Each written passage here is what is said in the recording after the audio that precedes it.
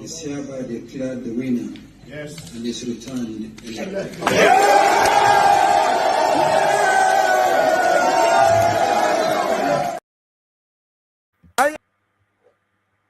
Ayandaba, ayandaba, ayandaba, ayandaba. Ayandaba, ayandaba, ayandaba, ayandaba. Atima ayandaba, ayandaba, ayandaba, ayandaba. Wanama ayandaba, ayandaba, ayandaba, ayandaba. Susu, baby, subramia. Baby, subramia. Suku, sunu, baby, subramia. Soko sunu baby subramia. Soko sunu baby subramia. Ejemo, anamana. Ejemeje, anamana. Wana mejemo, anamu. Para tuba jodiri chukuma tuku tuba jodiri ndimo egu mawego. Para tuba jodiri chukuma tuku tuba jodiri ndimo egu mawego. Obodo jisike nubo serona. Oyibo. It is everyone. Be free. Ayandaba, ayandaba, ayandaba, ayandaba. Ayandaba, ayandaba, ayandaba, ayandaba. Atima ayandaba, ayandaba, ayandaba, ayandaba. Wanama ayandaba, ayandaba, ayandaba, ayandaba. Susu baby subramia. Suku sunu baby subramia. Suku sunu baby subramia. Suku sunu baby subramia.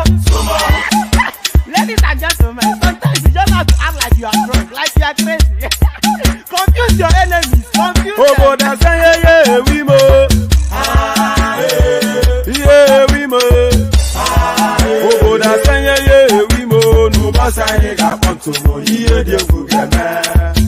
Okwitara kara mi nguru ma mi ga kwuru mu gwo ya baby mo. Abe Maria. Why feeling? Ayandaba, ayandaba, ayandaba, ayandaba. Ayandaba, ayandaba, ayandaba, ayandaba. Atima ayandaba, ayandaba, ayandaba, ayandaba. Wanama ayandaba, ayandaba, ayandaba, ayandaba. Susu baby subramia. Soko sunu baby subramia. Soko sunu baby subramia. Soko sunu baby subramia. Asekwa nefo jabanye si akuna nyego mukambasi ozo. Since I was born, but now I am getting youth. Akuna mota nwa akuna toga bu.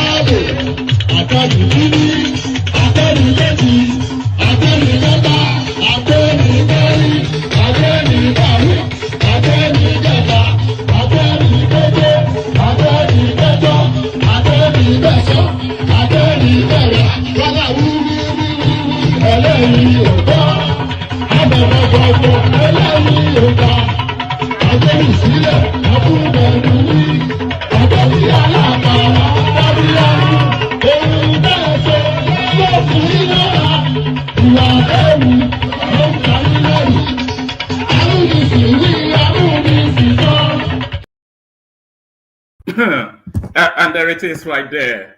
Ring ding dong, ring a ding ding dong. So ring ding dong, ring a ding ding dong. It always catches me off guard anytime my face suddenly just appears as the music stops. So there it is, ring ding dong. Mr. Livingston, I presume. Good to see you again. Good to have you here. Good to be in your company. So here we go again. Another day, another half cent, as they say in the United States of A. So there it is. Here we go again. Good to have you here. Good to be in your company. And how are you? How are you? I'm well. Hope you are. So there it is. The usual protocol. I repeat this every day, and they call it a call to action. You know that opening phase that I go through. Let me remove this for a moment. You know that opening phase that I go to. They call it a call to action. So it's a call to action. So it's an invitation for you to do something. So that's what a call to action means. So the call to action, click on the like button just as soon as you're logging out. A lot of you, well, some of you, I won't say a lot of you because it never hardly ever mirrors the viewership.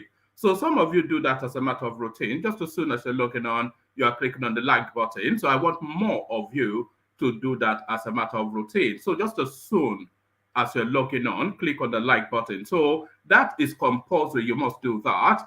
If you're not already subscribed, then please correct that as well. We want to push those numbers up. And then now, this hyperlink that says StreamYard. So every single day now, we seem to be having newer and more refreshing voices coming in to expand the conversation. All they did was to click on this hyperlink that says StreamYard. It's an open microphone space, and the open microphone, this hyperlink that says StreamYard. So if you want to come and participate, if you want to come and share thoughts, just click on that hyperlink that says StreamYard. Up you pop into the studio. I finished the laying the ground for the conversation, and there you are on the screen. Just Bob's your uncle. It's just as easy as ABC. So do that. If you've ever waited in anticipation that one of these days I am going to join them, today is that day. So you've seen new people come and join us, and you've seen how just enjoyable an experience it has been for them. So you be the new voice that comes to join us today. So that canvas for new voices, especially female voices, we need them on board.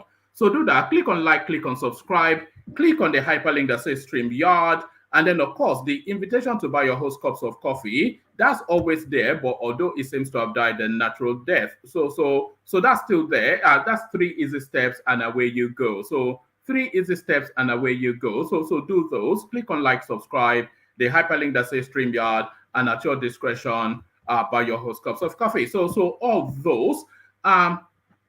So what are we contending today? It's a sort of a back to the future headline, this one.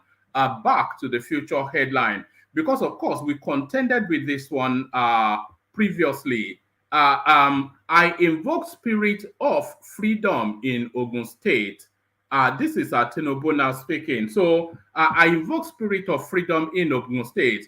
So now you don't need to be anything especially clever to know what is hinting at there. It's the infamous Emiliokan speech. So this is an acknowledgement now by Tinubu that really the pivoting, because Tinubu, a lot of you will recall, and I'll find the clip so that I can play it to you as well. A lot of you, let me actually see if I have it in the bank somewhere. A lot of you will recall that the Tinubu campaign was losing momentum in the build-up to his campaigning in Ogun State. I'm talking deliberately to see if I have that. Oh, yes, I do have it. Yeah, so the Tinubu campaign was losing momentum to the build-up to that Ogun State campaign. And at the Ogun State campaign, there was so much rumors and speculations flying about that Tinubu had managed to convince himself, or had become convinced by what he has heard, that there are shadowy figures orchestrating his downfall within the Aso Rock space. So he threw all caution to the wind, and he now had that infamous Emiliokan speech. And this now headline directs to that space. So this is, pardon me. So this is Tinubu for the first time now going back to the future to address that Emiliokan speech. I invoked spirit of freedom in Ogun, says Tinubu. So quite what Emiliokan played as a role in now him emerging as president. Hopefully he'll expand on that. So now he'll expand on that. Now from that to this. So now You would think a call to governance, a call to public office is a call to service. You would think. And pardon me, I think I'm going to have some water.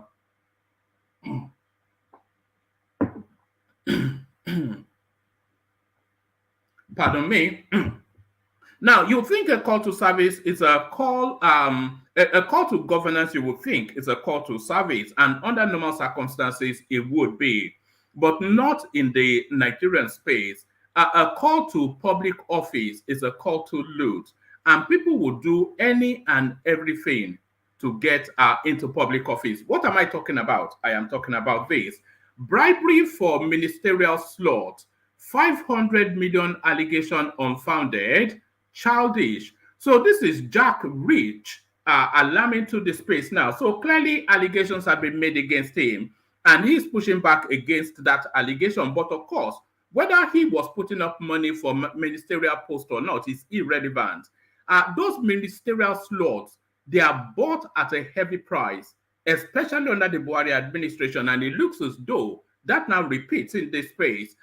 Bribery for ministerial slot, 500 million allegation unfounded, childish, Jack Rich. So Jack Rich clearly stands accused and are looking then to defend his name. So Jack Rich stands accused.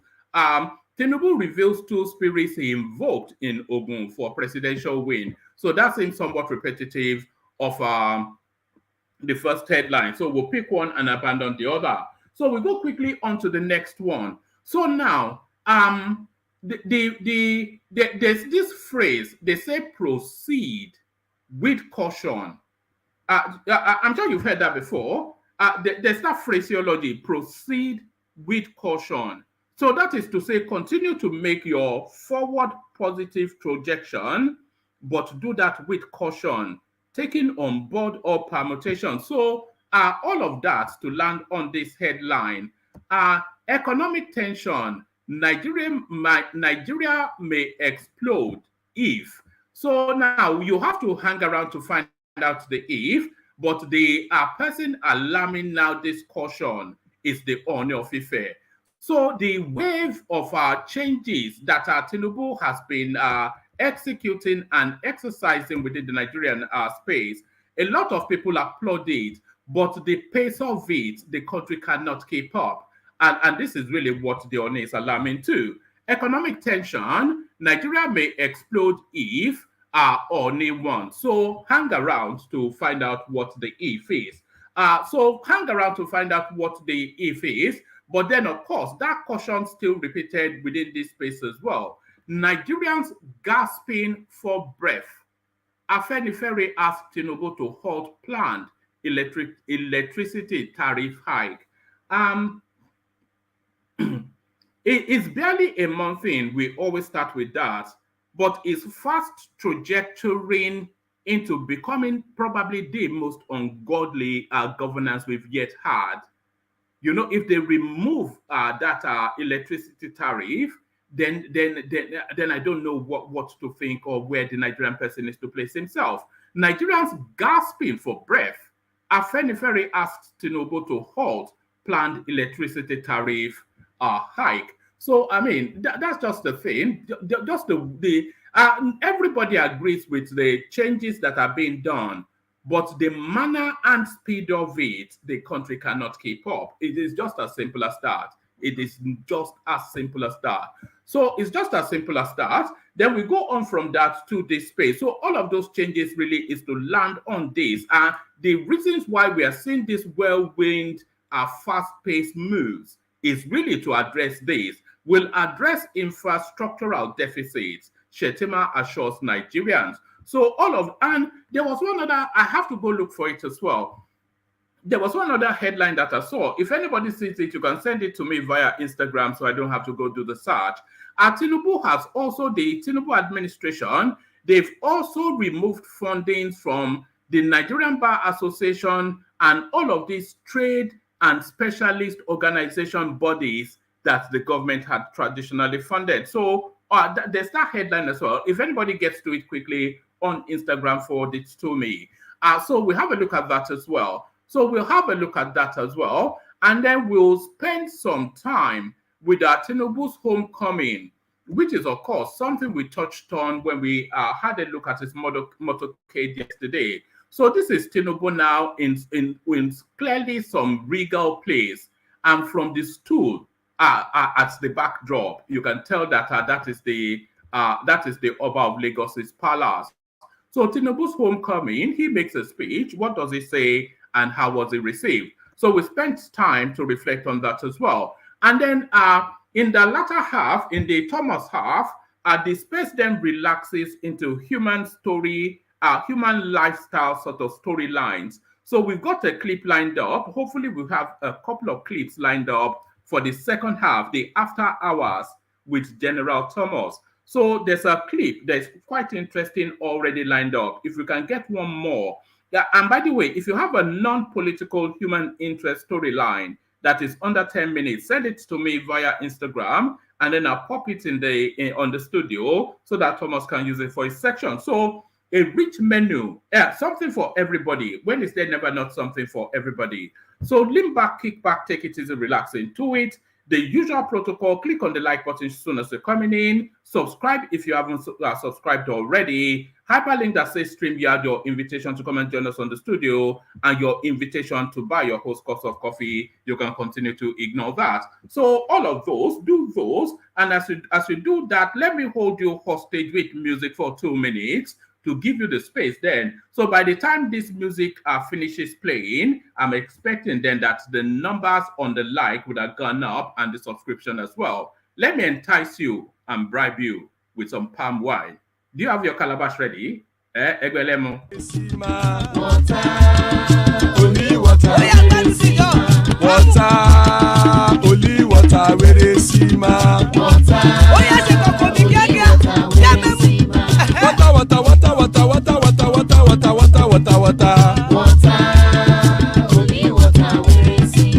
Hapa o naido.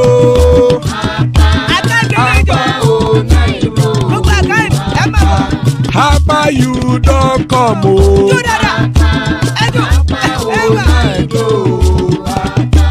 Hapa o naido.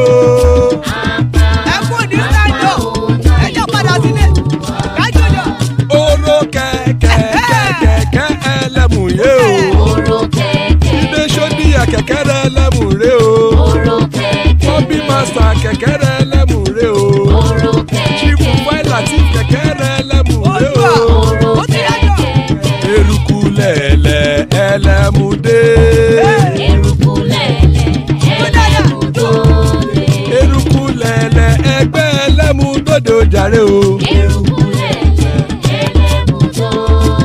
Eruku lẹ̀lẹ̀ Ghana ti dé ẹgbẹ́ bọ́ọ̀dì o. Ọmọ ẹlẹ́yẹ ẹ̀yẹ o ó dìle o.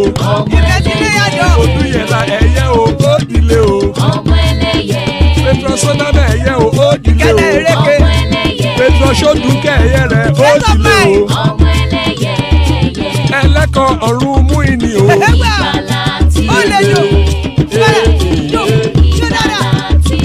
Àkùkọ ọ̀run mẹ́kọ̀.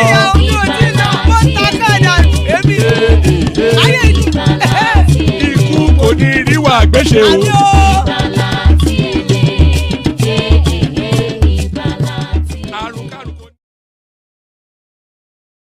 There it is right there. Ikuku ni riwagweche, may death have nothing to do with us. Amen to that on behalf of myself and you, my friends. No more important prayer. How can a prayer be more important than that? Ikuku ni riwagweche, may death have nothing to do with us. So the session starts with an elegant wave from the majestic Alexander Gomez. Another cracker in the making today. Greetings, everyone. I appreciate and salute your loyalty to this revered platform. So Alexander Gomez kicks off the super chat space. So anybody and everybody should follow suit. We'd like to see more new names in those super chat spaces. It's just the same clutch of names that does that. So we want new entrants into that space if possible. So now the story kicks off now from this headline. I invoke spirit of freedom in Ogun, says Tinubu So he invoked spirit of freedom in Ogun, says Tinubu, but we'll actually pick it up from here. I think I prefer this one. It says Tinubu reveals two spirits he invoked in Ogun State to win presidential election. So this is the story coming out today, but this story has a backdrop. So this story, as you know, this headline, it has a backdrop.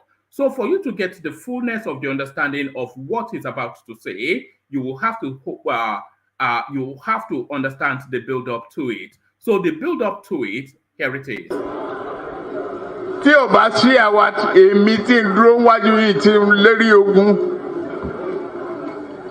tí ní òkè Buhari nìṣó ká máa bá lọ.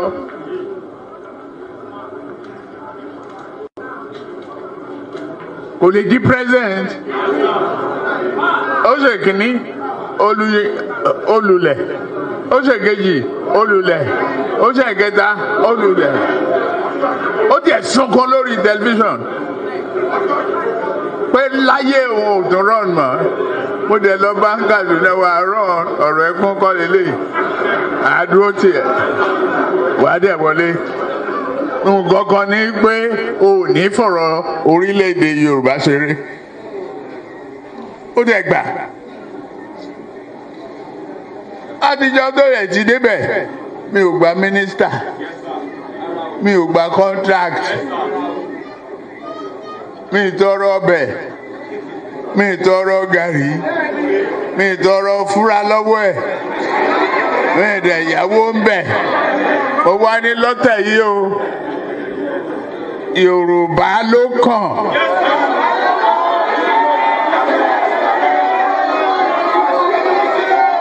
Tá a bá dẹ̀ sa Yorùbá náà, èmi ló kàn.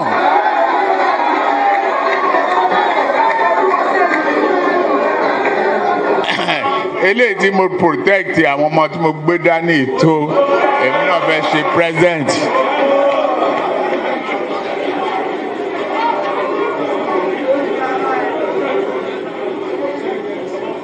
Mi ò fẹ́ kán pa mí mọ́tàn. Ọdún ó ti lé lọ́dún mẹ́ẹ̀ẹ́dọ́gbọ̀n sí tí mo ti ń sìn wọ́n bọ̀. Eléyìí tó jókòó lẹ́yìn mi Dàpọ̀. Ṣé wàá lè sọ pé òun lè di ìdádì gọ́fúnà tí ó bá ṣe mí? Àbí àbádìjọ wà ń stadium gan ni. Gbogbo pósẹ̀ wọn yà tán ó ní. Àṣé ẹgbẹ́ gan wọn ò fẹ́ gbé fún. Ẹ lọ wo fídíò ẹ̀ mi tí mo gbé lẹ́yìn.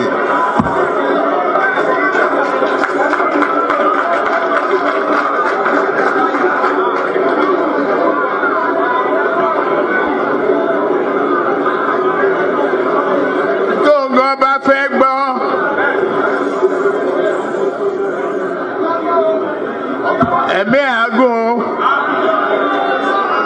tó bá fẹ́ bá Ọlọ́run nípò ẹ̀ á mọ̀ pé òun ò lè di gọ́fìnà láì ṣe iṣẹ́ Ọlọ́run àtèmi.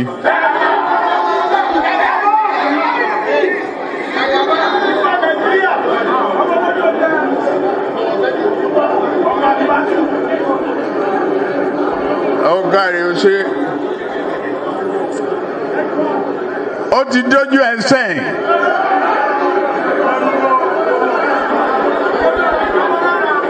Kò ní ìdí ká kọrin Ògúndé Yorùbá sọ̀rọ̀ ẹ̀wẹ̀ ní bọ́ọ̀lù fàyàráyé ó gbá wọn sísàlẹ̀ ó gbá wọn sódò. Ọ̀rọ̀ orin kọ́ ọ̀rọ̀ ẹ̀tọ́ ni.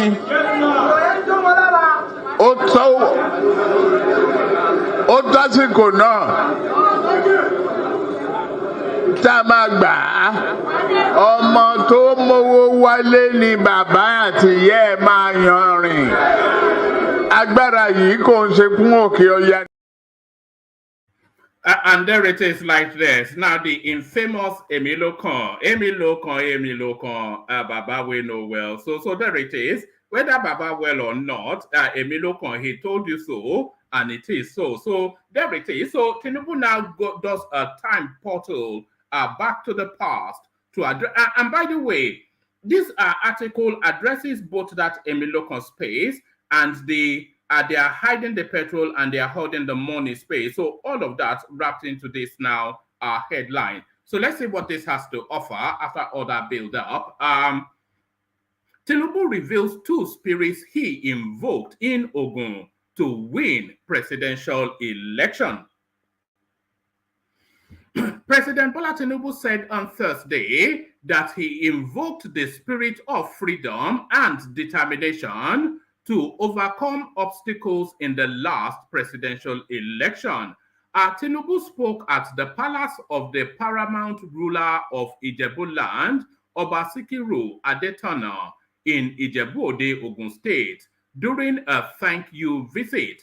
He acknowledged that these spirits had been the driving force behind his service and expressed his gratitude to Oba Adetona, other monarchs, and elected officials, particularly his personal friend, former Ogun State Governor Gbenga Daniels, now a senator representing Ogun East. Tinubu said he was hopeful and optimistic about achieving victory in the last presidential election, despite the cashless policy implemented by the Central Bank of Nigeria. In a statement by Dele Alake, his special advisor on special duties, communications, and strategy, Tinubu said, "Our monies were confiscated. The cashless policy did not work. It was terrible then. I realized that. I came to Ogun to invoke the spirit of freedom for which we are noted. I invoked that spirit twice, the spirit of Baba Emilokon. That's the Baba being blunt, being decisive. That's him. He will tell you. The second spirit is that money or no money, we will do the election and we will win." He thanked them for their loyalty and commitment during those crucial times in the 2023 elections. The president, who described his visit to Ijebu-Ode as a homecoming, I wonder if he should be describing his visit as to Ijebu-Ode as a homecoming. Somebody, they've tried to nail him everywhere. He's from Ogun State, he's from Osun State, is from Lagos, is from Guinea-Bissau, is from everywhere. So now describing his visit to Ijebu-Ode as a homecoming, that will be meat and drink for the. They'll probably wrap endless sessions around this. That is a confessional statement. The president, who described his visit to Ijebu-Ode as a homecoming, told Oba Adetano, "The way you have taken me, the way you have responded to me, all I can say is thank you. May you live long and may you witness a prosperous Nigeria." So there is Tinubu now. And I was saying that they would say that him saying they are going to Ijebu-Ode is a homecoming. That would be a confessional statement, but there's somewhat of a confessional tonality to this now storyline that we've just read. Because, of course, that Emilokon speech and that one Gbepo Pamo, one Hod Naira, those two speeches, those were the turning points to his victory, because he was headed for defeat before that. And that was the widely held consensus. It was headed for defeat before that. So the pivoting in directional thrust of his campaign were those two spaces. And those are the two spirits that he now confesses that he invoked. So there it is right there. Baba Nweno finally addresses Emilokon. So Baba Nweno finally addresses Emilokon, but then the rot in the system is no better encapsulated than by this now next headline. Bribery for ministerial slot, 500 million naira allegation unfounded, childish. This is Jack Rich, but we're removing Jack Rich because really this story stands alone as a goings-on within the upper echelons of politics in Nigeria. Businessman and chieftain of the All Progressive Congress, APC, Tyne Jack Rich, has described as malicious, preposterous, unwarranted, distasteful, and unsustained online publications that he gave a 500 million naira bribe for a ministerial slot in the administration of President Bola Tinubu. So now, before we go on, we'll read the fullness of it. But before we go on, first I'll take a sip of water. Now, before we go on, this is a known practice within the Nigerian political space that people buy their way into offices, especially appointed political offices. People buy their way in. And if you've ever wondered why people jostle so hard to become the chief of staff to the president and the secretary to the government of the federation, those are probably the two most plum jobs in most Nigerian administrations. Because the chief of staff, of course, is the last port of call to the president before decisions are being made. So if you want a minister, and that was the Abakari space, he made countless billions of dollars from that, which is now the Dabiamila space. So it's a plum job. So it's the last port of call before a presidential decision, and whoever occupies that space is just a license to wealth. And this is where all of these monies go to. So let's pick it up from the top again. Businessman and chieftain of the All Progressive Congress APC, Tein Jack Rich, is not even a Nigerian name, by the way. Tein, T-E-I-N, Jack Rich. I wonder if that's a name change, because that doesn't resonate with any local government within the Nigerian space. The last name or even the first name, none of it Nigerian. Businessman and chieftain of the All Progressive Congress APC, Tein Jack Rich, has described as malicious, preposterous, unwarranted, distasteful, and unsubstantiated online publications that he gave a 500 million naira bribe for a ministerial slot in the President Bola Tinubu administration. In a series of tweets, an online publisher had claimed that Jack Rich was so desperate to be made a minister that he made available the dollar equivalent of 500 million naira to facilitate the move. Reacting to the allegation in a statement by his media team, Jack Rich said there was no iota of truth in them, as he had no need to bribe his way to be made a minister in a party he has served diligently since 2014, when he joined the political space of Nigeria, and on which platform he was even a presidential aspirant. So now, what you can make from that paragraph is that because you have to, you have to not only listen to what somebody is saying, but what they are actually meaning. So what is actually saying in this paragraph is that he has ambitions still in that direction. And it looks as though he may well have been caught on the hop, giving out bribes. But this now is still, it tries to push back the expose that is trying to bribe his way in, while still trying to hold on to that ambition of becoming a minister. All of that embedded in this paragraph. Let me reread it, and then you see if you can spot it. Reacting to the allegation in a statement by his media team, Jack Rich said there was no iota of truth in them, as he had no need to bribe his way to be made a minister. So that is still saying that ambitions in that direction. In a party he had served diligently since 2014. So that is him highlighting his CV and loyalty when he joined the political space of Nigeria, and on which platform he was even a presidential aspirant. So that last one now, on which platform he was even a presidential aspirant, is to tell you then that his ambition and his status is big enough for a ministerial slot. So a lot of covert sub messaging. He said the entirety of the allegations are not only unfounded and childish, but also depicts the nature and character of the persons and evil elements behind them, who are also well known by their political brigandage and desperation for political relevance.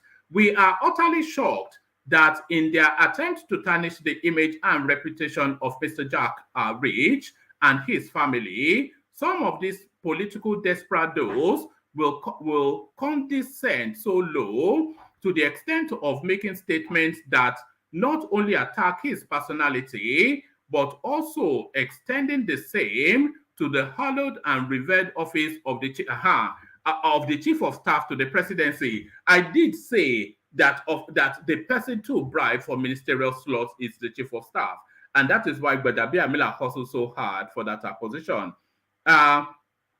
We are utterly shocked that in their attempts to tarnish the image and reputation of Mr. Jack Rich and his family, some of these political desperados will condescend so low to the extent of making statements that not only attack his personality, but also extending the same to the hallowed and revered office of the chief of staff to the presidency, thereby trying so hard to smear his own reputation and by extension that of the presidency. He vowed never to respond to malicious allegations again, as it will only make the individuals behind it more popular.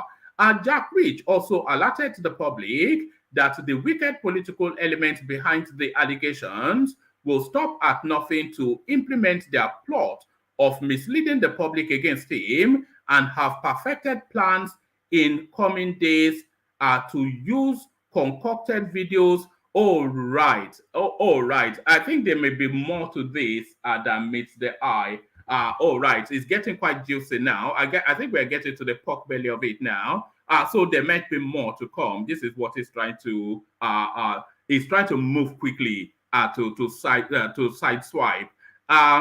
Now, listen to this very carefully. Listen to this paragraph, because there's a lot embedded in this. Jack Rich also, I'll read it slowly because there's a lot embedded in it. Jack Rich also alerted the public that the wicked political elements behind the allegations will stop at nothing to implement their plot of misleading the public against him. So it's fine so far. It's just the usual standard stuff. But this is where it gets interesting. And have perfected plans in the coming days to use concocted videos. So that's to tell you that they caught him on video trying to bribe his way into a ministerial spot. Concocted video, voices, pictures, and technology-enhanced algorithm to score cheap political goals. So we're back to Yes Daddy again. I think this Yes Daddy type video, they have it on this guy.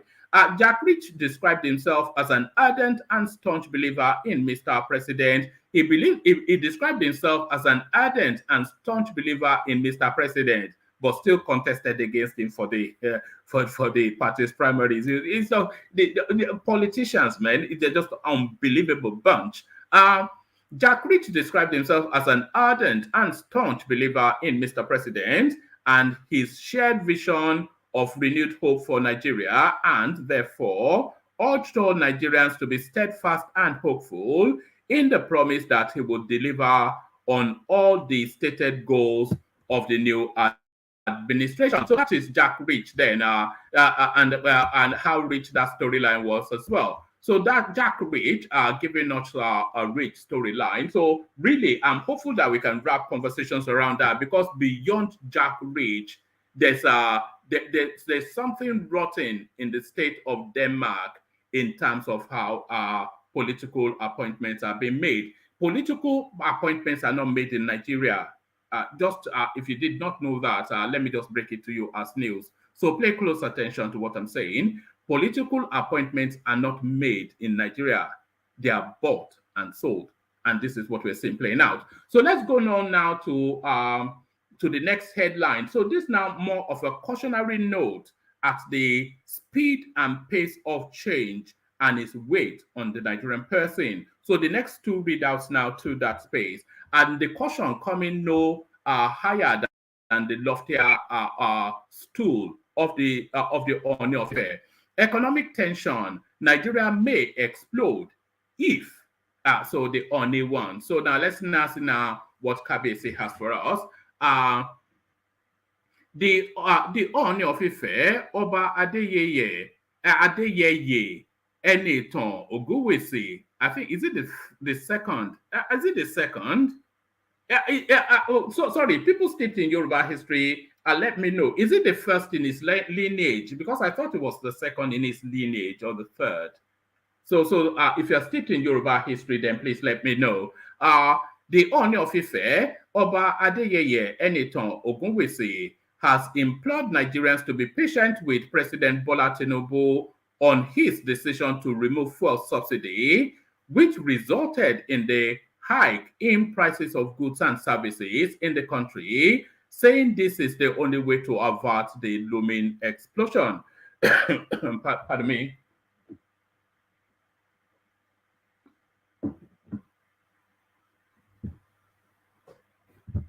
All right. Let me take it from the top again and I'll speak through it. The Ooni of Ife, Oba Adeyeye Enitan Ogunwusi, has implored Nigerians to be patient with President Bola Tinubu on his decision to remove fuel subsidy, which resulted in the hike of prices of goods and services in the country, saying this is the only way to avert the looming explosion. He made the plea in Ibadan while speaking with correspondents on the current economic tension in the country. He described President Tinubu as a decisive leader that is ready to serve the nation with his depth of knowledge and experience. He said, Tinubu is a very decisive leader. I want to implore everybody, especially the youth of this country, to be patient with him. He is very focused. God has blessed him. In everything that he has been doing, he has been very consistent over the last 30 years, and it is now it is now for him to give back to the country.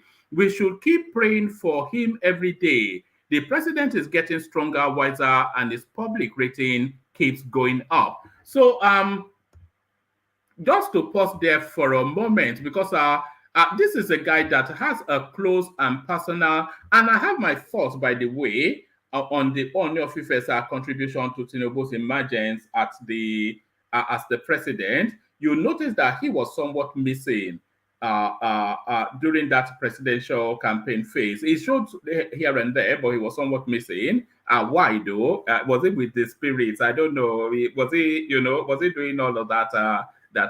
My son must go in. Our was it with the yas? Is the question. But really, I have those thoughts, but that's just me being silly. It says, we should keep praying for him every day. The president is getting stronger. So why would they say he's getting stronger unless that's an acknowledgement that he's frail of health? Wiser, well, that's subjective, and his public rating keeps going up. So there is no equivocation about that. And I think it was actually Collins that said a couple of sessions ago that if they cancelled the elections today and they requested a rerun, Tinubu would win by a landslide. And this is what the Ooni is saying as well. His public rating keeps going up. So all of the things that this guy had been criticized for, or all of the reservations that people had about him, a lot of them were dispelled within the first week of his administration. This decisive moves, good decision making, right decision making, a plan of action that is visible and coherent to people. Even I refer to Ekene again. Ekene came here and told us that the Nigerian people are willing to take the pain, pressure of these changes if it lands in a good place. So that is all wrapped into what the Ooni was saying earlier on. His public rating keeps going up. We even saw the Labour Party House of Reps member doing some acrobatic dance in Aso Rock as he eulogized about Tinubu. I am very positive he's going to be the best president ever produced in Nigeria. And I think I have said that before on this platform as well. Tinubu will, because if we go by what he has done already and the direction of travel and the plan of action that he has explained to us all, and his willingness and decisiveness to take action, to make decisions and take action, Tinubu could well emerge. It will easily emerge as the greatest president that Nigeria has ever had. There is every reason to believe that it will easily emerge as the greatest president that Nigeria has ever had. But then this more subjective. will he emerge as the greatest leader that Africa has ever produced, which will then make him the greatest black man that has ever lived? All of that in play. If Tinubu can deliver in the manner that people suspect that he may deliver, he could emerge as the greatest black man that has ever lived. And these are the words of the Ooni of Ife, or not me. I am very positive he's going to be the best president ever produced in Nigeria, Ogunwusi said. He advised the president not to waste time in tackling the challenges confronting the country as a man of action that he was known to be. The Ooni also averred that as the country just transited to another civilian government, it is best for all hands to be on deck, regardless of affiliations, as the elections had gone and governance and putting Nigeria on the right path to greatness should be a collective effort. There is no reason to waste time looking back. All we have is today and the future.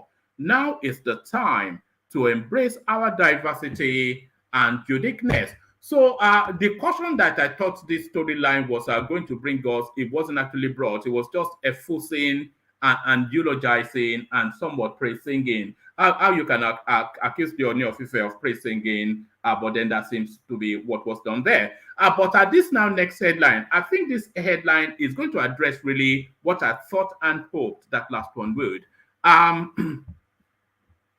And by the way, if anybody, and especially Solomon, if you can come across the article of the government removing subsidies and stipends and fundings from the Nigerian Bar Association, NIM, and all of them, if you can send that to me, I think that should be part of this conversation as well. So if you send that to me, Solomon, or whoever gets to it first on Instagram. So let's go on then to this next headline, which hopefully will deliver what I thought the last one would. I wasn't going to do that. I was going to do, yeah. All right. So let's go to this one. Nigerians gasping for breath. Afenifere asks Tinubu to halt planned electricity tariff hike. So now this is Kulu Temper. This is a Kulu Temper sort of a headline. Kulu Temper. Slow it down, steady up, because it's almost like a sugar rush sort of administration that we're having at the moment, a rush of blood to the head sort of governance. Nigerians gasping for breath. Afenifere asks Tinubu to halt planned electricity tariff hike. So now let's now see what this is all about. Oh yes, I'm going to bring you this one as well. So let me just pull it out. It was one of the ones I lined up previously. Afenifere, the Pan-Yoruba social political organization, has asked President Bola Tinubu to urgently halt moves by some government institutions to jack up prices for commodities and services like electricity. In a statement by Jare Ajayi, its national publicity secretary, Afenifere said hiking prices would further worsen the precarious situation of helpless Nigerians. The group said various steps taken lately by the current administration could lift Nigeria in the medium to long term, but that there is a need to ensure citizens are not overwhelmed by these policies. So it's almost verbatim what I've thought and I've expressed. Yes, of course, we all agree with what is going on, but the speed of it is unsustainable. It's almost, you want to starve the bottom line to death in your zeal and speed to improve the economy and the country. So if you look at the harmonization of the exchange rate, which makes dollar then from 400 now to 700 going on 800. And of course, we're an import-dependent economy, so that affects the prices in the shops. So that's one. If you look at the removal of the petroleum subsidy, which by 300% it impacts the cost of petrol. That's 2. And the cost of petrol, of course, impacts the cost of transportation, goods and services and persons. So that's 2. And then, so let's look at those 2 first. If you look at those 2, the dollar price affects the price of biscuits, all these imports. So now you are paying 3 times as much for the things that you were paying 3 times less just 3 weeks ago. So that's 1. And then the price of petrol adds on to that. So the purchasing power has deflated or inflated, whatever the terminology is, by close to 500%. But then the earning power and the take home of the average person and the lower rungs is remained stagnant. So you that you are on like let's not even go to the bottom line. You that you are on 250,000 naira per month. Suddenly you are not a big boy anymore. You are the poorest of the poor, just off the back of these policies. So if you then add on a hike in electricity tariff onto that as well, you will not be the poorest of the poor anymore on your 250,000 naira per month. You'll be a destitute. So the destitution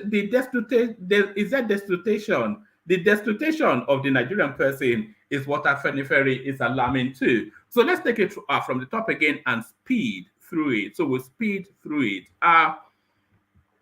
Afenifere, the Pan-Yoruba Socio-Political Organization, has asked President Bola Tinubu to urgently halt moves by some government institutions to jack up prices of commodities and services like electricity. In a statement by Jare Ajayi, the National Publicity Secretary, Afenifere, said hiking prices would further worsen the precarious situation of helpless Nigerians.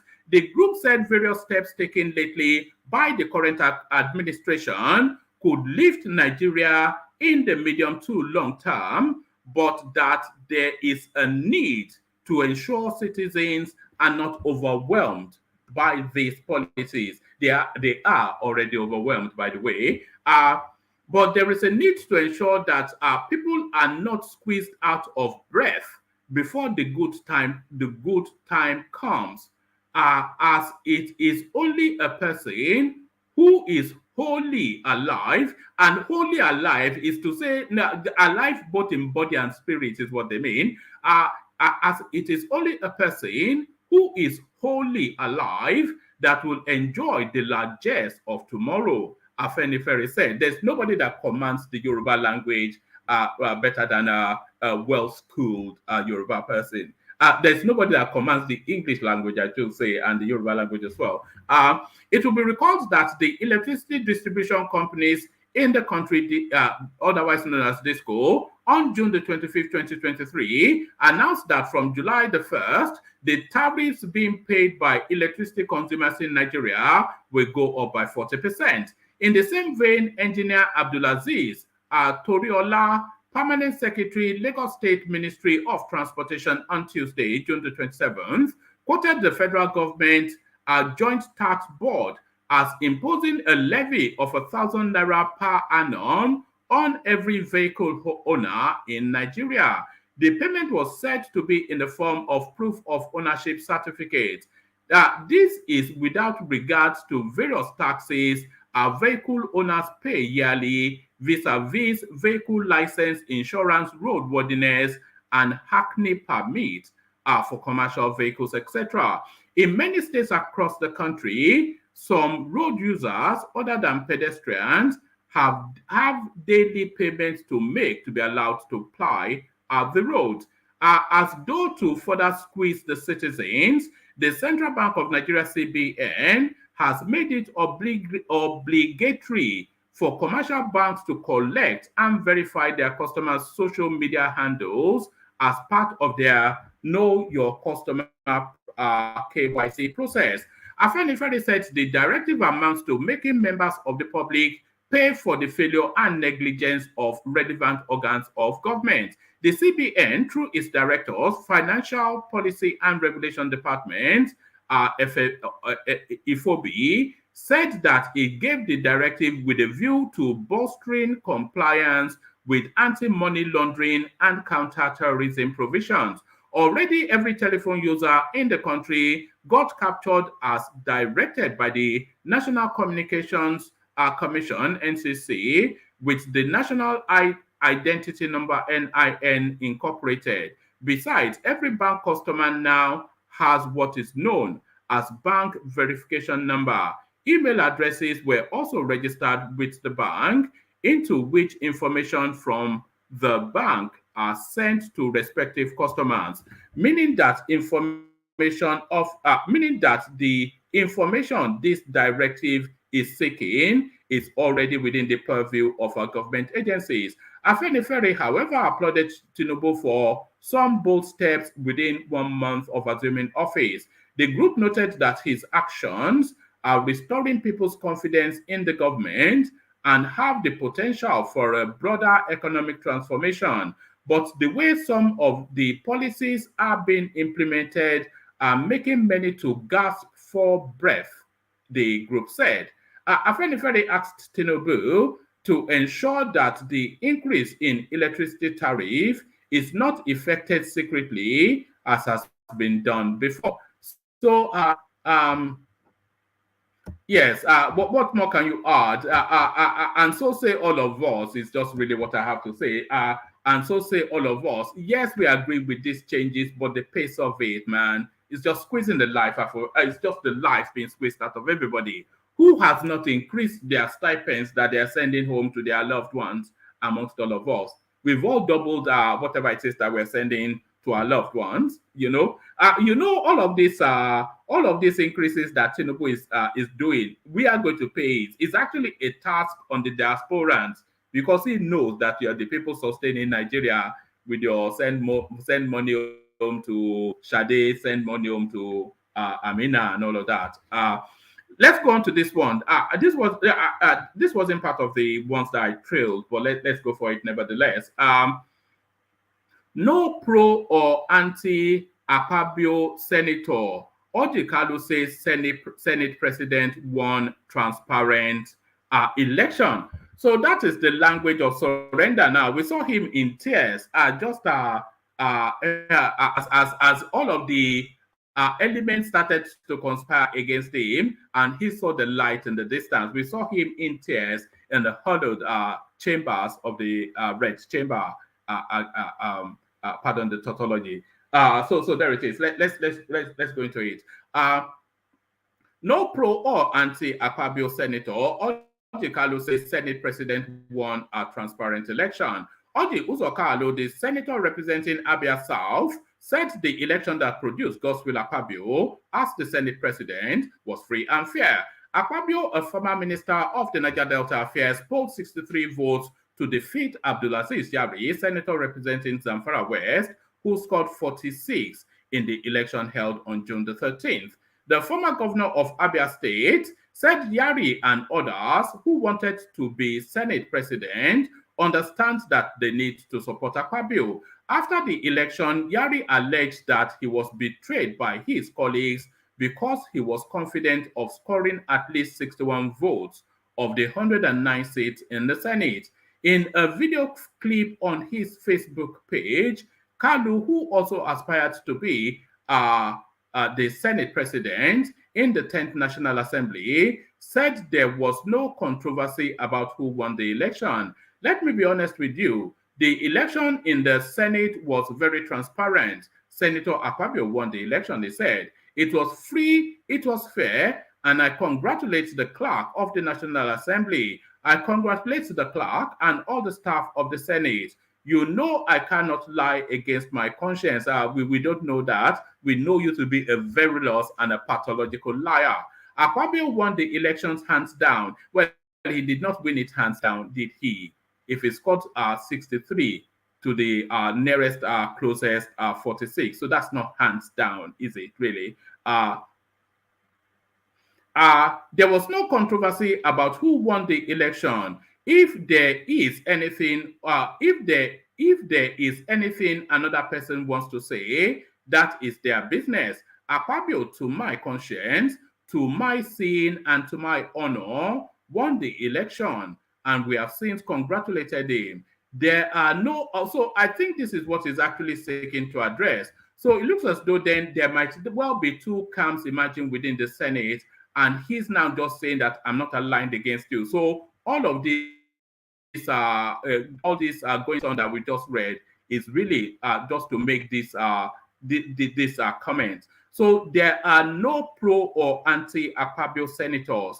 Even Senator Abdulaziz Yari understands we have to work with Akpabio. He's the Senate president. We have congratulated him. And I am using this Salah period to appeal to our people to come together and work as one Senate. So that's the language of surrender from Oji Uzokalu. So this is now the last readout. So hopefully there are people in the room and then the conversation can kick on. We will address so all of those pains that we were discussing is to land on being able to facilitate 4 days, which is what Shetima is addressing. We will address infrastructural deficits as Shetima assures Nigerians.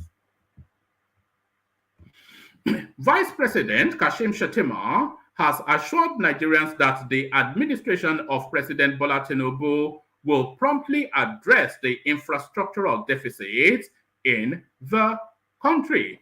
Shettima gave the assurance on Wednesday in Maiduguri when he paid a Salah homage to the Shehu of Borno, Alhaji Abubakar ibn Gabi El Kanemi.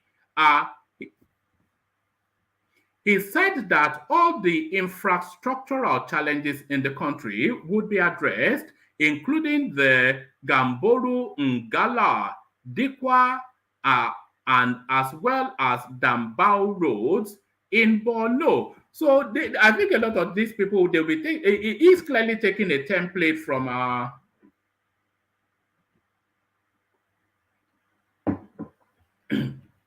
he's clearly taking a template from Malam Buhari, who through his 8-year administration transformed Katsina into a mini London, into a mini Dubai. So now he's now gone to his own Shehu, this is Kashim Shettima, to say that as long as I'm sitting next to that boy from Lagos, I will transform this place into Abu Dhabi. This is what he's saying. He said that all the infrastructural challenges in the country would be addressed, including the Gamboro Ngala, Dikwa, as well as Dambao roads in Borno. The Shehu of Borno raised some very pungent issues facing the society, especially with regards to infrastructural deficit. The Shehu talked about issues concerning the roads that should be immediately addressed, especially the Gamboru, Ngala, and Dekwa roads. Certainly, it would be addressed, and that of Dambao will also be addressed. I am here to assure the Shehu of the maximum support of President Bola Ahmed Tinubu, and that all the challenges confronting us as a people will be surmounted. In his remark, Governor Babagana Umara, let me highlight it because I've never come across this name before for a male. So Governor Babagana Umara Zulum. So it's usually Umaru, isn't it? Because Umara almost sounds somewhat feminine, but I'm not from that culture. But the Umara, Umara, you'd have expected it to be Umaru, not Umara. But in his remark, Governor Babagana Umara Zulum extols the vice president as a man of the people and a grassroots politician. He said Shettima's first visit to the state as the nation's vice president was very important to the people of Borno and pointed out that it was homecoming for our son. So this is it now. That is the language of you better open up the vaults. Also in his welcome remark, the Shehu praised the vice president as a worthy son of Borno and stressed that the love he enjoyed was reflected in the massive support the people gave him. Shettima, of course, speaking to the Borno space, but really the commentaries to the wider Nigerian space, the commentaries to the wider Nigerian space. So we will line up this video to see when we can slot it into the session as I come into the room to hopefully see that there are people. All right, okay. We've got Solly with us, who may not well be the fullness of. We've got Thomas with us, who is only really hanging around to take over from me later. And then we've got Ajanle Koko, who, as ever, keeps us company and keeps us going. So I'm going to say the hyperlink one more time, just to give people opportunities to hop on. If you do want to hop on, then please hop on. So that's the hyperlink. I'm going to kick it off with Solly, but before I kick it off with Solly, I'll give a moment to see if the room populates as we watch this video. So we just read now Shetima's homecoming. So this is now the homecoming of the Jagaban of GBT.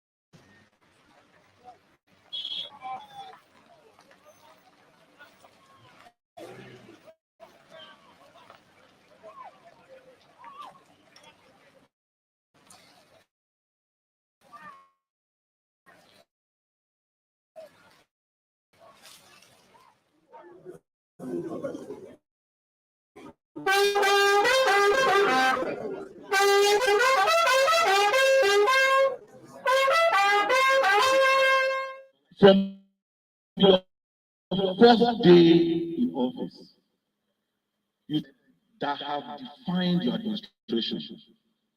Those pronouncements, step decisions have reverberated across the length and breadth of not just Nigeria, but the entire continent, and of course the whole world. You have begun to walk the talk. During campaign, we talked and spoke about the renewed hope.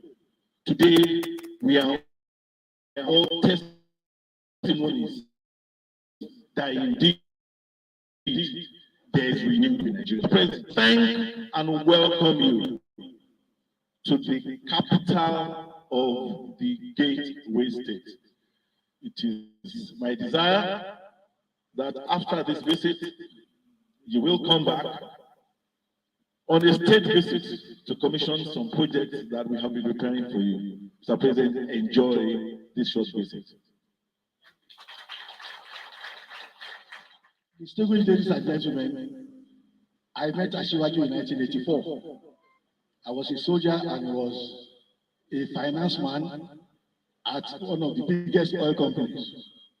And he didn't like soldiers at all, but he didn't show me that he never liked me. But he was a determined man, a man who prepared for whatever job he was given to do.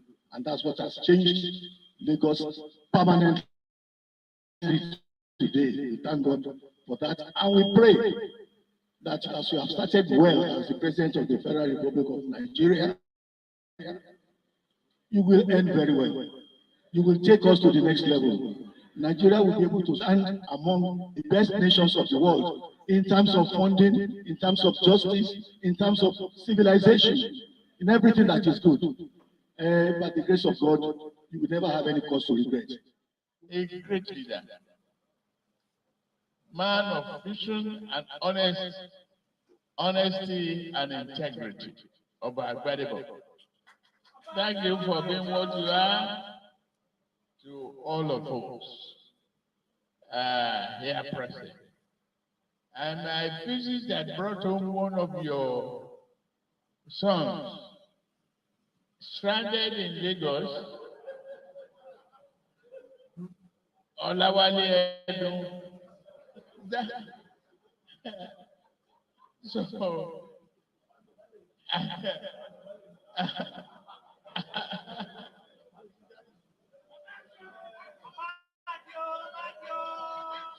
back here.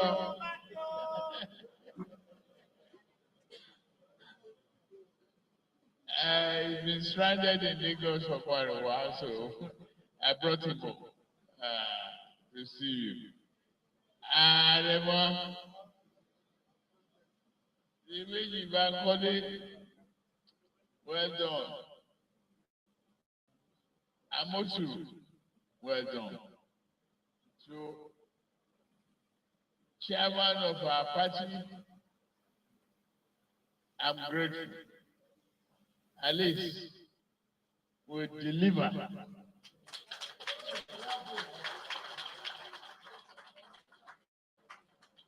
Despite the hardship of no money,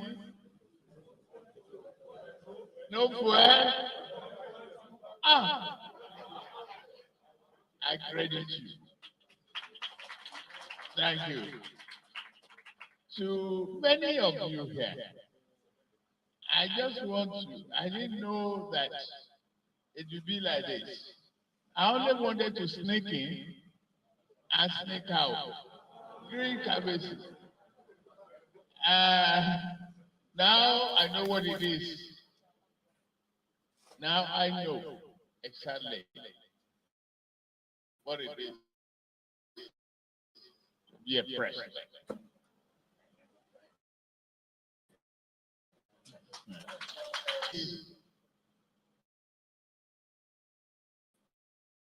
Housing.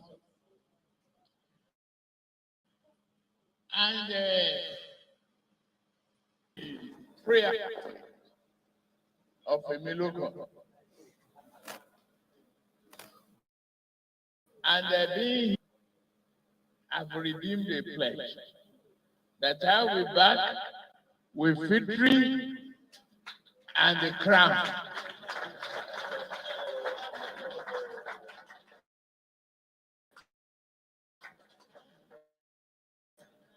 Now,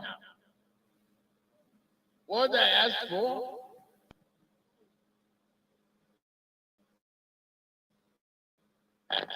we help the country.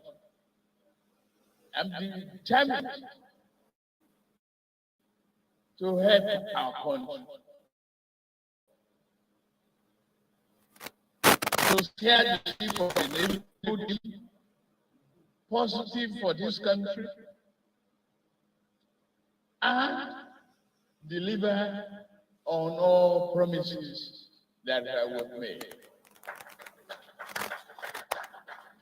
The hope is recharged, is there.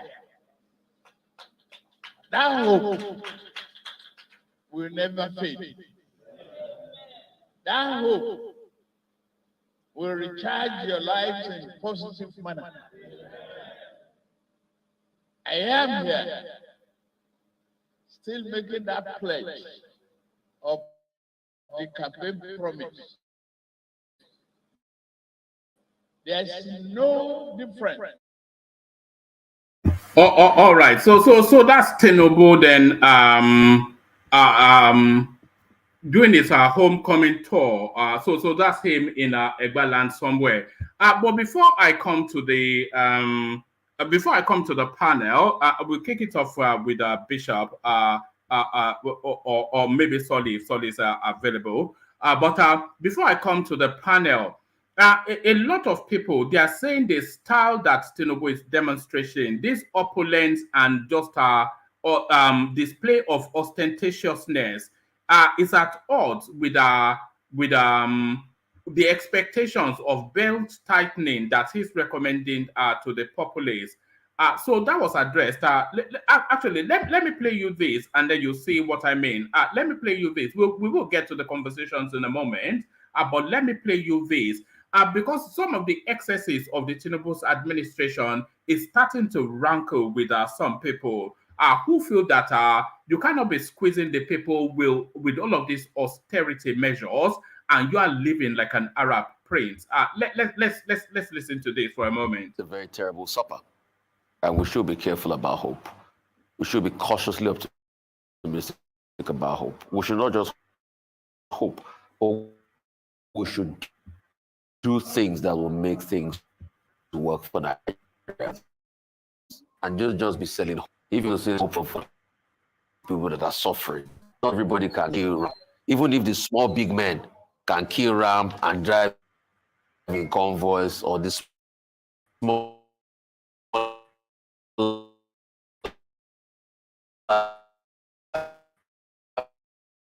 big men using Dr. Abbas what can kill and drive in convoy. I mean, us men are regards that.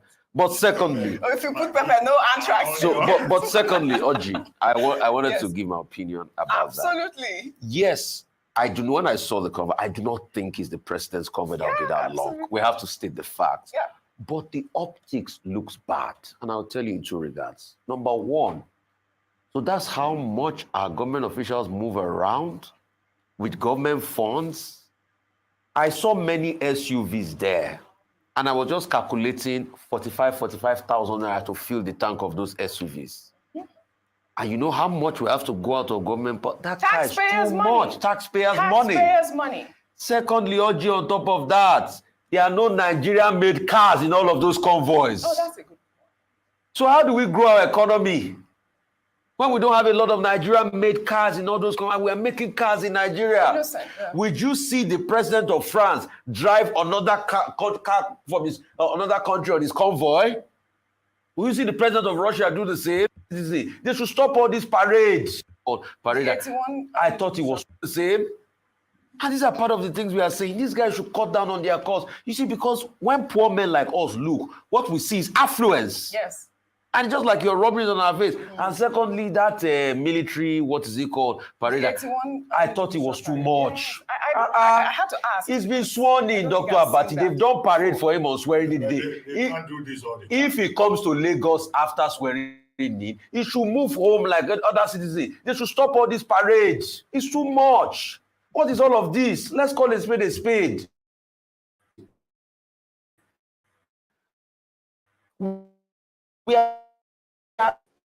Things are hard. I keep saying the sons of Issachar understood the times. Cut and say, absolutely. So there was no need for all of that. Yeah, you can match a small guy, but there was no need for all of that parade. You should just come back, go home, and be thinking about this nation. And doing for a lot of people. I also hear that because it's our neighbor, Mr. President, I also hear they've declared in body law, you know, that declaration goes there every year. Implications, okay, people are what's getting declared in body law? What does that mean? There's a new residence in body law. Is that what you're talking about? What does it mean? Please. When they say declare, yes, it means that there's RSVP. You know what RSVP means? I know what RSVP means when you have an invitation on a card. Oh, you don't understand. Please help RSVP means rice and stew very plenty. That's what we are saying. But I drove around Bodilon today. I saw the Shiwaji residence. Again, a lot of people out there. And that's the declaration I'm saying. Yeah, that's what I say. I hear they has declared for people. It's good as it's reaching out to the poor. Okay.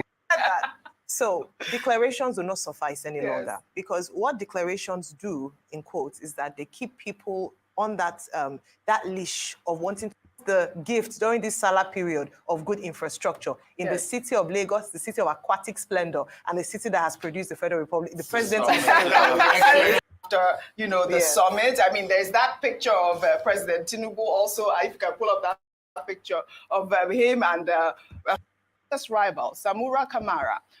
All right. I think the point has been made. Let's kick it off. Let's kick the conversation off, and let's kick it off with Bishop. So Bishop, are you ready? Okay. Let's come to you. Sorry, Bishop. Why do you want to do that? Why do you want to do that? No. I said Solly first, but it didn't respond. So I thought maybe it wasn't available. You said Bishop first. I heard that. No, that was before you. That was before you came in. No, that was not the time for me. I was listening with you all the while.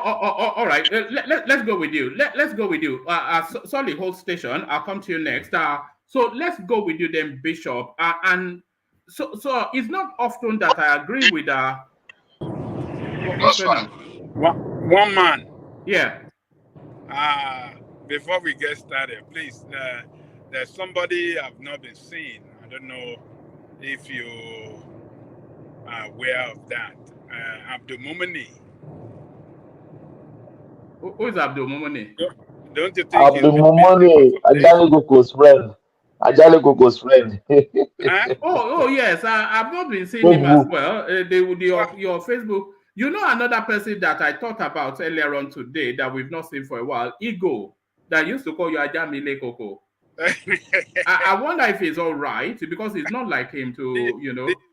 Can you reach out to Abdul Mumini, or someone knows his number? Maybe they can reach out to him. I don't know what's going on. We have not been seeing him.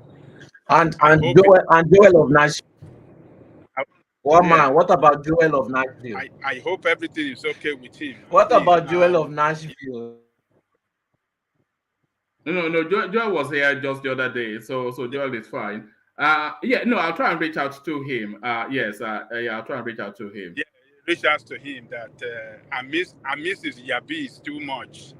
I've not been getting any yabis. He used to give you a hard time. Now I thought you'd be relieved that and engineer as well. People are asking about engineer. I was speaking to engineer even as early as yesterday. He's overwhelmed. He's always sending his regards, saying he's going to turn up soon. So everybody's okay. Our man in Saudi, yes, I'll try and see if I can reach him on Facebook. Pardon me. So to it then, and Bishop, so to that clip then, I was just saying, it is not often that I agree with anything from Arise TV, but the ostentatious opulence is at odds with what they are asking Nigerians to suffer. So you are asking us to tighten our belt, and then you are rolling around with our endless convoys. And, you know, after the presidential, let me put this on the screen. After the inauguration and all that, we don't expect to be seeing a full complement of military parades every time that the president goes from one state to the other. Just the expense of that. And Rufai was saying that he saw a stream of SUVs. People counted as many as 124. And he was then just calculating how much it would take to fuel those spaces, or just to fuel those vehicles alone, at 40 to 50,000 naira now under the current dispensation, all invoiced to the taxpayer, and then the extra codes, it's just vulgar. One man. Yes. 40,000 cannot fill SUV vehicle, petrol tank. Forget about it. You'll be talking about 60,000 or 80,000 SUV. Which makes it even worse. So Bishop, hold on. Let me land it, please. So Bishop, with all of the austere measures that Tinubu has introduced, the hike in everything, everybody feeling the pain, and then this level of ostentatious behavior, can you see that this would rile people up, Bishop? Okay, I don't know where to start. Yeah, good evening, fellow compatriots, wherever you may be listening from. Please, click on the like button as you're coming in. Share for other people to see. And if you have not subscribed, please kindly do so. On this first thing that you brought, I was expecting to be first. I don't really expect anything more from Rufai. All his ranting is on the point of the bitter soul. And I'll tell you why. I mean, he's never seen anything good. Let's start from the military parade. The commander-in-chief is coming to a state that had the 82 Battalion for the first time. If you don't know, in the military, every Monday there is a parade, a guards parade of honor. And more so, especially when the president is visiting. Every time he resumes office, there is, even a commander in the garrison gets that honor. They are not bringing some new people. They are not recruiting people to come and do this. They mounted a guard of honor for the commander-in-chief that is coming to his home state first time after he was sworn in as president, and somebody is bitter, lamenting, and groaning on that one. I think that's just that's saying that the president and commander-in-chief deserves that guard of honor.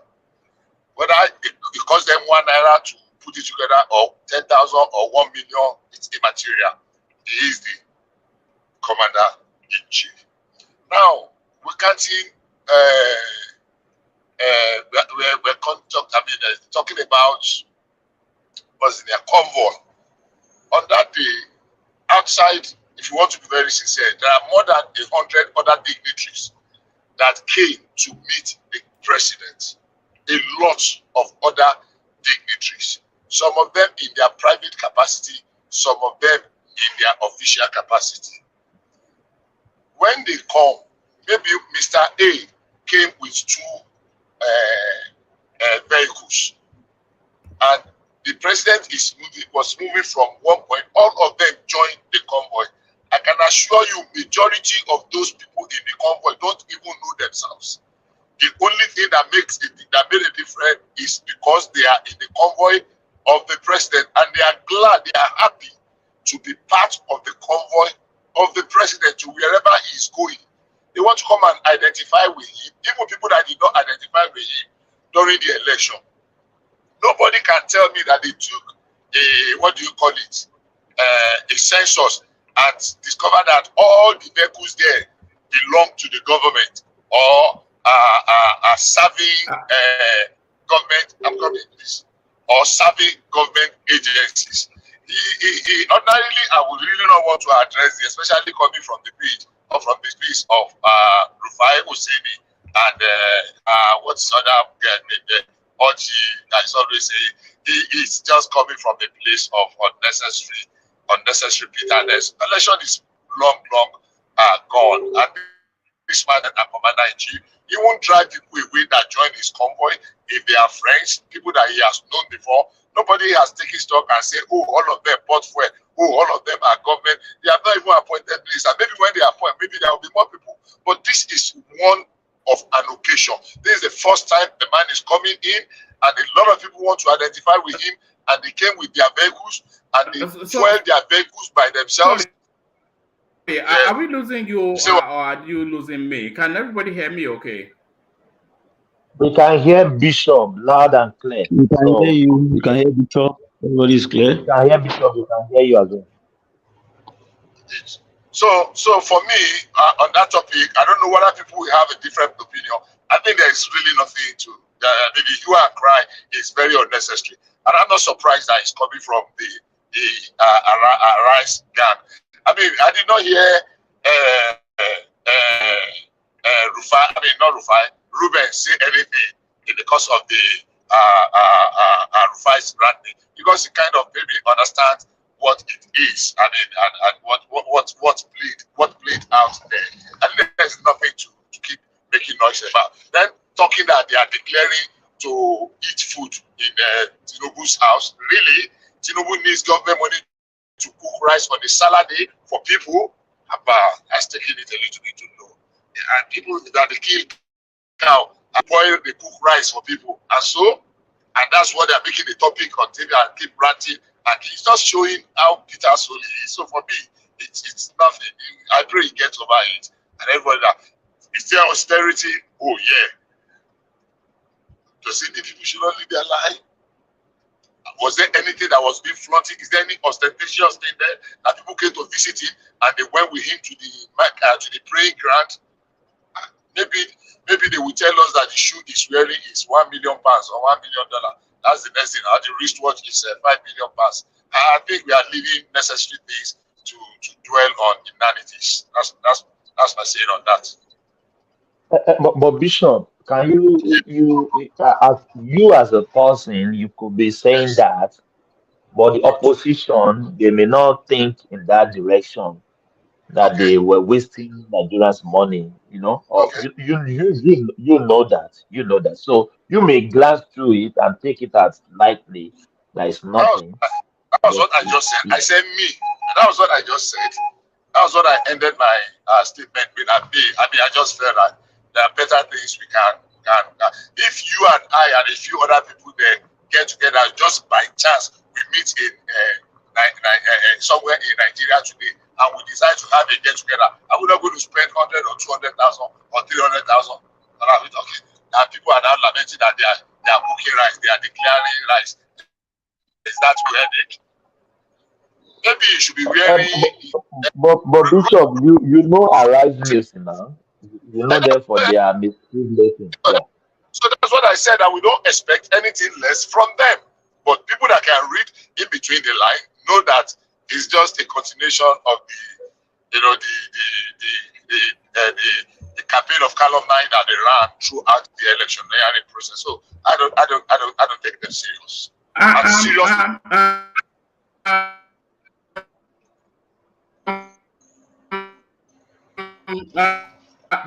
Bishop, do you not acknowledge the optics of it?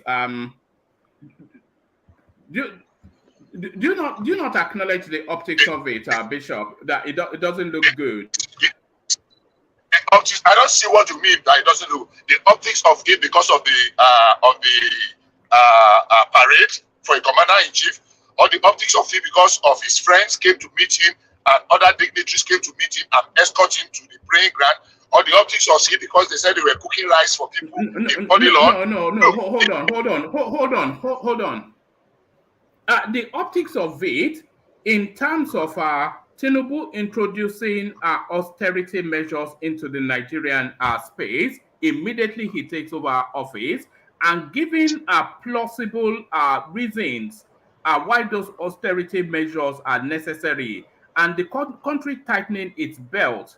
But then, as it comes to Lagos, the demonstration is almost like a state visit by a visiting president, a retinue of military personnel, an eye-popping convoy of exotic cars, or just vast displays of opulence and wealth in a space that are so no matter what the explanations are, hold on, the people that see these, they don't see it beyond. Are you asking us to tighten our belt, and you living as riding roughshod over the Nigerian populace like you were some Arab prince? That's the optics.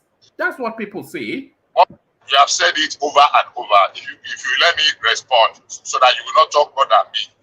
The truth of the matter is this: it is what you want to believe. Sorry, Bishop. By the way, just hold on. Don't let it be combative. Let me guide the conversation, and then you insert as I guide it. Yeah. Oh my God. Okay, if you don't want to talk, don't let it be combative. Let me guide the conversation, and then one man, please. Stop presenting me everything I say. Don't let it be combative. I don't like that statement. It's not fair. Am I fighting you? When I ask question, you keep telling me don't let it be combative. If you don't want to hear my voice, honestly, it's not fair. You said this repeatedly over time. Please. Okay, carry on. It is people that are painting the narrative. Are we saying because he wants to look modest, he will tell his friends that came to go with him to Yidi, drop your car, all of you come and enter together. Let's order for Keke Napep so that people will know that we are austerity. Or that there are too many cars. All of you drop your car. Let's trek. let's walk to the Yidi. Or, oh, you are ostentatious, the agbada you are wearing is too much. Go and wear calico. I don't understand. The state is not holding an event. The president came, who is a very influential man before he became president. Everybody, a lot of people wants to identify with him. They met with him and drove with him to Yidi, and we are making too much fuse out of it. So are we saying that anytime he comes, you should just tell his friends that are coming to visit him, don't come with your cars, or don't come with your SUV. Make sure you come with Volkswagen, or we come with Lada, or you go and buy one Innocent car. And we're making it like it's yeah. There is a need for us to change some things we were doing, but this nobody can prove that it was state funds that was used for that. And if the parade is what is making people, there is nothing in that parade that is out of place. Absolutely nothing. Absolutely nothing. Soldiers parade. All right, Bishop. Can I interject 1 minute? All right, go on, Ajale Koko. Look, if as Bishop is presenting it to us now, it's actually what happened. I think the security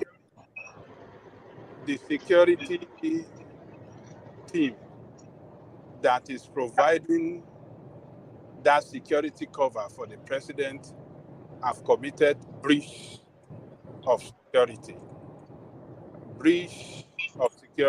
and which is very dangerous to the president. They are shooting. I mean, how on earth his friend will join him in prayer, and they have to go together under the same convoy to the same place? I think it's wrong. It's wrong. It's dangerous for him. And let me land. Dangerous, is risky, and I think it's a breach of security protocol completely. I mean, friends that came there to the praying ground, they came somehow to there. They should not be allowed to follow his convoy. They shouldn't. It is totally wrong. What are we doing? What is that guy doing? What is Tinubu? Who are the people in charge of security? Who are those people? Let me land, Bishop. Can I say one thing? Let me land. So those people are not doing a good cover for the president, and I think they should reassess them.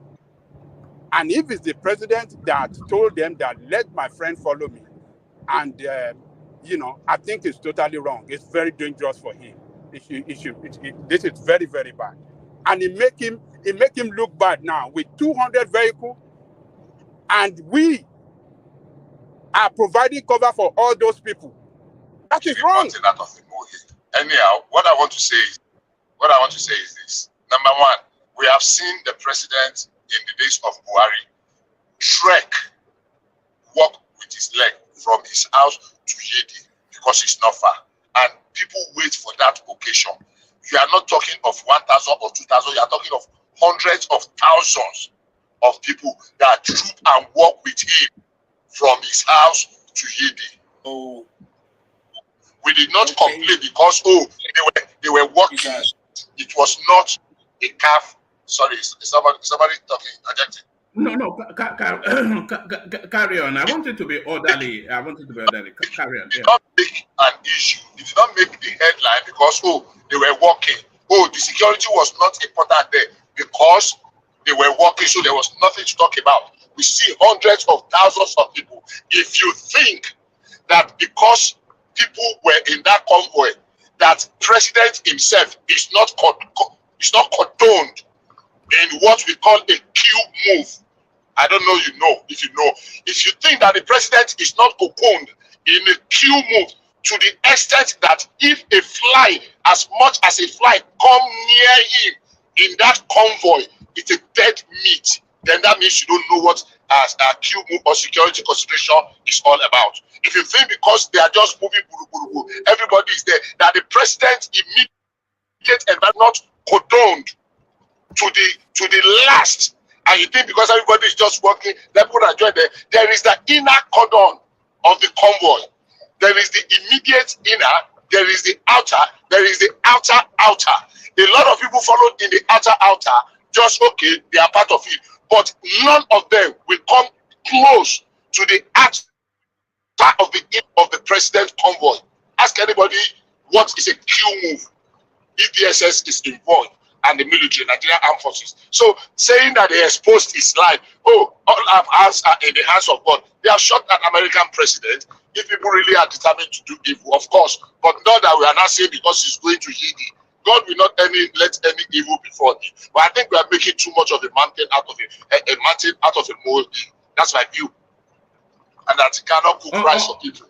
It's not. All right, let me move you from there, Bishop. A lot of what you said I disagree with, but let me move you from there to this place. Nigerians gasping for breath. Afenifere asked Tinubu to halt planned electricity tariff hike.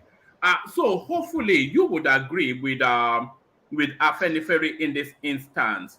So a lot of the changes that Tinubu is introducing, everybody sort of sees the sense in it, but the pace and speed of it and how it's impacting on the average Nigerian person, totally unsustainable. You are choking them, is what Afenifere is saying to Tinubu. Do you concur, Bishop? I don't concur. Number one, Afenifere has every reason, especially the Afenifere as we know it, has every reason. They said that Tinubu is not their president. As some of them said, they will commit suicide when Tinubu becomes the president. Now, we want change. We are saying that the changes is happening too soon, too fast. The truth of the matter is that we should have done some of these things like 10, 20, 30 years ago. In 2013, they privatized the electricity sector. 10 years down the line, we have spent over 1 trillion naira in bailing out those electricity something. We are still paying money to subsidize. They collected, it was one of the worst privatization that was done in the history of Nigeria, that electricity unbundling. After the unbundling, the selling of the discos, it was just like a patronage to friends and political allies. Now, we have been talking of the what do they call this? The cost reflective tariff charge. We have been talking about it for like 10 years. We've been going front and back about it for 10 solid years. Because since 2013, there are few things that they were supposed to do. They are not doing it.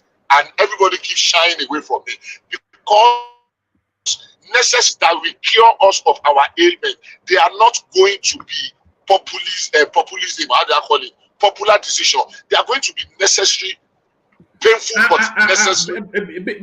Bishop, nobody is questioning. Nobody is questioning the validity of these decisions. What people are saying, what people are saying is that they're too condensed into one movement. You know, so the. Let me finish because I'm addressing that too. You already asked it in your question. Yeah, no, it's conversational now. Please, now, Bishop. If I want to come in, let me come in, and then you pick it up. So let it just go with my flow. It's just best to go with my flow. So that's really people are saying it's too condensed into one movement. Is the thing, and because there's no upward movement in the earnings of the average Nigerian person. But all of these things, the cost of living in Nigeria has gone up by 400% to 700%. And this additional electricity tariff is just choking the life out of the people. So it's not so much that there's no argument for it. It's just the condensing of all of these things into one movement. So that's really where the issue is, Bishop. I don't believe people are saying so. Somebody in Afenifere woke up and they wanted to, be relevant. And people did not vote for Afenifere the last I checked. It's not representing the voice of people. So if there are individuals that feel that way, there are other individuals that feel that we should have done a lot of things 20, 30 years ago, and there's no more time to waste. If we can make those changes, and people, you say people are, who are the people? The man that spoke, I can't remember somebody voted for him. The people that we voted for are taking the decision. For now, those decisions are painful, but they are necessary. So if somebody just woke up because the thing that is popular, I say, oh, I say it, and because one or two persons latch onto it, that does not mean that people, except you want to show me where there was a consensus and people actually voted and say, oh, or whether, what do they call it, public, what do they call this thing now? Opinion pool, where people say, oh, yeah, this is, no, you cannot say people are. Who are the people? Who elected the people in Afenifere? Who elected the man that spoke? Did they have a meeting? Afenifere is some people have been loading it. We had the debate here the other time when they were saying that Afenifere did not support Tinubu, that they supported Peter Obi. Good luck to them. So maybe I should just add that let them pray that the court case goes the way of Peter Obi. Then they can come back and tell him to reverse on all the things that we have done. Can also reverse the fuel subsidy, and we go back that route. But we have been on this for years. I'm not saying 5 years. I'm not saying 10 years. We have been on this. The need to take this decision and just up and move and catch up with other people. If we can do the needful, Nigeria is a great nation. We can up the income. We can change a lot of things. I mean, you're going to still be mentioning some of them because people that are benefiting from this, they know themselves from underground. They want the status quo to remain. Ordinary people, I believe, want Nigeria to change. It is the people that are benefiting from the rot that will be doing everything within their power to make sure that the status quo remain, because that's where they are milking us. But when they want to push it out, they will say, oh, masses, oh, masses are, oh, masses are, oh, masses are. Who are they? They are fooling us, and we allow them to fool us for too long. We want to live like a developed or a real developing society. We have what it takes to be able to match up to them. So if the best time to do these things were 10 years or 20 years ago, and we did not, we failed, we missed the opportunity. The second best time is now. And to miss any opportunity to effect any of those changes will be a disservice to the real Nigerians that are yearning for that change. To now say that the changes are happening too soon, too fast, I beg to differ, please. All right. Let me take you to this final space, then I'll go on to Solly from there. Can I just Communicate, good to see you, Communicate. Do you agree, by the way, that all these changes are coming too quickly all at once, Ikene? Yeah. I agree. But what I want to ask Bishop, because I've never want to say anything until then, but I just want to ask Bishop a question. Not supporting a candidate, does it mean that you should remain silent when you have to say, when you have a contribution to make in your country? Because I believe this is our country. So whether you support a candidate or you don't support a candidate, does it mean that when you have anything to say out as a citizen, you don't have to say it because you don't support the government in power? So that's the Bishop. Yeah, thank you. Opinion. That is your opinion. I've had it. That's fine. All right. All right. Let me take you to the space then. Let me advise. Let me ask Bishop the question, because a lot of people that are not in Nigeria that we are outside the country can say a lot of things that does not affect us. If Bishop has a small business and he have to run electricity to run that small business, and now that they have increased, they have removed petroleum subsidy, and at the same time they are going to remove subsidy on electricity, would he approve it?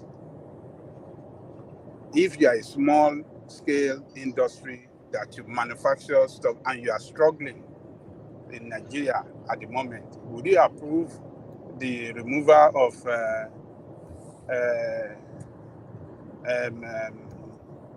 subsidy on electricity? And the point he made that nobody is talking and that Afenifere is just talking all sort of nonsense because Tinubu is not their candidate. I wish he has listened to manufacturer as a chairman, or what do you call it, of Manufacturer Association of Nigeria. Yes, and former chairman, is it chairman or DG of Lagos Chamber of Commerce and Industry. I wish he can go and listen to them. You can search for the video on YouTube, is there. They came strongly against it, that this will kill productivity. This will kill job. And this will set us back on, his goal for,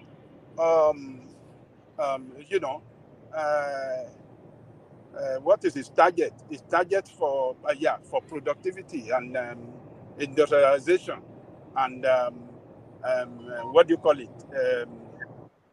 Local investors.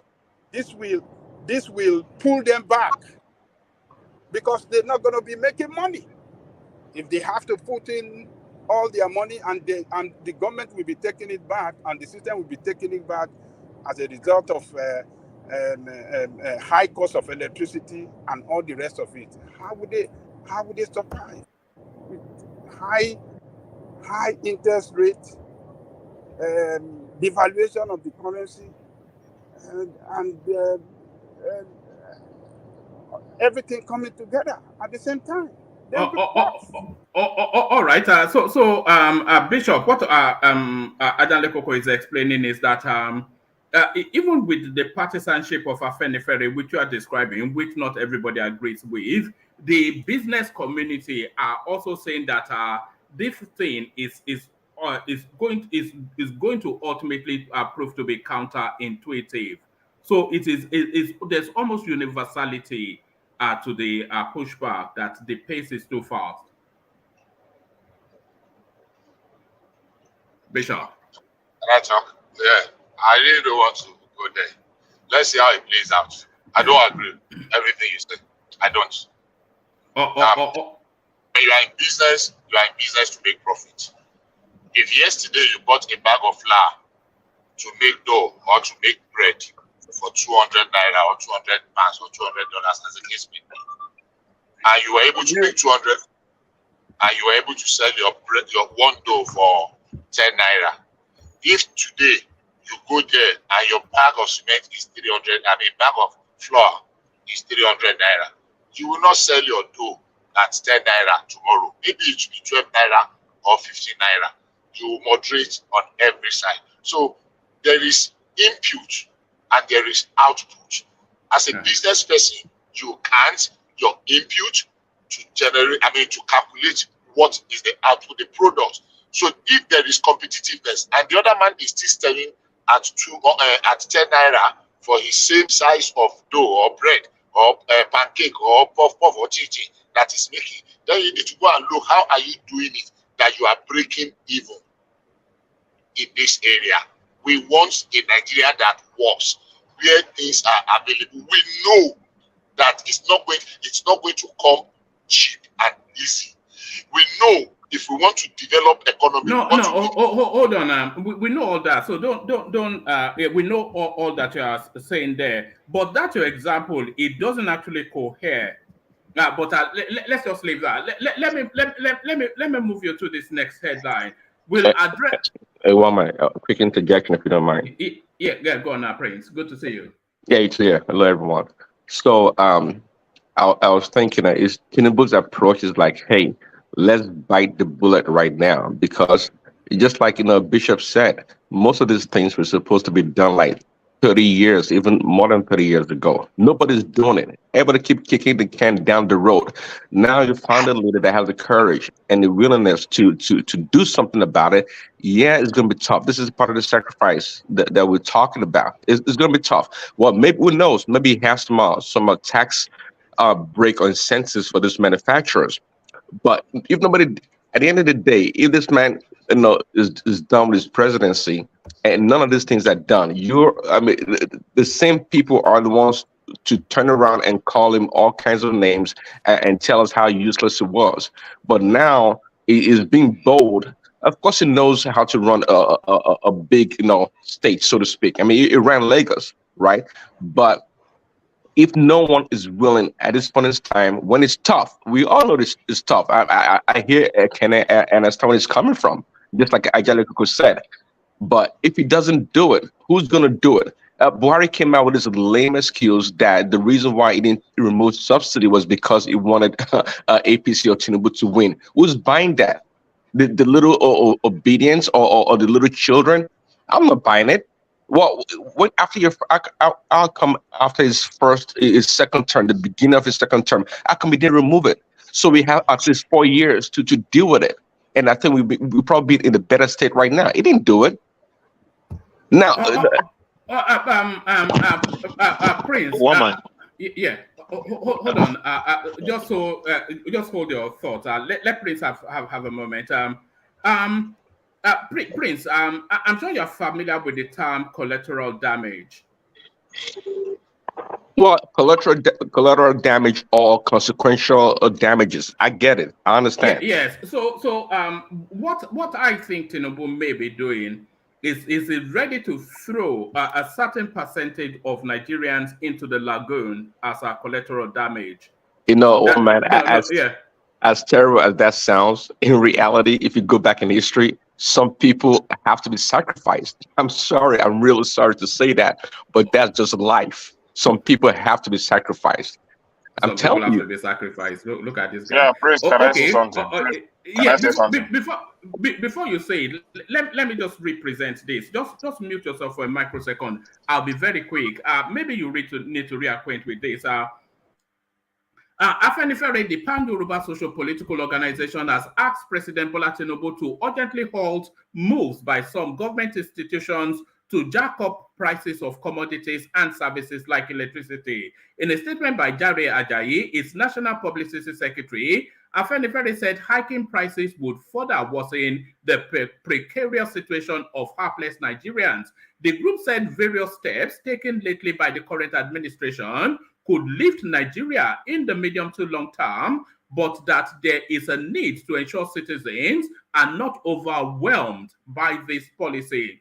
There is the need to ensure that the citizens are not squeezed out of breath before the good time comes, as it is only a person who is wholly alive that can enjoy the largesse of tomorrow, Afenifere said. It will be recalled that the electricity distribution companies in the country, DISCOs, on June the 25th, 2023, announced that from July the 1st, the tariff being paid by the electricity consumers in Nigeria will go up by 40%.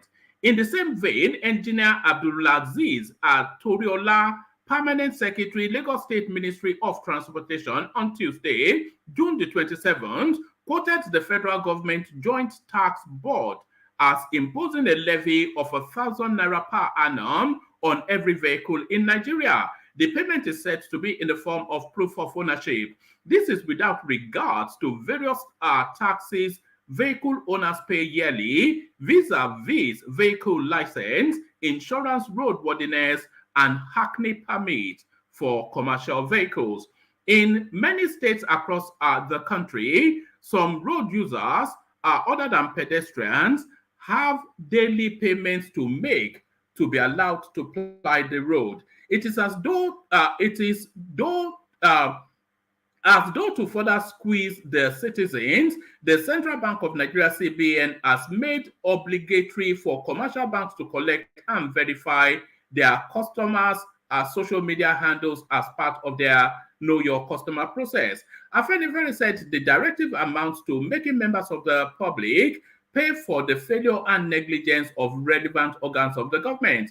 The CBN, through its Director of Financial Policy and Regulation Department, said that it gave the directive with the view to bolstering compliance with anti-money laundering and counter-terrorism provisions.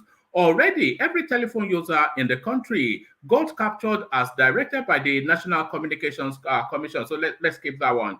Afenifere, however, applauded Tinubu for some bold steps within 1 month since assuming office.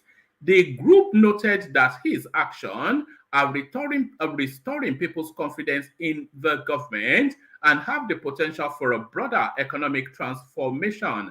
But the way some of the policies are being implemented are making many to gasp for breath. Afenifere asked Tinubu to ensure that the increase in electricity tariff is not effected secretly, as has been done before. They're squeezing the life out of the people. So nobody disagrees with the policy positioning. They are squeezing the life out of the people, Prince. I think they are. Are they not? Prince? One man, please. Hold on, please. One man. Good evening. How are you? Yeah, I just want to Woman. yeah. Hold on, please. Please, Woman. thank you. Am I audible? We can hear you, but somebody is speaking. Can you please hold on? No, carry on, Thomas. Yes, so I just want to reiterate something. One man, last section yesterday, I know you two, you rewatched the section, and I watched it again. The manner of interjection ruined that program, that section yesterday. So moving forward, one man, I just want you to conduct the interjection not too much, please. I listened to it. I wasn't happy. It really happens on my section. I'm not happy with myself. So moving forward, please, let's minimize the interjection. Thank you, woman. All right, brilliant. Yes. So as Thomas said, we welcome to interjection because it helps with the flow. But sometimes an interjection interjects an interjection, and then it just goes into the middle of nowhere. But our Prince, I was saying they are squeezing the life out of the people, are they not? Well, yes, we can't lie. I do agree. I mean, the people have been squeezed, the belts have been tightened. But I would say, well, yeah, it's happening. But one thing I know about Tinubu, or I believe about him, is that he likes to consult widely. And having said that, I think it's not like a military-minded person like Buhari. He can come back to the table and reevaluate his policies or the things that he's doing to make sure that people, are not really dying, so to speak. So, yeah, it is tough. I mean, I don't want to be insensitive to business people like Kenny and others that, it's okay, let's just bite the bullet and go. But sometimes it's something we have to do. See, I agree with that Ferry if it's the original Ferry or the fashion royalties faction, so to speak, and everybody, the Manufacturers Association and the rest of the different people that have a say in it. But at the end of the day, those are valid points, and I think if need be, Tinubu will reevaluate. If not, is the leader. We just have to go with what he says. So nothing is perfect. Just like I think it was actually Pansant or somebody else also mentioned, even the student loan, the way it's been designed so far, and it's there to help the less fortunate, so to speak. Is not robust yet. Just like everything else, it's a work in progress. Most of these things are work in progress. I know it's going to pull back. When it would have to pull back when the people are really taking the brunt of the pain, that they can't move forward. Everything is done right now from the subsidy removal, the tariffs on electricity. They have cascading effects, no doubt about it. It's going to drive everything up. But again, I don't want him to be overly insensitive, but I give him credit again for what he's doing. See, for many years, nobody's had the kahuna to do anything about it, and he's doing something. By the time I know he has people, the experts around it, and people that are sensitive to the Nigerian people. When it gets to a point that, hey, there has to be a moratorium of some sort. They have to pull back. I think he's willing to do that, but let's put it on the record that is actually. I don't think anybody's questioning that he's doing the right things right now. Now, I know we're talking about the timing of it. I do agree. But let's keep in mind again, we've had 30 years or more for most of these things that are not been done. So I agree with both sides. But again, at the end of the day, we will listen to the commander-in-chief, and go by his final say. All right, brilliant. Back to you, Bishop. Bishop, round up that space, and then I want to take you to Kashim Shettima. Back to you, Bishop. Okay, thank you. Truth of the matter is this: one will appear insensitive. I used to use two analogies many years ago because I know we should have done what we are doing now, like yesterday. Now, your child is sick, but your child is so scared of needle and injection that immediately he sees anybody in that nurse uniform is Igbirara. And every time you don't want your child to cry, so you say, look, don't give him injection. I don't want my baby to cry. You have two choices. Either that baby cry with the injection and you rub it off and give him ice cream after the injection, or you keep keeping that baby until I have two businesses. Actually three. One of them shut down. When we said there was electricity, we were paying lower tariff. The electricity was not there. We will go and buy fuel in black market. We were buying as much as 300, 400 as at then per liter to run the company. Look, there is so much rot that the solution to our problem is not just going to be a stroll in the park. I told you here one day, whether it was a private conversation, I had a boy that was living that was living in his father's house near one of my properties in Nigeria. He had 2 wives and 11 children. For how long are we going to continue act of irresponsibility? Now, electricity, can they give us electricity? That was the promise 10 years ago in 2013. Rather than improve, it got worse. We were running generator, we were paying for darkness because it was unestimated bills. Can somebody just take the right decision and we forget about these things? So for me, it's not like I'm being insensitive. My mom is there. She's probably 90 in a few weeks or a few months. 90, and she lives through it. They put generator almost every day. They pay more now in Lagos for this electricity because they have prepaid. So everybody manages the electricity consumption. Nobody is using this bulb that consumes light like hair. Nobody forgets light on. In those days, the only reason you will know that there is NEPA light in any village or city you enter is by 2 p.m. in the afternoon. People have their lights on even when they don't need them. So we are going to learn. It's going to be difficult at first, but gradually people will see the benefit of it. All I'm saying is that, look, this decision to turn Nigeria around to come on a platter of gold or silver is not going to be like a stroll in the park. But if we miss this opportunity and we keep kicking the can down the road, I don't want to use the word that we are doomed, but that's exactly what we are. Thank you.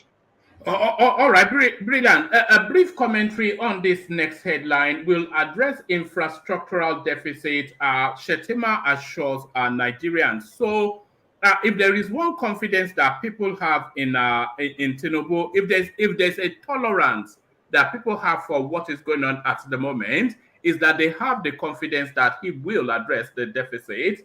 But then, of course, all of this pain is to gather then the resources to be able to address this. So the assurance that Shettima gives to the Nigerian people, is it something that they should move at speed to take on? Yeah, okay. Unfortunately, let me correct you first. Dambua, Gamburu Ngala, Gamburu dash Ngala. That's the name of that place. And there was another name you were murdering, like I can't remember the third one. You were mentioning another third name. I can't remember. You mentioned it this earlier on. Anyhow, that's the correct pronunciation for those names. Yeah, that he's promising. One thing we are not giving Buhari credit for in the midst of all the challenges is that he really faced, I won't say tackle because there's still a lot to be done. He really faced our infrastructural decay squarely he faced it head on, because there was an infrastructural gap in Nigerian development. We have not really built any major infrastructure in the past 30 or 40 years. I mean, we have hydropower station that started 40 years ago that he just completed. We have rail lines that have been abandoned. I enjoy rail in the 70s and the 80s. I was going to the north by myself. I'll go from Lagos from Ibadan to Kaduna. I'll go from Kaduna to Kabanja. I'll go to Kano, Zaria, and the rest. So he really faced it. And if we can continue in that trajectory, anywhere the money is going to come from, let us build infrastructure that work.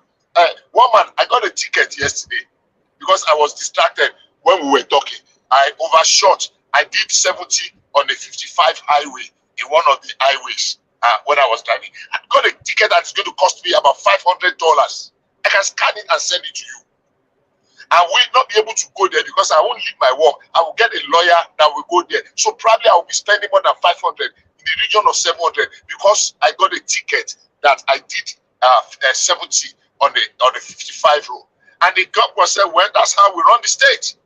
Then they make money. They don't care whether I'm going to borrow it. It will be there. If I don't do anything and I don't get a lawyer, it will be there on my driver's license. So who will give somebody a ticket of 100,000 naira in Nigeria that the heavens will not fall? Say, oh, they want to use. So sometimes some things are painful, but that is how decent societies are run. So if they can galvanize and aggregate all our funds and build infrastructure, I'm hoping that Tinubu will be able to do something. At least in all the regions, build at least 1 or 2 new cities. You know, a complete new city with infrastructure, with road, so that people that can afford it can move there and they can live there, so that we can decongest most of our city that are already breaking at the seams. But it costs money.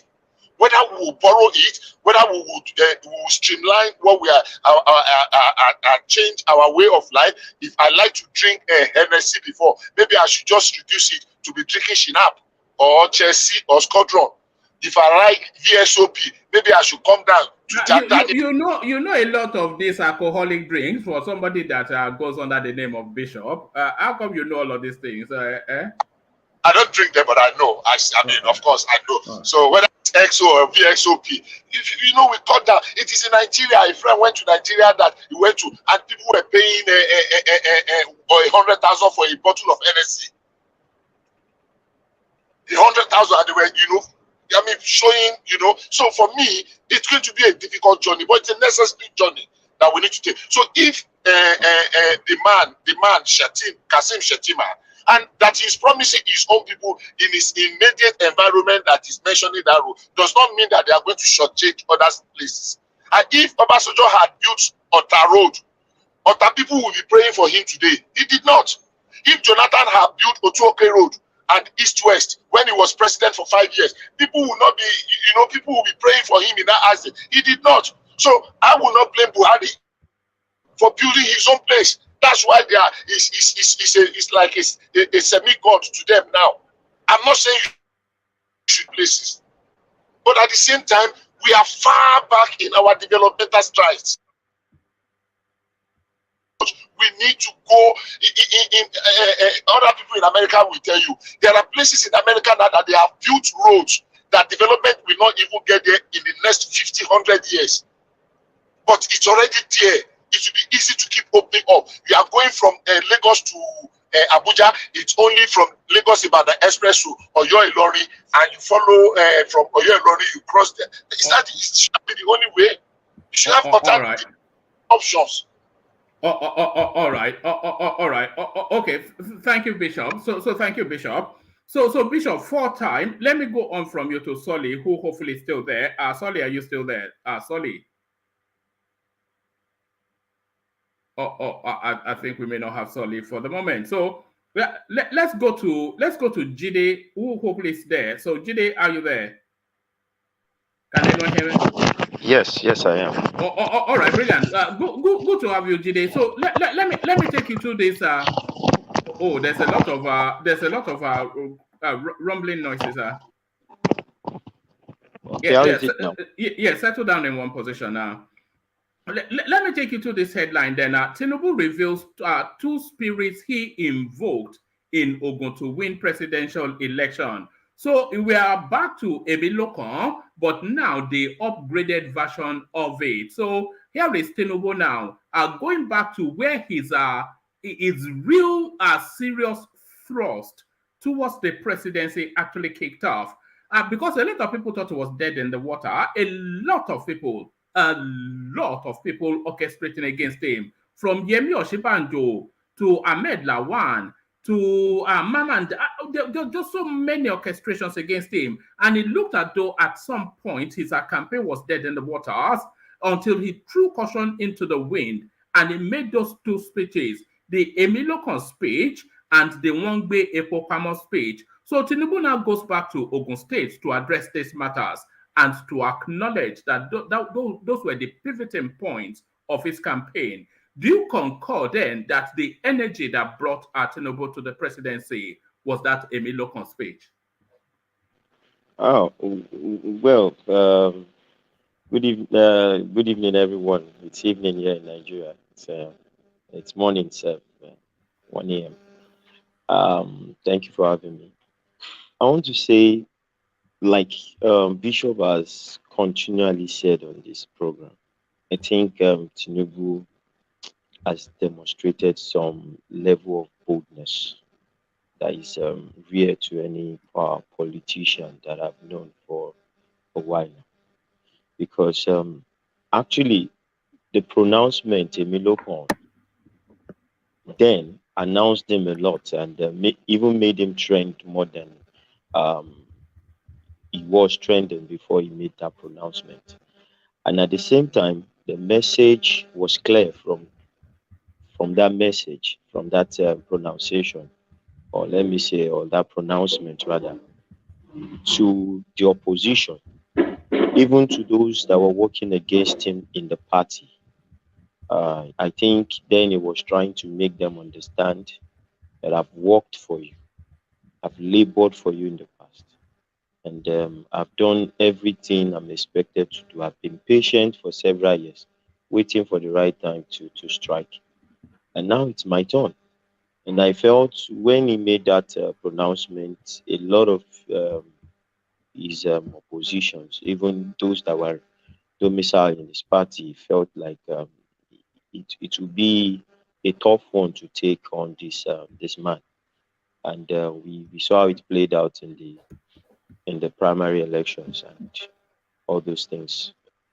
I feel yes, it's a bold attempt for him to have come out on a national or a national space to say yes, I'm next in line. I think it shows some level of boldness from him. That's my take on that. Actually. All right, brilliant. And to the conversation that just went, the impact of all of this change. So you are in Lagos, so you are in the best position to explain the impact of all of these changes on the average person and their wallet. Their income, of course, is not increased commensurate with these changes, but here it is, increment after increment, 40% next on the electricity tariff. What's your take on this space? And do you think the people are able to insulate all of this now at policy positions, Jide? Okay. One man. I want to go by saying our people say in Yoruba that ẹni tó bá fẹ́ jo inú àpáta kò ní wo ẹnu àké. And I think that is the approach that Tinubu is taking in all his decisions. And I want to also go back memory lane for most of us that studied history. Mahatma Gandhi once said, if my people cannot produce the clothes they wear, let them go stark naked. These kind of decisions are, the people who shout that it's detrimental. I also feel it's affecting me. And that's why I said prior to this election, I was not partisan because I didn't have any hope in all of them. I have different reservations on each.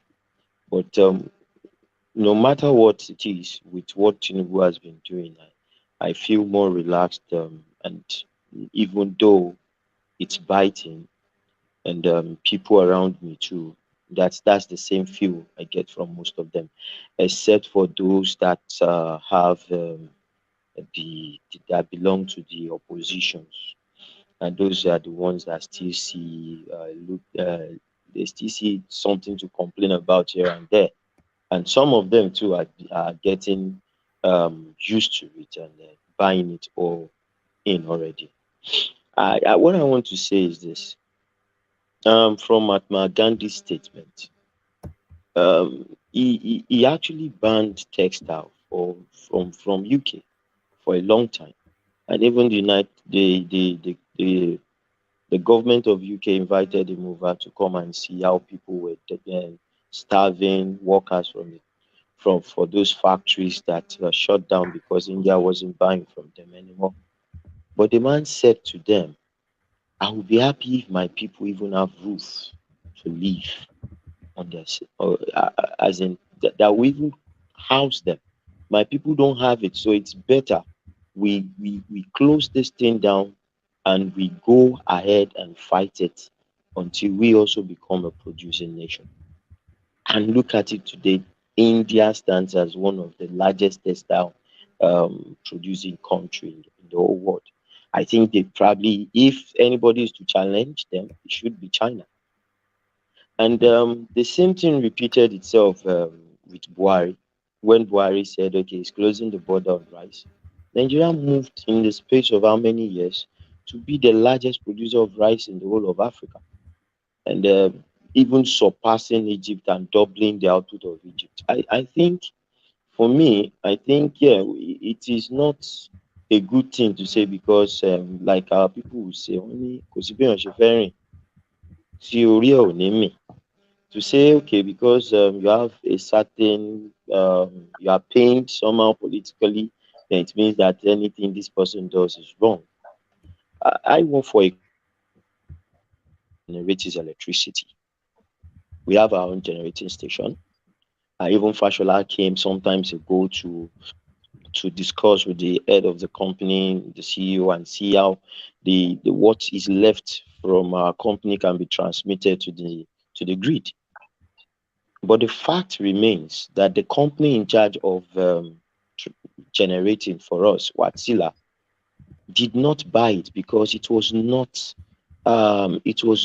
lucrative for them. It wasn't encouraging. The price wasn't. They didn't see any profit in it, and so they didn't do it. And I can tell you that everywhere my company has a plant situated, they have a generating station. And there are companies like that in Nigeria that can just add whatever is left from their own generation to the grid, and it would help the country in a way reduce the deficit on power. But the truth is, it's not encouraging. I feel if the price becomes a bit attractive for them, most of them might see it as a good business venture, and they will all pull in.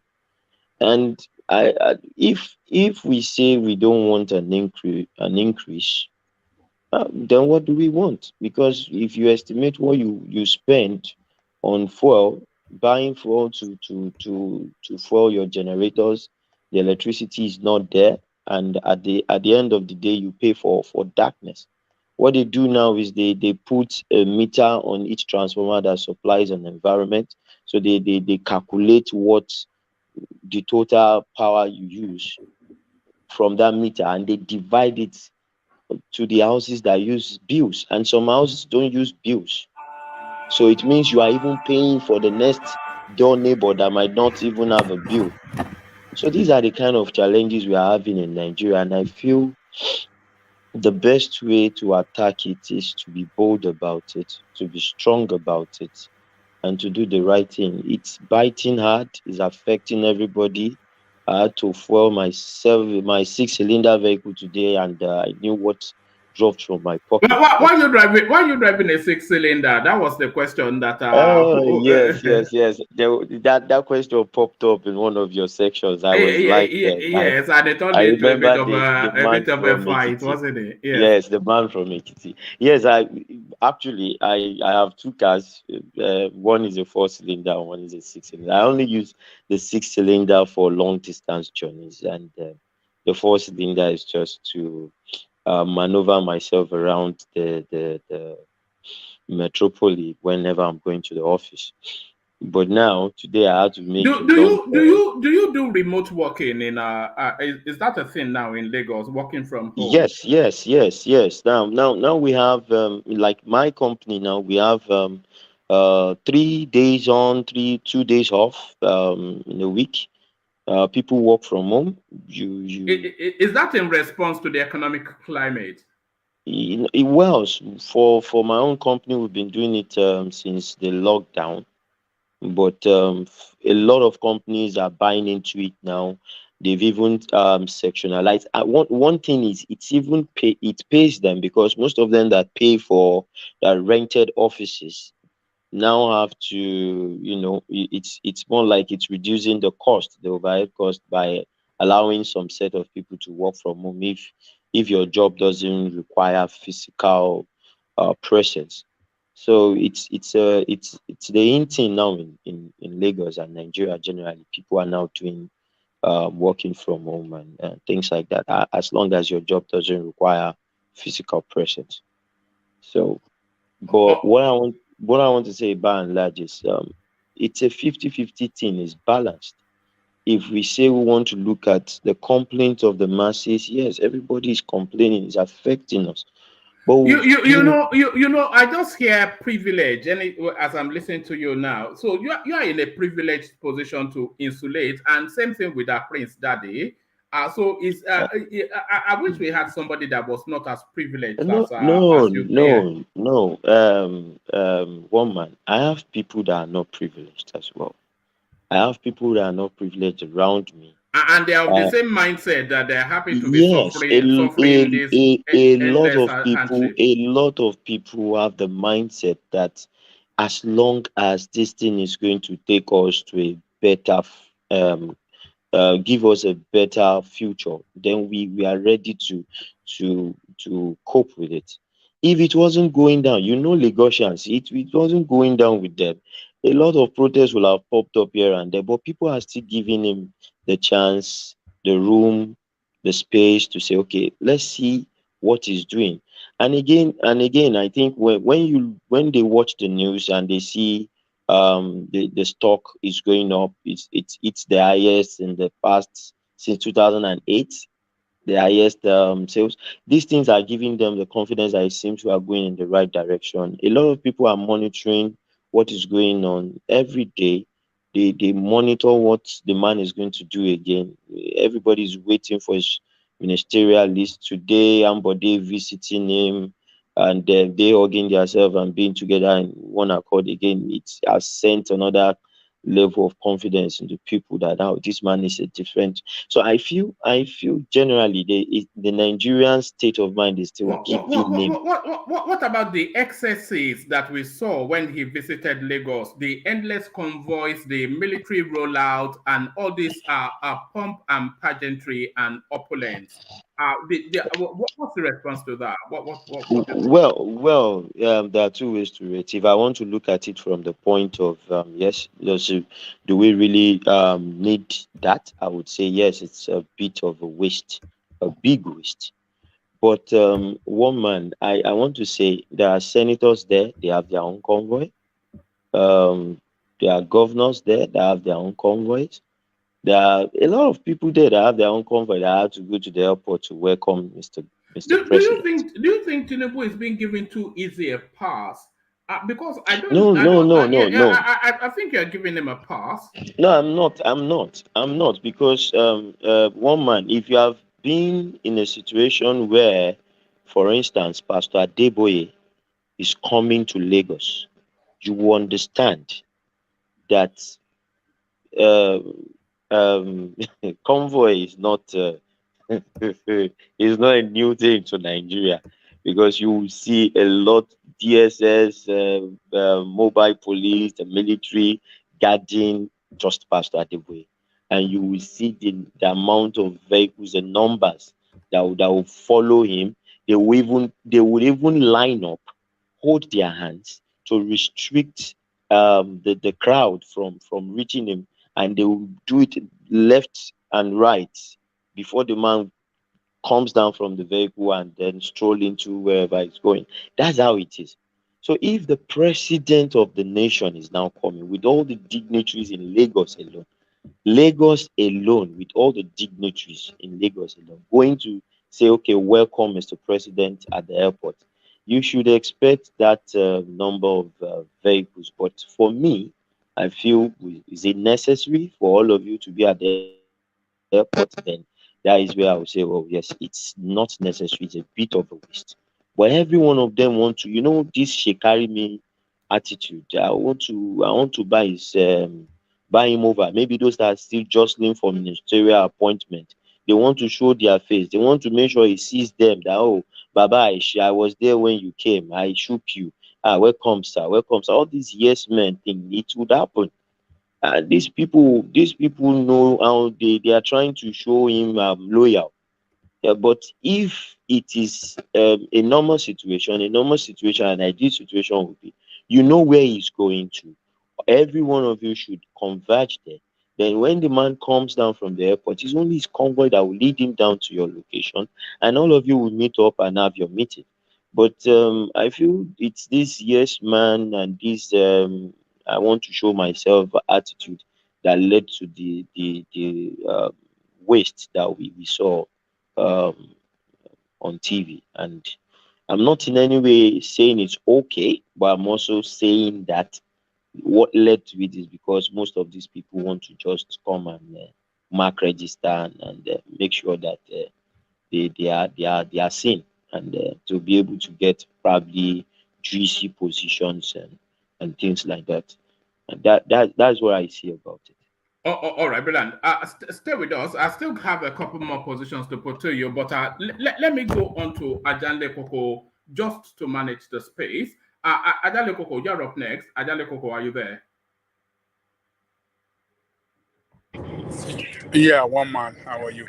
All right, brilliant. So Ajanle Koko, I was just asking Jide then that are people giving Tinubu a pass? Because you know how I like to mock Rufai Hussaini and his crew and all that. But the excesses that we saw when Tinubu went to Lagos, we can somewhat accommodate it as a first-time homecoming. But that must never repeat, especially after with all of these policies that is belt tightening policies that is rolling out to the Nigerian population. So what are you making of that controversy? It's been excused by Bishop and Prince Daddy, and now Jide, but I cannot get past just the ostentatious display of opulence in the means of wanton poverty and austerity.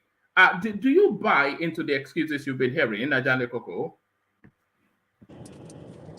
Thank you, one man, and greetings to our listeners around the world. Click on the like button, share and subscribe if you haven't done so. I don't buy into it, one man. I think what we saw is very, very embarrassing. Embarrassing in this. I've never seen such convoy before.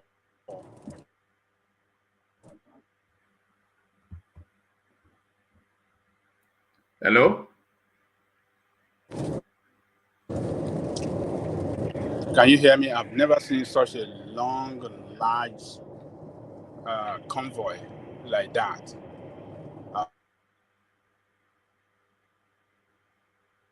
We're losing you, Ajane Koko.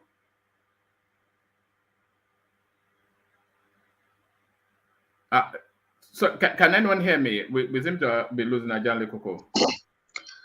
Yeah, we can hear you one more. Yes. Ajale Koko, are you there? Have you lost connection? All right. With him. No, we lost you for a good a few minutes. Can you hear me now? Yeah, we can now. Carry on. Yeah, I said I've never seen such a large and long convoy like that before. And people will not feel happy about it. All these excuses that, some people came to see him and all this and that, some people, regular governors and everybody, people that are going through pains. We see that ridiculous convoy and people will see it as if they are wasting their money or spending their money, the money that they should have saved for the good of the nation. They are lavishing it to satisfy their own security, to satisfy their own movement from one place to the other, at the detriment of the people that cannot buy gas, cannot move around the way they like. Look at, like Rufai said, all those vehicles. They cost several millions of naira. If you have to look at the cost of each vehicle and total everything, they'll be running to about billion with such large convoy of vehicles at the expense of us, the people. So the optics is not good for the president, and I hope. Do you think it's been badly advised, Ajale Koko? Yes, I will say so. He, badly advised to receive such a large number of people. He should have told them that maybe they should meet at home. They should not follow his convoy. Each one of them came with their own convoy separately. I don't know if they went together in the same convoy. So I think he should have, his advisor should have, like I said earlier, for his own safety too, because I see such incorporation of others into his convoy as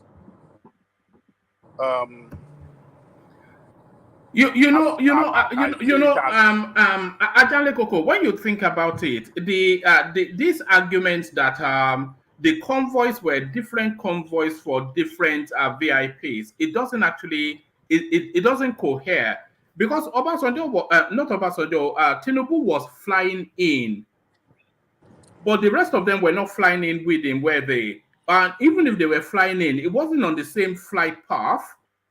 So that convoy was really for Tinubu and not other VIPs, because he was the one. We didn't see any other flights coming into the airport apart from Tinubu now. So only he flew in.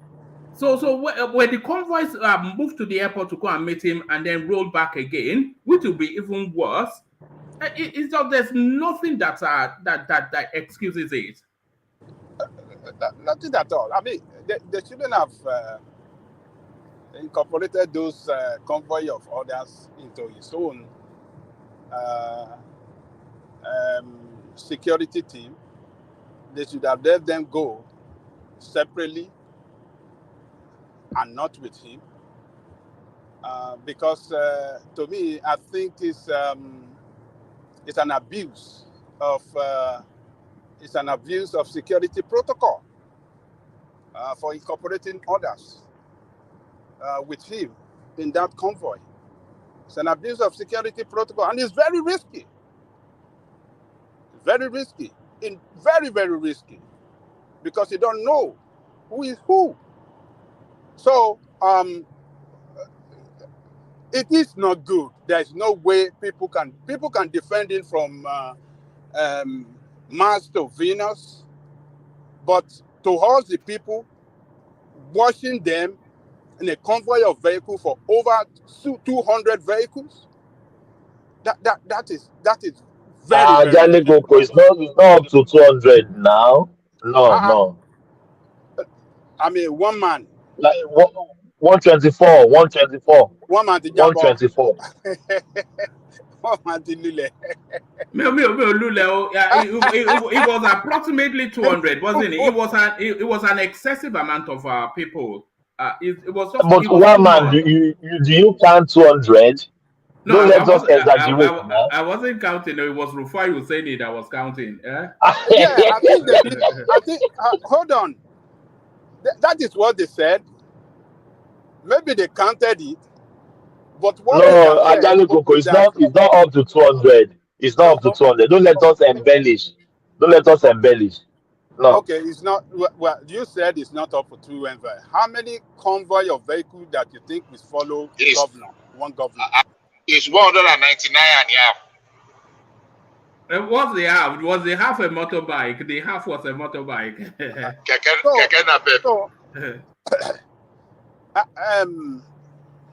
It's a long.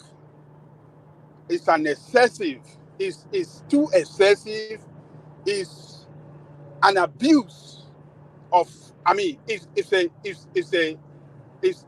complete. Ajale Goko, you know, you are one of the person that I respect on this platform. Ajale Goko, we are sounding ridiculous. This thing it doesn't hold water at all. Ajale Goko. Well, it doesn't hold water. Because let me just say this, Baba. Let me say this. If a commissioner is coming, probably commissioner will come with 2 cars, maybe 1 car for him, 1 car for his security agent, or 3 cars. Just count how many commissioners we have in Lagos. Special advisors, they may come. What are we talking about, Ajale Koko? That cover is nothing for the dignity of people there. Even private citizens that have security escort may be in that convoy. It doesn't. Bishop really did it. Due diligence. One man, can I ask one question? Can I just ask question? Yeah, come in, Ekene. I want to ask Mr. Stamos and the people defending all these things. Is that how presidents are being received in the country that you people reside? Can I answer that question? Maybe in America. Yes, Bishop. Yeah. Please answer that question. I was caught. Anybody that knows Georgia on I-85 one day when Trump was coming, I swear to Almighty God, I was in a standing position in the car for over 2.5 hours. He came to Georgia. I want to remember what he came for. They blocked the whole of I-85. They blocked the air that people could not come out of the airport. Anybody that is here can testify to this. I'm speaking on a global space. I was there on I-85, linking to 85. It's a highway that links with the airport. That the president was just coming. We were stuck because they diverted a road, and one of the roads that they diverted was completely locked down. That was about 5 years or thereabout ago. And you need to see the convoy of the president of the United States. I'm not disputing it. I'm saying it is right. But a lot of things could have added to it. The dignitaries that went to receive him, where he was going, the protocol, the security, the everything. But it was a hell of a sight. So okay. If that is the case, if it is how it is being done there, you reside, no problem. Let's continue like that. Thank you, one man. It is unacceptable, Ekene. It is unacceptable. No, let's continue like that. Let's continue. Let them continue to ply the convoy. I don't have any problem again. I just want to ask. So, and especially in a country that don't have anything to in their pocket to run their government, and people are justifying it. No problem. What really annoys me, the opulence, the waste of money, it really annoys me. But what really annoys me the most is the Lagos. There's no infrastructure. People struggle to move on an average day. The amount of days of people that they would have ruined, they would have blocked off the road for about 3-4 hours. People are not able to get to hospitals, shops, offices, etc. Just because some guy is coming to Lagos. They must not do that again. It's unacceptable. Oma, I came to this platform. I speak in this platform last time. I said you are telling the citizens to tighten their belt. What shows that you people are also tightening your own belt? People are suffering in this country, and you are still showing them that you are okay, and you want them to be happy. Yeah, Mr. Big Man. And you are telling, see, petrol is coming to 700 naira. That's it. The marketers has already concluded on that. Just next few weeks. And people are tightening their belt. You are still rolling your convoy to show them. You have not done anything for the people. It's just a policy that you just roll out. Nothing has been changed. Nothing has changed. One man, I'm about to fight you this morning. One man. So no problem. Let's continue like that. One man, please. You always say this term with some guys. President of a nation, we are talking about one man. This is not some traditional ruler that is coming. A president of Nigeria, one man, 250 million people. One man. I'm very sorry. Your queen. Does your own prime minister walk around or move around with such large convoy of vehicles? Ajale Koko. Your own president. Hold on. Your own president. Bishop just told us. America is 50 times bigger than your country. Forget about your distance. I don't care. I don't care about America. America is a nation. Nigeria is a nation. Does your Australian president walk around with, move around with such large convoy of security men and vehicles? Ajale Koko, are you getting something wrong? The convoy on that Tinubu's convoy, it is not only president convoy. Can we get that straight? You are not listening to me since morning. No, Ajale Koko, no. What I said. Ajale Koko, wait. I am not saying, hold on. If Tinubu is going on his own as a president, there can't be convoy like that. But Tinubu came to Lagos. I'm not Tinubu fan. He came to Lagos for the first time after his inauguration. I even expect like 500 cars. Those cars are not enough. Do you know how many dignities, private people that will be on that? What are we talking about? I leave it to you, one man. No, I don't know. Please, can I say something? One man. There is a biblical reference that says the triumphant entry of Jesus to Jerusalem. Oh my goodness me! Are we going? Meaning, hold on. You see, sometimes some of these things they are normal things, and we tend to make a mountain out of an ant hill. Meaning, even Jesus, the prudent person, on his triumphant return, had a crowd. That is one. The second point that I also look at the whole thing is it has been established that this was a mixed convoy. We had Muritala in that country too. I will now end my saying with what Yoruba people say. Waniti okaba shiwaju ti sebi tele ta lo fe koju omo ejo lona. Meaning separating those convoy doesn't really add up. They went in a straight line and they saved time they went. I think it's not much of trying to say they didn't buy a new car for that particular movement. These are government-owned car. Government-owned car. Who fuels them? Who fuels them? Is it the minister? The people fueling them, the distance between airport to Ikoyi Bodilon where it's going, Are they going to spend 20 liters on that journey? Why are we making this whole thing look as if Do you know how much it costs to fuel an SUV? Those juggernauts. You know what? I think one man wants Tinubu to be walking on the street of Lagos. I think one man does not understand that for every person in Oyo State that sees the way he wears his 300 wristwatch, they think is wasteful. To every poor person there. But you are using it probably for your health issues, to check your blood temperature, and they are thinking why? I don't have blood temperature. Where's this? What's this guy? No, to check your sugar level, your BP, the normal Apple Watch you wear because of your status is excessive to some person in maybe Igbekoda that is living on 500 naira a day. Some people in Akimori or Ajibandele or Owode. So look at that. So we should just calm down and realize the status of someone at certain point. Everything most of us here are doing to a struggling person, it thinks we are extremely wasteful. The prime. Let me shock you. One man, do you know how many convoys follow Baba Deboye or Oyedepo? No. Well, I'm not paying. I'm not paying for that, but I don't care. But I am paying for Tinubu, so I care.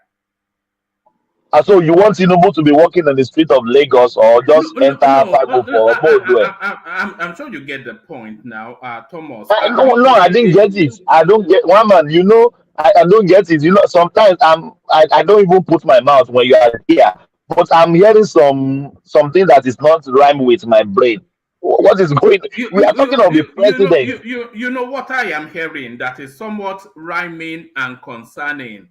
I am hearing that it looks as though the Yorubas and Ajale Koko, I want you to see if you are identifying this as well. I'm hearing that it looks as though the Yorubas, they are going to excuse this guy of anything. If this was a Buhari rolling in a 200 deep SUV convoy, 7 liters, higher liters than Jide's car, we will be up in arms. We will be calling him an aboki and everything. When we will all be universal.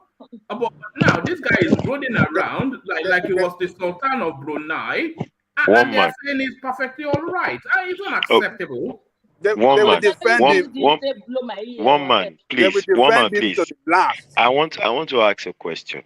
Hold on, let Ajale Koko, because I think Ajale Koko may be on board with what I've spotted, but are coming after Ajale Koko. That is what they are doing. Am I right to say that the Yorubas are excusing this? You are very right.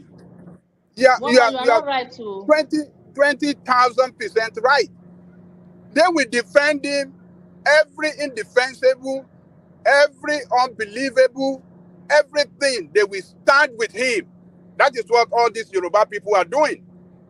Instead of them to start to condemn the shenanigans that this guy has started with, they want to stand and support him all the way while he's inflicting suffering and pain on Nigerian people. So what he has done with this convoy, like I said earlier, presidential convoy, we know that is entitled to it. That convoy and security entourage, yes, is entitled to it, but he should not incorporate others with his own anytime he's going on anything for his own security.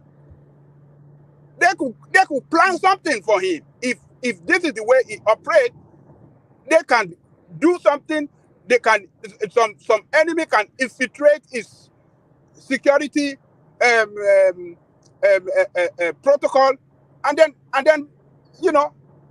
do something bad against him. It should not allow him anymore. It's not allowed this kind of incorporation of other security with his phone anymore. It should stop it. Ajale Koko, let me ask you a question. If we removed Tinubu from that convoy and we inserted Buhari instead. So if it wasn't Tinubu rolling that convoy and if it was Buhari, how do you think this conversation will be going now? They will yell to heaven, all these people. They will condemn Buhari. Absolutely. They will condemn him that, oh, this is the way he's wasting our money. This man that do this, No, this no, man no, that no, do no. that, that One promise man, this and that. Ajale Koko. They will I'm condemn sorry, him. I'm disagreeing. Is this your Ajale Yoruba Koko. parable? They will Yoruba condemn him. No, no, no, no, no. They will say all Ajale sort Koko, of let me things say this. against him. Ajale Koko, Yeah. let me say this, please. Ajale Koko, let me say this, please. Tinubu become the president of Nigeria. His convoy is not changing from Buhari's convoy. He will have the same number of cars Buhari is having. So there's no changes anywhere. That is what I want you to know. If Buhari is having 20 cars, Tinubu is having 20 cars. So there's no You difference. still don't get you still don't get the point. I have a question for Listen, when you allow me. You are not listening, Thomas. I have a question for you, Ajale Koko, if you don't mind. Let him land the point, then put the question. Land your point, Ajale Koko, then take up Bishop's question. Okay, what I'm saying is that he is entitled to his own security, his own convoy of vehicle, and he should not allow others to join him. He should separate them. They should not move together. Everybody have their own team of security convoy. They came there separately, and they should go separately. They should not join presidential convoy. Presidential convoy is specifically meant to protect the president. And that is what I'm saying. And that is why, if the president has gone like 30 minutes before everybody left in their own separate security district, it will not raise this eyebrow. We will not see this video. Maybe the security president with his own security team, even if there's video of his movement, maybe it will not take more than 5 minutes. And people will not raise eyebrow. But in 100 altogether, it is embarrassing. They're just showing to us in an open clear that look at the way we live. We live big. We have the best security and we have the best car. And this is your money. Nothing you can do to us. It is totally wrong. I don't know who advised Tinubu to allow these people to join him while he's living the.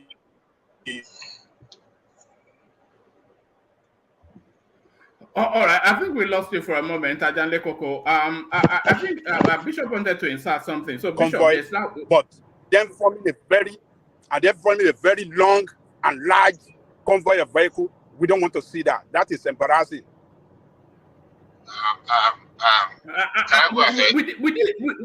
We did express concerns that Tinubu should not turn the presidency into an Owambe thing. But let's hear from you, Bishop. It's very obvious.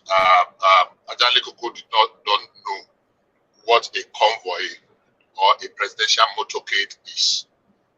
What I was going to ask him direct question before, but there's no point.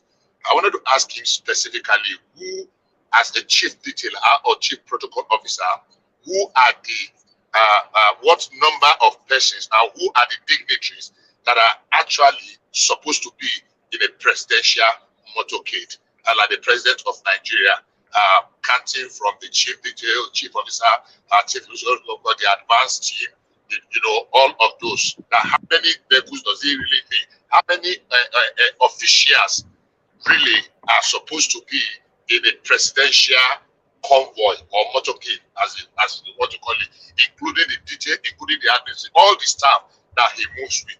Now, we have said repeatedly, and I have answered that question earlier. He was talking about the security concern. I understand. I agree with him. But I am saying what you thought was a lapse in that security convoy, in that motorcade, was not. That the president was well cocooned, was well sandwiched among his personal security details. It's just that we are making a mountain out of a molehill. Ordinarily, what Thomas said earlier on should have just sufficed to say, okay, how many vehicles are in the convoy? Will the president say Pa Oshoba or Pa Akode or the governor Jide Sanwo-Olu or former governor Ambode or Tinubu, I mean not Tinubu, or Fashola should not join his convoy? Or that his children, they were going to Yidi, should not be given a presidential cover? We're just spending time, endless time. I understand the position of Agale Gogo as a socialist. I mean, I understand him until maybe we go the way of Gandhi, like one gentleman stated earlier on. But honestly speaking, except you are just being a little bit emotional, there is nothing out of place. And if he now calls for other things tomorrow, that there is no Salah and there is a repeat of this, maybe we'll not say, oh, it's a pattern. We have seen him move from places in Abuja, from State House to airport. We did not see this. It is because of the Salah. And we have explained this, that too many dignitaries that came on the visit joined.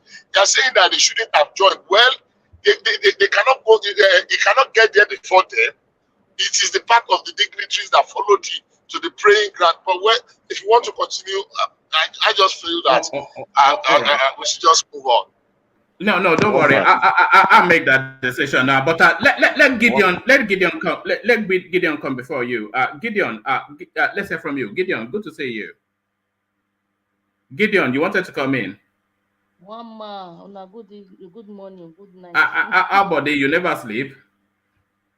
Now you don't make me sleep. One man, the talk where they talk, they enter my head. Boom, boom, boom, boom. It vex your body small. You know, be around anymore. Ajali Coco, my papa. Good evening, you never sleep. I bet they know they sleep for America. How you dey, Gideon? Now every time we dey for here, Hey, you know happy as I dey holler your papa like this. The way you hammer my daddy, not be like that. So my daddy no people shoot people for body now. No vex. Now true we dey talk for here. And they hear what they talk. But you know, say that all those convoy, Lorish, now 120 them, I still talk. 122, I'll be 124. No, they can be 200. The thing they surprise me, say, one more way for the C200. Where they write up for news, may I still go check now. 124, 200. They still take too much now. No, be just one man they come say, I was looking for a clip of some African woman that was walking to work in Denmark, and then suddenly she saw a tall figure in front of her, and then she walked very briskly to go up to that tall figure, only to then see that it was the prime minister of that country also walking to work. So we're not saying that Tinubu should walk to work, but look at the contrast now: civilized people versus whatever it is that we are. You know, say we Nigeria will never even reach like that at all, because Nigeria, even though say you be what did they call senator, Nigeria they go just to finish you. This Nigeria where you see so. No, be say just they show big man. No, it just want show big man now. And when did they say make? When did they say make? All of them not be no. That convoy and people will go welcome one be that one. Not be. You cannot tell them they're not gonna come welcome man. If now you come as you come now, your family can't wait for you for airport. They bring car, you can't say no, make they go back. They don't think as then they do, and they know they think how people go see them. But all those people now happiness they take on there. They know they think that one. If me dey Lagos yesterday, you say I not go there. I will go. Even we were there, they be supporter, we they happy for here. Not be like that too. We don't want to see these sort of things. We want to see him tightening up his belt, sitting at his desk. Yeah, we want to see him sitting at his desk and working hard. The boy even interview Obi would say see what you they talk for cowboy like this. All these people they carry and go politics. But not be like that. Not be everything we see for news we go they carry. These people, we need to use our head. We say those convoy, not be Tinubu convoy. How many you will be for inside? Not reach, if it's too much, it will be 20 something. But we not say all those ones too much. Nigeria will not need that. But those people, you cannot pursue anybody for body now. Not be you. Even a governor of Lagos, he did there. The people go follow and come now. Everybody come welcome. Even our nearby states, all of them come there, come welcome. You know what happened? You know, say Ribadu, in fly from Abuja, go welcome am. Now the kind thing where they vex people with that now. When you they tell us say the country no get money, say make everybody come they pay into offering basket. And you they take the offering basket, go buy a Rolex. Some of us, with the reason I say all this policy where they roll come aside so now our people. And many few people opposition. I want to expect talk here that day. Opposition, they carry the thing saying a pepper. We will be poor citizens for Nigeria. We not even get anything. We even they happy say this thing will work for us. So it sweet you say you they pay 3 times more for petrol. It is sweet you. My so far today we they look at today say now better thing for us. Now what if they tell you so? We not if you go a market, go do it at you go not say what we they talk. We they feel am, but we they look for front saying a better thing for us. Now what do they look for this time? I mean they tell you so. Now wow. So we they fight for ourselves. We're not supposed to fight for now. Let's make we they talk and say many people. Now for you sure people. You know you see if you understand Yoruba, in Yoruba we say iya konshe omi obe Obama jeka jeya. You see it means say suffering no be food. Make God no gree or suffer. We fight say they suffer too much. They say it not too much. And that's what would they see for the policy where they bring? That means they tell you so. What would they see for the policy where they roll come aside? So everybody, if not before people don't enter street. So. Yeah, can I interject right there? Well, man, I want to say something. Let's hear from Ekene first. He's been waiting patiently. Then coming after Ekene, yeah, let's hear from you. And then you have your interjection, Pansat after that, and Ajande Koko round of that space. I think we've overlabored it. But Ekene, let's hear from you. Yeah, one man, thank you very much. You know, I've been listening to the argument going on this issue. I've already made my position on this issue for a very long time. But what I want to say is this. I just asked a question and I've gotten an answer that I wanted. And I previously I didn't want to comment on this, but people has given me the spirit to comment, and I must comment. This issue now, people coming to welcome him and all that. Those people, did they just come? Didn't they pay for flight? Didn't they fuel those flights that bring them there? Those vehicles, are they not running on the petrol? That is very costly in this country now. So those people just walk into Lagos to welcome him. See, governance is a serious business. If anybody here understands what it means to build a business, for you to build a business, you need to cut off some things, some expenses to be able to build a business. Then you come to governance, the resources of more than 200 million of Nigeria, and you say it's not a serious business. Nobody said that president should not be welcomed. But in a country like Nigeria now, that everything is going down, we are talking about using 90-something% of our revenue to service our debt.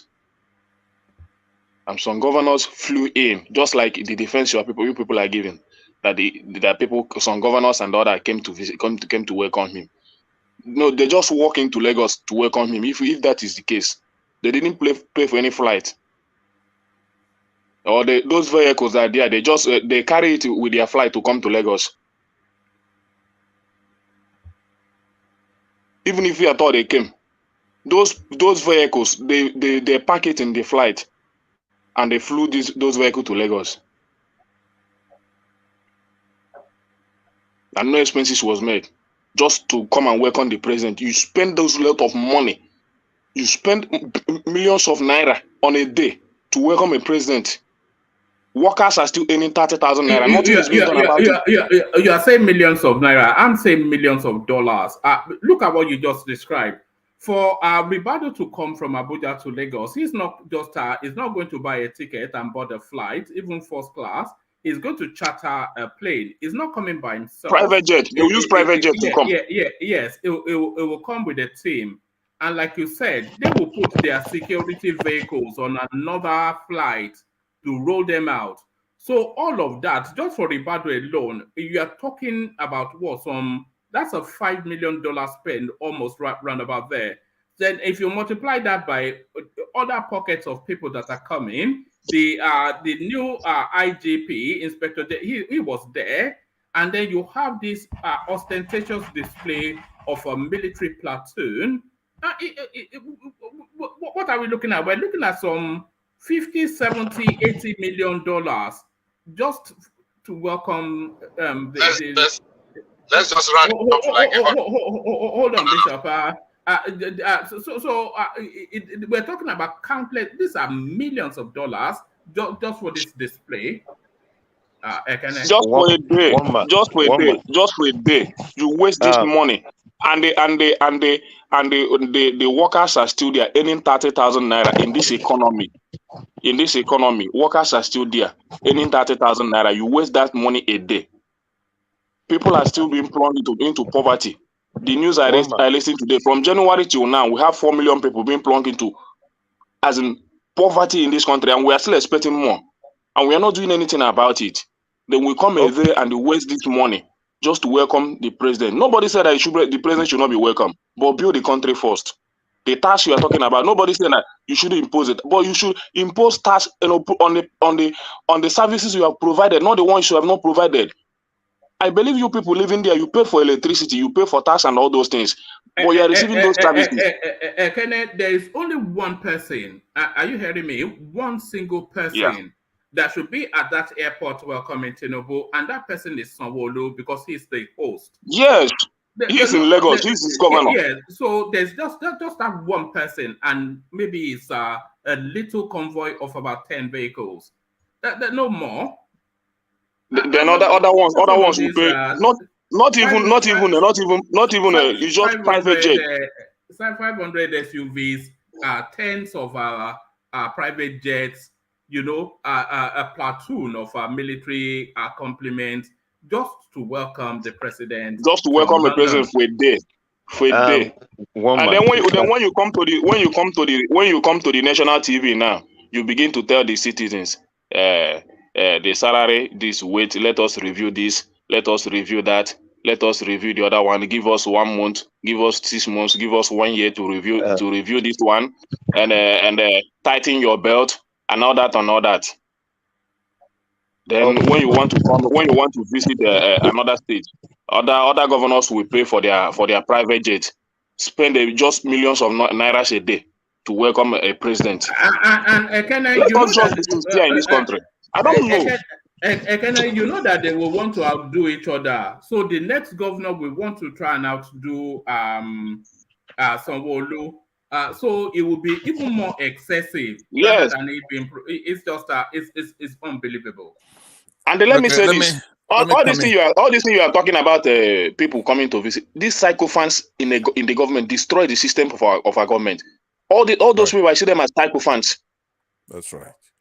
And then you cannot be receiving advice from those people. Those people cannot be advising you if you mean business, if you want to build a nation. Those people are sycophants as far as I care. What are you coming there to do with the president? You should allow the man to do his work. Leave the man alone. Let him concentrate. Forget all this portfolio you people are pursuing, seeking for position and all that. Allow the man to do his work. And we should be telling them these people the truth. Allow this man to do his work. These are sycophants. They are blindfolding the president. The same way they did to Buhari. Bula Balu behavior. Yeah. The same way they did to Buhari. Just blindfolding the man. The man cannot see clear. Sycophants everywhere in this nation. What is happening? Let Ekene land. So Ekene, I'm on board with you with that one. And I hope it's not. I hope that they are taking on board the feedback, because you cannot introduce austere measures and live a life of opulence. It just the whatever the excuses are and the justification, the optics, it doesn't look good. It must not happen again. It doesn't have to happen again. Tinubu himself should understand it. That I come to govern Nigerians. I want the good things to happen to this country. So anything that should waste our resources, let me avoid it. You should understand it. And all this, you see, one of the problems we have in this country is psychophancy. It's a very big problem in our governance. It's a very big problem. I'm going to tell you why I can't wait to come in. No, don't worry. You wait, because I cannot waited to come in. Ekene, you say the cost of all of this is not anything impactful on the Nigerian sovereign wealth, because Nigeria is one of the top 30 richest countries in the world. So it's not even the money. The money is an issue, but it's not really the money. It's the way it looks. It's the way it looks. It's almost poking in the eyes of people. It's mocking. It's almost like mocking, isn't it? You see one man. Even though I know that our economy is very bad, I still believe that this country can build a lot of money in few years to come. Even in 4 years of Tinubu, if he can just leave all these people alone, organize this country very well. Because we have the resources. It's just that people are just there grabbing everything grabbable. They will just grab this one, grab this one, grab this one. Destroy the economy, no proper planning. This country doesn't have a direction, the way we are going for the next 10 years or 20 years to come. You're just piling up debt everywhere because you know that the oil is there to, maybe you sell some oil in a few months, you begin to service your debt, you go and borrow some money. No proper planning. And you tell me that the president should allow them? It's for the good. It's for the president. It's for his own good. It's for the. We are talking about the good of even Tinubu. Pansat, is what you have to say more important than what Ekene is telling us? In this case, I think it is in this case, because we agree with what he's saying, obviously, what he's saying. So let him express it. You shouldn't do that now. Sorry, Ekene, land your point. So let us be reasonable as if we want to build a nation, we should be the one. We the citizens should be the one advising Tinubu, not even any senator, not even any governor. Whatever we tell him, he should agree it, because we are the people feeling the pain. Just think about it. Marketers coming today to say that in the next few days, petrol should be 700 naira, and they have already agreed on that. And the next thing is that tighten your belt, and we begin to tighten our belt. Start buying for 700 naira in this country. Then in the next few months, you see another convoy, and we are happy about it. It's even for the good of the man, not even for anybody here defending all this nonsense. It's even for his own good. These people should allow him do his work. That is my take. Even if that is the case, they should allow the man concentrate. What is all this in this nation? You flee from every part of the country just to welcome the president. Just check how much salary that money they spend in a day can pay. How many people that can be paid with that money? You borrowed 800 million.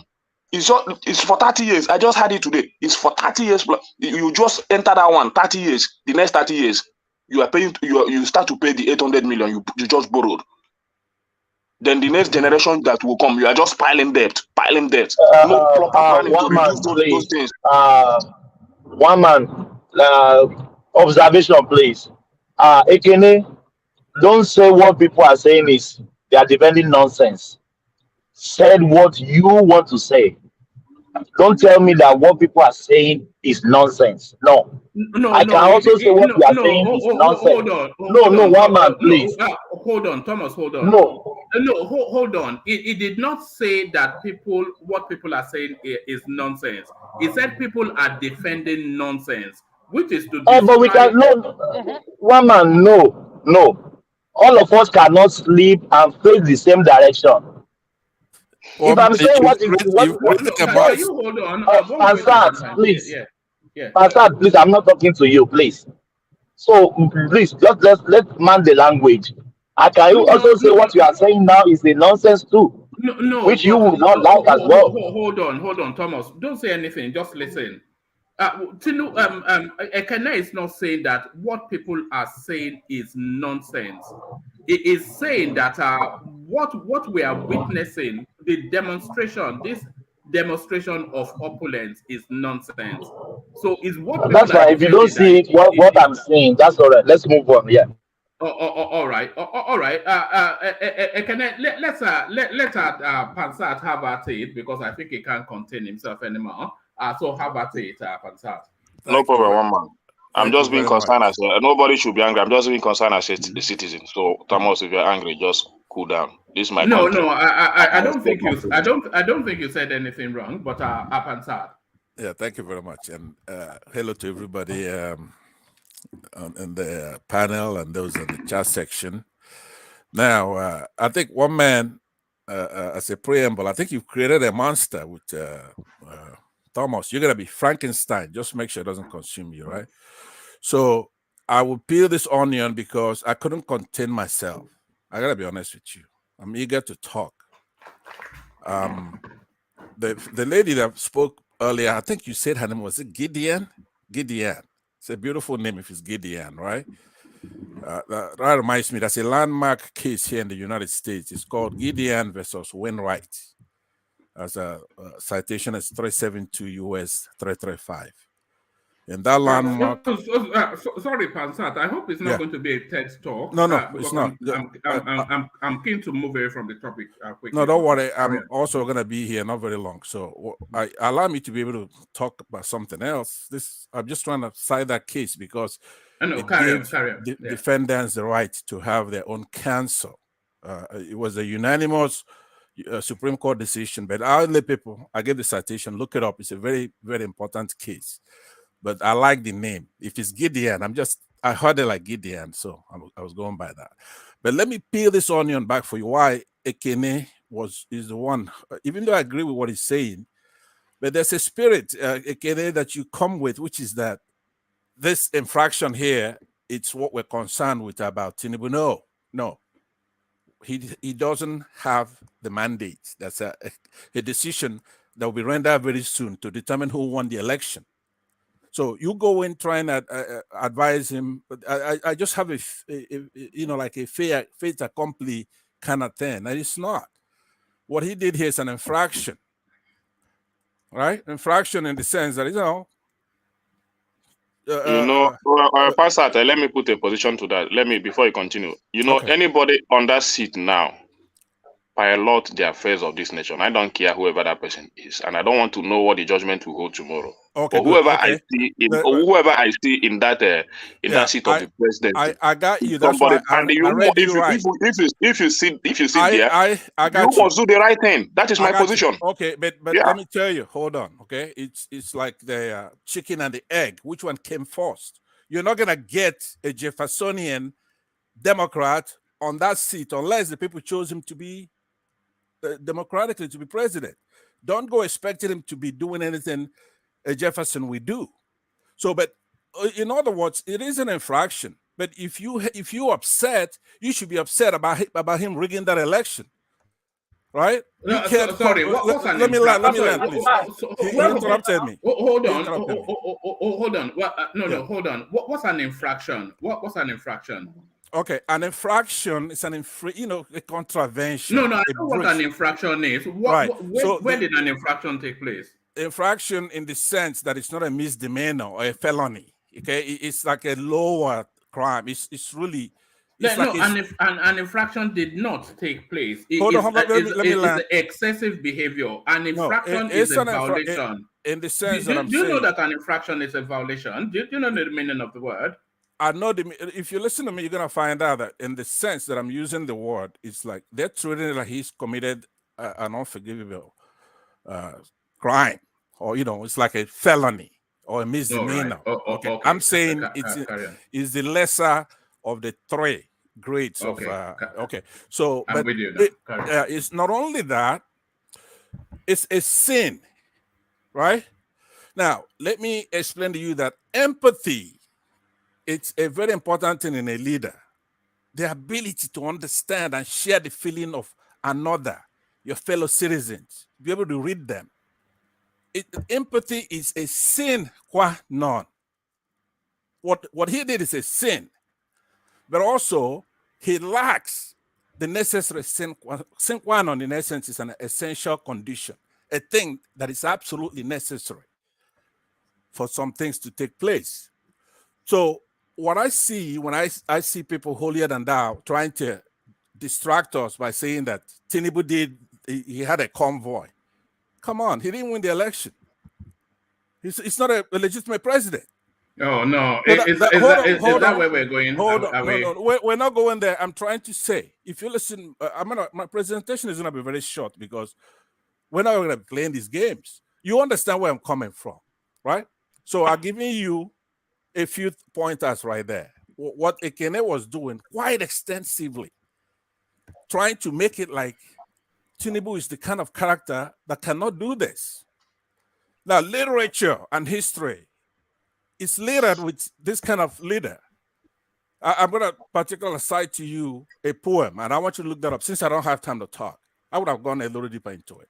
It's called Ozymandias by Percy Bysshe Shelley. It's an English poet. You wrote this in sonnet form. It's a very, very important short poem. Check it out, Ozymandias.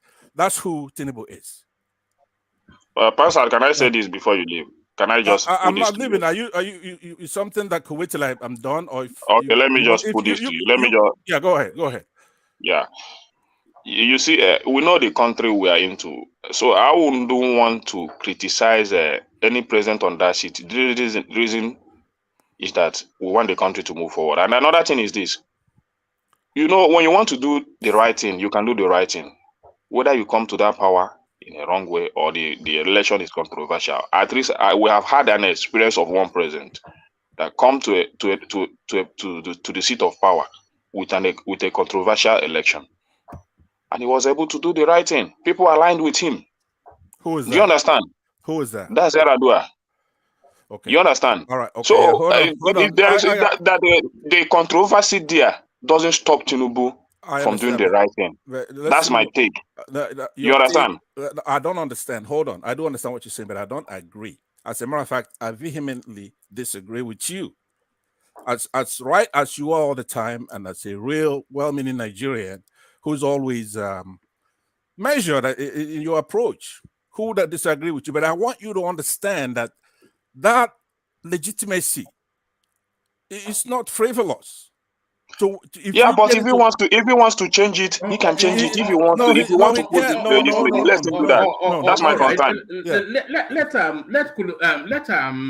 Let Pansat deliver it in a very short because I want to get away from this space, but deliver it and then we move the conversation on. Okay, so all I'm going to plead with a lot of our fellow countrymen is that if somebody doesn't come to power legitimately, these are the kind of things that you're gonna have. You don't expect somebody who doesn't have empathy to think about what the country is going through at the moment. But we shouldn't put all our energy in this distraction. Yeah, he shouldn't have that kind of convoy, but look, a president could do whatever they want. And some people have explained acceptable explanations from the news, what they call small big men. I think somebody has referred to it yesterday. I'm not distracted by this.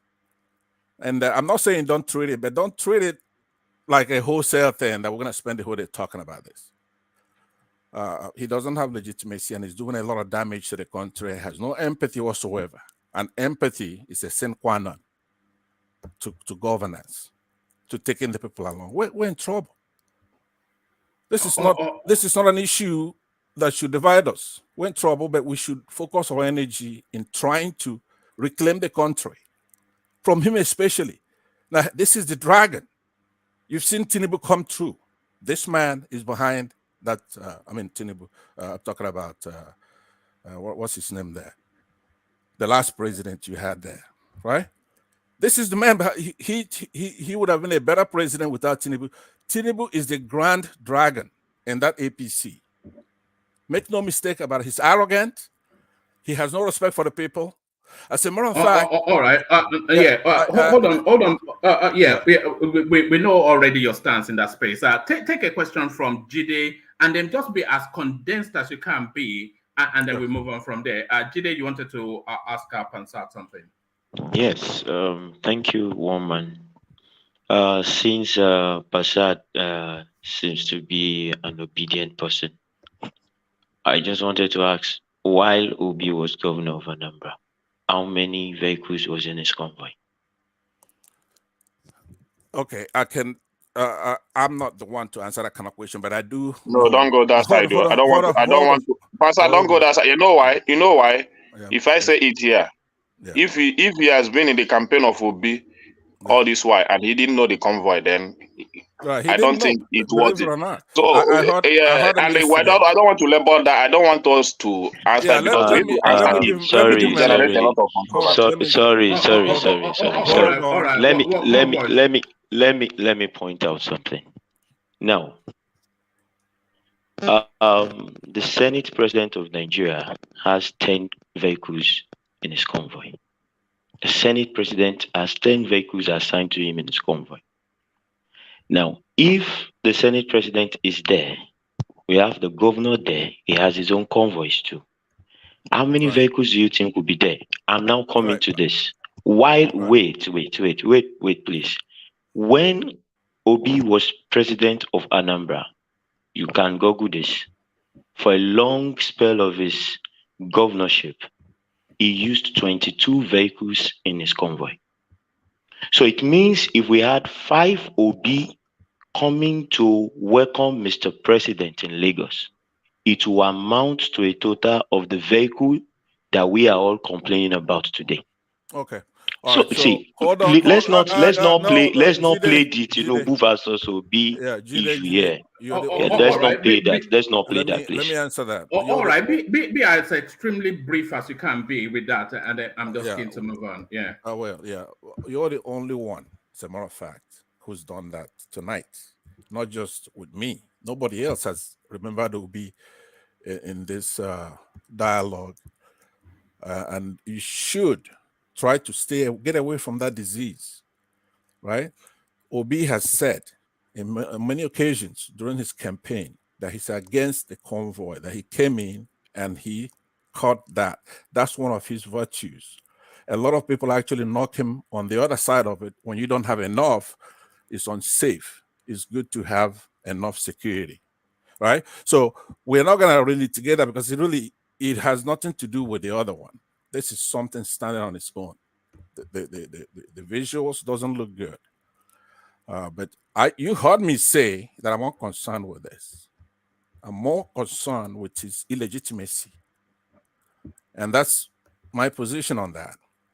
So, but on you in particular, I'm very happy that you joined from Nigeria because I did read a commentary that you made about my presentation a few days ago, that we should deal with people from Nigeria more than, in the panel, so there'll be a mix of the two, people here and people there. And that is a good suggestion. And I'm happy you made it yesterday and you did very well. So just remember that.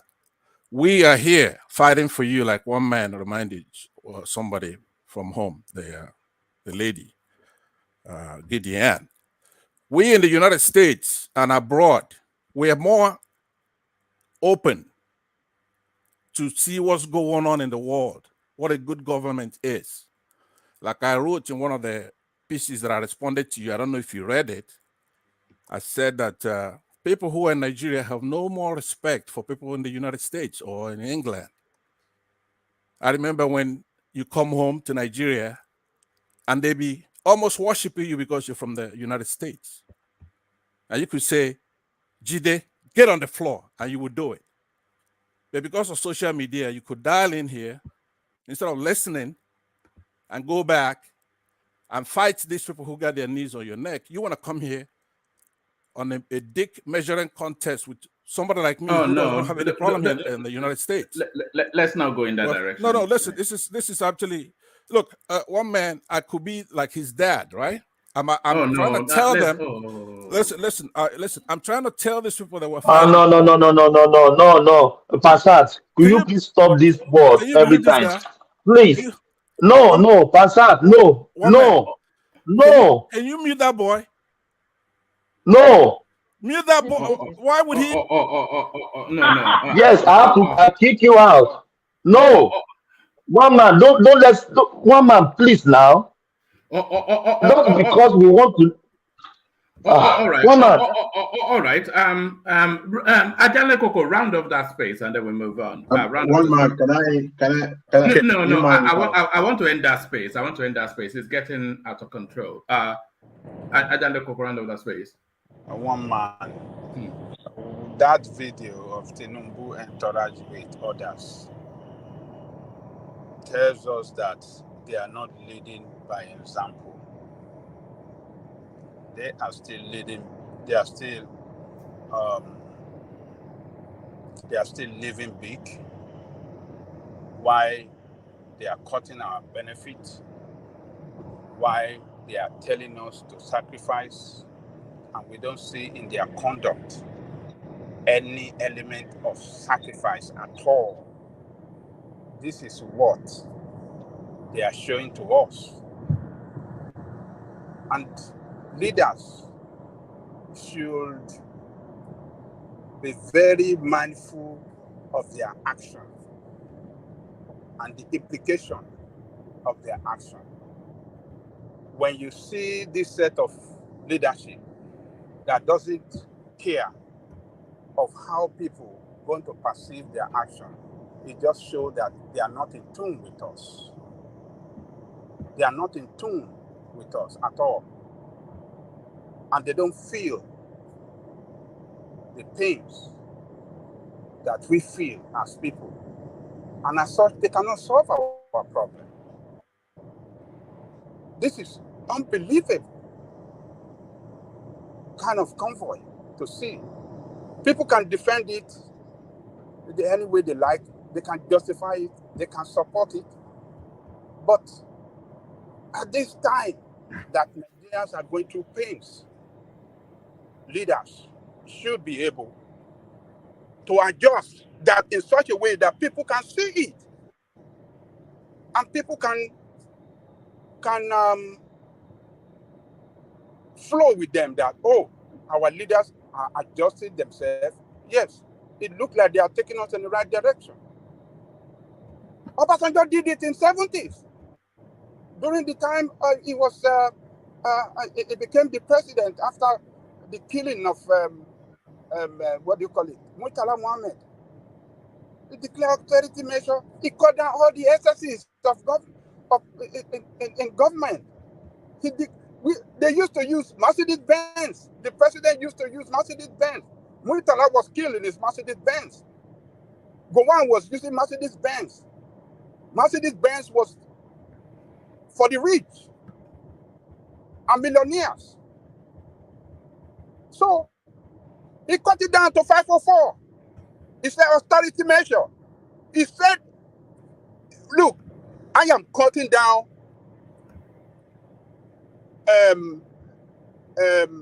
cost of governance. And he demonstrated it as a leader by not using big vehicle, by using ordinary man vehicle. 5,000 was, how much was Toyota? How much was Peugeot 504 then?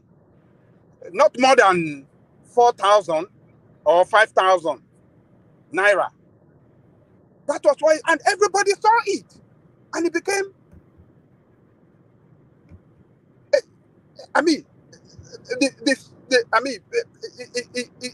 It showed leadership by example.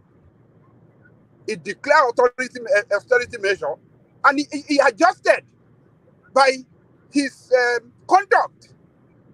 Simple life, simple leadership, and that was the way we saw across the federation, the governors. Everybody started using smaller vehicle and simple vehicle, not expensive vehicle. So if Tinubu and his team are cutting down our expenses, our benefits, And we don't see in any way that they don't demonstrate it by their conduct. It just shows that, look, they are deceitful. It just shows that they are not sincere with what they are doing. They just come to punish us, the people. And we must speak out against this shenanigan. It is our own money. It is our resources that they are committing into this. How do I describe it? Into this Baba Salah presidential convoy, or you call it presidential convoy. We must condemn it. We don't want it. This is democracy.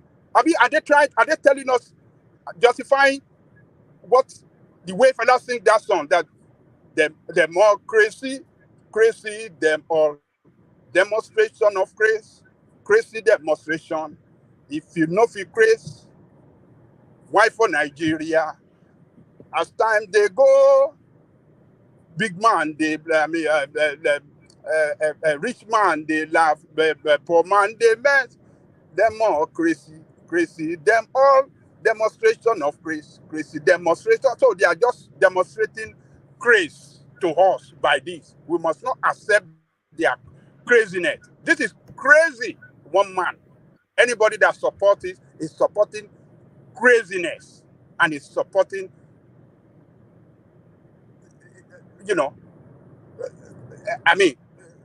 irresponsible government. This is highly irresponsible. It should be condemned, one man. Let me leave it there. All right, brilliant, brilliant. So, what put Ajanle Koko? So, pardon me. So, Ajanle Koko, I have an early appointment, so I'm going to be bailing out at this point. But then the good news is that you have Thomas. But before I bail out, let me just do a bit of administrative stuff. Prince Daddy already showing on your screen, who almost on a daily basis, in fact, virtually on a daily basis now, super stickers to the session. Today, no exception. So there he is with a handsome one. Alexander Gomez joins him in that space. Prince Daddy still a second one. And then Ayo, who with daily regularity. So that's Ayo not once but twice. And that's Alexander Gomez opening up that space. So I'll keep them coming. Thomas, I'll hand over to you. But and then we have Des coming in laterally with his super super sticker. So thank you, Des. So Thomas, I'll hand over to you. But I'm not sure if we have overlabored Tinubu and his excesses of that space. So don't linger it too much. You can still open it up, but don't linger it too much on that space. So I'll leave it to you, and I'll see you guys tomorrow. Thank you, everyone. Over to you, Thank you. General Thomas. Thank you so much. Thank you, Daddy. Thank you, Daddy. I'm trying to recalibrate myself. I think somebody wants.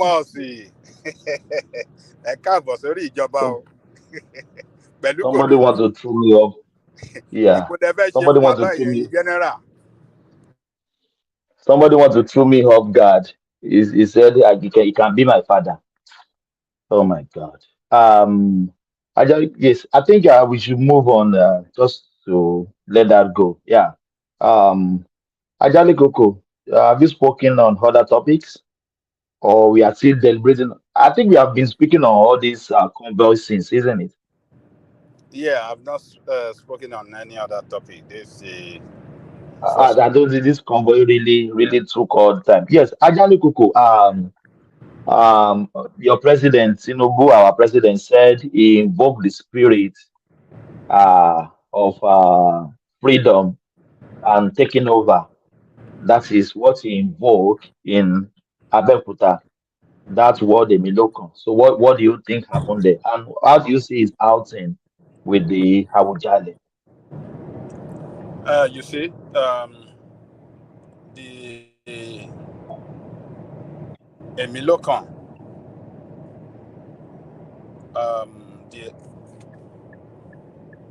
the Emilokan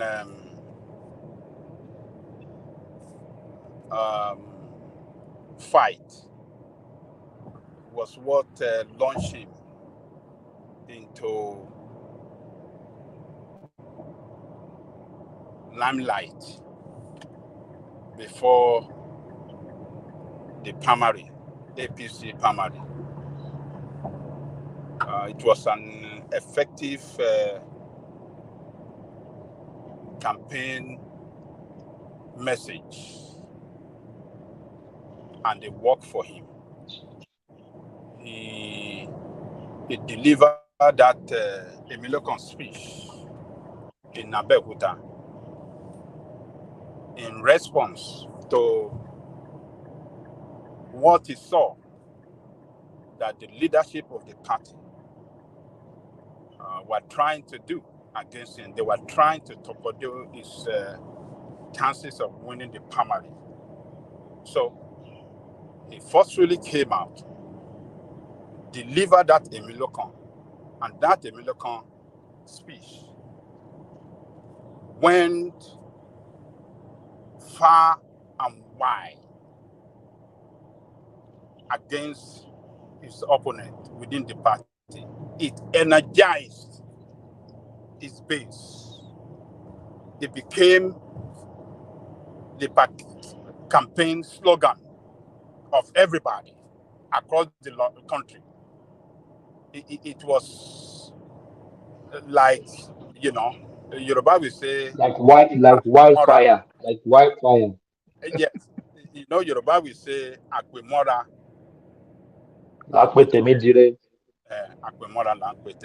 So he said it, Emilokon, and God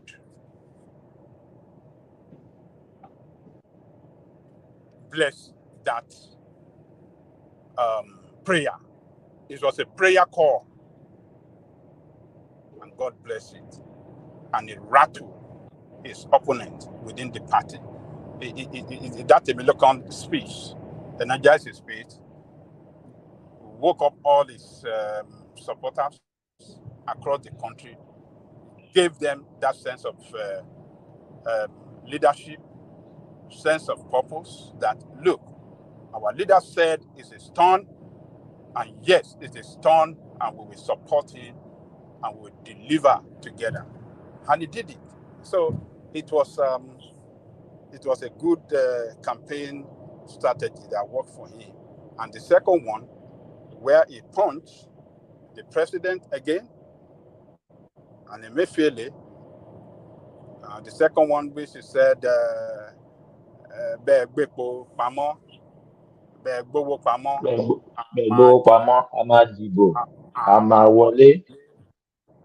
it was that was another punch that he delivered on the faces of the cabal, and he rattled them. He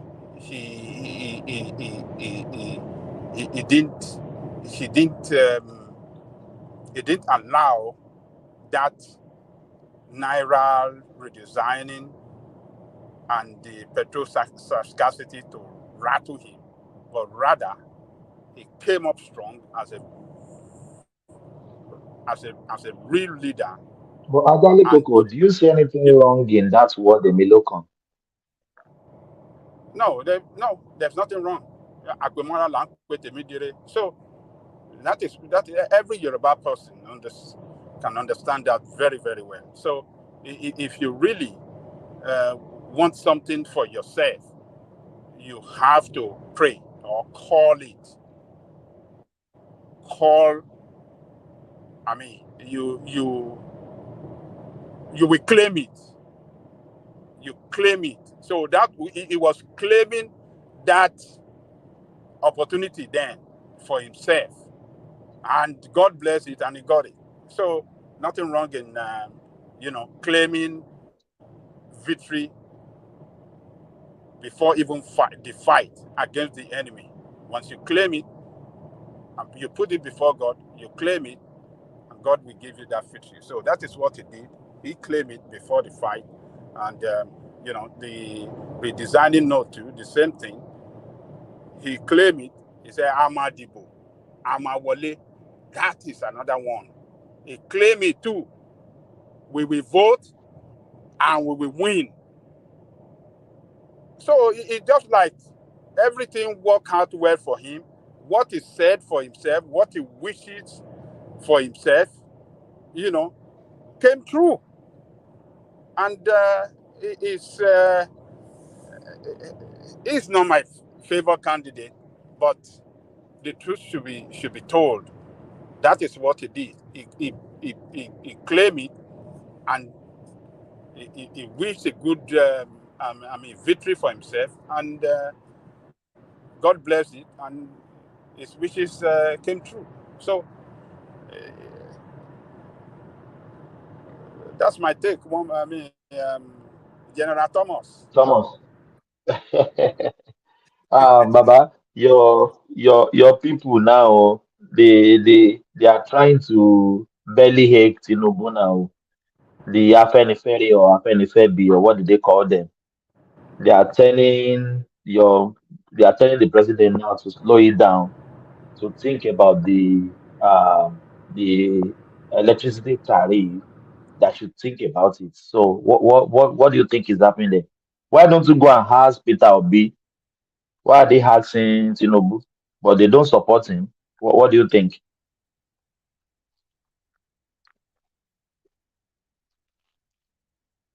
Ajale Koko. Can anyone hear me? Yes, we can hear you. Ajale Koko dropped. Ajale Koko dropped. Ajale Koko come back. Oh. Yeah, let's go to Fatai. Fatai, are you there? We don't we have Mojentu. Eno cameo. Mojentu. I know. Let me No, I start with agree. let me I know, I agree.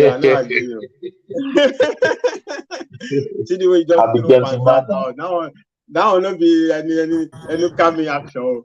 They will just throw out. No. I can't withstand that guy. Thomas. Yeah. Ajale Thomas, Koko, can you hear me Ajale now? Koko is back. Yeah. Yeah, I can hear you now. Yeah, Passad, You are I saying can't I'm very, withstand that very guy. dead boy. Yeah, they are fair. Yeah. Passad, I will come back to you. Yeah. Yeah, sure. Baba, Laji Fatai. Yeah, but Salam alaikum. Walaikum salam. Walaikum alaikum. salam.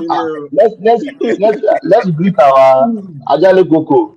On behalf of our platform, can you please help us greet the Muslim just in 2 minutes? Just greet them for the celebration of the India Kabir. Well, we want to wish our Muslim brother happy holiday, and we wish them God blessing, and God will keep them alive to witness more Eid al-Kabir, more and more, that will come with blessing and in all ramification of life, long life, prosperity, inshallah. Amino, Amin. Ya Rabbi. Amino, Ya Rabbi. Okay. So, Afenifere, what happened? Back to the Afenifere. Why don't they ask Peter Obi? Because they don't support Tinubu now. What did they say? What did Afenifere say now? They are trying to tell Tinubu to slow down on the electric tariff. That he should think about it, that they should not increase the electric tariff. Well, let me tell you this. I'm not saying, but they don't support him now. Why are they advising him? They should go and give the advice to Peter Obi. Well, I think you are wrong to say that they should not speak, or they should not advise Tinubu, or they should not criticize him. You are wrong to say that, because they are Nigerians. They are part of us. I mean, they are Nigerians, and as long as they live in Nigeria, they have a stake in Nigeria, they can speak to any issue or criticize the government at any time that and advise as well. So they are not, they are even trying to help him by advising him to feel the pains of the people. They are advising Tinubu to know now that Nigerian people are going through hardship, and they should be mindful of that. They should feel their pain, and they should not add more to their pain and suffering. So they should be commended for advising him and not to be condemned. When you condemn them for saying the truth and for trying to advise the president to act responsibly and act well and protect, the welfare of the people, I think they do not deserve. But Ajani Koko, if they don't support him, do they have rights to advise him? I did At not. least they don't support him. If they don't have to support him before criticize him. They are Nigerians. If they are president, whether they like it or not, at the moment. So, and if the court affirm his position where he can occupy. But Ajani Koko, they said he's not their president now, don't they? Hold on. They did not support him, but he won the election. He's now the president of everybody. And you guys will cover your face in shame one day when Tinubu will visit them. So you'll be surprised. Tinubu one day will visit them or invite them for a meeting in Nassau Rock. So all of you that are playing politics or bitterness, I don't know how you guys will feel on that day when Tinubu will show respect to them, he post with them to take picture, and Tinubu will assure them that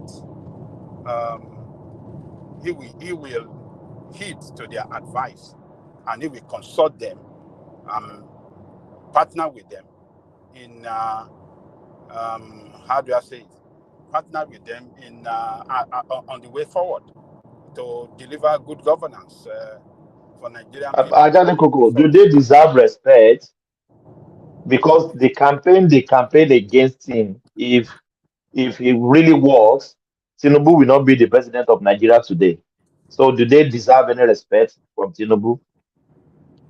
Well, Yes. Tinubu, did you ever hear Tinubu disrespected them or talk any nonsense against them during the campaign? Tinubu will never do that because they made Tinubu what he is today. If they did not give that Tinubu that ticket of Alliance for Democracy to be the governor of Lagos State, Tinubu wouldn't have been where he is today. They are the foundation of Tinubu political success in life. So Tinubu will always appreciate that. Tinubu is smarter than all of you that are playing politics with bitterness. Tinubu will never disrespect those papa. He will never. I can beat my chest for that. He will never disrespect them because they are his foundation. They gave him the base to be successful politician today. So they are doing good for Tinubu. I'm telling you, if Tinubu, and I know Tinubu is smarter than that. Tinubu will heed to their advice. Tinubu will not increase that. But we are fighting on behalf of Tinubu now because they don't support him. They behave like they are from jazz. Well, Olote. you can describe them the way you like. But Tinubu will heed to their advice. Tinubu will not increase that, will not remove that subsidy on electricity, because that will kill productivity. That will slow down economic growth. That will make it harder for businesses to strive in Nigeria. And it will bring additional hardship on it will make a business environment to be very, it will make it will create a very harsh environment for businesses to strive in Nigeria, and Tinubu will not do that. Ajale Koko, I'm sure you are not going to say Nigerian government should be giving Nigerians free electricity today. No, that is never done. I know, because I'm still recalling from the university free education you said yesterday. I totally disagree with you. Well, yes, everybody with his own um, um, position on what we believe in. I believe that free education at university level will usher in development in all sphere of life in our country. He will take out criminality on our street. All those Yahoo boys, a lot of them they don't have the opportunity. They were only given opportunity to succeed in that country. A lot of talent that are wasting, that are not given the opportunity to go to have university education. We have the opportunity to go.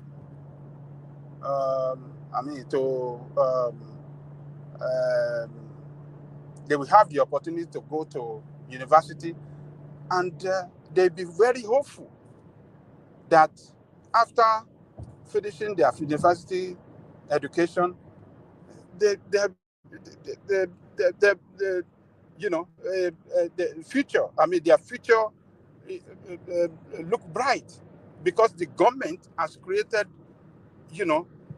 equal opportunity for everybody to succeed in that country. You have to create. Make it easy for people to get education in a country like ours, particularly a country, underdeveloped country, that is, that is aiming to develop. It must give people education. When you give them education, you give them everything to succeed. Forget about the rest. You give them the knowledge, you give them the future, you give them, the opportunity to be what they want to be in life.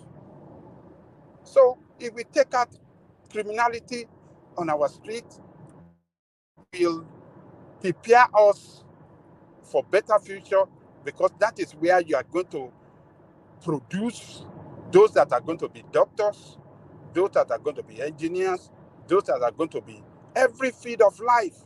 All of them will come out from there, and they will be very, very patriotic to their nation, because the nation is giving them what many nations is not giving them. They'll be very hopeful for that country, and they'll be ready to fight. They'll be ready to defend their country at any time. So that is why I support free education. And we have the money, we have the resources, we have the capacity to do it. So people that are saying that it's not possible, I don't know how many students, like I said, what is the population of people in higher institutions in Nigeria? They are not more than 1.5 million. Are you saying that Nigeria cannot pay for that? Do you know how much they spent on this convoy of presidential convoy that we were debating since morning? Do you know how much they spent? Do you know how much governors across the federation spend on their security apparatuses and security vote that is never accounted for? And how much they loot across that country? So look, let us leave that one. So back to Babayo Adebanjo. So Tinubu will not increase that. If Tinubu should support or approve that removal, I think a lot of people that are supporting him now, it will start to lose support, because I have heard from this community,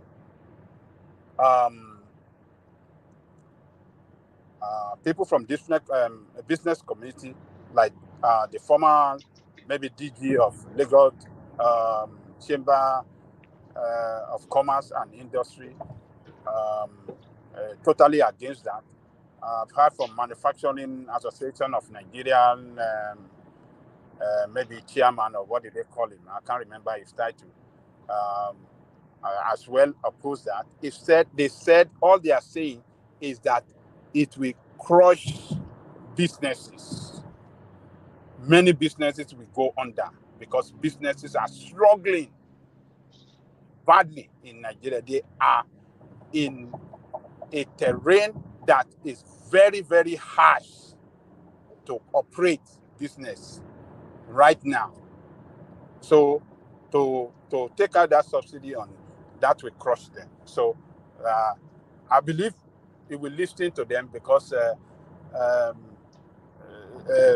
the voice of elders is the voice of wisdom. So it will listen to the elders. So you guys should not worry your head and be talking jaga jaga against Awon Babawa. Yeah, we respect them, but sometimes if they are going south, we have to call them back. It's just an advice. We can't insult them. We can't insult them. Thank you, Ajale Kuku. Yeah. Fatah, I will come back to you. Let's just give Ekene the opportunity, because he's calling us from Nigeria. Yeah. Fatah, please give me the opportunity to bring Ekene, please. I'll come back to you. Ekene, how are you, my brother? Yeah, Mr. Thomas, well done. Good, good. How are you? How are you? How's the family? We are very fine. Yeah, Very fine. thank God. Thank God. Yeah. Let me start you with the Afenifere telling Tinubu that the electricity tariff that they want to increase, you should just lower it down for now. So what do you think? You are in Nigeria, you are the one paying the electricity. So what do you think? Is Nigeria even paying enough for the electricity? Yeah, one man. Mr. Thomas, Nigeria is paying enough for electricity. And another thing is, we are Nigerians. No matter who you support during an election, the election is over. So now is for everybody's interest. So, and when Nigeria bring up their interest, what they want from the government and how the government should do things, I think Tinubu has the right to listen to the Nigerians, not even his party members and all that, because Tinubu is now a Nigerian project. He's no longer a private citizen now. He's the one sitting in the affairs of this nation now. So everybody has the right to give their direction, and I know why they do so. It's for his own interest. So, Mr. Thomas, I want to say this. Nigeria is going through a lot now, even though many people is agreeing with the government with some of its policies.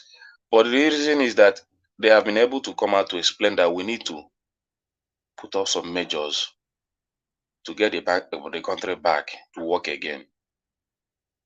So, in doing that, they should consider the masses. That is my take. So it's a very good advice to him, and I wish he listened to those elders. Those elders, I believe, cannot deceive him. I believe, because they already know where the country is going. People are are no longer, just think about it. Those electric tariffs compared to minimum wage of the workers and all that. Just check it. Any 150,000 naira in this country now is no longer money. You cannot do anything with 150,000 naira per month. It's nothing. And you have a future to build. Just think about a family with 4 children and all that with 150,000 naira per month. It's nothing. Then you think about the workers that earn minimum wage of 30,000 naira. Should Nigeria stop this giving birth to many kids they can't take care of? Well, you know, for somebody like us that are a little bit understandable, or let me say, use the word civilization and all that, we understand the importance of training a child, not just giving birth to a child. But for other part of the country, I cannot tell them what to do, because most of those things most of them are tied to religion and all that.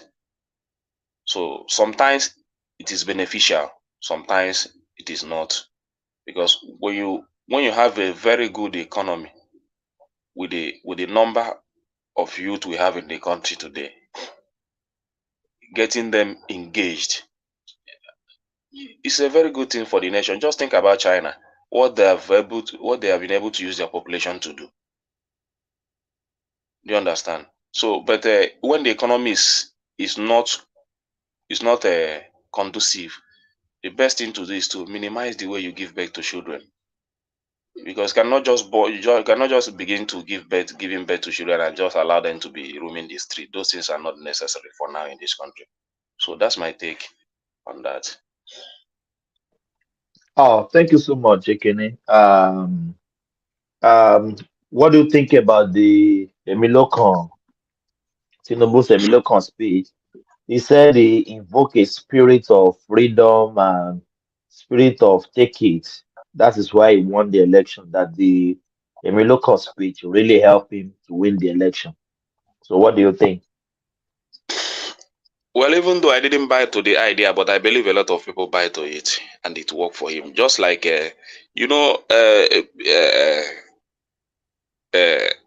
Tinubu, somehow people will always applaud him for political, the way he Sagacity. understands. But yeah, sagacity and the way he understands politics and all that. So in terms of playing politics, I know he knows how to play politics. That's given to him. But I will not. Another thing is, he has done his work, his assignment, and he's been able to get there. You understand? So he did it, it worked for him. I wouldn't say, because no people that love him with that statement will love him more with that, and he been able to campaign. If you look like somebody like Atiku couldn't get a slogan in his campaign. He's just going about campaigning. He has a slogan now. I didn't know. I cannot understand his slogan. Unification. He's trying to unite the country. The unifier, or that, and all that. Unifier. But the slogan couldn't sell now, because if you want to get a slogan, you And get a because very. of your brother now, it's because of your brother Peter Obina. No, it's not. People steal all his vote now. Nobody stole his vote. Atiku had the privilege to get the whole north. If he have been a very good politician, one thing about politics, it's all about, if you want to govern a nation. I couldn't remember how many times Tinubu left this country to just base in abroad. Do you understand? And that is politics. You cannot just live in Dubai for many years, then every 4 years you come back to pick a ticket. Then even people from Adamawa self couldn't even give you 95% vote. It's a minus now. Then how can you be blaming P2B? Your state But cannot. Peter Obi is among the problem of Atiku now. I cannot blame P2B for his downfall, because if before you blame P2B, your state cannot give you 95% or even 80% safe. Even other candidates, Obi and Tinubu, still came to your state and collect a very good number of votes, and you are blaming the man. It shows that the man is not well established, and he doesn't know how to play his politics. Because my observation before was that Atiku could have at least gotten his 25% in in the 19th state of the North, get a good number there, then he has the capacity if he has been around and play his politics very well. Just like Tinubu. Tinubu has been around, many people gave a explanation. Just like even Obi. Nobody will say that he didn't know Obi in the Southeast. And he's been able to get his, well, you should have at least cover your ground. That before you've been able to say that people destroy your chances. Do you understand what I mean? So, but even in the Yeah, I North, understand you. Yeah. he couldn't even do it very well in the North. Then how can you be blaming Obi? But you can't really doubt that Peter Obi is among his problem. You No, can't rule Obi is that not his out. problem. Obi is even if he has played his politics very well, you know the North is where the politics start from, and he has the base. So, but one thing with Atiku that I don't like in his politics that he don't really show concern in the affairs of this nation, even when he is not in politics. He only show concern when the election is around the corner, and that has destroyed his chances to govern this country. So that is his problem. He has a very good, comfortable place in Dubai. That is so. It's just like his only interest is just to rule this country. Ekene, let me just ask you this: are you guys still pursuing your stolen mandate? Because Peter Obi, somewhat in the news, I think Peter Obi's is already dead. The stolen mandate and the election, everything. I think it's everything has really died a natural death. So you are obedient. That's what I'm asking you this question. So are you still pursuing your stolen mandate? Well, everything about the country is session by session. The court has their work to do. I wish you people had brought out the news of today, this politics today, that Festus Okoye was on Channels TV. I wish one man would have maybe just yesterday 7 o'clock politics. Festus Okoye was in the news. So Who is Festus Okoye? then that man, now that man beside Yakubu Mahmoud, that is a spokesperson of that his lawyer. He was Shehu drilled the man today. The man was stammering on Channels TV. But that is not my concern because the case is still on. The case is still on, and by 3rd of so far, everything Peter will be presented in court is like total nonsense. To me, in my opinion. To anyone opposing him, that's how it will be. But for people that love him, they see it as a good presentation. Do you understand? So the issue is when the INEC will begin to defend those allegations, is when I will know how the case will go, because they'll begin to defend the allegation and by 3rd. So both INEC and the APC.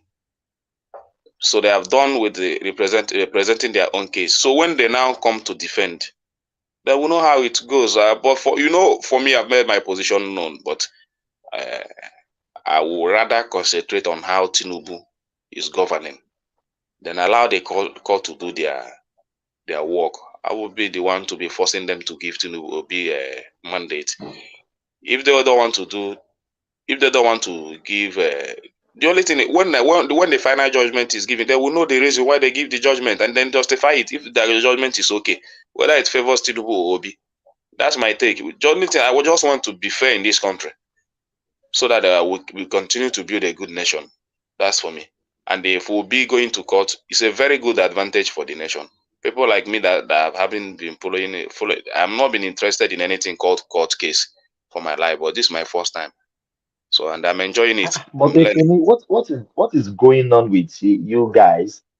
If we speak to many people, they will say they never follow politics in Nigeria before. It's because of Obi. If you speak to these people, they never follow court case in Nigeria before. It's because of Obi. What is going on? Did you guys not even have interest in Nigeria at all? When Nigeria, even though under under some maybe Obasanjo and Good Luck and the Yaradua. Even though there are some level of corruption, but Nigeria is still somehow okay. You understand? Nigeria is still somehow a good country compared to what happened in the last 8 years. Even though Buhari gave me one of the best gifts in his government too. What is it? In terms of infrastructure. But I cannot deny the fact that the economy is very bad. He gave me one of the best gifts. I'm telling you that from Asaba, the second Niger bridge to my place is now 5 minutes for me. And I'm landing. Wow. I'm landing to my house. Go. It's not just there. I don't need to enter another motor. Once I land, I'm going. Before now, how many minutes will it take you? 5 if there's minutes. no second Niger bridge. If there is no second Niger bridge, it will still take me more than 1 hour, 30 minutes or so, or 2 hours safe to cross that main one and then go to Onitsha. Then I will drop in Onitsha, enter like another motor of 200 naira, drop in Oba Junction, then enter bike to my. But I'm telling you that second Niger bridge is in front of my house, Gogo. Wow. As in from my place and the economy of my town now is opening very well. Now people are eager to go now to invest, open business and all that is beginning to open small. People are interested in getting shop, opening business around my area now. As everything is increasing, shop rent and the house rent is increasing in that area now. Do you understand? So you cannot. So that is the economic benefit to your that's community. economic benefit. Yeah. So I cannot deny it. Even though the government in terms of economy demand it very poor. So it awakened the spirit of many Nigerians, especially the youth and all that. Many people has not been voting before. So many people that voted have PVC, but they don't care to vote. But they just did this election. Even Tinubu lost in Lagos is because many Yoruba didn't come out to vote. I'm telling you the fact. Many of them didn't come out to vote. It's even in the governorship that they came out to vote. As in the main Yorubas didn't come out to vote. No. Because they were vote. Yeah, most of them were angry with. Most of them were still. Peter Obi. They voted for Peter Obi. Yeah, they vote. Most of them that came out to vote even still vote for Obi. But many of them that lose interest because of that cash of a thing really still affected that election of this election because many people were angry. So instead of them to come out to say, all those women that they just say, let me relax, I don't have to go and waste my time. Do you understand? So, and that is how it happened. So for me, I've been voting, but the way I also campaigned and voted. I campaigned, I organized vote, and I still vote, and I still work as an agent. Because of Peter Obi? No, I didn't know if it is because of him, but the feeling that because of Peter Obi. Now, come on. Now. No, let me say this. Let me say this. Yes, let me say okay. Let's say it's because of Peter Obi. Because for me personally, you can't deceive us. Yeah, I cannot deny that fact. It's because of him. I cannot stand for any other person the way I stood for him. Just because I know him. You understand? It's not everybody from the Southeast that I will just come out and begin to support like that. That is still me. But if it doesn't go my way, people that supported the Tinubu the way, like I said, know him very well, know his capacity.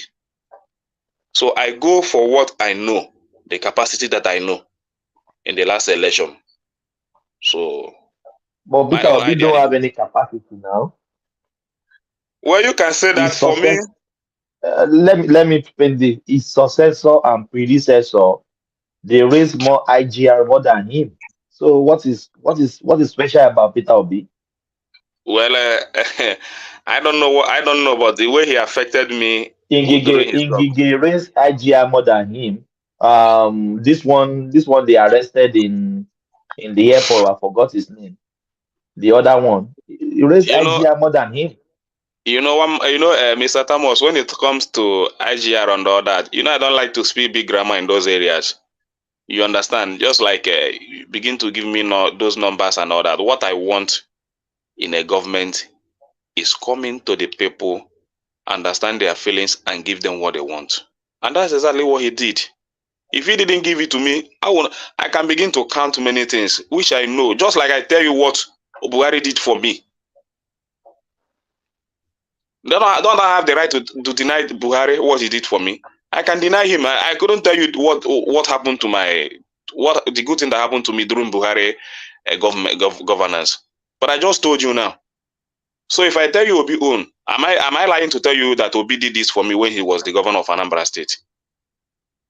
If I can tell you it has been proven wrong now. It has been proven wrong. Maybe it has been proven wrong to other people that don't know. But for me, as my former governor, I can still tell you what he did to me. Countless of time. If I can tell you what Buhari did to me positively, why won't I tell you what Obi did for me positively? I have the right to do so. The same way, if Tinubu begins to do things now, I'm not a liar, and I don't come to platform to blackmail people in terms of governance. I cannot do that, and I promise myself I cannot do that. I cannot come here and begin to blackmail people. I can choose to blackmail Buhari just to rubbish him and his governance and all that, but I cannot do that. My town, I'm saying my town, Oba, is beginning to boom. Business is beginning to move there now. I'm even thinking of something now that I may even, if I travel next now, I'm thinking of something, because in the next 5 years, if I don't grab the opportunity now, I might not get it again in the next 5 years, the way things are going in my town now, just because of the second Niger bridge. So why will I give him the benefit? Why will I give him the credit? So the same thing to be, I will still have to give him the credit, which I know even all those people, those governors, his predecessors, I can tell you, they didn't benefit me. They can benefit other person. Yeah. Obi has been proven wrong that he performed shambolic in Anambra now. What you are saying now is not what is out there. It's only you that is, and your people in your settings. I just talk about IGR now. Obi didn't perform more than his predecessor, Ingige and the other guy. He performed woefully. What I don't know what the indices they use to do that, but I'm telling you what I see as a governance. Do you understand what I see as a governance? Just even this government now, they are rolling out policies, which is good. Subsidy removal, unification of the naira, and all that. But it has not started to impact the life of the people. But people like us understand that it will take time to mature. Yeah. Do you understand? They are good policies. Yeah. But do you know that even as good as these policies are, if you mismanage it, if you didn't handle it very well, it can turn out to be a negative policy. Do you know? So Tinubu has to be. You're right. Yeah. Tinubu has to be on the right track to guide those policies, to give him the positive result that he wants. And that is why I'm saying what I just said this evening about those psychophants and all that. They should just allow him to concentrate. So it's not about me. It's not about ruling out policies. It's not about writing figures. It's after effect of those figures. How it really, maybe, because I will not judge Tinubu now. I cannot judge him. I will judge him in 4 years when the election has come. In the next 4 years, I'll begin to sit down and think on myself. Me personally, me first. Not even any other person there. Me first. How did this government benefit me? Before I will think of whether to vote them or not to vote them. Because you will never vote him now. You will still vote Peter Obi when Peter Obi come out again. You I can't vote told you, Tinubu now. Why will you I vote told Tinubu? you, Mr. Thomas, you are not me. Oh. I I know know my. you now. You people from your region never. No, They will I'm not never saying. vote I'm not saying. You Tinubu. cannot say. You cannot generalize everything. Okay, now just think of it now. If Tinubu now gives me 24 hours of electricity, which is my major concern, and all that, I'm looking for the government that will just give this country 24 hours electricity. You don't know what electricity means in a nation, in the economy of any country, because I know, because I live in a country that electricity is 24/7, so I know. yeah, just think about it. You get a bill, even a month, you have still within the week you have spent thousands of naira to buy petrol, and you still pay NEPA bill on top of that. It's killing our economy. If I can get a good electricity today, Mr. Thomas, I will save a lot of money. I will save a lot of money. So he comes now and give me that, and you say that I will not vote him for what now? Am I a devil? No, you Ekene, you are one out of 1,000. Some people I know they will never vote Tinubu. Never. Well, Never. I don't know. You are I don't play. different. You are a liberal. You are a liberal man. I don't know how even to put it. Your assertion, your thinking is quite different from all those conk obedience that can even kill because of Obi. I don't know. I don't know, but I don't know. Even I just want a working nation. That's my own. I just want a working nation. I've already said it in this platform. I don't care who give me Muslim, Christian, or whoever. I just want a working nation. So I want a fair government. I want government that will even consider the people. That is what I want. Then we live as a good country, because I see the way I see Nigeria. I don't know whether people are seeing it the way I'm seeing it. Nigeria is a blessed country. It's a very blessed diversity. Just think about it. The diversity of this nation. When you are talking about agriculture, how can a southeasterner survive without that land in the north that are cultivating tomatoes and all that? We don't have it in the southeast. Think about it. We don't have it in the southeast. I still need to go there to load some tomatoes, some onions, some yams and all that, and bring it down to the east before I'll be able to eat. No matter the amount of money I make in business, I still need that to survive. So we need a government that will harvest all those things, put it together, use it to build our nation. They will begin to move forward. Do you understand? Yeah, So I understand. You Nigeria is are good. rightly right. Yeah. You're right. Yeah. Yeah, thank you very much. Thank you. No worries. Thank you so much, Ekene. Thank you. Yeah. Do you see how Fatai? Omolodo ide. Hello, Baba Ńlá, kí ló ṣẹlẹ̀? Àlàáfíà ni. Mo gentle, body dey inside cloth. Yeah, Body dey how far inside. how you dey, my brother? I did now, I did. Yes, thank you so much. Thank you so much. Let me start with the Afeniferes. They are trying to advise Tinubu not to raise the electricity tariff. And I was telling our Jale Koko earlier on that they didn't vote for him. They campaigned against him. Even they are still in the notion of Tinubu is not our president. So why are they advising him? Why don't they go and advise Peter Obi? Maybe they voted for Peter Obi. So why are they advising him now? Does he really need their advice? So because you don't support him. Yeah, what do you think? But Peter Obi didn't win now. Peter Obi is not in But How if they voted if for they him, advise Peter, they campaign if they for him. advise, if they advise Peter Obi, the advice no go. You go now inside garbage. The advice go now. They don't misfire from beginning now. Yeah. So the advice now only Tinubu them feel advice now. They don't feel advice Peter Obi now. Actually, it's been a long time. I have heard so much passion because me, I thought like conversation don't move past that area now. It's been a long time. I saw so much passion debating about legitimacy, and so I wanted to actually. I say, but as I say, let me come and ask. Maybe there is something I'm missing in the news. So maybe there is a legitimacy argument going on. No, but then I saw that, and I don't know whether he left or whatever. So I don't know.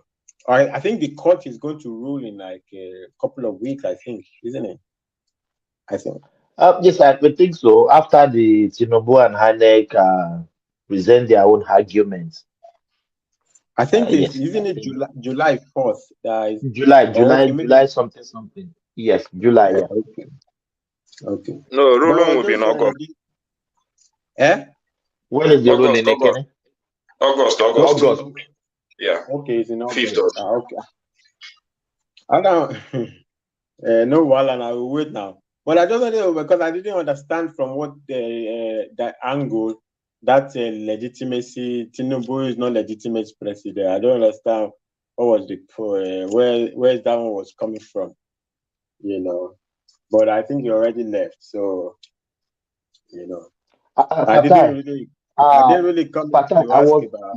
I was listening to one platform and they were saying, I'm sorry for saying this, a little bit digress a little bit.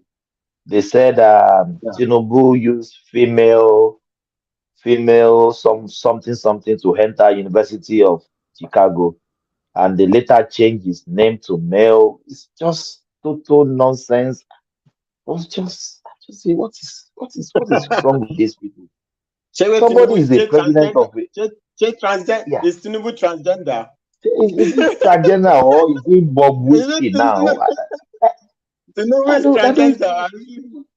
I didn't know. It's just total nonsense. He said they never see a man bearing bola before. What are you talking about? A man bear bola now. So I don't get it. Abimbola.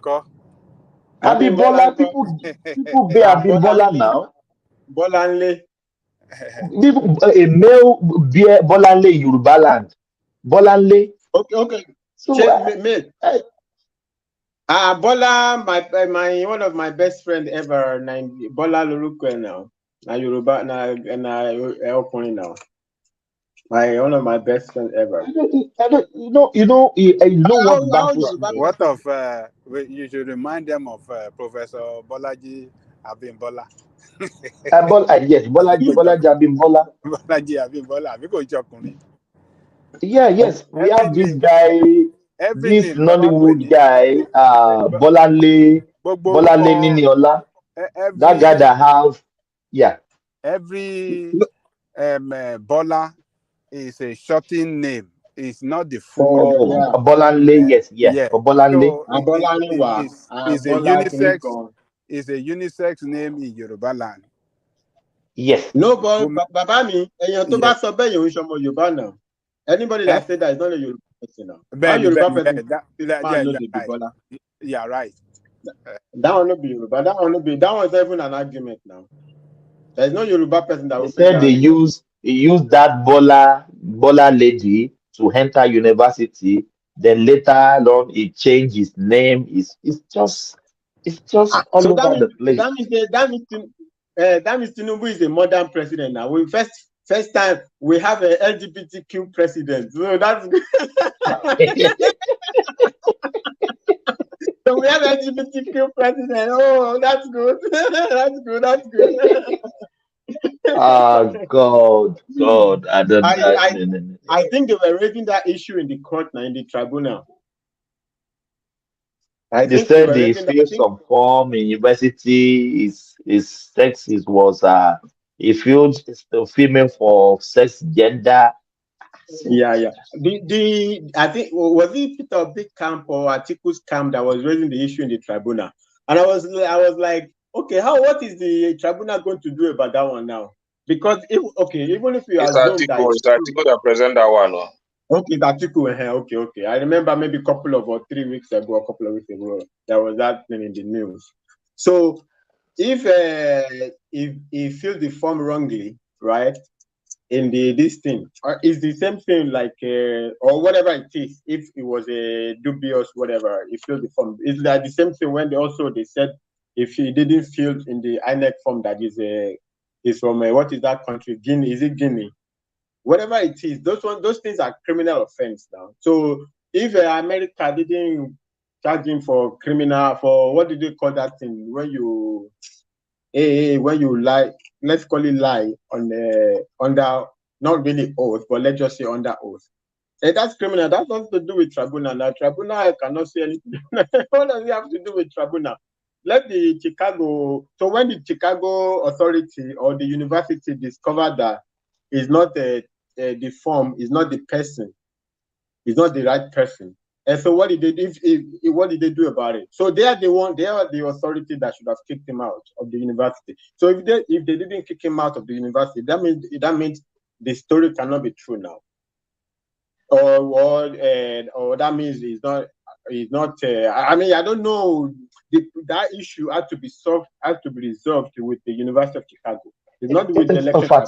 Fatai. Let them go to Chicago to go I and listened to some channel. He said nobody know his name, nobody know his father, nobody know his mother, nobody knew the primary school he went, nobody know. It's just, I was just even thinking, I was sure Tinubu is not like incarnation, like maybe Akudaya that just fall from heaven, no It's father, like no mother. it's like a one conversation one day like this. Does anybody know Obasanjo's mother?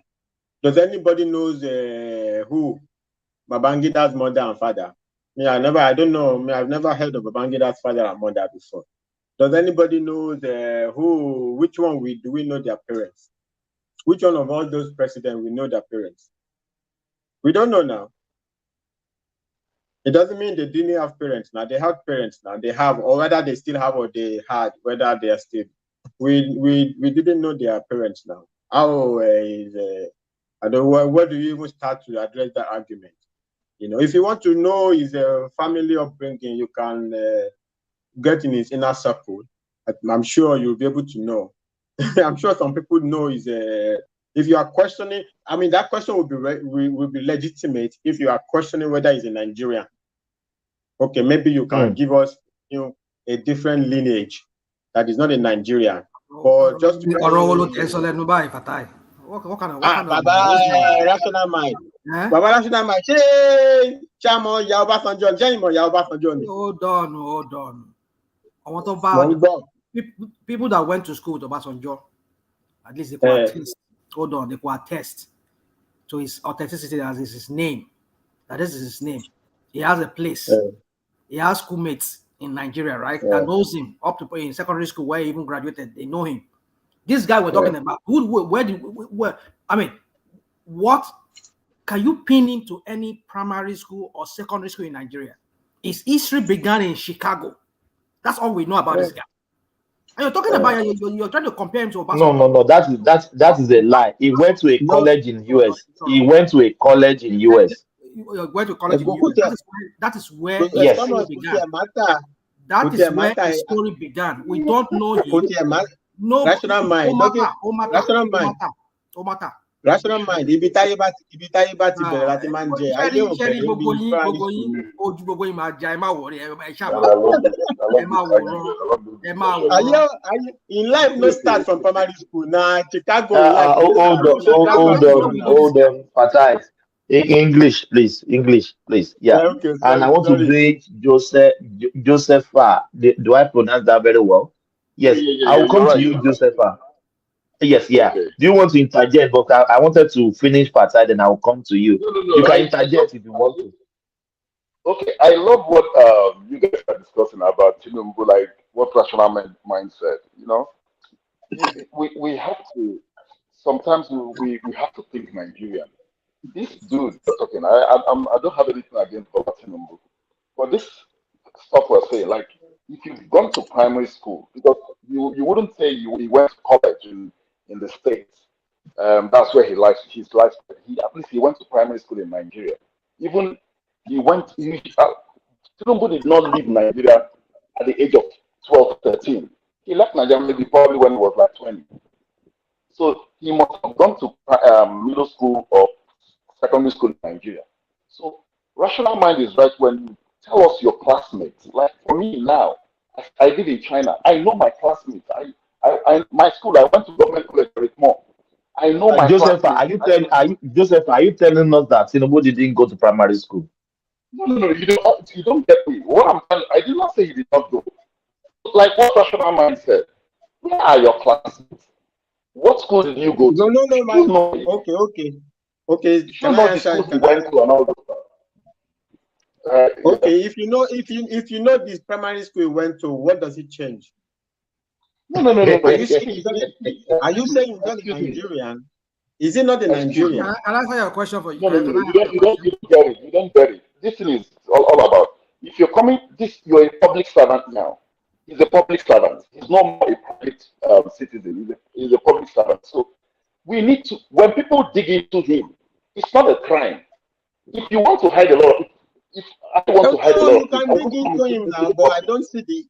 You can dig into him, but I don't see the end point of we have to know. Is he older than this man? This man from PDP? No. Rational mind. We can dig into him, but I don't know. I don't understand the end point of that argument about where this did is he the go. end point. What is the end point? This is the end point. Yeah. This is the end point. Yeah. That this guy's story began in Chicago. That people said this. Hold on. That people say this guy's name is not really Tinubu Bola. That we're seeing hold on. That is not Tinubu. It's not Tinubu Bola Adekunle. The ones we see. Now we're seeing him as Tinubu Ahmed. That his date of birth was 1952, according to the one he submitted. Then the one he submitted to INEC was 1950. Hold on. That this guy has so many things about him that we don't, inconsistencies about his profile. What is Rational man, his first name and second name, has it changed? No, brother, let rational mind. I was waiting for him to land. I said his first name and second and the last name. Don't use that one. Does it change? If you know how criminals they operate, people that use Olori, how they mess themselves up, you'll not be saying. But rational mind, how many names do you have? I don't. I'm not. Yes, I have. Let me tell you mine. I have 7 names. Yeah, fine, and everything's on your passport, right? Your 7 names on your passport. No, I have first name. I have second. I have last name. Let me land. And I have middle name. But the rest 7's name is still my name. Thomas, forget this is your argument. I don't understand even what you're arguing about. This is not even the point.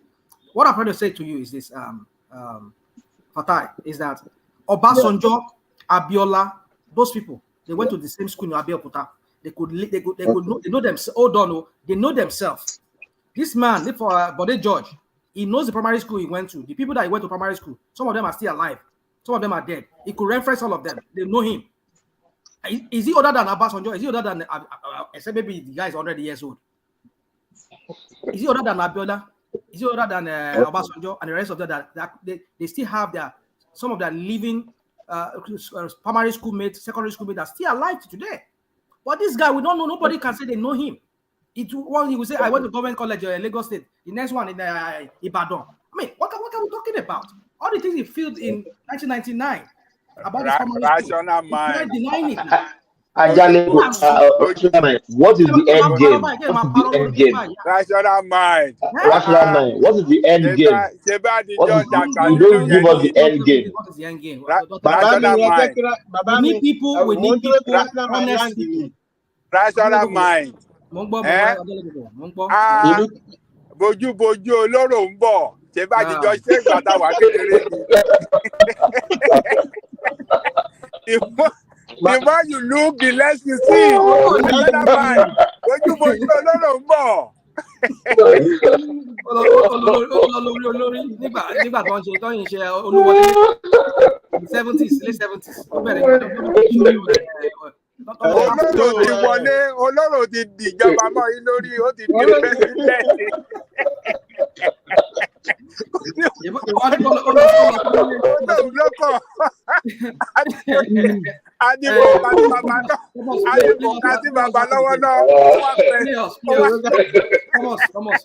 that video again.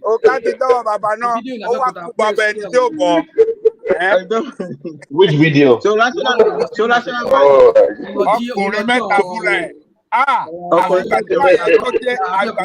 The president Baba Dale Koko, He deserved to be president. He worked for it. Dale Koko. I've got dependent. I've got to depend on rational mind. Oh, dependent on rational mind. So rational mind. All these problems, all these. How do people expect to build a country when you have a dishonest person as the head of state? Everything about this guy. But rational mind. That is morally right. Rational mind. All we hear are all these accusations, right? So everybody is putting up all these accusations, right? Without, you're just accusing, right? You are not saying, you are not proving why what he puts forward is not what he is. You are not proving that he is not Tinubu. You're not proving. You're just saying, oh, where did he go to primary school? At the same time, in your accusation, you are also not reliable. You are not trustworthy because you say, I'm not reliable. I will say, you say his middle name. Somebody says his middle name is. You say on the one hand it's a female, on the other hand you say it's Adekunle. So from the same camp by saying it's a female, they are also saying it's Adekunle. Okay, even if I don't hear anything from Tinubu, I cannot trust these opponents who are asking this question because a woman does not bear Adekunle. You can't say it's a female. You think so? You think so? No, you think so. Don't say that. No. That's number one. That you don't know. I know women that bear Ade. There are women that bear Ade. Adekunle. Well, that is still. No. I've never seen women that bear Adekunle. No. Adekunle is the man's name. So first of all, the opposition needs to get their stories straight. They should get their stories straight, right? And they say whoever accused, right? You can't accuse me, what are you talking about? When you have the evidence in front of you, evidence of somebody saying is a female. How could they have done that kind of thing? Female? But you also say the evidence doesn't hold water. This is the same guy who goes to another middle name. Hold on, the middle name he uses Ahmed. But you say that Adekunle now. A woman does not bear Adekunle now. But does a woman bear Adekunle? Yeah, it's possible. It's possible.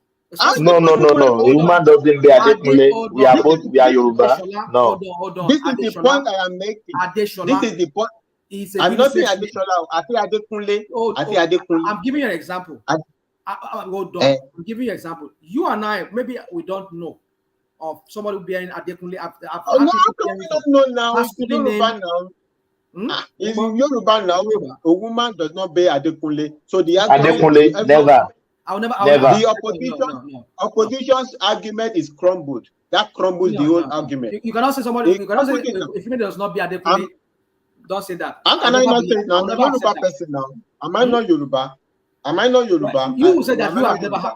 I can give you some Yoruba name now that you've never known that a woman. Rational mind. Hold on, please. Rational mind. Did you know any female bearing Adekunle?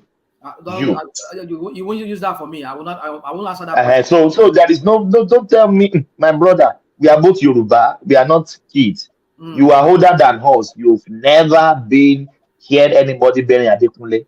That I know. Female. That I know of. That you know. But that does not mean that if female cannot be Adekunle. No. That is not. No. No, we are both Yoruba. If you are talking about Adeshola, Bolanle, Bola, yes. How do you explain the form that they filled in Chicago, where it take female there? What kind of mistake is that one? let Chicago go and prosecute him now for whatever. These are things in the past. Yeah, that is Chicago's problem. Yeah, that is Chicago's problem. If they didn't, okay, so Rational Man, you are saying that when it was female and the university saw that it's a male, they didn't know the difference between a male and a female. You see, that angle, that is what you and I we don't know. Okay, they should go and deal with it in Chicago. Let them go and deal with that one in Chicago. Let them go ask Chicago why they saw because this is the same people here.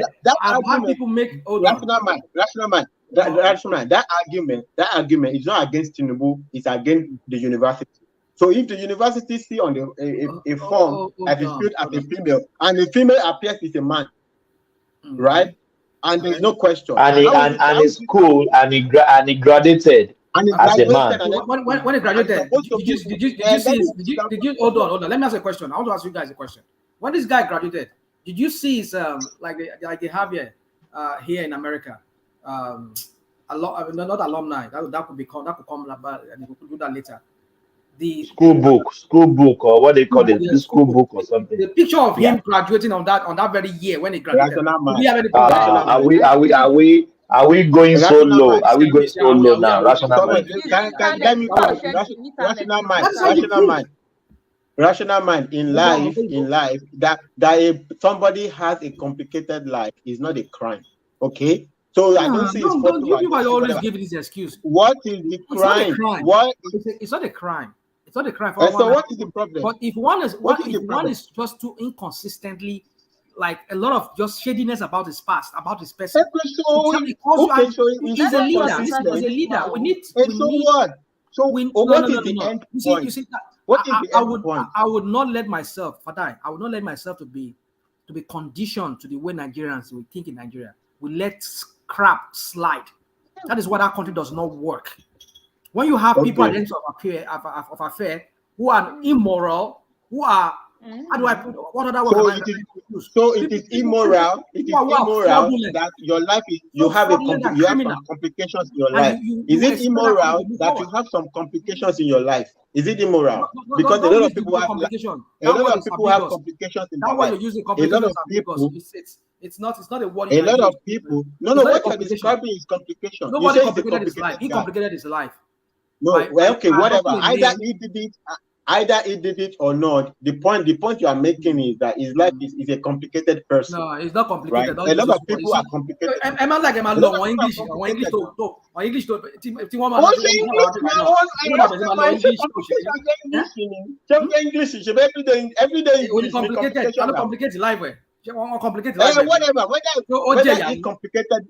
Whether he complicated it by himself or whatever, the point you are making is that it's a what is complicated life? What is complicated life? English, please, guys, help me now, please. Whether he can nobody knows. What are you talking about? Let me ask what are you going to gain from them? Rational Man, what are you going to gain from that? Let me ask Rational Mind. Rational Mind. Let my daddy go to school, the same primary school. You don't see one, B. You don't see rest. You don't see one. Hey, thank you, man. See, one classmate don't show up. Rational Mind. Do you agree with Omokri that went on an investigation? Hold on now. Do you agree with Omokri that went on an investigation of Tinubu record at Chicago and came out with a report that guy actually attended and he came out as an outstanding student, the best of his year in the course that he attended? Okay, are you done asking the question, or you want me? Yes. Do you agree with that investigation, or you don't? First of all, Reno Mockery for me is. It is a yes or no question, a rational mind. No. I don't. I will never answer a question like that way. I will never. I know, but that means you are taking us to another deep waters. It's a yes or no. You can say no. Nobody will. No one will penalize you. Well, hold on. Thomas Joe, Joe. Yeah. Yeah. My answer would be no. Yeah. Let me just answer your question. No. Okay. Reno Mockery is not it's not somebody one should be taken serious. This is the same idiot who, after when he had a beef with this guy on a rise, he quarreled with him and he had to I mean expose some public text, to the public, some text message between himself and his cousin brother or whatever. This same idiot, when Tinubu was in London during the Chatham House whatever, he was one of those people that went there that was like anti-Tinubu protest. This same idiot, this guy is a clown. I don't know why people even take this guy serious. Oh, hold on, You know, they use emotion. Because that is support on a Jagaban, now is a better man. Not because he support that man is better man. Make I talk. This is the idiot, clown of a person. Hold on. Hello, can we just move on? One voice, please. Yeah. He went to when Tinubu was giving his Chatham House speech or whatever. Reno was there, putting up placards saying anti-Tinubu, saying something like that, whatever, criminal or whatever. He was saying it there. That even people were even pushed, they were even shoving him. And it was like saying, oh, this is the same idiot who went before that time. He went to Chatham House, he went to London, to the Chicago to confirm this crap that he's telling us now that, yes, he went there, he spoke to the school, and they gave him some letter. Dude. I don't listen to clowns like that. So if you know that he's truly is the same person that went to Chicago, why are you not protesting against him when he was giving his speech in Chatham House? So he trying to tell you that this guy is not. But rational mind, if it's against Tinubu and he went to verify Tinubu's results, does that? Hold on. He just wants to confirm. That doesn't make any difference. Hold on. Thomas and everybody. If you Amoke is not this APC man. Hold on. He's in a PDP guy. Thomas. If you have hold on. If, for example, Obasanjo or anybody goes to any school, even you, Thomas, maybe in Nigeria now, maybe here in America, maybe you apply for a job. If they want to investigate that, okay, we have this name, Thomas so and so. Does this person go to school in your school? Even though that person is not you, you are friend. I know people that are using people's social security here. They will go and do background check on them, and it will come back. Profile, social security number don't low. Background. The only thing is that number and number low. System. Put that on the system. System criminal record, whatever but and don't English rational mind, please now. Using that social security number. No problem. Rational man, say it in Yoruba, we understand. So Yoruba can go to there. That doesn't matter. We are speaking to the no, we are speaking to the world. I don't want. I don't understand. I don't understand Yoruba. Try to reason. I don't understand Yoruba. Please speak English, please. What are you? I'm answering your question. Hold on, I'm answering your question. So if you write any school, say this name of this person or so number, whatever, they will just give you whatever they have on the file. That's what they give it to you. They can't tell you whether it's the same person that is coming to apply for that job from you. As long as that's what you're asking, that name, they will bring it to you. So if you go to Chicago and say, there's one certain Tinubu Bola that attended school here. Can we have a record? They'll give it to you. But if you bring the person that, okay, this is Tinubu we're talking about, they were like, okay, no, we don't go by that. We go by the record we have, the name you are giving us, the information you give to us, that's what we'll give to you. It will turn rational mind. So can you just answer the question now? Is he did Tinubu attend? Hold on, please. Hold on, please. Rational man hasn't give us the so in summary. So what is it yes or no? Thomas. Can I say something? You say hold on, Ekene, please. Hold on, let him answer, please. Is he yes? So he didn't attend, or he attended? Just let me sound like a broken record. I've answered your question at the beginning when you were pressuring. Yeah, so he didn't attend that, they use another person. Hold on. Sorry, that area, that area is very murky. I don't know. I can't tell you. But there's a Tinubu. So that look, rational man, please. With due respect, let's just move on. Let's just move on. Let me land. Yes. Let me just land so that you can move on. But you are not giving us anything. We can't deduct anything for what you are saying. No. I don't care about Tinubu. You can actually say no. I don't care. You don't tell me you don't care about Tinubu. Don't use that line for me. Me, I know you very well, Thomas. I don't care about Tinubu. You can actually say no. He didn't attend. Then we move on. But you're asking the question, right? No. I'm not the one that asked the question. It's actually Kuku that asked you. Yeah, but we could just move on, I beg. Move on. No, let's just move on. Rational mind is not debating Fatai still have the floor, please. Yeah. Back to Fatai. Yeah. Rational mind is not debating whether or not he attended. I think where he's speaking to whether his identity, whatever. So, and that is a crime, from what I know. So, if Chicago and the U.S. government, what we are saying is that we are better and wiser than the university, than the U.S. government, who did not prosecute him for identity theft. Because if it's a woman is on what's on the paper and the man shows up and they didn't have a problem with identity theft, so 51 million years later, we are arguing whether it's a man or a woman.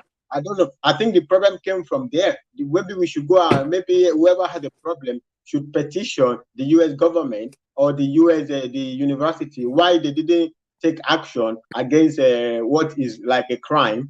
So is there a problem? So the man went to the university. Whether I feel I've never even seen the form, right? But if it is true, then the fault came from there, right? Somebody could argue, even if you see an error, maybe even if that was the case, right? Somebody could argue maybe it was an error. Maybe the university also confirmed that it was an error or whatever it is. But even if it's not an error, right? They should have prosecuted him then. If they didn't prosecute him, that means it was okay. And whatever it is, all these arguments, all I hear is that Tinubu is a complicated person. And I think a lot of people, and even a lot of very, very. Let me just land. No. I want to move on, please. I want to move on because we are not landing. Fatai, please. Can I just land it? Finish. Yeah, you will land it. Can you count how many times we've debated on this same issue? I don't know. Can you count it? Yeah, so we are not going to end it somewhere. So just finish, Fatai, so they will move on. Land it. So Tinubu is a very complicated person. Actually, a lot of very, very leave Tinubu out. Some of the greatest human beings that have ever been on the planet have been very complicated. So somebody is complicated is not an argument, right?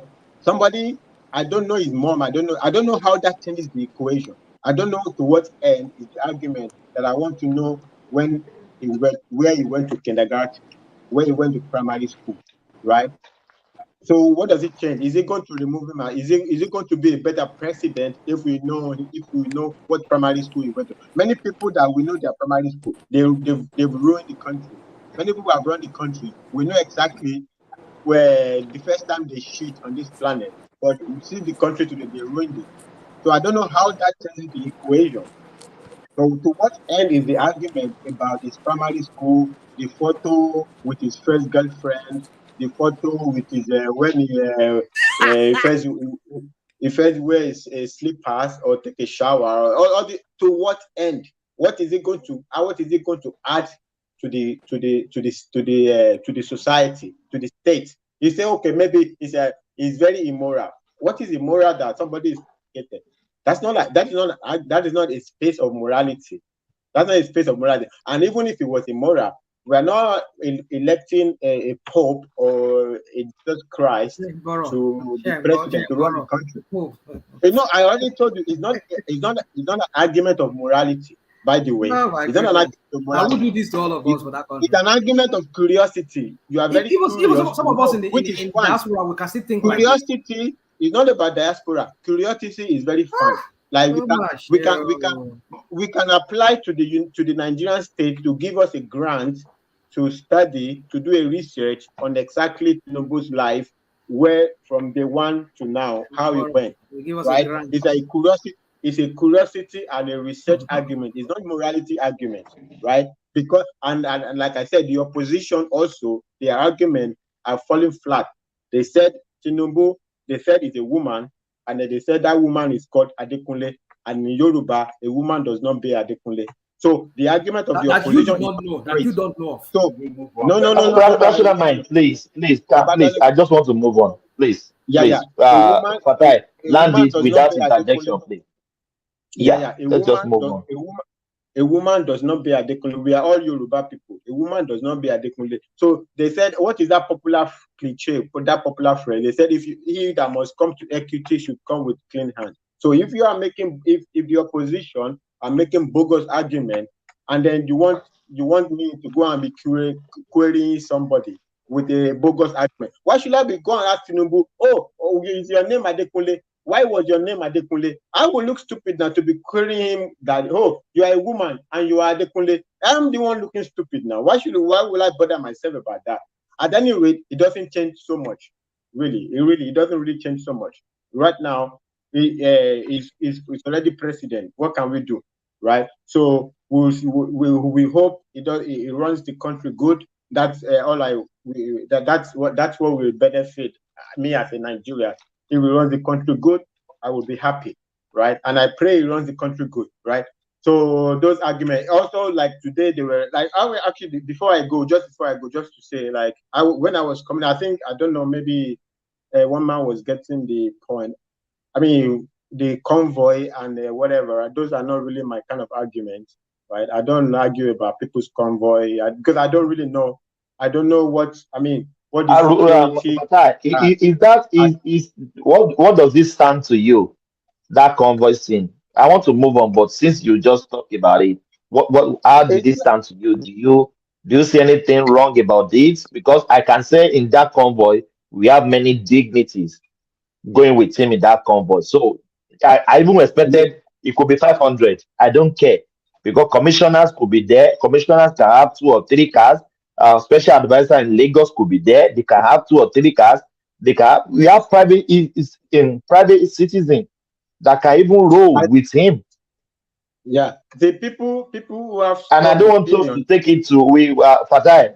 That is just for you. Know. I don't want anybody to take it, because we spend almost 4 to 3 hours in convoy that is just nonsensical to me. It doesn't make any sense to me. Yeah. So it's just to you. Yeah. Since you brought it up. People who have strong opinions about it have argued the one side and the opposite side, and I think both have expressed very, very strong opinion. Right? It's not really. I mean, what am I going to say about that? Right? Because, I mean, if I want to judge by I don't know, Western standard, you can go either way, whatever. In Norway, maybe the convoy is 2 cars, but the problem is in Nigeria, it's always been like this, right? So should it continue? Should it not continue? You know, I don't. If I would be honest with myself, right? Some people say there are other people in the convoy and everything like that. Well, maybe it's true, maybe it's not true. If it's only his convoy, it kind of looks a little bit excessive. But some people say there are other people in the convoy. So my own personal point is not really my kind of it's not an argument I can say authoritatively, one way or the other, right? And the other way, the excessive part of it, we know that this is culture in Nigeria, right? Everybody, even a local government chairman, his convoy, you will not believe it. So I don't know. So I don't really know where to go with that, right? I don't really know where to go with that. I hope, like, as we move on as a nation, right,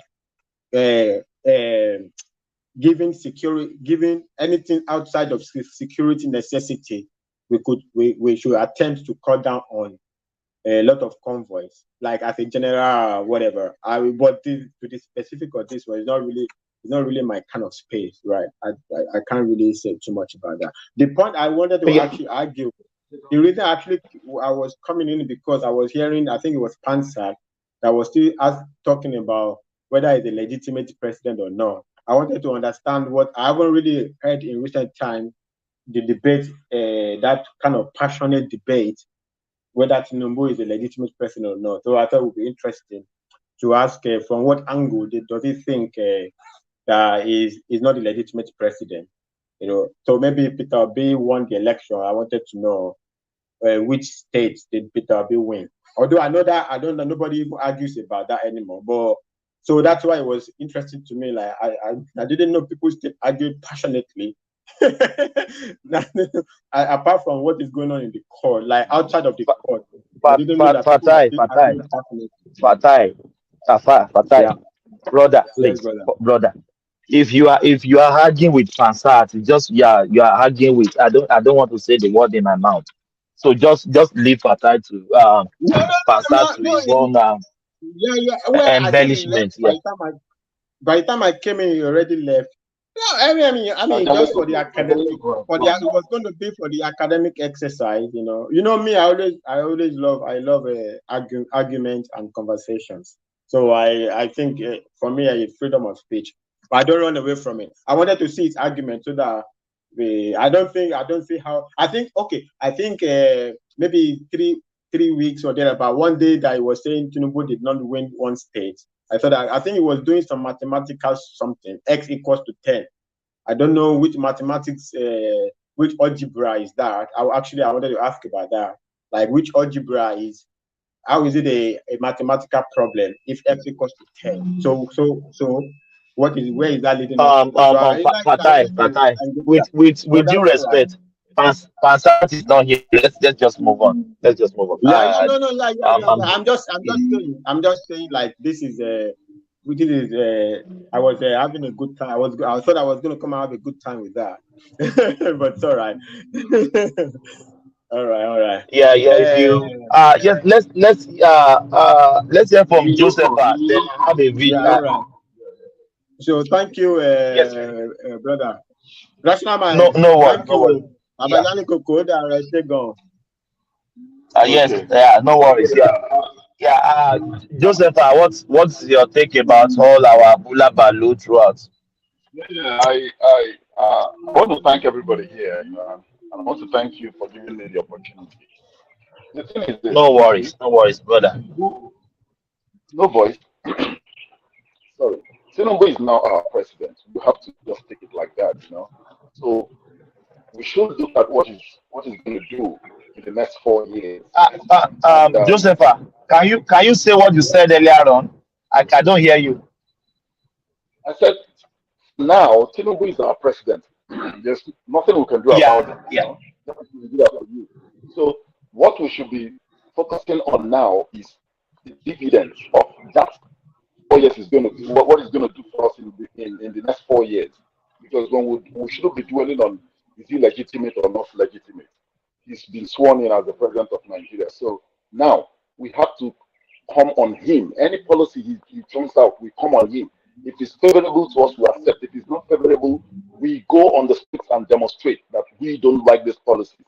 And you see, like, for example, the oil subsidy that he removed.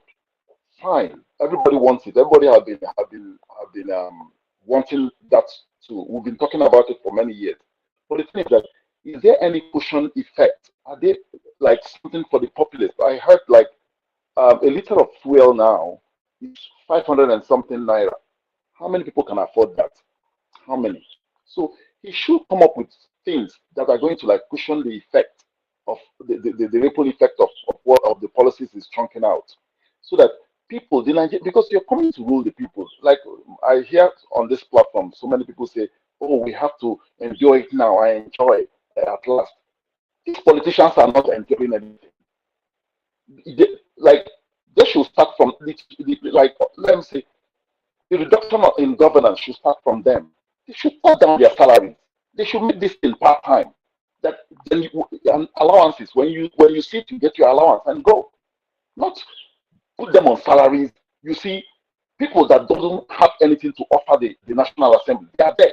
You see, sometimes you listen to their conversation. It doesn't make any sense, and they are there collecting money from Nigerian taxpayers' money. So it's just not fair on the people. So you don't just rob the people and say, "Look, what can you do?" You know what these people are doing to us, the political elite. They're giving us the middle finger. You understand? That's what they're doing to us. They don't care about us. So if Tinubu is going to bring out any policy, please, I beg on Tinubu supporters, always accept healthy criticism about his policies. Not because of, because this person is not a Tinubu man, so all is against Tinubu. No, no, no. If Tinubu succeeds today, everybody has succeeded in that country. Everyone, I want to go home.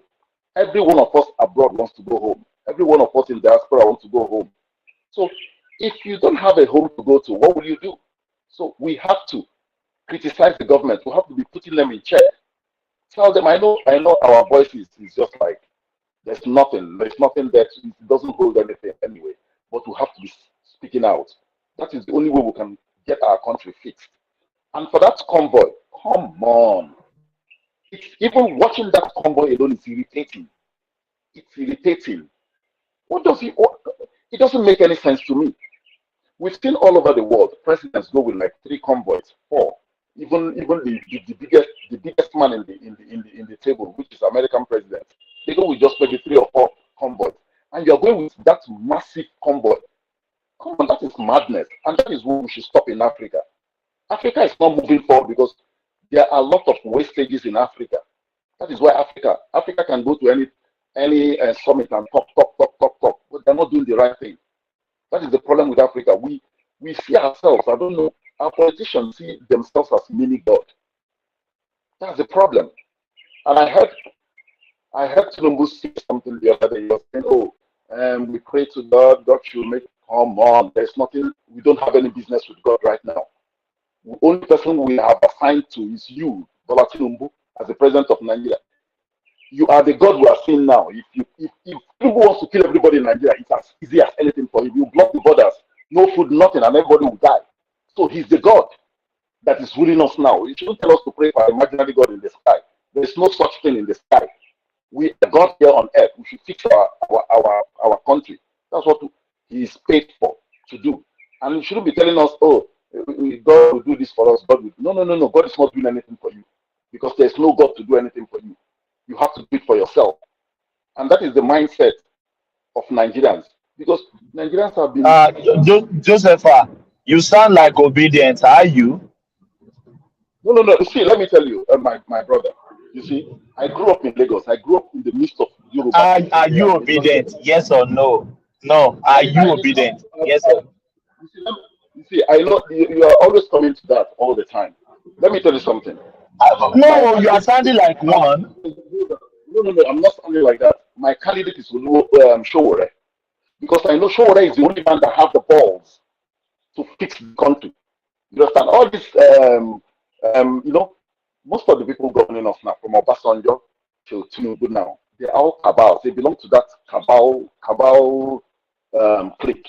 So nothing will come out from them. All this, I'm going to probe. No, they are not going to probe anybody. But Showore is the only man that will come there. He's an outsider. He will come there and fix the place, clean up the place, clean up the mess. And that is what we need. Without that, in the next couple of years, you see a revolution in Nigeria. And I will be mistaken if I say that there will be a revolution in Nigeria. Because Nigerians have had it to the neck. And Nigerians are choking. The only thing they will have to do is fight back. And it's going to be very, very brutal if they fight back. That's the problem. Are you sure Nigerians have it to the beam? If they have it to the beam, they will not vote for Tinubu now. Do you know why Nigerians are still standing? It's religion. Religion gives you that hope that is nowhere. You know, it's just let's hope, let's pray. That's the thing that is keeping Nigeria. If you remove religion from Nigeria, that country will explode. You understand? It's just religion because you see, our religious leaders and our political leaders, they are in bed together. They are in bed together.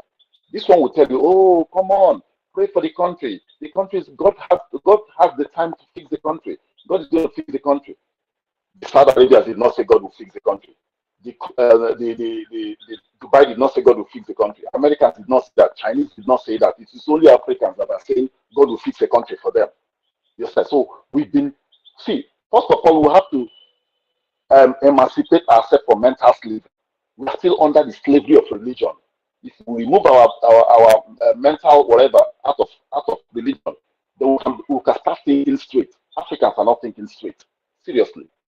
Because Africans have the whole resources, the whole human resources, natural resources to grow, to be the best among all continents. But they refuse to do that because one, they are hoping on an imaginary God to do it for them. That is why our problem is so much. And that is why we can't solve anything ourselves. You understand? So if Tinubu succeeds tomorrow, I'm going to be very, very happy and I'll give him kudos for that. But do I see anything coming up from them? I don't want to. You think I'm sounding like obedience? No, I have not seen anything that will push up to that level. But if all the comments coming out of your mouth is exactly like obedience. There's no difference. I'm talking as a confined Nigerian, not obedient. I'm talking as a confined. Hey, but my brother, there's no crime to be obedient now. I'm just asking you. No, you see, when the election was going on this year, I was asking Nigerians, why can't you see Sowore as a possible candidate for Nigeria? Why must we be choosing OO people all the time? People with clueless people.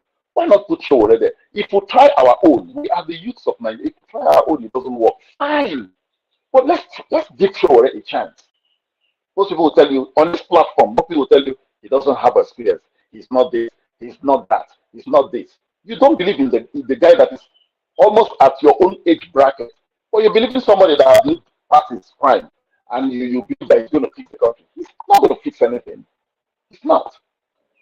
So the thing is that we should go for a youth, a young man, to forget about all this one they tell you experience. Macron did not come from the blues. He started and they gave him the chance to do something. And today he's governing France. Let's give Sowore, let's give somebody. Even this Adewale, there's this man Adewale let's give him a chance. I want youth. I don't want old men again. That's what I want. So, because the youth are the leaders of tomorrow, that's what they tell us all the time. But I don't think because if my brother, they are not ready.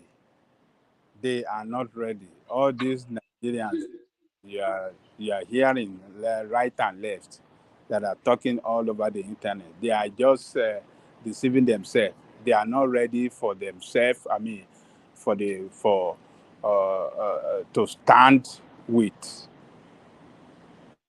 person that can solve their problem. They love people that will put hardship and pains on them, all for the sake of tribal sentiment, period. No other thing. Yoruba people want to support Tinubu. Igbo people want to support Obi. Those are the ones, the status quo. They believe in the status quo. They are not looking forward for a change. They are not looking forward for a person that is knowledgeable, that is bold, that believe in the country and want to work for the benefit of the Nigerian people, like Sowore and Adewale that they are not ready. They love people that can pepper them and inflict suffering and pains on them. Those are the ones they love. Let's leave them alone. People like us that we love our slave speaking like this, we are few. So they are seeing it now. So they never see. They say suffer never reach bone. When Never it reach, tired them. Never tired them. the head correct. So just to support you for what you said, they are not ready. Good Leave them evening. alone. Good evening, Abaja Kuku. Good evening, everybody. Can I just chip in something? Okay. Yeah, just a contrary opinion to what Abaja Kuku is saying and Josephat. I just want to ask a sincere question, Abaja Kuku and Josephat. Do you think if it was Showore that got the vote that Obi got in this election, Nigeria will not burn? In the last election, in 2019, even though Showore said he was allocated 40,000 votes, he still came out with protest, revolution now or something now. Do you think if it was Showore that got 6 million votes, you will not burn Nigeria? Okay, let me answer the question. Why I'm asking is that Nigeria is not due for a young leader at this point. Come on. No. You're not getting it right. You're not. What you are trying to tell us that it's not being young, it's being matured, not being young. It's being matured in exactly. I said matured. You see, sure. You know what Very well. In 2019, he got 40,000 votes, and he protested until that it was a protest that made them lock him up. Tell me, if he was sure that got 6 million that will be got now, he will not burn Nigeria with protest. You see, you know, let me answer the question. You know, the problem with Nigeria is this. You see, Showore is a man, even when in his university days, he has stood for democracy. He has stood for the right thing to be done.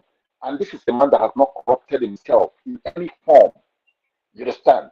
And this is a man that shows like he has, what is driving Showore is passion for the country.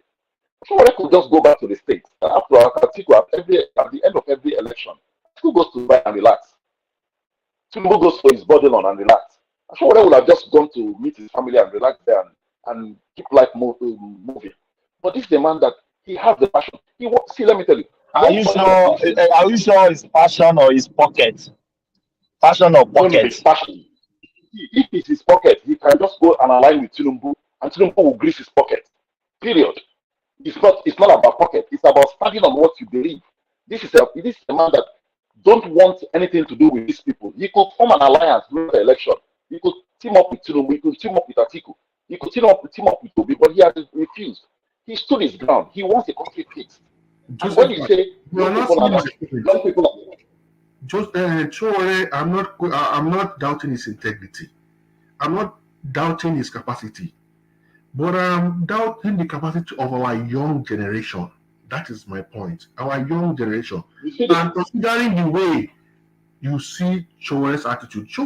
I've met Showore one-on-one before, 2018 or thereabout in the airport, in Murtala Mohammed Airport. I was coming to America with my family. He gave my kids $100 each because we just went to Showore is online. Sarah reporter, that's what we knew him to be that time. But what I'm saying is, I'm not even particularly Showore, but younger generation, with the way the politics of Nigeria is hot these days. Youth, our young men don't have that patience to hold people together. Obi, this guy, we watch one video of one Liberian party chairman commending Obi 2 days ago. That is a solid point because Obi is matured in politics, is not very young. He could be able to at least hold down, even though it's one way, just eating the politics a little bit, but he was able to hold down his followers. I'm telling you, these younger men, especially Showore, who got 40,000 votes in 2019 and came out with a resolution now to disrupt Abuja until when he was blocked. And you want them to allocate 6 million votes to Showore and will still be on this internet talking. They will have shut down internet in Nigeria. Okay, you see, if Showore has gotten that 6 million votes, and at last he found out that he would have won more, like he have gotten more, but because of the corruption in INEC, See, let me tell you something. You see, let me tell you. I agree totally with Show that if revolution now, I am solidly behind him on revolution now. Let me tell you, for a country to move forward, there must be a drastic change. And that drastic change must start from the populace. It must start from the citizens of Nigeria. We must not be sitting back, folding our arms. Oh, something is going to happen in the future. Let's leave it. Mother Nature is going to fix this, or God is going to fix this. Nothing. God is not fixing anything. There's no God to fix anything for us. We are going to fix that thing for ourselves. And Shore is the man that can do it for us. You might disagree with him. You might say he's a radical man. We need a radical president. We need somebody that has balls to fix the country. We need people like Donald Trump. You understand? You might call him whatever you want to call him, but at least he says something and he does that thing. That's what we need. We don't need party government. You understand?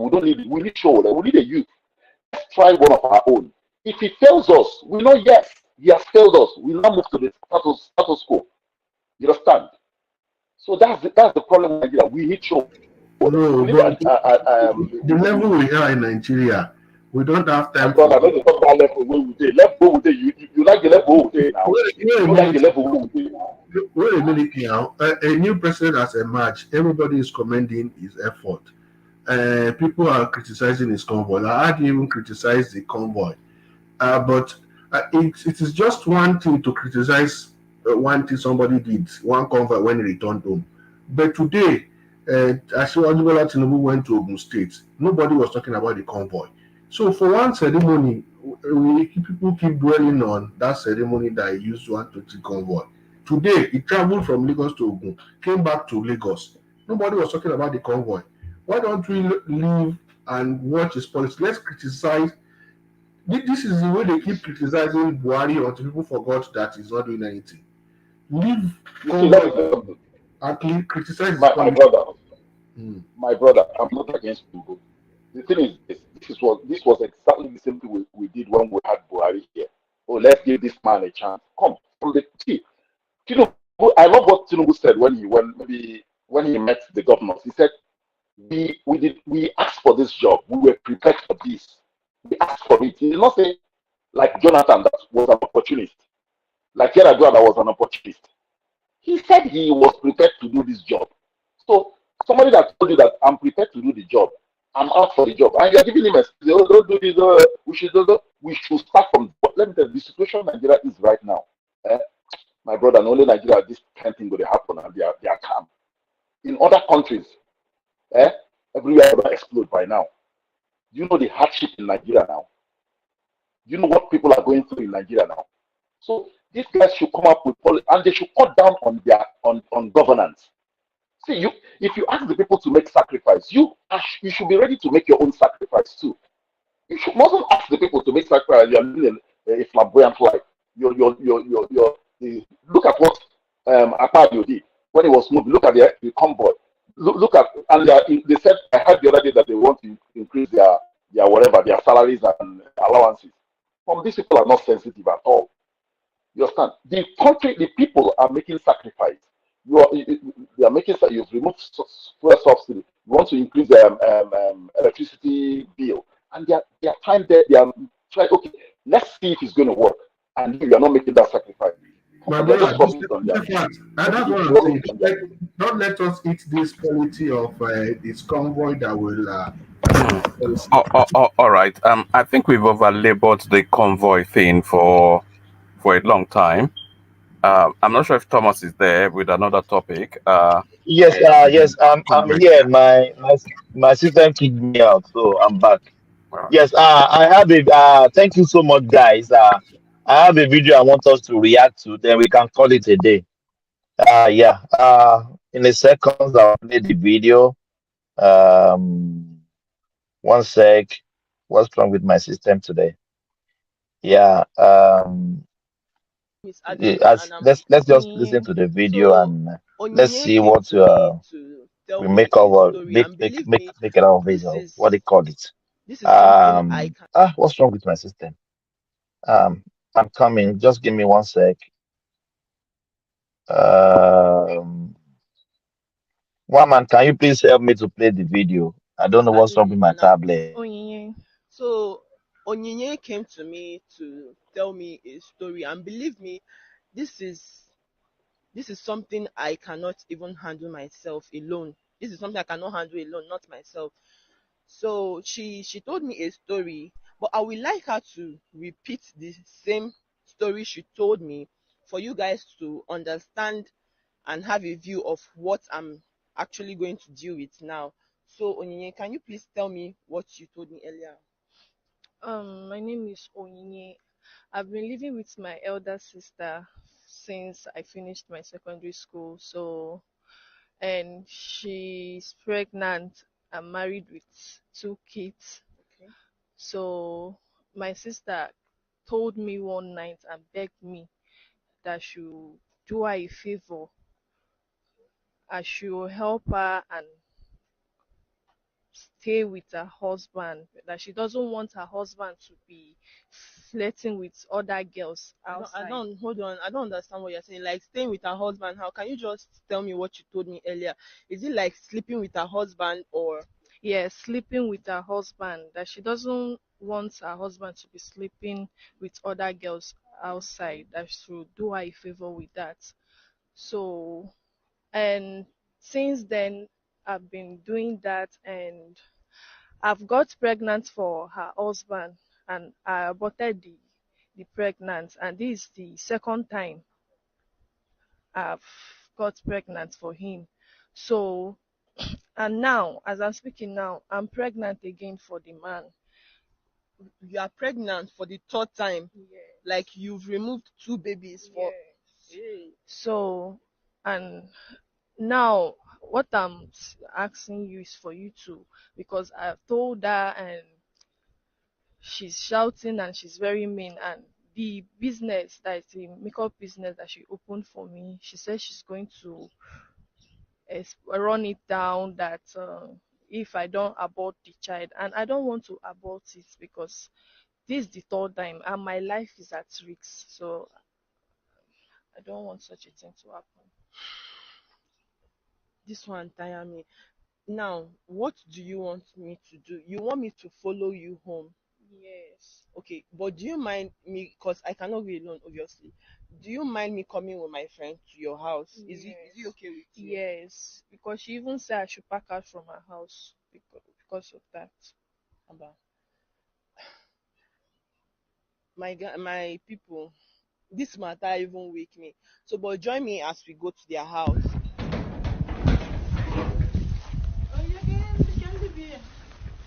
Madam, good evening. Why did you invite people to my house? Wait, Are madam, you high? wait. No. Madam, calm down.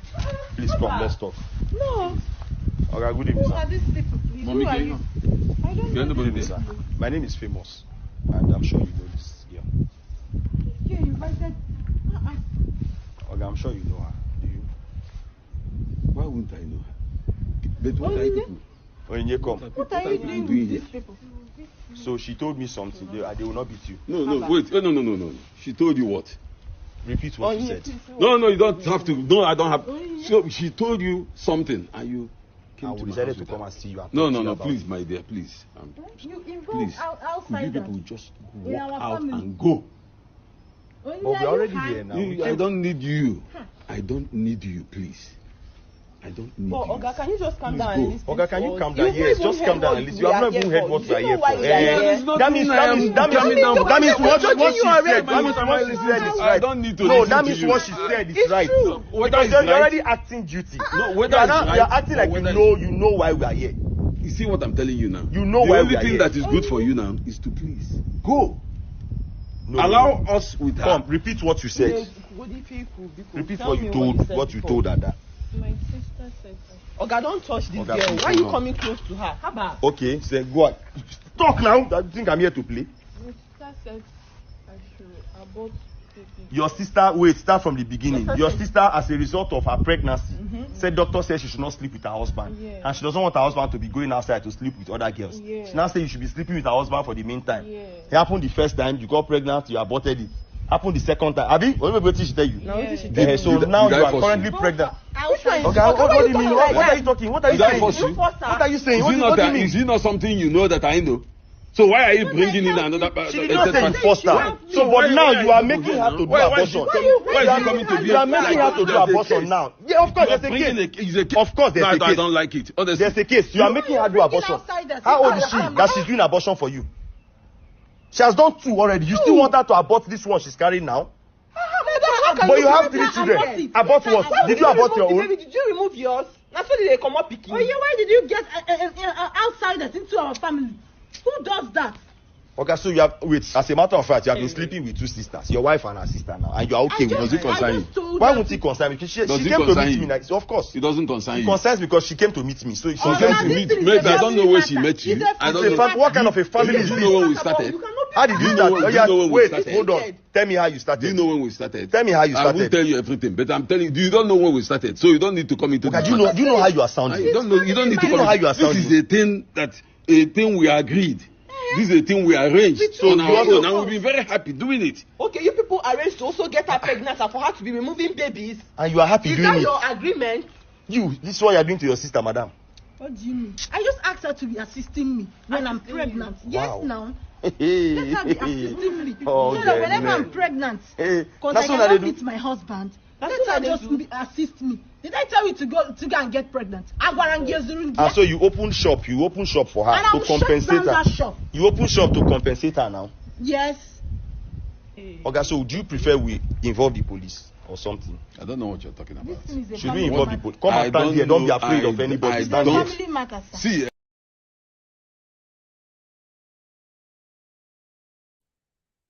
The water pass. The water pass. Gary pass. Water. Let me say something. I mean, why are you involving the police? I mean, some Nigerians are so ridiculous with the way they even present matters. We involve police for what? What do you concern police with? Concern that one. It's a consenting adult. This is a civil case now. It's the consenting adult. What's the civil about the case? No, I'm just saying is their problem. There's nothing concern police about this one. Nigeria, this is not about. This is not. She's not a man, no. Of course, that's another thing. So if you say, I mean, she's underage now, we can say maybe we can involve the police. I mean, some Nigerians are just so stupid. I mean, I just don't know how they even reason. Involve the police. But it's just the morality of it. That's what I brought the what morality? What concerns the police with the morality there? It's consenting. No, I'm saying the morality. Why it's a man having something with 2 sisters. That's what I'm saying. That's just to tell you how messed up people are today. People are messed up. I mean, it's just insane. You know, like your own sister. I mean, why you might as well just marry both of them then, right? Marry 2 sisters then. So, but then I don't know. You see, morality is just on the real steep decline in our society today. I mean, I know in some cultures they might marry both sisters, but they help you.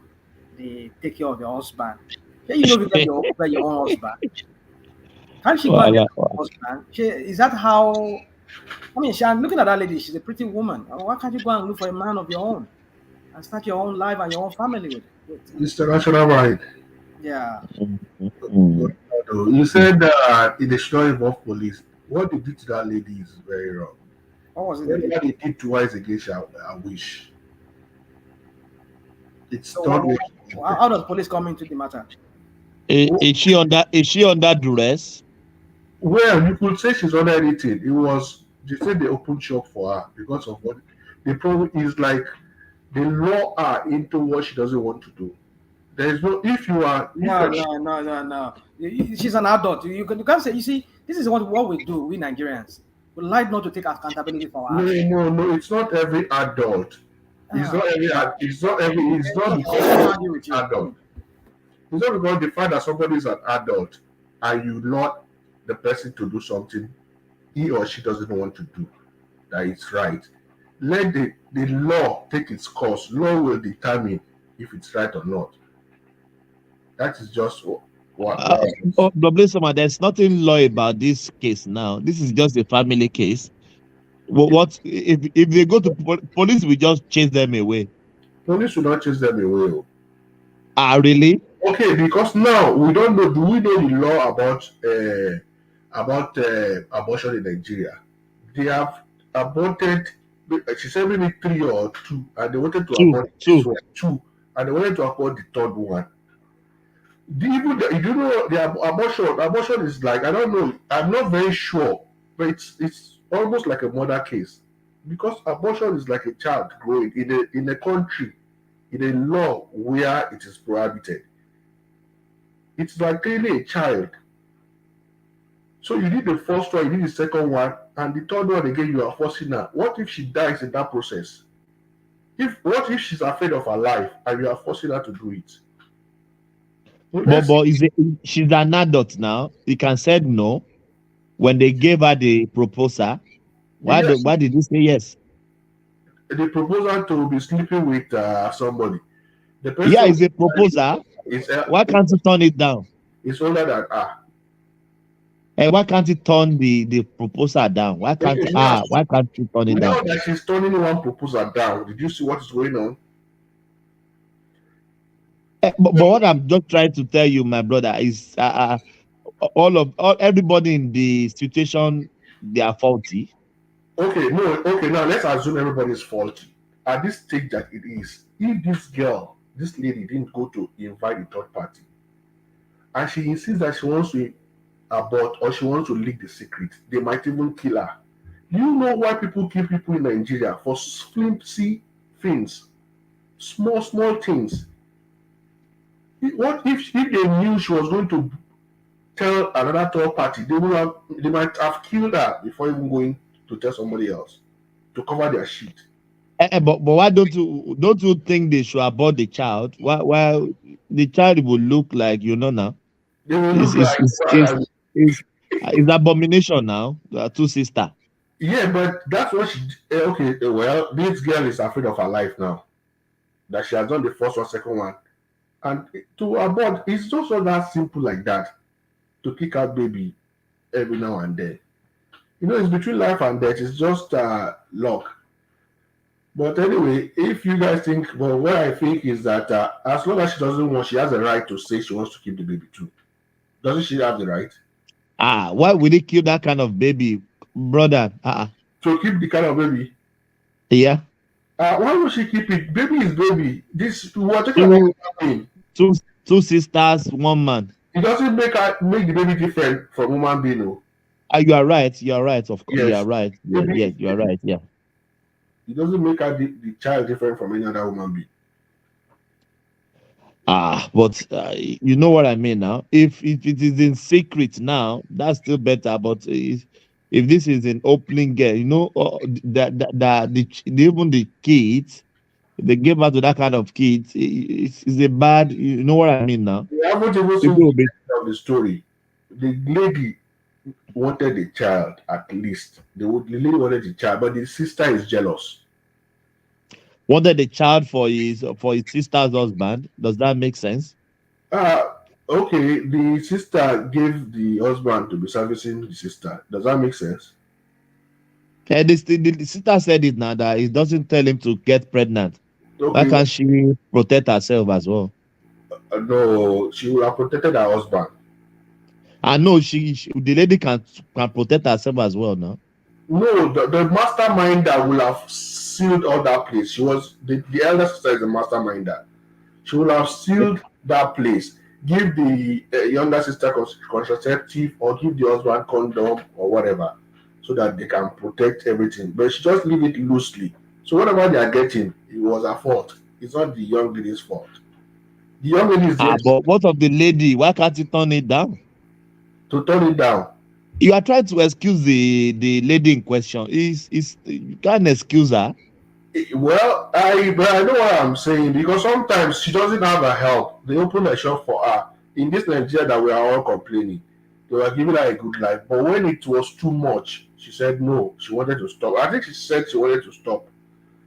They didn't let her stop. She got pregnant 1st time, 2nd time. So I'm not excusing her particularly. I'm saying that all of them are fault. So if the lady now turned out to say, this is what I want, it should be, if she had now, if the lady had help before, maybe she would have gone into this thing. But she didn't have help. But when it was too much, she searched for help. Can't we take in that direction? That when it was getting too much, she had to look for help. But what I'm saying is for him, for her to give them the consent, it's written her as well. Anyway, the consent now they should continue. Anyway, the consent she gave, maybe they didn't really know how it was going to end. Like it will keep coming with baby, it will keep coming with a baby. Now at the third time, she thought, man, she has a life to live. She just wanted to help for a while. I play someone. They didn't put gun to her head. No, They do it voluntarily. Persuasion doesn't necessarily mean they should put gun to someone's head. Now you know, there are different kind of persuasion. There are different kind of influence. In fact, even some influence, yeah, you can see some even peers, friends and friends influence each other. Like I want to go and steal something, follow me to go and steal it. The friends will go and steal it, not knowing because it's peer group influence.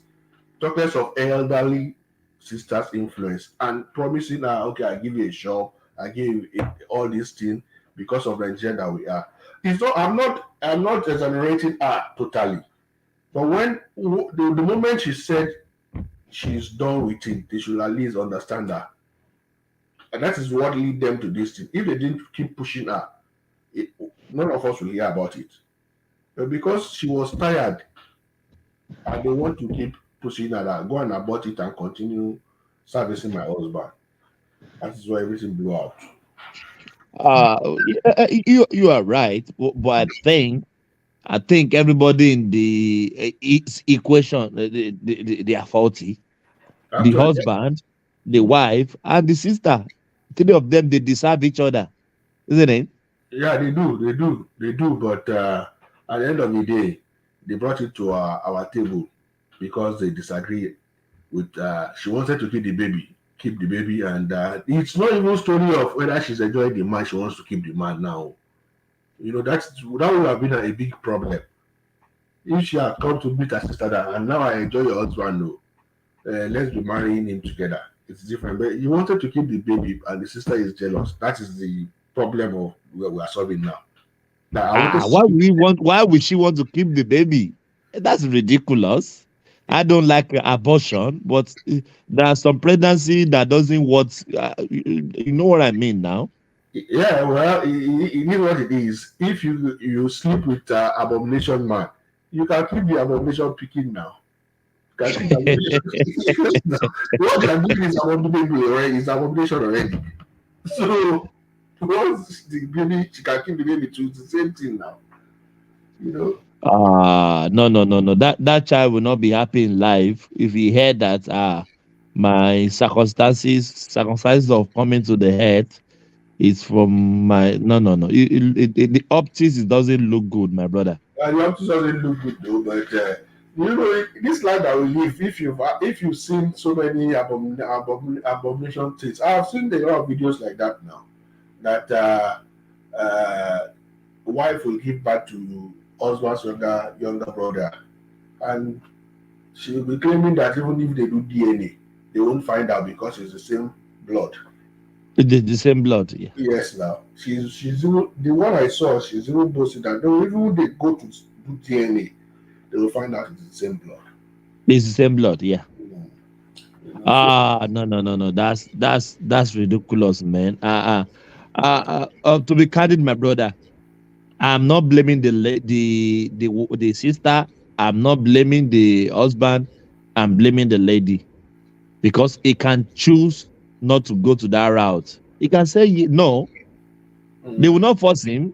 They will not put gun to his head. They will not. They will. No, they will not. No, but if ask her, the act itself is not a good act. It's yes. very indecent. Yes, yeah. So if she said no from the onset, this issue will not happen. That's right. Yes, it won't happen. It will not happen. Even we will not be talking about this story today. Yeah, but my point have said no, yeah. My point is, she needed help. They offered her help,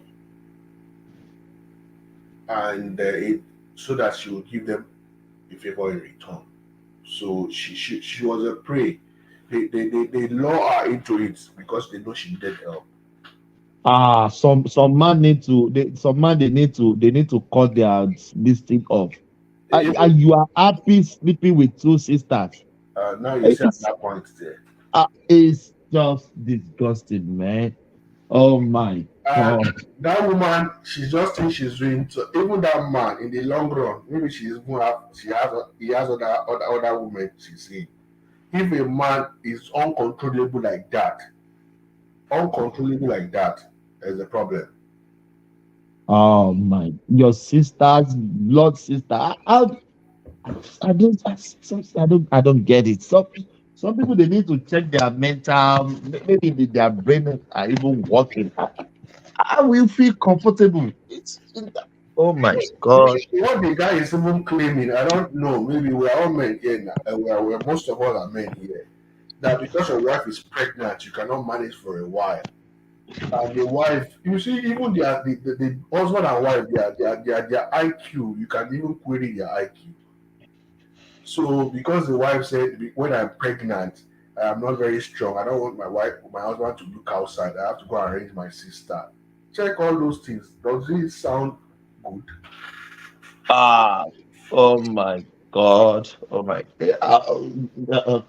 Come on now. We as you rightly said, we are all men now. At this one point in time in life, we too have passed through that stage, and That's what I'm saying now. How can you manage how many months for your wife to get ill of pregnancy, and you have to frustrate her to go and look for somebody for you?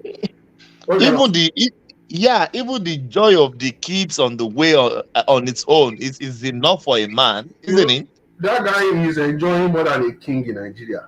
That's what I'm saying. The guy is enjoying it more than a king in Nigeria, because no king don't carry their wife's sister. You know. You are right, so they came to serving better meal, delicious meal.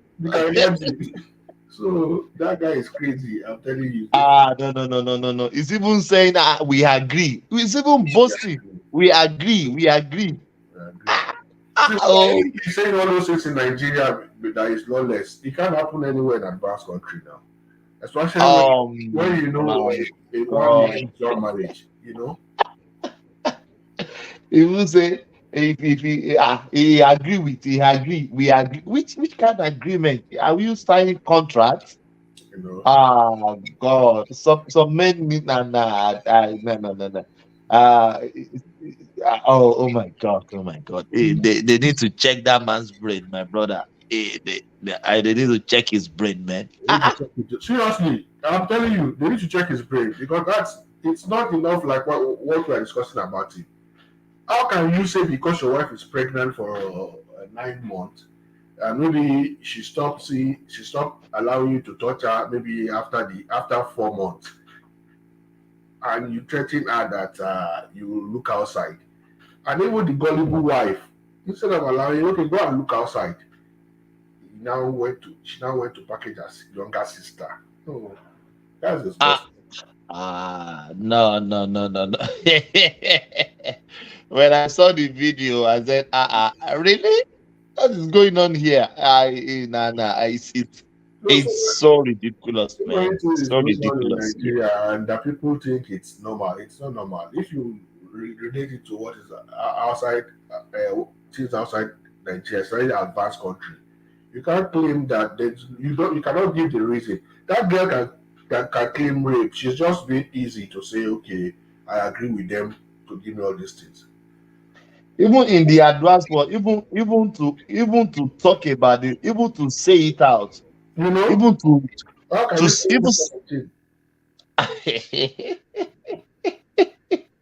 even to say it out, not talk less of even carrying out the act. A lot is happening behind closed door. Just the one we see here that we're saying.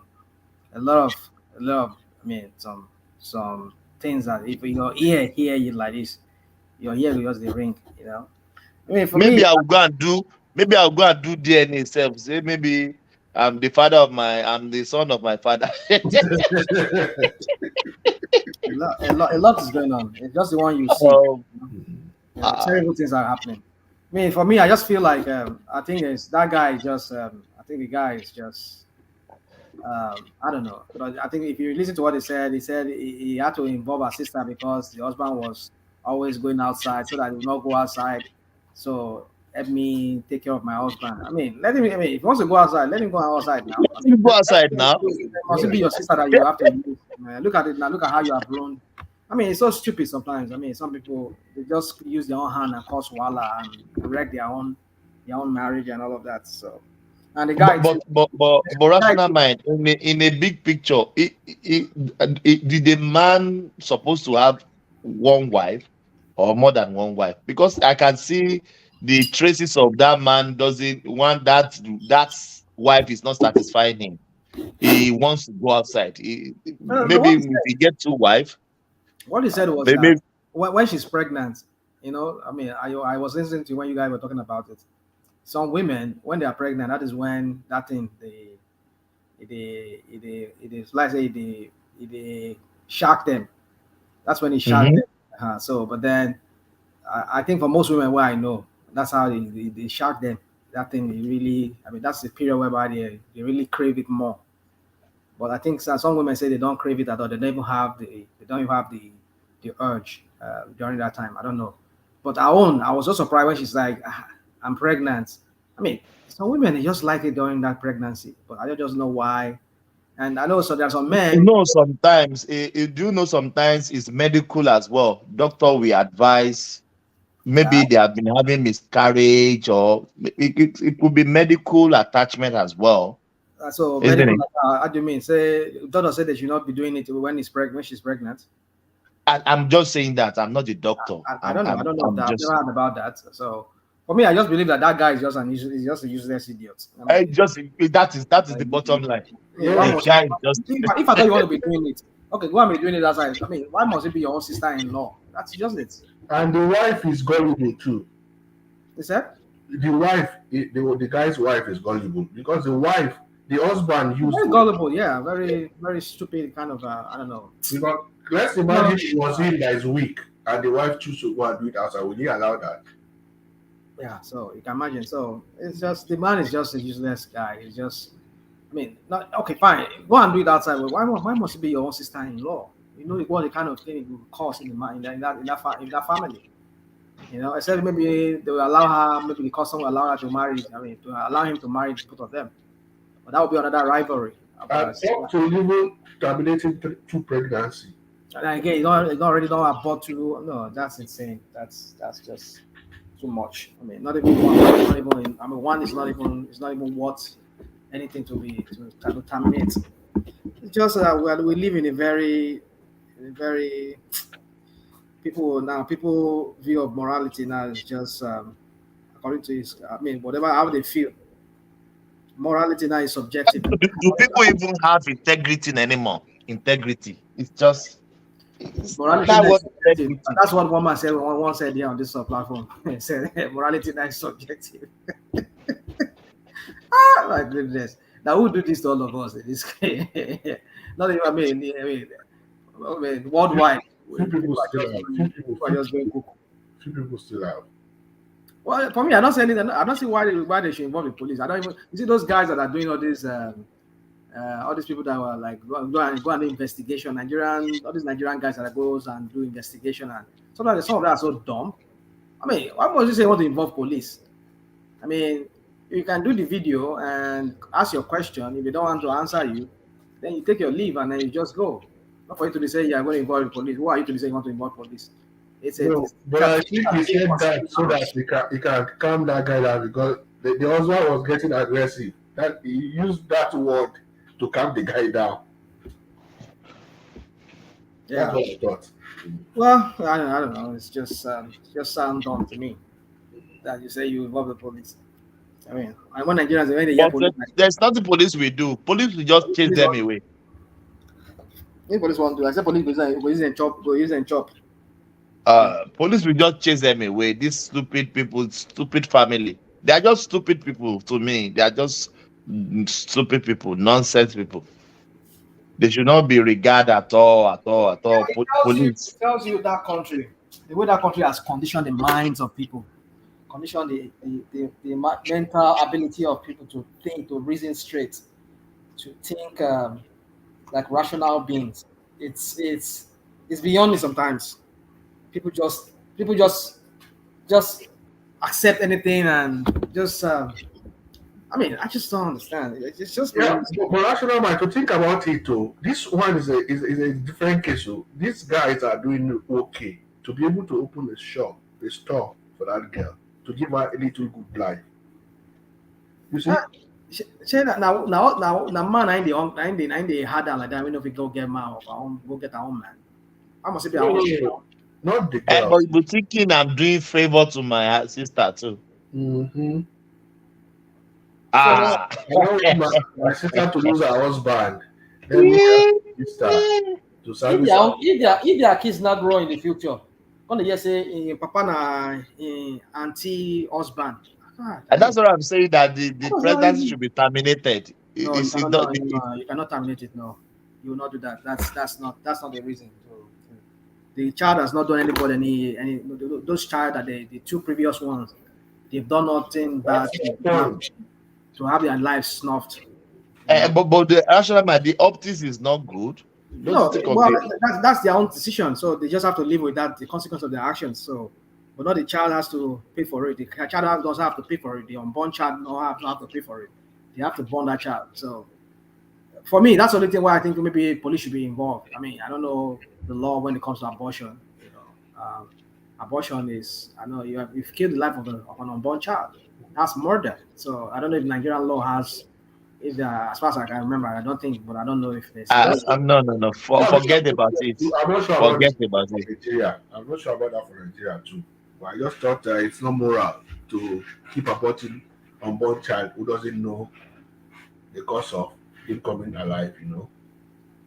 I think it's just the morality. I don't think it's a crime in Nigeria. I stand to be corrected though, but I don't think it's a crime. I don't think it's this Iloibo you guys are living that they will take everything as crime. Even here, you can abort. They are allowed to abort here. You can abort here. It's allowed to abort your baby here. They say it's your baby. You don't want it. You don't want it. So that is it. Yeah. They allow abortion. It's only prostitution they don't allow. You can be charged for prostitution.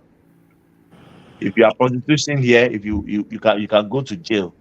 Yeah, Thomas, if I can be allowed, aside this topic, I just need to chip in something about what's going on in Nigeria today. That's all right. Yeah. That we didn't take note. We saw Ambode and Tinubu shaking hands. Yeah, no, they took picture. They gave really Ambode. Yes, you have not seen it. No, we haven't. We haven't heard that news. It's all over everywhere. It's all over. One man has it. Maybe they want to play it. Yeah. So yeah, I mean, if you look at Ambode had his birthday sometime back, and he invited. Someone who was there. Yes, yeah. I think someone who's just trying to reconcile. Maybe he's trying to reconcile the two of them. Maybe they're trying to bring him on board. Maybe it's going to be the accountant. Tinubu is just good about the state. He has urbanized the whole thing. You say what? Are you object to? Yeah, if Bubu can do it now, what stops me from doing it too? I mean, Bubu did it now. Bubu put the Fulani everywhere. So.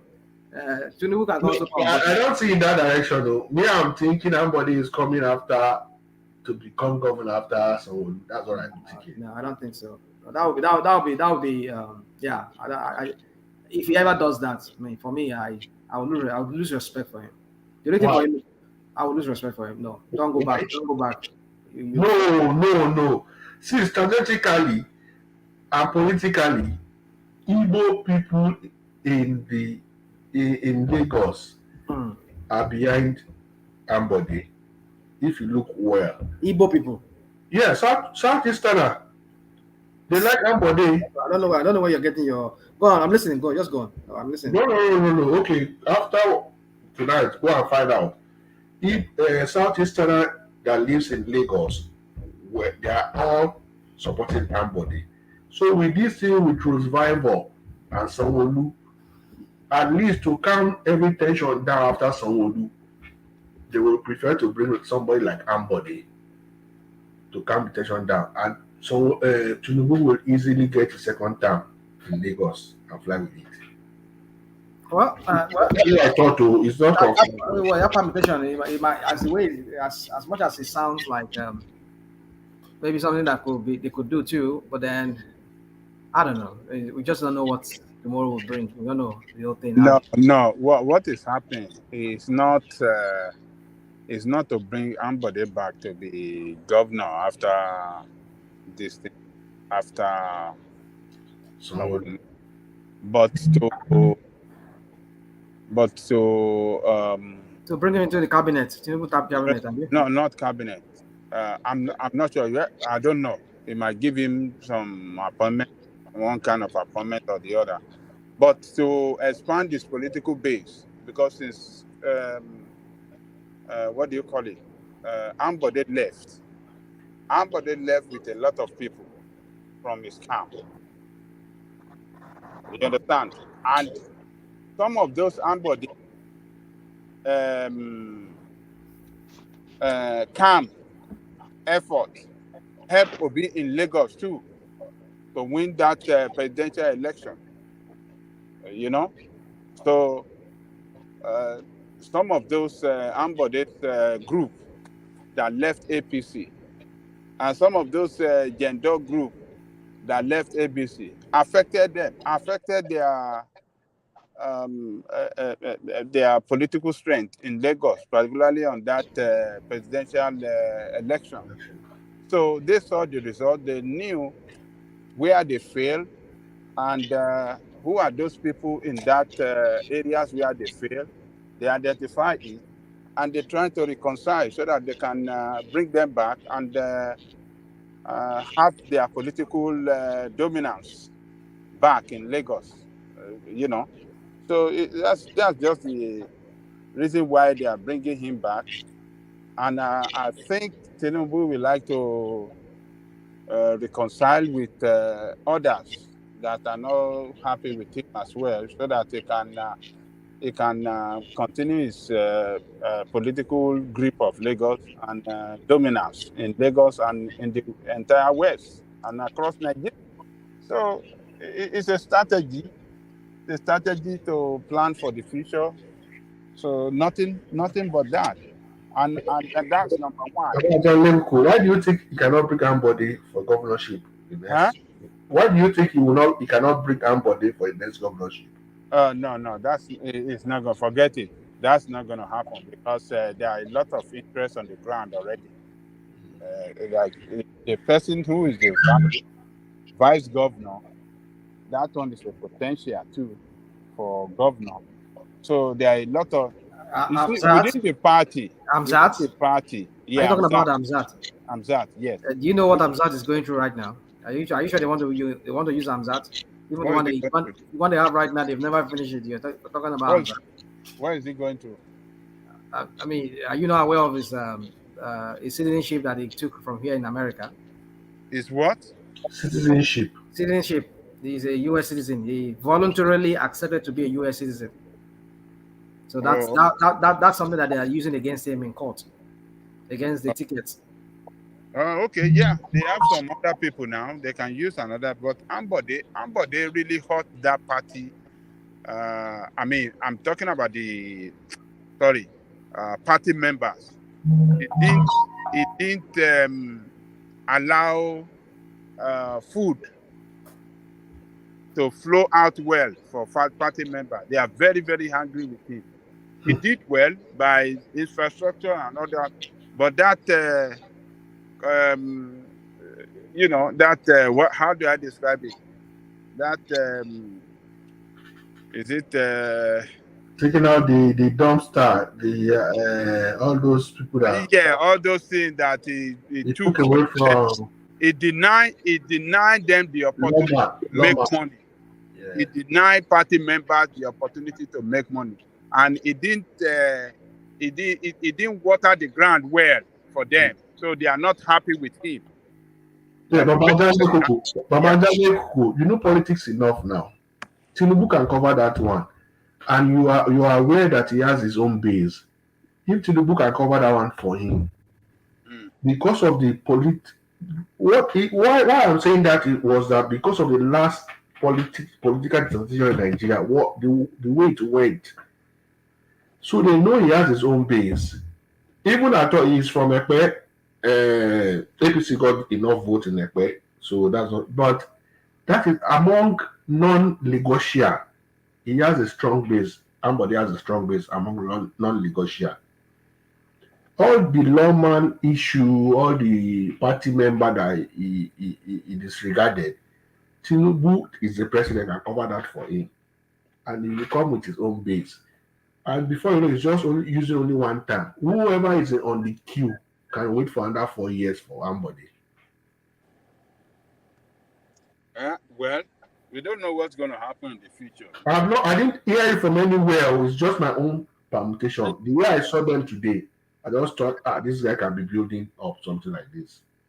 Yeah, politician can be funny. No permanent friend, no permanent enemy. So we don't know.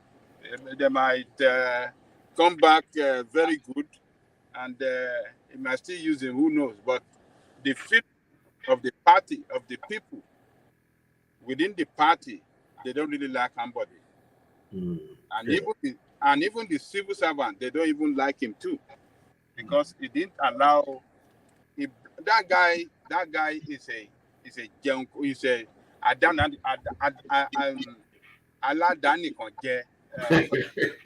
yeah, that's what killed him.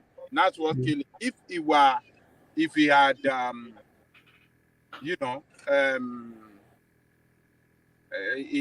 if he had how do I say? If he had released, if he had developed an habit of eat and let me eat, or live and let me live, people their own to eat. While you eat your own, he will have been more successful politically, But he held everything to himself alone and denied others to eat. So that was the problem. Despite the fact that he did great things, he did a lot of infrastructure, but the fact that people didn't eat under him. Yeah, just because of people that are closer to the political party members, and that guy didn't treat them good in Lagos. Even the king, he didn't release that good year the way Tinubu and Fashola used to release. He didn't release that guy. He's a very greedy guy, man. Yeah, I was saying he's not more a politician. That's the problem. Yeah, you're right. You're right. I think that is what. That's his problem. Yeah, that what influenced his decision. That habit. He's not a politician at all. Yeah, but that's what I'm saying. For now, he will have learned his lessons. Oh yes, you are right. I agree. He will have learned his lessons. Yes. This is how we do it. This is how it goes. It is not easy. You didn't get there by fiat. With certain people, with people ate, people were eating, were chopping. So àgbàlagbà. Wọ́n ṣépè fún ni. Wọ́n padà lẹ́yìn. 360 yóò. Wọ́n padà lẹ́yìn 360. So he made a lot of mistakes. You know that even in the civil service, the limit of how did I describe it? The limit of approval that permanent secretary can make. He cut it down. He reduced it. Wow. He reduced it drastically. So, and when it comes to large sum of money, approval for large sum of money beyond, I mean, maybe above, is it 50,000? He has to come to his office. Maybe 5 million. Maybe 5 million. Huh? I think 5 million. 5 million, above 5 million, right? Yeah. Above 5 million, have to come to his office. What is 5 million in Lagos? In Lagos, it is a ministry. Let me ask you a question, Ajani. Are you saying what this guy is doing is it bad? You mean you mean Ambody? Yeah. Are you saying what he did was bad? No. No, look. So no. So okay. You see, he arrogates so much power to himself. Okay. Everything to, and he look at even the dumpster. It was his own company that was handling the dumpster. The one that was there before, that were cleaning that were collecting everything. He canceled it. He rendered people that are doing that work useless because it was, according to information, maybe it was Fashola that was, Fashola have a stake there, or somebody, maybe Tinubu, I don't know. So it dismantled that structure in order to pave way for his own, company to take over that responsibility. And by so doing, a lot of people were rendered jobless. He did a lot of bad things. He was just too greedy. Major of his downfall. That's the major downfall he had. Yeah, he was just too greedy. And you can't be greedy like that as a politician. You see, there's a way you can, try to be prudent. All this you saying, there's no fact. There's no fact to this now. There's a way you can be prudent, but at the same time, you have to create an avenue for them. You have to open some doors. What I heard is this. Hold on. What I heard is this. Those people that were not part, because there were some APC members, when they collect contracts, they will not execute the contract. People like this guy, former governor of Osun State, he has some people, proxies that are also getting contracts with the state and all of that from Lagos State. So because this, when they give them, when they collect money for these contracts, they will not do it. They will not start saying because they are party people, so therefore it's for party things. So for rally, mobilization for the next election or whatever, blah blah blah. They will not do it. That was what got Ambode incensed. From what I heard, I have a friend who works with him. No, I don't. Hold on. That's why I'm saying there are different versions of this story. Yeah. Hold on. Let me land. So when they were not doing these jobs, you have to start not giving them. Initially, started with not giving them not releasing money to them because it says the one they've collected before, they should go and execute it. They said, "Wow, why should you question us?" So they went to go and report him, like people like Arego Shola and the other people. They had to go and report him to what's it called? Even Fashola too. I think Fashola too was also affected somehow. I don't know, but they had to go and report him to what's his name, to Ojiyobo, to tell him about what is going on. Say, look, this guy you bring, he's not giving us chop anymore. That was why they chop. That's why I'm saying that there's a different version to this story. The chop you're talking about, you did not let them chop. It's because they were giving contract. But they saw him. Hold on. You see, he didn't let them eat, but he was eating fat. They were seeing the way he was eating. That is another part. That's another part of that story that I don't know how true that is. Because I asked my friends too. Hold on, I asked my friends too. He said no. He said, but what my friend said was that yes, there were some of his own people too that were eating. They were still eating. They were getting their own contracts and everything. But they were doing their own contract. They were executing their own contract. But the other people that were not executing their contract, that was why they got mad. Because they felt that money is money for the party. That people they used to mobilize people for the next election. But he said, no, I want you people to start doing things so that we can see. The government needs to start working. So you see, like I said, I've said it on your platform, this platform, or that platform. Nobody that will ever come from Tinubu that would expect to be a clean person. See what happened to Ambode?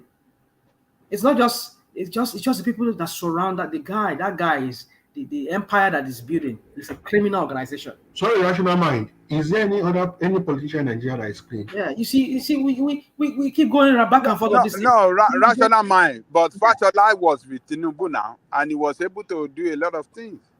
He was still able to do, and he opened ground for them to see it. Hold on. Hold on. But you forgot, you and I, we know we have argued that here. Not you and I, probably. You and I will argue with some people here on this platform that Fashola almost lost the second time bid. Oh yes, when he was trying to be too Akọ̀wé, he was trying to be too Akọ̀wé.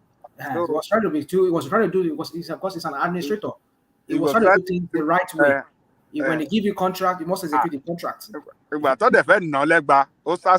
So the same treatment they gave Ambode, they almost gave it to him because he knows the people that. It was the king. It was the Oba of Lagos that begged for him.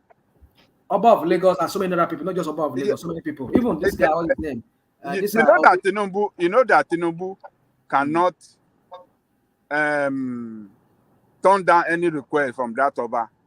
So it was Oba of Lagos that was in the lead of those people that called him and said, no, you have to leave him alone. And there are some other Obas too. So, but in the case of Ambode, no Oba showed up for Ambode because Ambode stranguled, he stabbed them. He stabbed all the traditional kings. Well, if you say stab them, what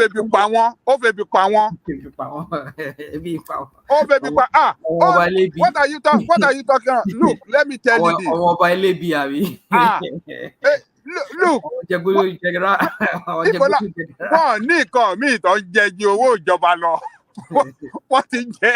What is there for 16 years? During the time of Tinubu spoiled them. So the Fashola came. That one continued the same style. Not as much as Tinubu, but at least he was still giving them something. Then nobody came and then stopped everything. I was like, I'm a shake for lady now. Eh? Nobody begged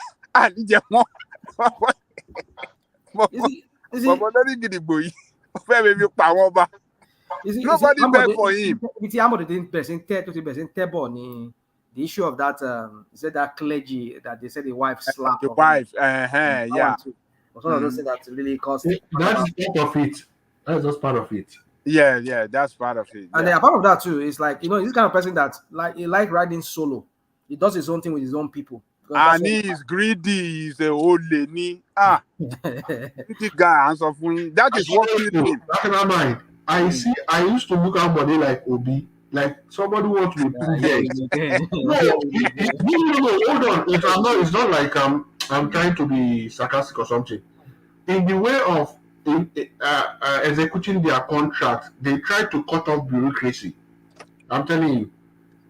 That's why he is able to do much construction, much infrastructure in Lagos. Because he tried in a way to cut off the bureaucracy. Bureaucracy in Nigeria, that's one problem eating Nigeria. A contract of 10 million, they will award it for 100 million. That is one of the issues we have in Nigeria. A contract, the construction of 10 million naira, they will go, our government will pay 100 million. Because people that will cut before even the original contractor will get 20 million. So 80 million has gone to people who facilitated the contract. So that is one thing that somebody did that was able to make him get that success in infrastructure in Lagos. I will tell you, aside this Lekki Deep Sea Port, the rice mill, infrastructure, bridges and roads, Sanwo-Olu has not matched somebody. No, even Sanwo-Olu, majority of maybe not majority, but a lot of the projects he has executed are the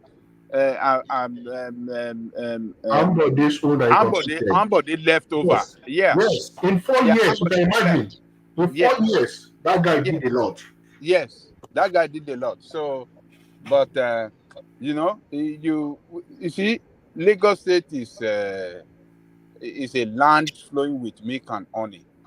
So, and as such, you have to learn how to manage it well, so that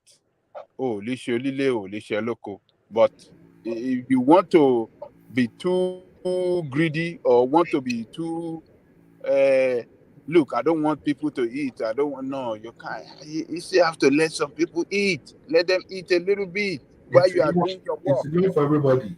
Yes. But then is this method? I mean, does it lead us to progress? Because if you say people eat, these are taxpayers' money that you're eating. These are the money that's supposed to go use to developing that state. Hold on, politics is, look. No, don't send me this. Don't send me this politics. No, hold on. Nigerian politics is so. No. I mean, I refuse to hear this kind of things. Hold on. Look. Go on, just go on. But look. Politics.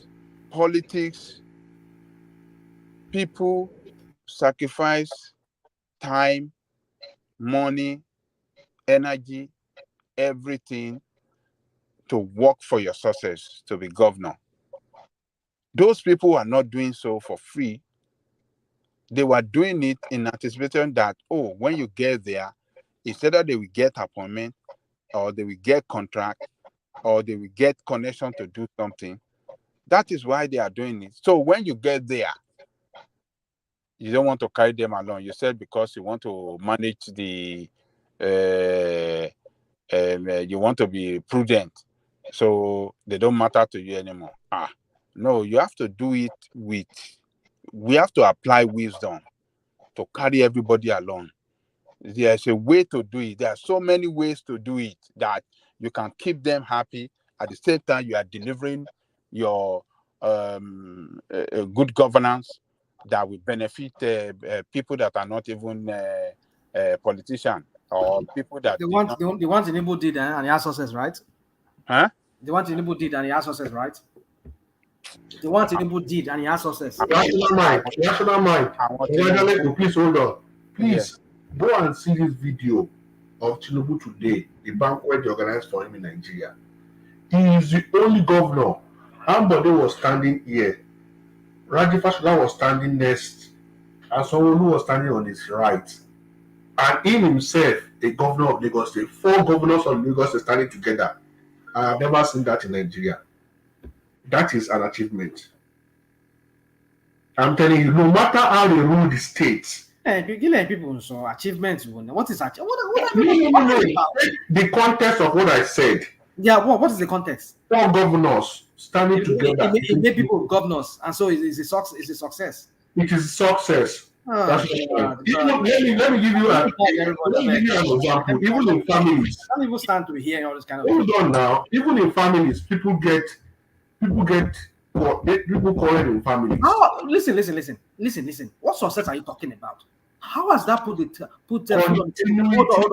How has that improved the life of an honorary Lagosian? That's the question you should be asking. No. I think what he's saying with a rational mind is that if you look at the optics of it, it look good for Tinubu as a uniter, as a man. Unite. Yeah, look, as a man that brings people together, as a man that know how to work with people, and all the governors from the day one since his own time to date, all of them remain in the that is Daniel, who is playing music. So the option look for him, they can use it to come. Look at all governors of Lagos State are with him from day one, from his own time to date. It look good for him. He can use that campaign. Politicians. Why are they with him? Why are they with him? Why are they with him? That's the question. Why are they with him? Why are they with him? That one is secondary now. You see, the secondary. You people want to spin around narrative. Rational mind. Look, listen. I don't buy things like this. When you say things like this, we have to make it balanced. We can't be too extreme. So that you can promote the narrative of it's a uniter, is this right? Is it right? That is what it represents. No, it's not. It's not a unite. Listen. You don't unite for your own personal selfish gain. His own uniting that you're talking about there is for his own personal selfish gain. Now to continue building a dynasty or rather in that Lagos, an empire that he has built. Who has ever tried to uproot him there in that Lagos?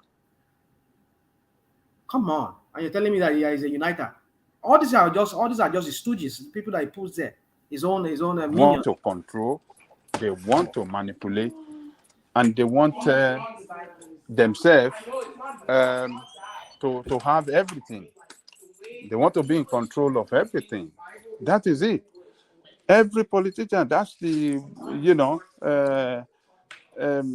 one thing you cannot take away from politicians. All of them are just like that. So you can interpret it in different ways, but the main argument, the main point is trying to prove there is that, look at me, with my boys, we are together. Even the one that we disagree and we fought, he's back, and it's making him look as a man, as people as a lot of people have described him. He is proving it now that, oh, he's a forgiver. He forgives people. When people offend him, he easily forgives. With the way he has brought so he's a god now. With the way he has brought back somebody. What of tomorrow? Maybe what's the name of that one in Oshun? You people will never what's the one in Oshun? What's that one name? That one, the former governor of Oshun. Where is it? Where is it now? That Olilukon, commissioner. Has he forgiven him? What is his name? Aregbesola. Maybe tomorrow you're going to see him with Ogbeni Aregbesola, and that will make him look good to people. That all the people that have fought with this guy, that call him all sorts of names, even by now that is the president that is supposed to feel too big and above them and will not want to even want them anymore, he still bring them closer to him. That make him look good as a very good politician, a very good man. And you will see people like what do you say? Who are the supporters on this platform? They will come use that to campaign hard for him. But in the enigmatic one man, enigmatic. You see, so. But in the real sense of it, it look good for him, whether you like it or not. You can interpret it in a different, but it look good for him.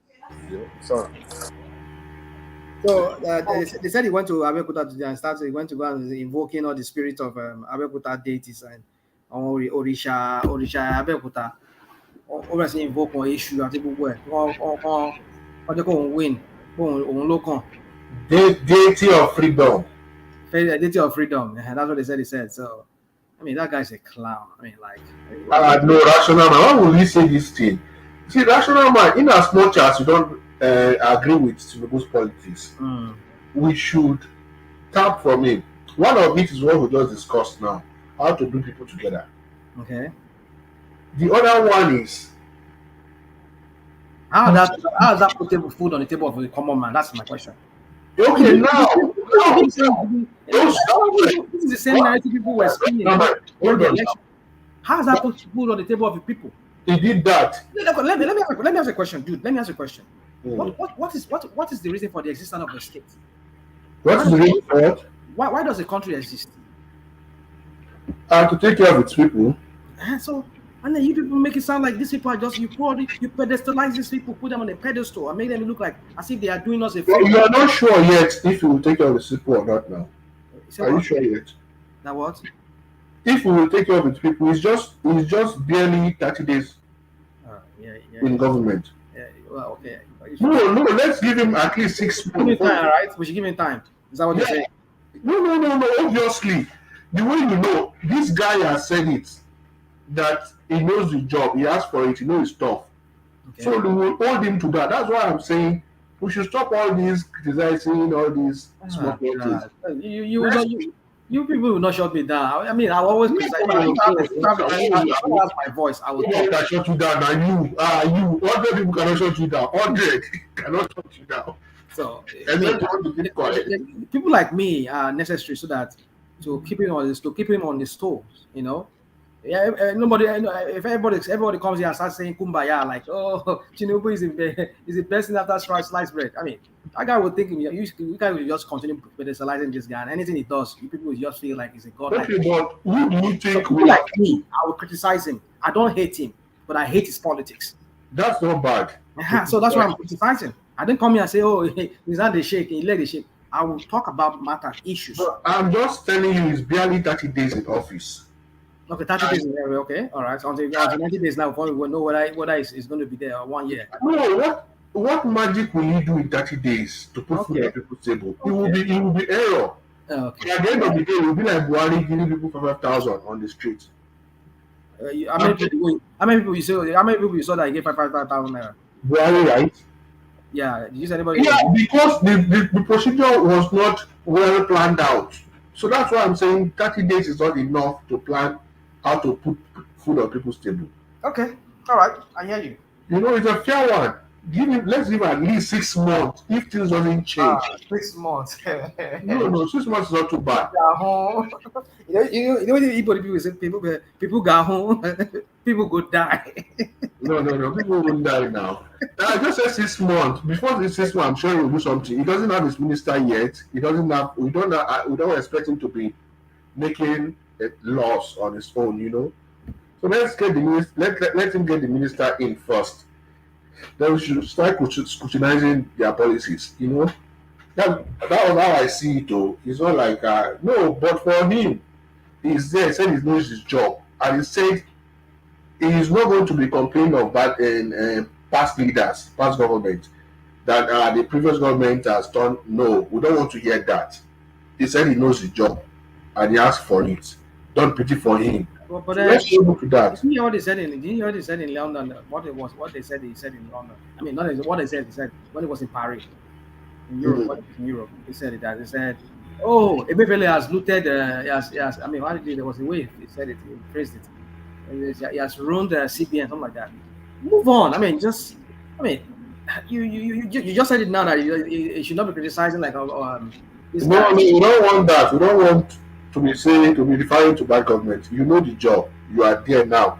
So what should you do it and keep quiet? That's it. But he's complaining already now. He's already complaining that Emefiele has ruined CBN. If he's indicting Emefiele, who's he indicting? Is he not indicting Bubu? No, but Emefiele is obvious that me and you know that Emefiele has under which person's watch?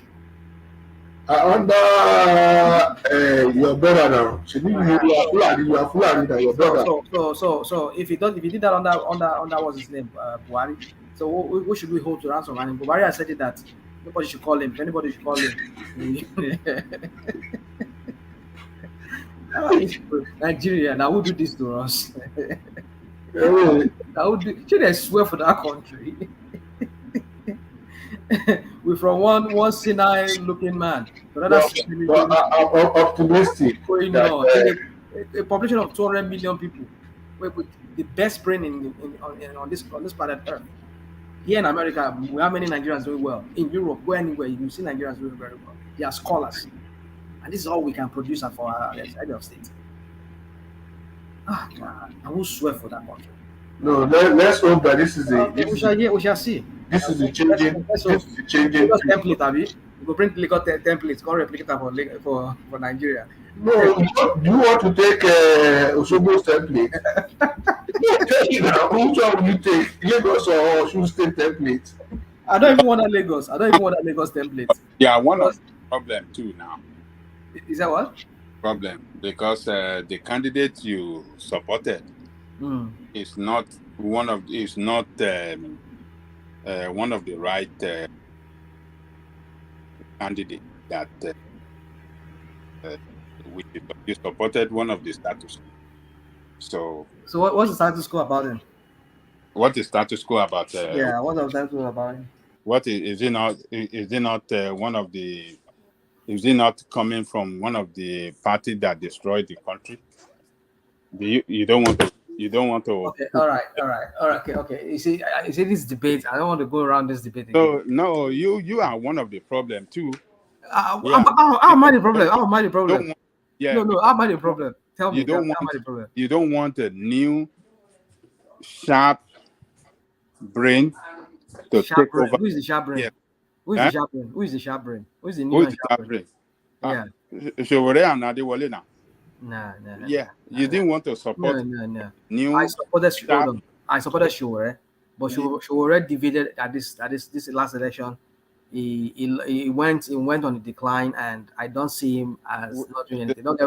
No, this is very. I still hold him as my number one preferred. No, he's not your number one. Hold on now. You're not in my mind to know. But you see, the only reason I've said it here many times. I don't know how many times I'm going to repeat myself.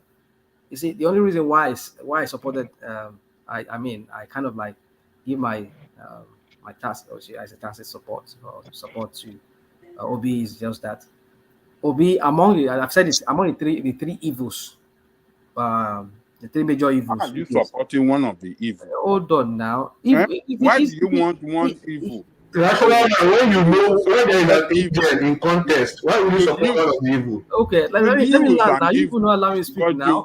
You wanted evil to lead us so that you can punish us. Okay, all right. You see, this is the deal. Among the three major evil, they are all evil, right? I agree. I didn't say they are not evil, but among the three of them, some are Oga only. One is Oga only, and some are just only. So which one would you take among the three of them? I know they are all the same only. There are the ones that are not only at all. So like some are just criminally minded right from inception, from their beginning. They've been stealing, even when they were custom officer. they've been doing wayo business. I mean, they've been like conflict of interest, and they don't see anything wrong in that. And why some they were leader of they led the states. They thought that state revenue to their own personal bank account, whereby they audit the whole thing and get their own court. Even the governor, he's the one that dictates the governor that goes in there. I mean, what are you talking about? And then there's this Oldley. Although people call him Oldley, I'm yet to see what is the Oldley. Maybe the only thing that you people talk about is maybe what's his name? Invested the state money into a brewery that he has interest. And 2 million naira be caught in Lagos. Is that what? There's no fact to that. There's no fact to that one. And the Save Heaven account saved his money. It's on what? The Save Heaven account in Virgin Island, he saved his money. No, that is his own money. He has always. You see, the thing is this. You see how I created. I was just mentioning to you. It's not like I'm arguing. How I created them was this. He does not control a state. He does not dictate who goes into it. In fact, the person he made, he had to become a governor, which is the person that succeeded him. What's his name? Obiano. Obiano. He did not continue saying, okay, you must give me this and that. I don't know. But there's no story as to that.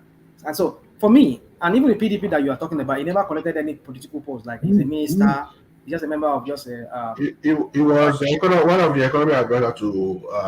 but he was an advisor, but it's just he gives advice. If good law follows it, he follows it. So you see, when I weigh them and I weigh where the people are leaning to, everybody seems to like they're leaning for the masses. Anything APC, anything PDP, I don't want it. Now Showore, that would have been another alternative for me. I don't see him. He wasn't getting any ground. I tried my best to like give him that concentration, but it wasn't getting any ground. So I had to swing where the people are going. At least some of the people are going in Nigeria. So that is how I had to pick my tent with him. That okay, and this guy. Going with people. Hold on. And you say what? Go on. Wrong direction, supporting one of the evil. The only evil that I see here is maybe invested the state money into a brewery. Hold on now. What other thing again do you have? Have you seen that they cut him with some money in his own account? So what I'm telling you is that you are one of the problem for supporting one of these evil. So what's the problem? What's the problem? Why can't you support? I just told you. I just told you why I could not support. What's his name? Showore. What about Kola Abiola or Al Mustafa? No, not Kola Abiola. No, Al Mustafa. Those one not my maybe not even this guy from my state. I later realized now that looking at the SDP guy, Rational mind. Yeah, it's not. Are one of the brainwashed Nigerians. Am I brainwashed? Okay, why you are brainwashed is this. They make what is bad. That's what look good for you, and then you accepted it and championed it and fought for it. You see, you yourself identify that these people are evil. Yeah, but I just give you the evil that you're talking about. The evil. I don't say any evil. There's nothing evil there. That's what we are saying now. We hold on. That these three are evil, but the one I can tolerate most among this evil is this. And you saw some others that are not evil at all. You don't want to go with non-evil. Evil at all? As how? Okay, you're talking about Showore and the rest of them? Yes, that are non-evil. And I've told you why I did not pick my time with Showore this time around. That's what I'm saying. You are one of the problems that contributed to the problem too. You are supporting evil. You see, the thing is don't this. Like a good thing for that country too. Nah. Yeah, that's what it represents. As long as look, hold on. Hold on, let me land. Okay, all right. What is worrying a lot of you is the element of fear in you. That and when people you're in my mind. You're in my mind to know what the fear is. Yeah, okay, let me hear you. What's the fear? You don't want to if I support this candidate, this candidate might not win. Oh, let me support one of the person that has got on him. They lack the capacity. They lack the capacity to lead. They cannot even sacrifice for the country. So who has not sacrificed for the country? Who has not sacrificed for the country? You said they've not sacrificed. Who are not people? Who are the people? And not even sacrifice. Who are not people sacrificing now? Well, who did not sacrifice? Give me an example of who did not sacrifice. You said somebody did not sacrifice. Who did not sacrifice? Among the three of them. Who among them? Yeah. And sacrifice for the country. I mean, Obi has shown himself to be somebody who can sacrifice. How did Obi get the money that he was using to fly helicopter everywhere? Okay, thank you very much. You need to understand that. Hold on now. Let me land. Let me now say to you, those money, the bulk of those money that he used for his campaign came from people. It came from people, yeah. People supported him from diaspora, yeah. Yeah, are you aware of that? That they got money from diaspora? I didn't. That was what got one of them that got Showore mad because Obi stole some of his people, some of the people that contributed to Showore. A lot of them they just pitched their tents with Obi. So my point is this: you see, I understand that maybe he got some also funding from some marginally, faceless people that are maybe also. Don't get me wrong. I was on the platform this morning, my time, and I was talking about even I criticized Obi too when we're talking about the Western influence and all of that. He went to Chatham House. They all went to Chatham House. So why are they craving? Why are they seeking the validation of their Western masters, or as the case may be? So that's one area I just have. But I sometimes there's some things that are necessary evil that you have to do just to satisfy something. But when you get there into power, now what to do with that power after you get there, that is what I will now concentrate on. If he had won this election and he gets there and he fumbled and it reflects the same thing, it shows the same personality of these people that we are criticizing, which is Tinubu and maybe Atiku, then I would say that was a big mistake I did for supporting this guy. You get it? So for me, I just see him as lesser than the three the other ones that they are Oga for only. Maybe he's just an only of his own in some ways, but that is an Oga of only. No, I don't know if he controls. Evil is evil. There is no. I understand evil is evil, but there are some evil that are lesser than the others. No, evil. Listen now. Evil. Hold on. If I steal you, hold on. If I steal your money, it's better than maybe you are trying to define. I kill somebody that you know. Good. Lesser evil. Rational mind is evil, right, to pick lesser evil. But that is in the case if there is no angel. But we have angel. That's what I'm telling him now. We have angel. Why will you choose? These angels are not going anywhere. So you see, that was why I said sometimes you have to do some little evil to achieve. That was why I used to say that to Shuwere. One of his, it was let me come on one platform. I was saying to him that look, sometimes you might need to do some evil, a little evil, to achieve some good. That line I stole it from one movie that I love very, very much. Sometimes you might have to do. I mean, when I heard that word, I give a real careful thought to it. That sometimes in life you also just have to do some little evil to achieve some good. You see, and that is what maybe this guy was doing. Maybe OB was doing. He was like cutting these people. What's his name? Baba Yabo. This guy from what's his name from this Adamawa State here, not Adamawa State. This other state, Theophilus Danjuma, and other people. Some big people were supporting him on the side. They were sponsoring him. Yeah, that might be some of the evil that you might need to do. You might need to just pander to these people a little bit, get their endorsement, get there, get the power, and then I'll turn the power to the people. Give the power to the people. Maybe that's what he should do when he gets there. It's never. But if Showore wants to go, listen. If Showore wants to continue the way he's continuing, because Nigerians are not ready. Not me. I'm talking about Nigerians that are going to vote in Nigeria. I only have one vote. If I thought I have to vote for him, I only have one vote. But are Nigerians themselves ready to move on, to change this status quo? Are they? You are one of those Nigerians now that doesn't want. That's why I'm here on platforms like this. Before this election, you and I would have been here. 1990, the election that brought in Showore. I think some of us were online here. We're always advocating for Showore. I mean, I had to call people back home. But at the end of the day, see, look at what they declared to him. They declared for him. I come to realize that sometimes you might need to just fellowship, or if you like to say fellowship, or just cut some of these evil people in Nigeria. If he says he doesn't want to do that, forget it. Nigeria, the people that will give him that power, which are the people, they are also divided among themselves. They're the only people that can give Showore that power. So that's not like you don't mind for you. If Obi called with Tinubu to become next president, you don't mind now. That what? If Obi merge with Tinubu to become next president, you don't mind. Well, you see, the only ground that I would allow that, I mean, that I would consider that is if he gets there, and he does, at the end of it, they push them all aside and work for the people. Then I would say, yeah, it pans out well. That yes, you see, one thing about power is this: just get it if you can get it. Anyhow, you can get it. But if your antecedent is that, like the one I've seen, like in the case of Tinubu or Atiku, I'll be very, very, very, very skeptical, and I'll be cynical at the same time as to if these people get there, because I've seen the antecedent that these people, they are control freaks. Yeah, can I just ask one question? Can you read between about that antecedent? Tinubu and can you read between Tinubu and Atiku? Would you prefer?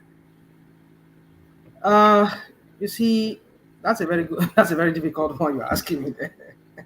You're asking me a very difficult one there. Yeah, I mean, there are two big evil. Let's see one better one there. You see, in the context of why did not really, apart from the corruption around Atiku, why did not really give Atiku that concession was because of his clansman, Fulani guy who was just there. He said he wants to continue. Okay, not just left. So another should not be there, right? That's just my only reason for him. So, but if you ask me properly, between him and Tinubu, I'll prefer Atiku to be there. But I know he's a thief. He steals. I mean, we know of Ali Burton when he used his influence when he was vice president. How much money is the president? And the SPV. Yeah? And SPV. SPV. So you see, all of that are all they say. That's why I don't like even talking. This question you're asking me, just like asking me to choose between the devil and the devil, you know. So, I mean, you broke the devils down now, so I wanted to know what took will be out. I just want to give it to you like that, but for me, I will tell you, I won't even vote for any of them. That's just but when the chips are down, you can still pick Atiku over Tinubu. But it's just well. Let me take it back. I take it back. I'm not going to vote for anyone. I won't even consider him. No, I won't consider him. No. Is there any scenario that can make you choose Tinubu? Is there any scenario? I've said it on this platform. I said the only way that I will just forget, I'll just go offline forever and no more to be seen again on one man platform or anywhere. Is if Tinubu, if as it's going and you people are saying give him time, let us give him time, let us give him time. He gets there and he works for the people and he transforms the lives of ordinary Nigerians. Forget So it. you will disappear. I'll forevermore stop criticizing him. I will never criticize him again. Like I said, sometimes it might be good for you to do some evil. If all this evil he has been doing by arrogating the whole of Lagos State to himself, all the money of Lagos State to himself, is to achieve what he has achieved today, which is propel himself to the national limelight, whereby all the money from Lagos State has used it to campaign and everything and buy whoever is buyable and make himself that president. And now he now works for the people. I'll forgive him whatever he has done. I'll forget it. Chicago, even though nobody get the something, I'll forget it. This what's his name? He has on Lagos internal revenue to his personal bank. You start to support them if you are there. I won't support him, but I'll just let it go. I'll stop criticizing him. That's what I'm trying to say. You will not bury your ego. I will not bury my what? Ego. My ego. Ego of what? No, Tinubu is now doing better. He's not a president. Yes. Say it loud that Tinubu is not a president. I mean, like I said, I'll just go offline. I will never come offline anymore. Not working for the people according to what he wishes. Would you bury your ego to now, support him? And I will never come online and support him. Let me answer that question. If I rational mind, the beef you have with Tinubu is bigger than what the judge have with Tinubu. This night I confirm it today. Tinubu is bigger than. At a more rational mind, at a moment, what did you say? But he just say we go on self-exile. I will not go on self-exile, but I will never come online again. I will just go into oblivion. From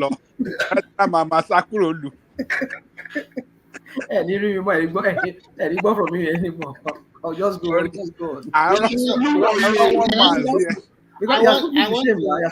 Are you Arsenal man? Which side are you going? See Cotonou or be Benin Republic? One man,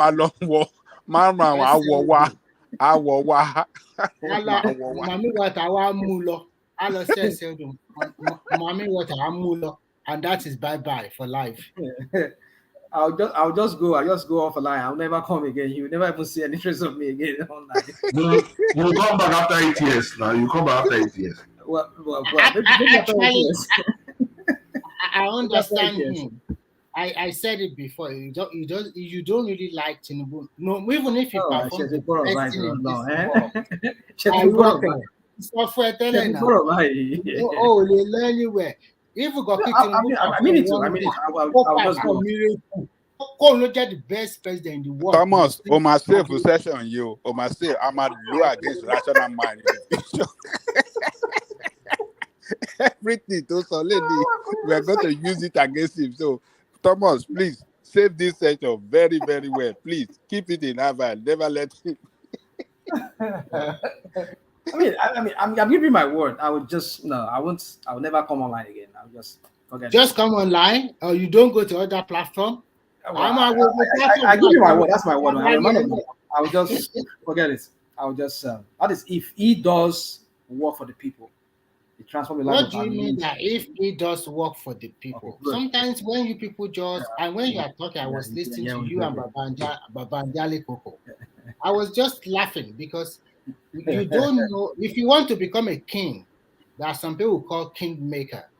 If you want to become a leader, it is your leader and your immediate boss or your whatever that will pick you up, and then they will dust you. They'll try to train you. Wherever you want to be in life, there will be some people that will push you to that level. You can't push yourself to that level alone, although your hard work can speak for you. But at the same time, some people will recognize your hard work. So you talk about Baba Janliko was asking a good question.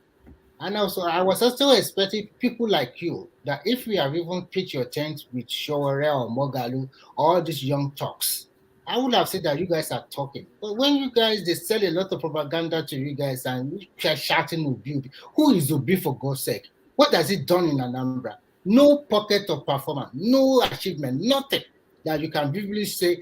Why can't he campaign on his past achievement in Anambra? He cannot. He can't because nothing to show. He campaigned now. What are you talking about? No. It does not campaign with what is what is campaigning about is statistics, showing statistics all over there. This is what I'm going to do. Which means you're not following. No, you're not following. It's obvious. No. I don't need to follow him. So you say you don't need to follow him for you to be saying that. But then you're here now to speak. Baba Jaleko was right.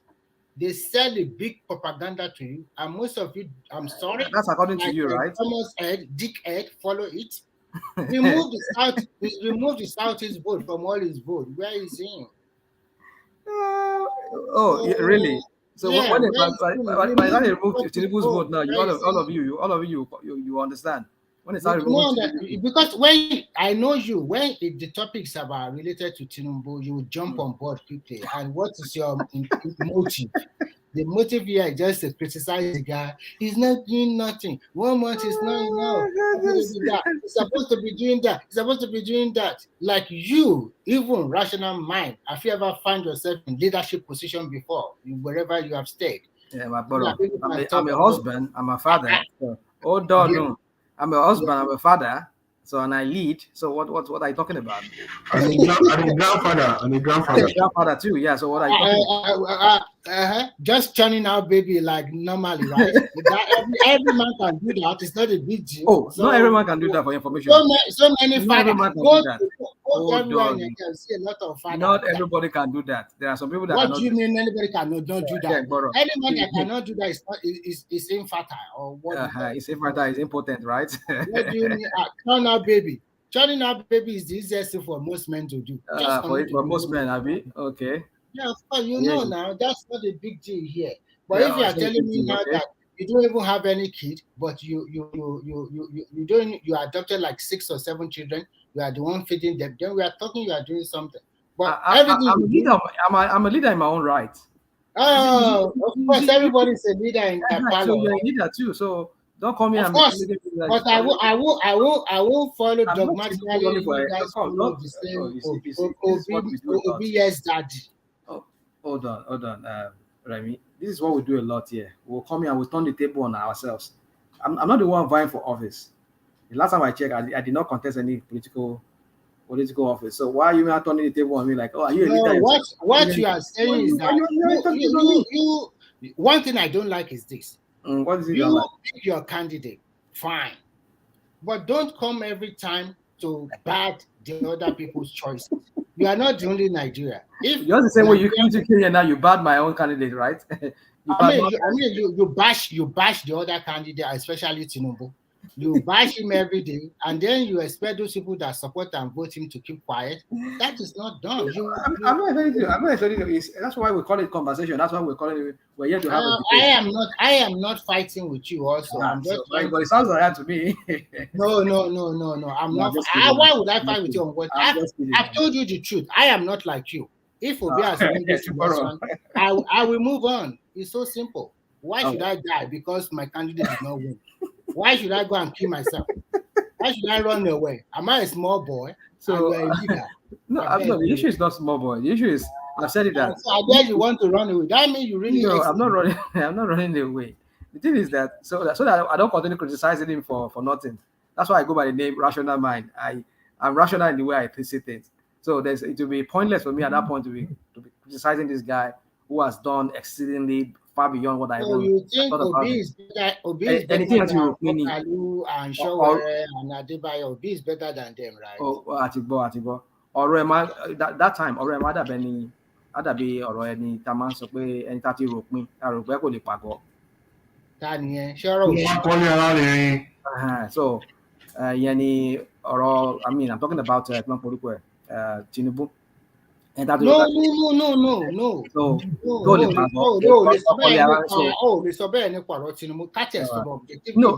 talking about Nigeria. In Nigeria, hold on. I'm talking about Nigeria. No. Let's forget this antecedent, whatever you people always talk about. I don't want to go by that. I'm talking about his vision for Nigeria, the Nigeria that he wants to build. If it's the Nigeria that works for the Nigerians themselves, not his own cronies, the people of Nigeria, the people, not his own, this template, the template used in Lagos, not that one we're talking about. The template that will work for every Nigerian. I will speak objectively. If he did not perform very well, I will criticize him also. You will. Yes, I will. I'll be in background. I'm not that type. I've already in this platform. I said if he does not rule very well, I will criticize him. Nigerians should vote him out in the next 4 years. I am not like other people that whether they rule very well. I was a heavy supporter of Buhari, but when he started to turn around and negatively, I criticized him, and he decided what he got. And when people continue to bash him, that is right, because some of the policies were not right. So he delineated on most of his promises. He didn't rule very well. So that is me. But I am not that type that will tell you, okay, whether I rule very well does not whether I should. No, I won't do. If he did something wrong, I will tell people this is wrong. This is unacceptable. I supported him because of one thing. I believe in hard work, and I believe in people that have vision. In people that even support other people. Because in life, you help people in cash or if you help people, people can pay back in cash or in kind. If you want to become somebody in life, some people have to push you. The same Showore or Mogalu or whatever people you are talking about, there are still some other Nigeria backing them that you don't know. They can also be billionaire and you don't know. So when Nigerians are talking about Obi, I just laugh because I think Nigeria should have said, okay, let's talk about Mogalu or even a new entity, Adebayo or whatever, or even all these Hausa young talk. Then we are talking. But when you are talking about the same establishment, Obi is an establishment. He has been a governor before. He has been a cohort with Abacha before. He has been a cohort with Ibrahim Babangida before. He knows they know him very well. He has gotten a lot of contract from them. So this is not a new man on the job. So when you guys now said, oh, it's our hallelujah, already they can't make it. The Nigerian people know who they want. Give left or take. If Tinubu did not win this election, the president we'll be talking about today will be Atiku. Can never be Obi. It can never be Obi. Everybody know the truth. If Tinubu has not won the election, Atiku will not have won. Well, maybe they would have sworn. No, if Tinubu did not win, Atiku will win. He will win. So that means he will win, of course. He will win. He will be your new president, and nothing you are going to do. Well, there's still something. Well, let's go on. Don't worry. He came second, and Obi came third, and the distance between Obi and Atiku is also not 100,000 votes. It's a lot of thousands of votes. So if Tinubu would have not won, then Atiku would have been our president today, and nobody can do about it. What's the point with that? Are you telling me I say? What I'm trying to tell you is that from day one, everybody knows that Obi chances is quite slim to be the president of that country. Everybody know, and you know, but they sell this. I don't know. Okay, that mean you are following like Baba Jaleko said, dogmatically. No. I don't follow him. I follow the trend that I see. What I see out there. There is no that the trend that is okay. I don't know. You won't believe it, but at the end of the day, what I just see is that go and write it down today. Obi can never and will never be the president of Nigeria. Because you are God, right? No, I am not God because everything is stacked against him. What is stacked against him? Everything is and you say it's part of the establishment. Look at what you're talking about now. You say it's part of the I know what I'm talking about because you know what? You said let me tell you something. Part of the establishment. Why would the establishment reject its own? So why they will reject him, I will tell you. If he go back to PGP, they would never present him as a presidential candidate because he has made a lot of enemy in that party. What enemy did he make? Okay, I will tell you why there's a lot of enemy for him waiting there. First, a lot of people that supported Atiku thinking that if Obi did not cross carpet, maybe majority of those who that vote for Obi would have voted for Atiku. That is one. A lot of PGP candidates that lost their election in the last election because of Labour Party in the Southeast. A lot of them from PDP, they are also against him. Then thirdly, religion-wise, it does not favor him in the next 4 years. Everybody have seen what plays out, what pans out. Then fourthly, there's some section of this country that they don't really want him at all. Whether you pull all the string you like in this life, they don't want him. And then the Southwest, seeing the way he has played his hand in this election and the post-election, even in the next 4 years, do you think the vote he got in Lagos from the Yoruba people, do you think he will get that vote again? So everything is stuck against him. Well, they have not even released half of what they have in their hand. By the time everything is settled after the court cases, you will know that everything is stuck against him. Go and write it down. All you just said that was noise. There's nothing you just said that really just even make. You might not see nothing there, but you know. If you only just say in your mind, you think you that just said, hold on, let me say this. This is the same you that said it's part of the establishment. So why, if it's part of the establishment, why is the establishment afraid of its own? Like Tinubu, that is the part of the establishment article. Like you said, they got a fair amount of vote. This is the same guy. They are not. Why should they be afraid of him? They know his depth. Hold on. They know his depth, and that is the depth. This is the same guy. Many people here on one man's platform here were saying that you will not even get up to 1 million if we even get 2 million. I am not a member of that time that said that. Yeah, you are not. No. Look. Ask Thomas. Ask every one of them. I am not here during that time discuss. But for me, I know that the people from the Southeast will vote for him. But the people were saying that how many are votes? A vote that is not passed, that's no more than 300 million. 300,000. Okay. Calculate all the votes in the Southeast. People were using Anambra vote. People were using Anambra's last Anambra vote. What was that vote that brought in Soludo? The whole total vote that brought in Soludo was not even up to like with the other candidates. We're not even up to like 500,000, maybe 400,000 people that voted. They used the gunman issue that actually rational mind. I want to ask you one question, and I want you to say the truth. Don't spin it, please. If you ask me, but I have the right to say I'm not. If you you are lying. Look at the I got your kind of question you're always asking here. You talk about pattern now. Do you see the pattern of the result of all the states except the Southeast state? Do you see the pattern? Is the pattern similar in all the states except Southeast? Okay, and I've explained that question here many times. Oh, I just asked a simple question. Okay, the pattern is not the same, or the pattern is the same. It's not the same. It's not the same. Okay, thank you. So if the pattern of all the other states in Nigeria has been the same pattern in the Southeast, do you think Yoruba will get that 6 million? No, I just actually it's a question. You cannot be leading me. We're talking about pattern. We're talking about pattern. You ask me one question and I answer your question. Now you ask me another leading question again. Because you already answered the first one. You said yes, it's different.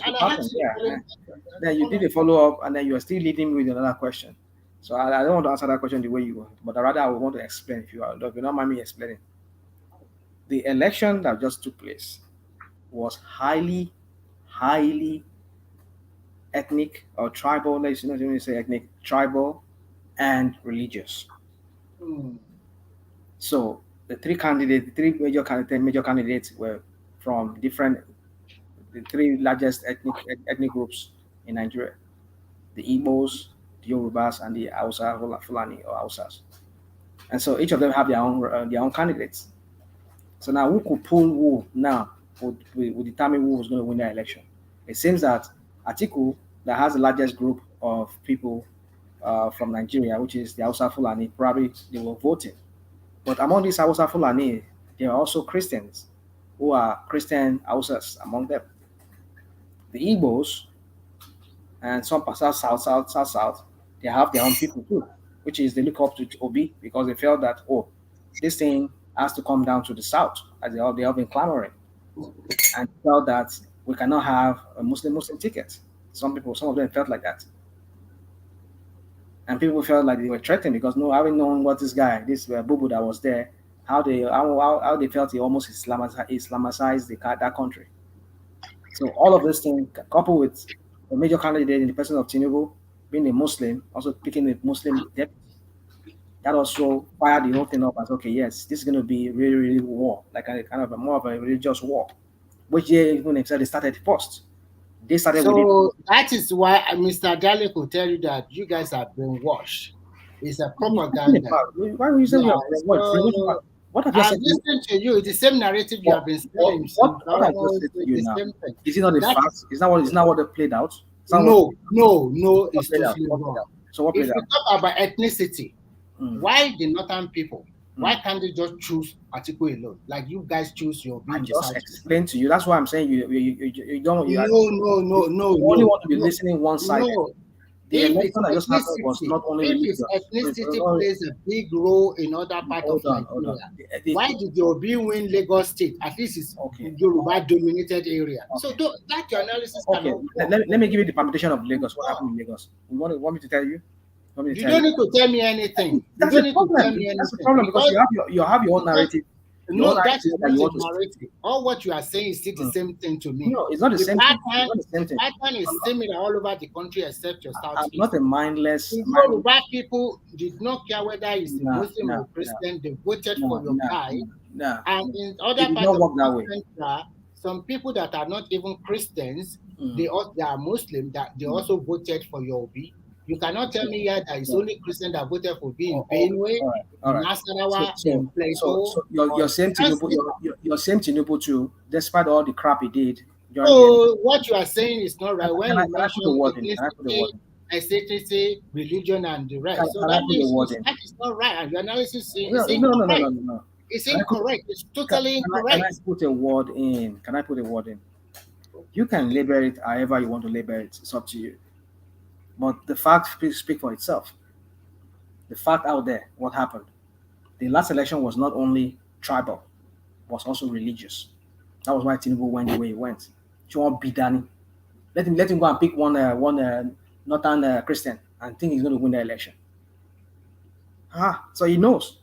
He played on now the narrative has changed now. It's not that they want don't give me that. Don't give me this crap of narrative. No. It's a strategy to win, right? When we challenge you on issues, you like to. No. Because you guys, you are spinning it. I want to get something right. It's not a spin.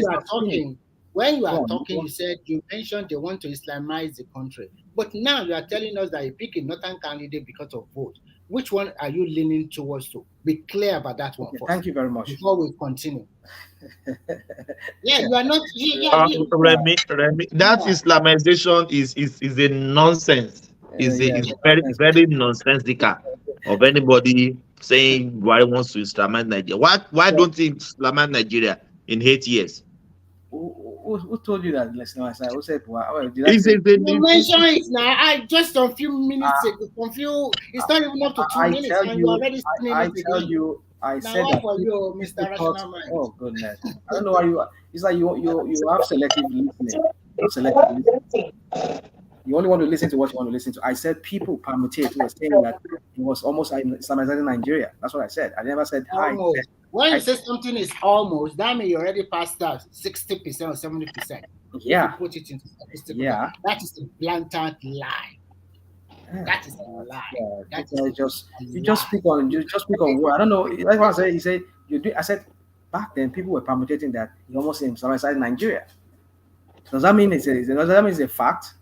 Who is permutating? Buhari or Tinubu? People. Who are the people?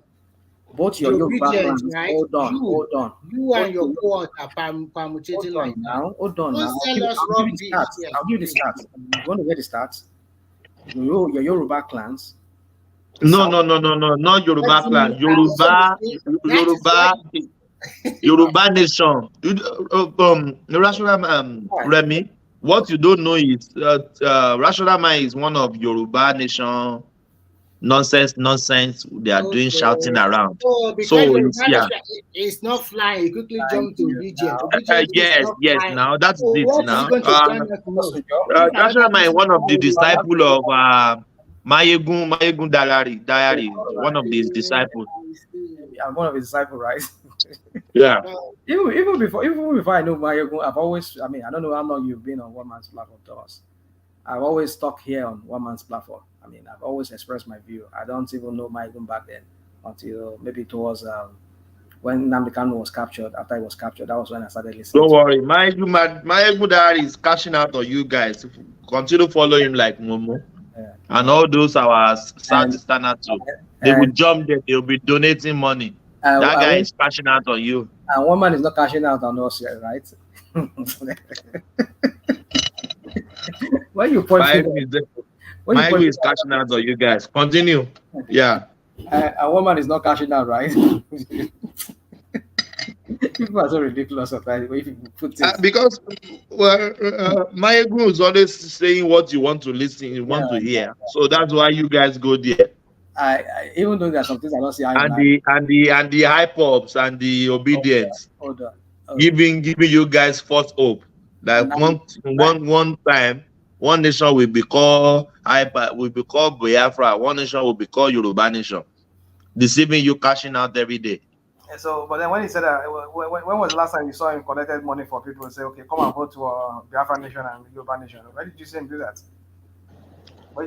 I don't hear you. You don't know that. I don't know the modus operandi of Mayegun. I'm asking you now. You say you know that. Tell us now. This is international. People are listening from all parts of the world. So let us. Rashmama, you don't know. You don't. I follow you all around. All you guys, I follow you all around. How can you be following me? Am I Mayegun? I'm not Mayegun now. Why would you follow me? I'm not Mayegun. Mayegun. I mean, look at me as Mayegun now. I mean, so I've heard people say on the platform that I'm Mayegun in disguise. I don't know what people are talking about. Mayegun people and his gullible followers. I call them gullible followers. He's cashing out on you guys every day. Are you a woman do not have your own gullible followers, right? No, we are not cashing out. We are doing this for Nigeria now. If we are cashing out, we could afford to obese Bozo. You know how many people came here to tell us that one man. Why don't you? It's because you are not following the obedient. That's why you are not getting more views. And we are not. They come here. On the comment section, they said it is the day you follow obedient. That's the day you will have more followers. And we don't care. We are contented with what we have. It's the quality that we are focusing on, not the quality. It's the quality, not the quantity. Well, your own quality now, your quality according to you, right? So I'm proud of that. You'll be dishing out your own quality, right? No, according to a lot of us, it's a quality platform. Rational. Don't get me wrong. Yeah, one man. The only thing I say about one man platform is that it allows people with diverging views to come on this platform. It's not like on some platform whereby if you just disagree with them on maybe OB or whatever, maybe Tinubu, they will kick you out. No, one man is not like that. That's one thing I must give to one man on that. Or if I've been talking crap about one man, I'm just messing with him. I'm just joking. One man is a good guy. I know that. I should be Passat pay them in one platform to kick me out. It's super chat, and they banned me from their channel till today. No, aside that, you see, Rational Man, you have made a lot of solutions that I agree with. Look at this guy from Nigeria. Is an obedient. What's it? This businessman from Nigeria. What's his name again? Oh, Ekene. I see the way that guy always gives submission. You see, you pick some other things from him. The situation in Nigeria. This is the only place you can find those kind of things. In other platform, before you know what. It is only one side. So you don't know who is telling the truth or who is telling the lies. So that's one good thing about this place. You know. And in addition, I can see that there is a lot of eggheads here that when they analyze the issue objectively, they don't. They just say things at its is, not propaganda or just say to favor one person or the other person, which is quite good. A friend of mine introduced me to Mayegun. I only listened to Mayegun for 5 seconds, and that's over because it's all propaganda. It's all and even I block my YouTube. I don't want something like that. It's too poisonous. Okay, Remy, do you know what took me up from that guy? Why is it poisonous? I don't want to talk about that. How you normally change people's name? Chief Tinubu, active school. If you just find one name to, it's just so ridiculous guy. So ridiculous guy. No, I can't stand him. For the comics now, for the comedy of it. It's not No, about. it's for the gullible ones. For the gullible ones. Just like catch out. Hold on, just like when one man here, one man will say, because Tinubu Jaga bandit of, Jaga. There's a way you say Jagaban of Lagos. That's Jagaban of GBT. GBT your body long. But who criticized one man? No. Michael is the worst. Well, it's just because of his own content. One man. This guy has his own content. The content and cashing out.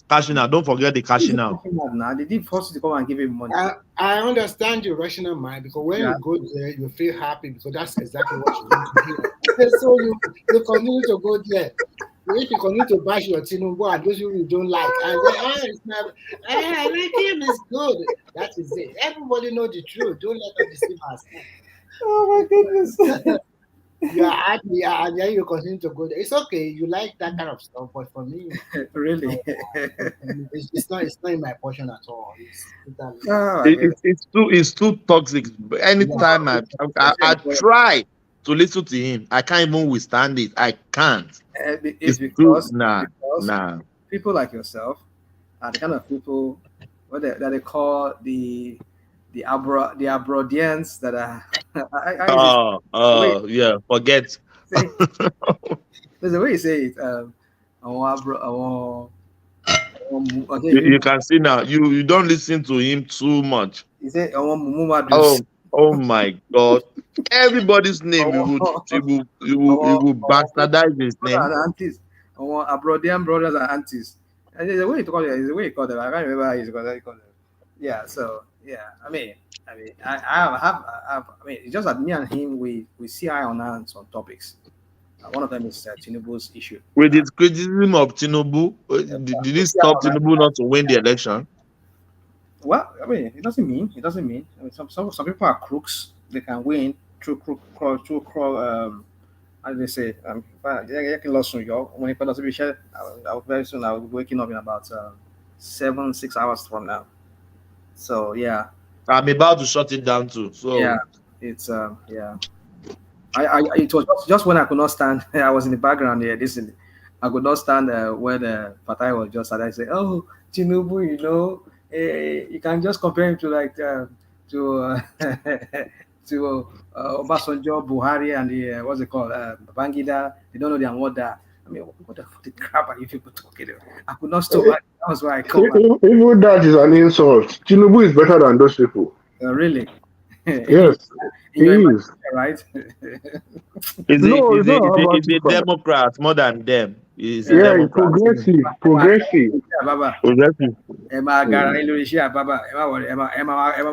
soon. You know those old Baba chair that used to turn. Rational mind. You are not supposed to be a lecturer abroad. You are supposed to have your own private big school in Nigeria. With Tinubu, you are going to get it. You see. With Tinubu? With Tinubu, you give your business, big school in Nigeria. You're supposed to be a proprietor. And like you people get hope. I mean, I said it now. I said hope. Is it reopen? What do you call it? What was that? Renewed hope. Renewed hope. I so much like that is. Emma Garailo Isha Baba. Emma Wali. Rational mind. See, this thing you are doing, sometimes you might need a therapy. Because the way you block your eye on Tinubu that you don't want to say any goodness there. Seriously speaking, you might need to go for therapy to let you know that no, not everything not everything that is bad about this guy. Can you hear that? Yeah. Wow. You see, I don't know if you read the avatar here. Your mental health is important to you. You see. So I know what I'm talking about, right? What you just said that it was peace when Fatai was talking about him. It was ruin. Yes. He really want to fight. Come back. What? No, seriously.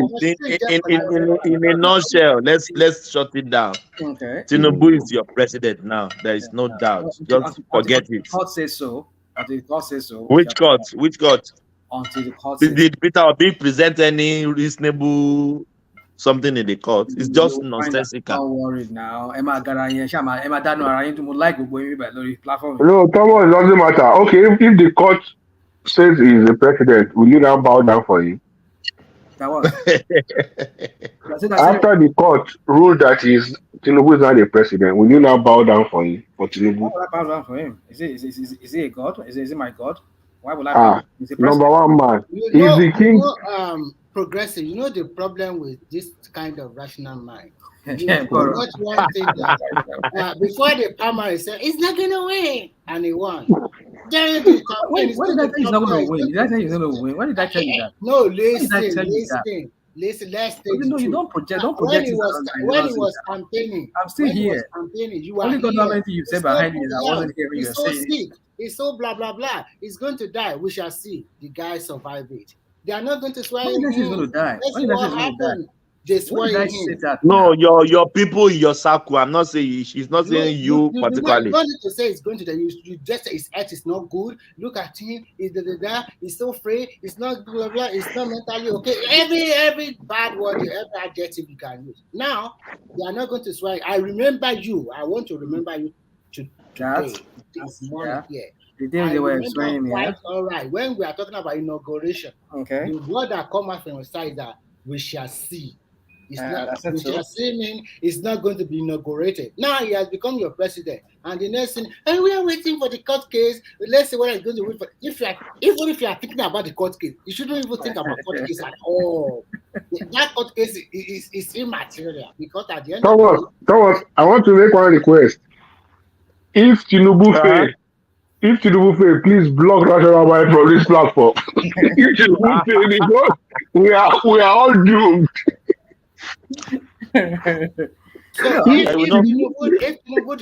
He's a co-host. Rational Mind, you can block me. Him too, yeah. Except, maybe if. What I want you to know, he has started in a good note. I don't think he will fail. To me, that is my opinion. I don't wish him. I don't wish him. I don't wish him failure. Because Rational Mind wish him to fail. Because if he fails, then he can say, "Did I not tell you?" You guys are no, but there's one thing I'm sure of: the worst of Tinubu will be better than what's his name? The brilliance of Peter Obi. And the brilliant and the best of Buhari, the worst of Tinubu will be better than the best of Obi and best of Buhari. That's one thing I'm sure of. So it's difficult for him to fail. Guys, thank you guys. We have to shut it down now. Okay. It has been a good session. Yeah, Remy, thank you so much. Rational Man, thank you for coming in. I know it's because of Tinubu you came in. No. I was busy doing my. No. I'm Rational Mind. I'm talking on Rational Mind. He came probably, but Tinubu. Yeah. All right, guys. Have a good night, everybody. Listen to my advice. Keep this session. Keep it well in a cooler. A lot of things that Rational Man said here today will be used against him in the future. He said he will run away if Tinubu deliver. He said we won't see him. He said he will run away. So, well, that's just I'm going to stand by my word. Don't worry. I mean, it's so for me to say him to do Thomas, just better. This is your session. So he's already away now. Ajale Koko. He's not living in Nigeria. Baba Thomas. I said even Body Thomas. That are stronger than Rational Mind. Say he will disappear. Baba Body Thomas is still in Nigeria. So why would you believe Tinubu? He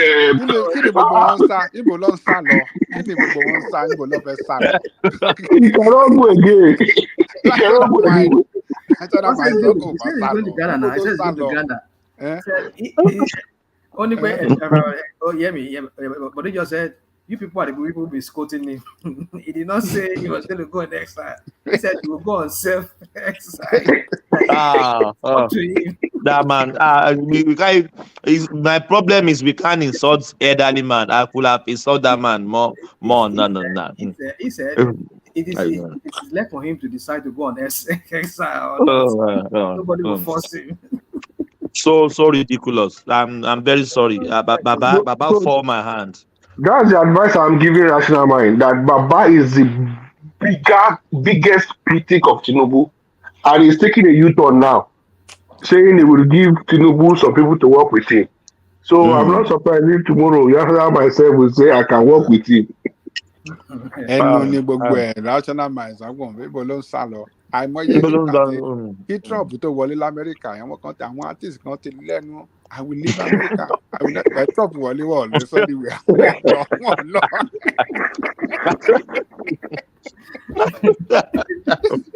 And that is true.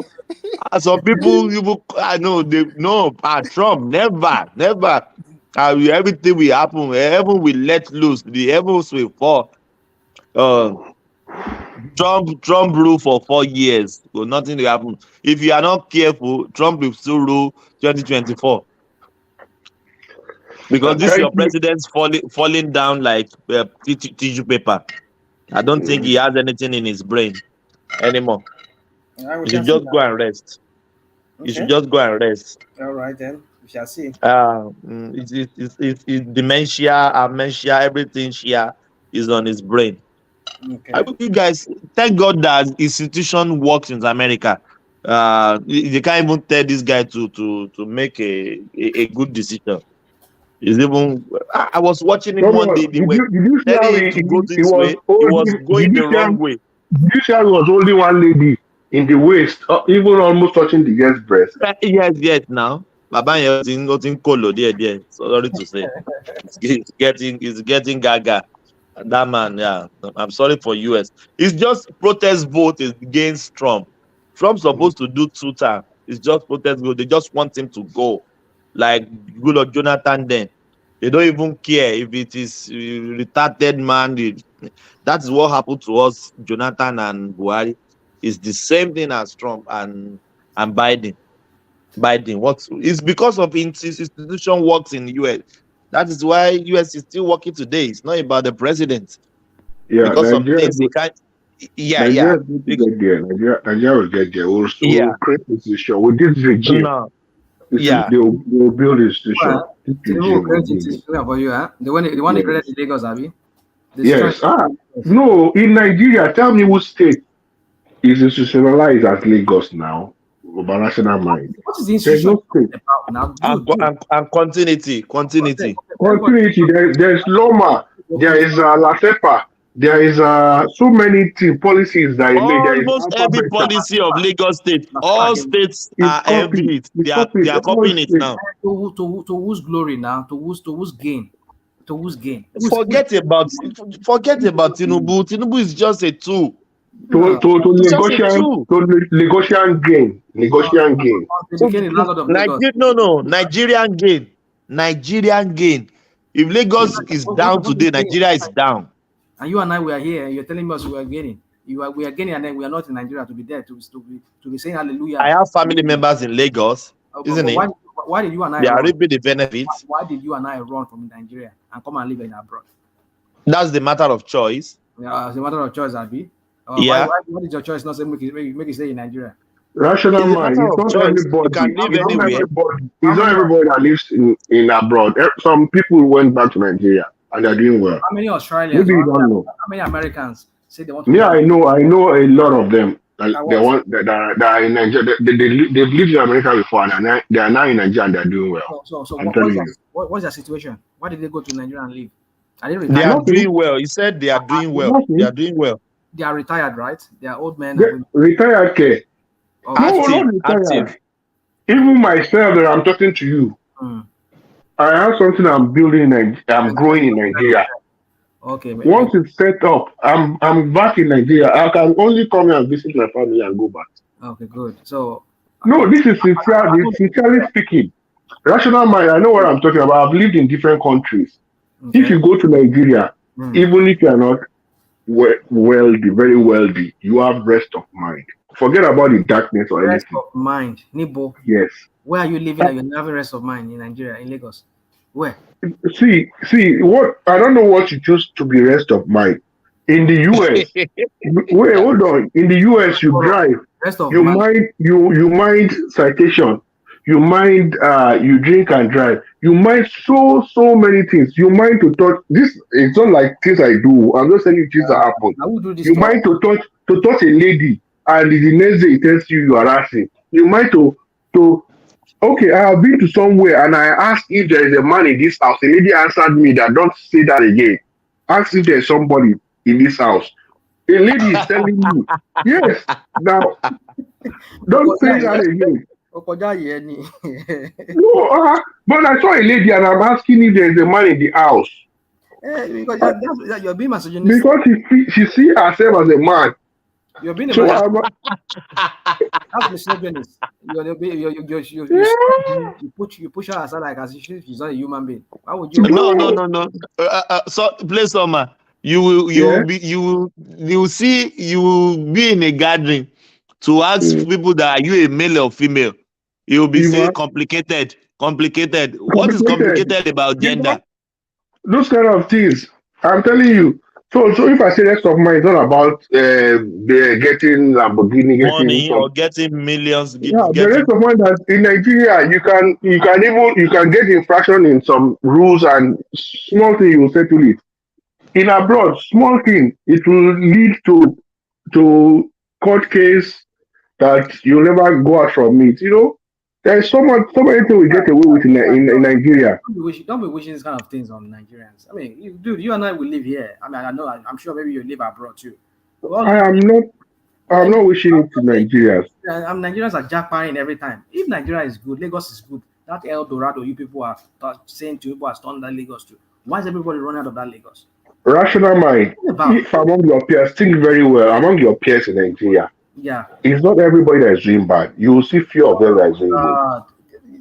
Don't get me started on this again. I know this guy wants to shut down. We are shutting it down. 8 hours. We are not passing 8 hours. 10 minutes more. Real quick. Out of all my friends, 95 of them. I just spoke to one recently. He works in a bank. We went to secondary school together. This guy could not pay his kids' school. Even his house rent, it don't expire. This is a guy I've spoken to for a long time. He got through our school alumni. Then you have to reach out and somebody has to say, call this guy. I was like, and this guy is the best student in our set. He's the best chemistry student. He was the best best physics student. This guy is good in further maths. The maths then, yeah. He was good in additional maths, yeah. What are we talking about? When I heard from this guy for the first time, after almost 40 years, I was like, oh my goodness. Well, dude, what happened? I said, well, life has not. It's like he said he lost his job during this Buhari time. So you can just imagine when people tell you like that. And you're telling me. I can open my diary here for you, and you see a list of them where we say I don't mark say okay, in the ask for this one, that one they ask for this one. Now me will be saying they try to manage myself here with my own family. What are we talking about? You know how many people will be say people they call me every day here from Nigeria. I'm not talking about my own family members where they lost their own jobs too. Always say they never get jobs. Rational, I'll tell you one thing. And then you're making it sound sorry, I'm not saying you particularly, but the ones I know, a lot of them every evening they eat pepper soup. Every evening they eat pepper soup. Every evening they drink 2 beers or 3 beers. I'm telling you. No. Pepper soup is what? Rational mind. I'm talking from experience. We live abroad. We work day and night. If you call my house where I live abroad, my daughter will tell you my daddy work day and night because she hardly sees me. But in Nigeria, I know my brothers, my friends. They will tax you But when you call them to ask them for a favor to help you do something, you will hear noise there every time. People who don't have money go to joints every joints. I'm telling you. Listen very well. Those people will pretend to you like nothing. If you give them 20,000 naira, they will spare 5,000 there to go and drink beer and chop pepper soup. And they know how to find their way. I'm telling you. So you do to the ones you know you want to do to. I'm telling you, Nigeria, the people will survive everywhere. Everywhere. Chop is here. We'll go back to the house. We don't get light inside heat and everything. It doesn't matter, but even you in America, you are not chopping the same. So if they chop the same, that is what they want at that particular time. You have everybody have priority. What are you talking about? I mean, play over. Don't call me and condition people's mental. You see, that's why I said my mental health is important to me. People like you are the people that makes me like need the therapy, because the way you are talking about it, you want me to go and see the therapist and ask myself. Maybe you need one. No worries. I'll recommend one for you. I'm not joking. I'm talking from experience. I've given people I've rendered help to people in tons of thousands, 500, 1 million. But when I monitor their lifestyle and I realize that these people, it's not that they want to do business. They just brainwash me to get something. Yeah. They want the bam bam. They want the cheap with the big boys. They want the bam bam. Thomas, yeah. You are giving us a very good example now of what I want to talk about. Now, when people meet you, say, play over. You see, I only want business. Can you lend me like 1 million naira or 10 million naira? You give them that 10 million naira, and at the end of it, they don't use that money to do that business. Have you asked them why didn't they use that money to do that business? Okay, I've asked them. They will tell you the house they are living, the rain fell and opened the roof. Yeah. No, the rain fell and opened the roof. So before they even think of it, they went to fix the roof first.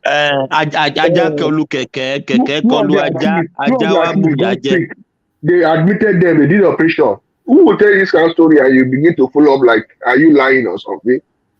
I'm telling you, my mother-in-law just swallowed biro. They want to do surgery. Hold on. Why it is true that they might give you all these excuses? I can give you so many reasons besides all those things. There are some that I've given money to go and start business. The business crumble. Ajani is here. He will tell you, the people that can survive in that country is politicians, or you are a friend of a politician, and maybe you're able to do some kind of business, and he protects you, gives some kind of protection, or I don't know what. I have a junior sister. She's doing well. She's not ready to come to abroad. So what? And then she does buying and selling. I mean, she does how she works. She's like international, like fashion designer. He makes clothes. She doesn't have shop. But then she sells online. She sells online. She's a good. Yes. She sells her product online, international. Yes, international. Yes. She doesn't have shop. I'm telling you about. She sold on Instagram and Twitter. She's doing very well. Good. Very well. We've had you. You said she does international business, not local. So why can't people? It's the initiative now. Play summer, Abi. Yeah. You can decide to sell your. She decides to go international. I have friends that when I go to Nigeria, I don't even spend money. They host me. Some of my friends. They host me. They never travel. Play summer. This my sister. I've been here almost 1 decade now. She never called me one day. Ask for one cover. I am the one that will say, I'll just transfer something to you. Buy something for your kid. I mean, why do you? She's a big girl. You're a big girl. There are people doing well in Nigeria. Nigeria is well. It's not a zoo. It's not a zoo. I mean, you see why I need a therapist? Because whenever I come to one platform and I hear this kind of people like this, my mental health. I just cited somebody like it's my blood sister. And don't tell me, Listen. She's doing well. Some people decide to be selling their clothes in Nigeria store. And she decides she innovates. She packages things. Exactly. Please, Summer, she doesn't have shop. She doesn't have shop that you will go and measure. She measure people online. He measure people with their clothes Thomas online. cannot lie. I make dress from here. I make dress like that from Nigeria. They will send me short video on how I will measure myself. I do my measurement. My wife will do her measurement. My children will do her measurement. And in fact, okay, a week ago, we sent some money to a tailor. I told my wife that this lady is making money. I know how much we spent. We sent money to a tailor in Nigeria. This tailor sent a video on how we measure ourselves. We did it, sent it to her. We sent money, like 300,000 to sew clothes, not the material. To sew clothes. You can see. Look at that, my brother. When I was telling my wife, is that not innovation? Is that not innovation? My wife said she's not even renting shop. It was one of our. What are people talking about? The people are talking about. Please, Omar, my sister rents a 5-bedroom flat. She doesn't have. He doesn't have signboard. Nobody come to his office to measure clothes. Everything's online. Everything is online. And she does everything is online. It's so for celebrities in Nigeria. Yoruba celebrities, English. If I tell you her name now, just go and Google it. You will see what she's doing. So just innovation. We won. Please, Soma. We won. We won. We won. I know that's what you people are doing. You people just want me to put the word. No, but Baba Koko is not right now. Nigeria is not here. Nigeria is not here. Nigeria is not good for majority of Nigerians now. Yeah, the records are. I mean, the facts are there. The facts are there. Nigeria is not good for majority. Majority of Nigerians are not living good in their country. The facts are there. So because they don't know their way. They are not innovative. They are not innovative. They don't know their way. They are not innovative. Ajale Koko. Look, when we talk like this, Ajale Koko, do you agree with me? People are doing well in Nigeria. I don't agree with you. Yeah. Majority of people are doing well in Nigeria. Majority of Nigerians are living in hell. That is a fact. No. Baba Jalenko is not hell. You only thought we can be lucky. We do a lot of our friends are not happy. A lot of them. There are some that even had good job, but today they are complaining severely. The situation is crushing them. It's not that they are lazy or they are not innovative. You don't wake Sunday up. We want to close. We want to close. Sunday. So situation is crushing them. Ajani Koko. See, you have been in America for too long. For too long. All these American people, they've been in America for too long. See, Nigerian people, even if you want to help them, some of them don't want your help. They just want to collect your money and go. They will tell you all manners of projects they want to do. The moment they've touched that money, you will not hear from them again till the money has finished. And then we have to look at lack of education. If people are not educated enough to help themselves, how would they be able to help themselves? That there's poor education in that country. How many people have just basic, simple education to know what is good, what is bad for them? How to even help themselves? You can't expect, nowhere in the world will you sit down in your house and be expecting. Well, it's government to help you. After a while, government will get tired. You have to be able to help yourself. The best thing they can do is give you an environment to work. When you go to America and you sit down in your house, are they coming to help you? No, you go and look for some Nigerians. Are they picking money in the streets of America? Are they picking money in the streets of America? Okay. You have to find your way. Wait now, Ajani Koko. I know young people that are collecting grants, not loan, grants from Nigerian government, 2 million, 8 million, 500K. Nigerian government is actually giving grants for young people to start businesses. Do you know what these people are doing? They are collecting the money to go and shy you in club. And there's a lot of youths, a lot of them. Government, even when I was in Yaba Tech, government used to give me Sorry, we are losing you. When I was in I want to Yabatek, right? Yeah. When I was in Yabatek, Ekiti government used to give Ekiti students monthly stipend to be able to take care of yourself. I forgot what they normally call that thing, bursary. Yeah, bursary. Yes, bursary. Yes, I bursary. realized that even if you are abroad, there's a possible way of you getting bursary. Sorry, we are losing you. We are losing you. Yeah, we can hear you now. We can hear you now. I don't know. So sorry, we can't hear you. We can't hear you. You are breaking. Wrong with my internet.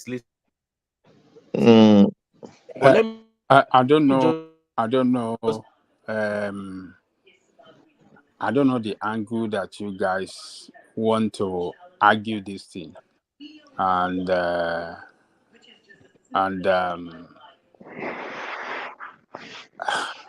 don't know from which angle you want to justify that Nigerians I mean, some of them are lazy, no innovation. Hold on. Forget them. Whether they are lazy, yes, there is no country that doesn't have lazy people. But the fact remains that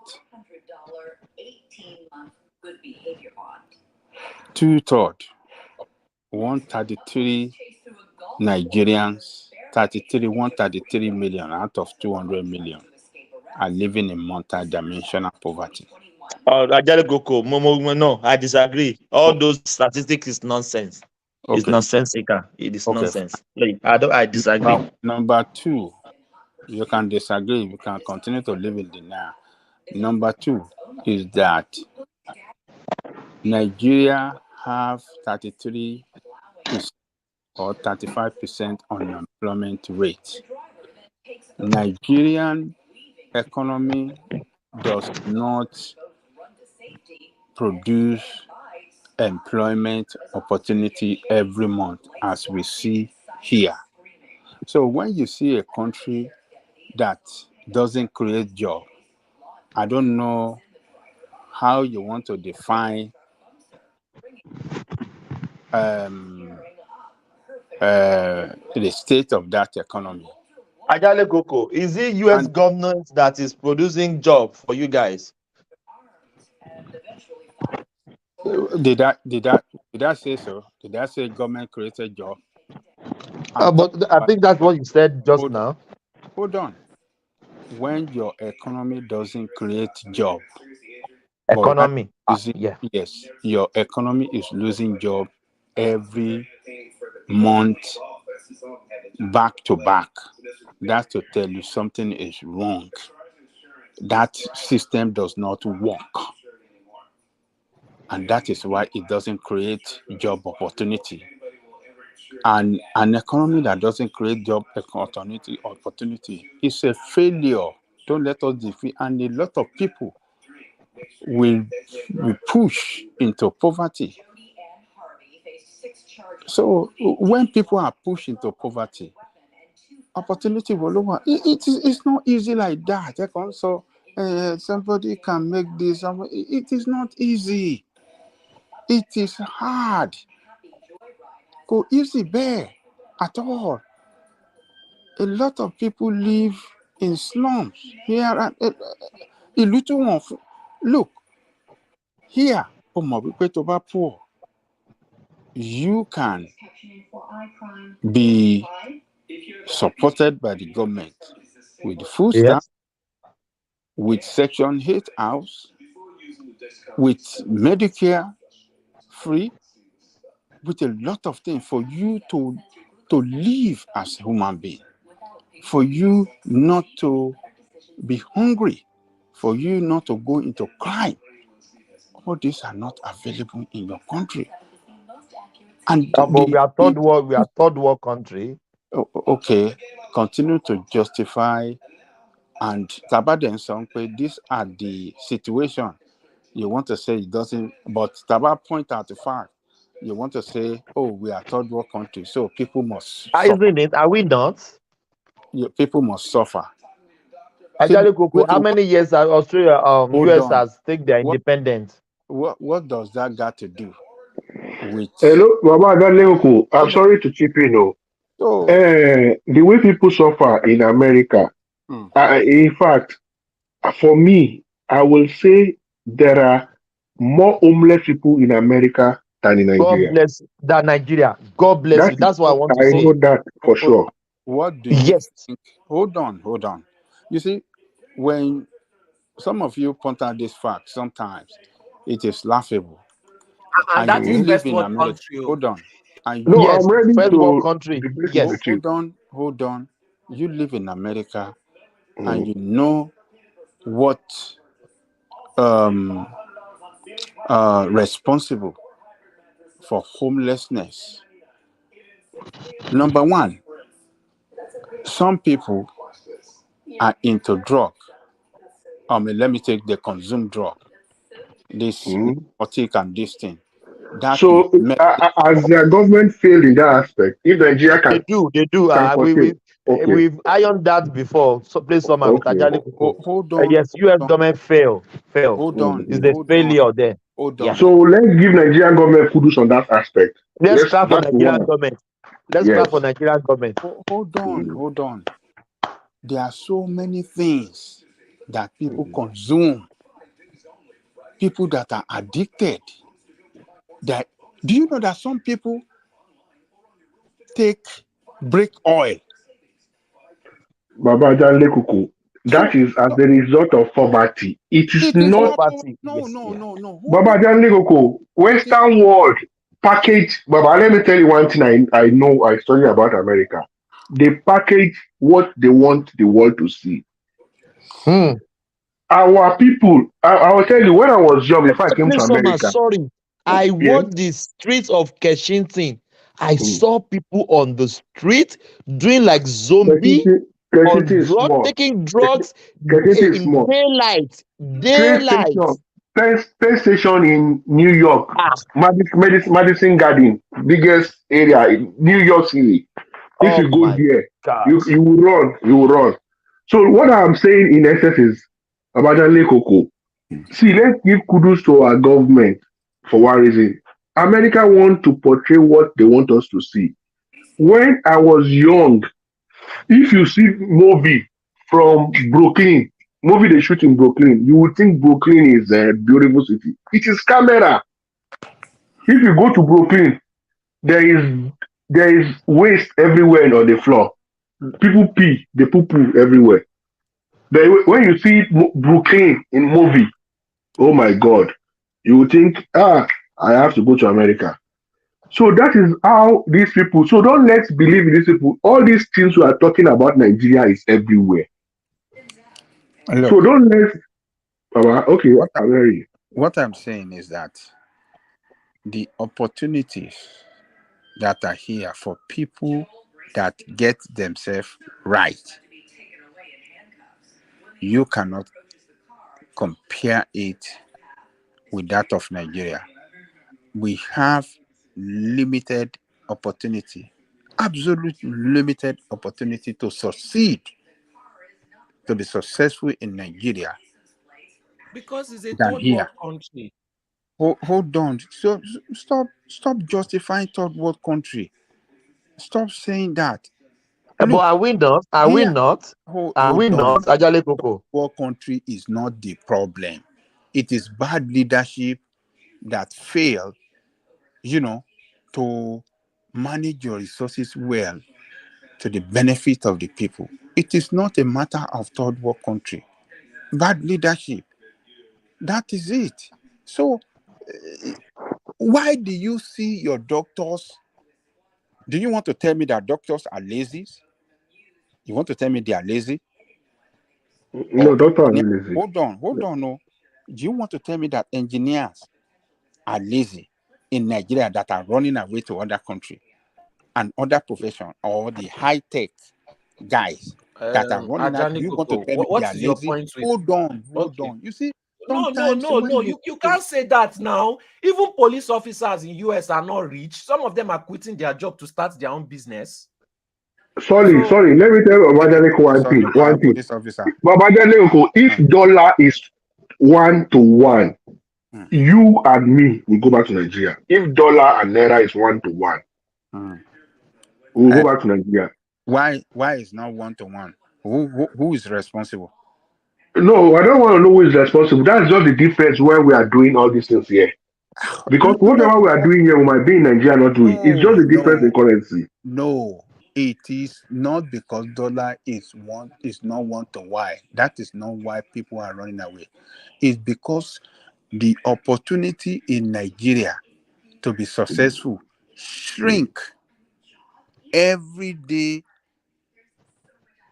in and out. It shrink.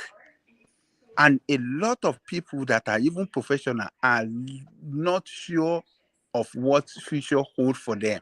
I know the reason why I said this is that a Uber driver in Nigeria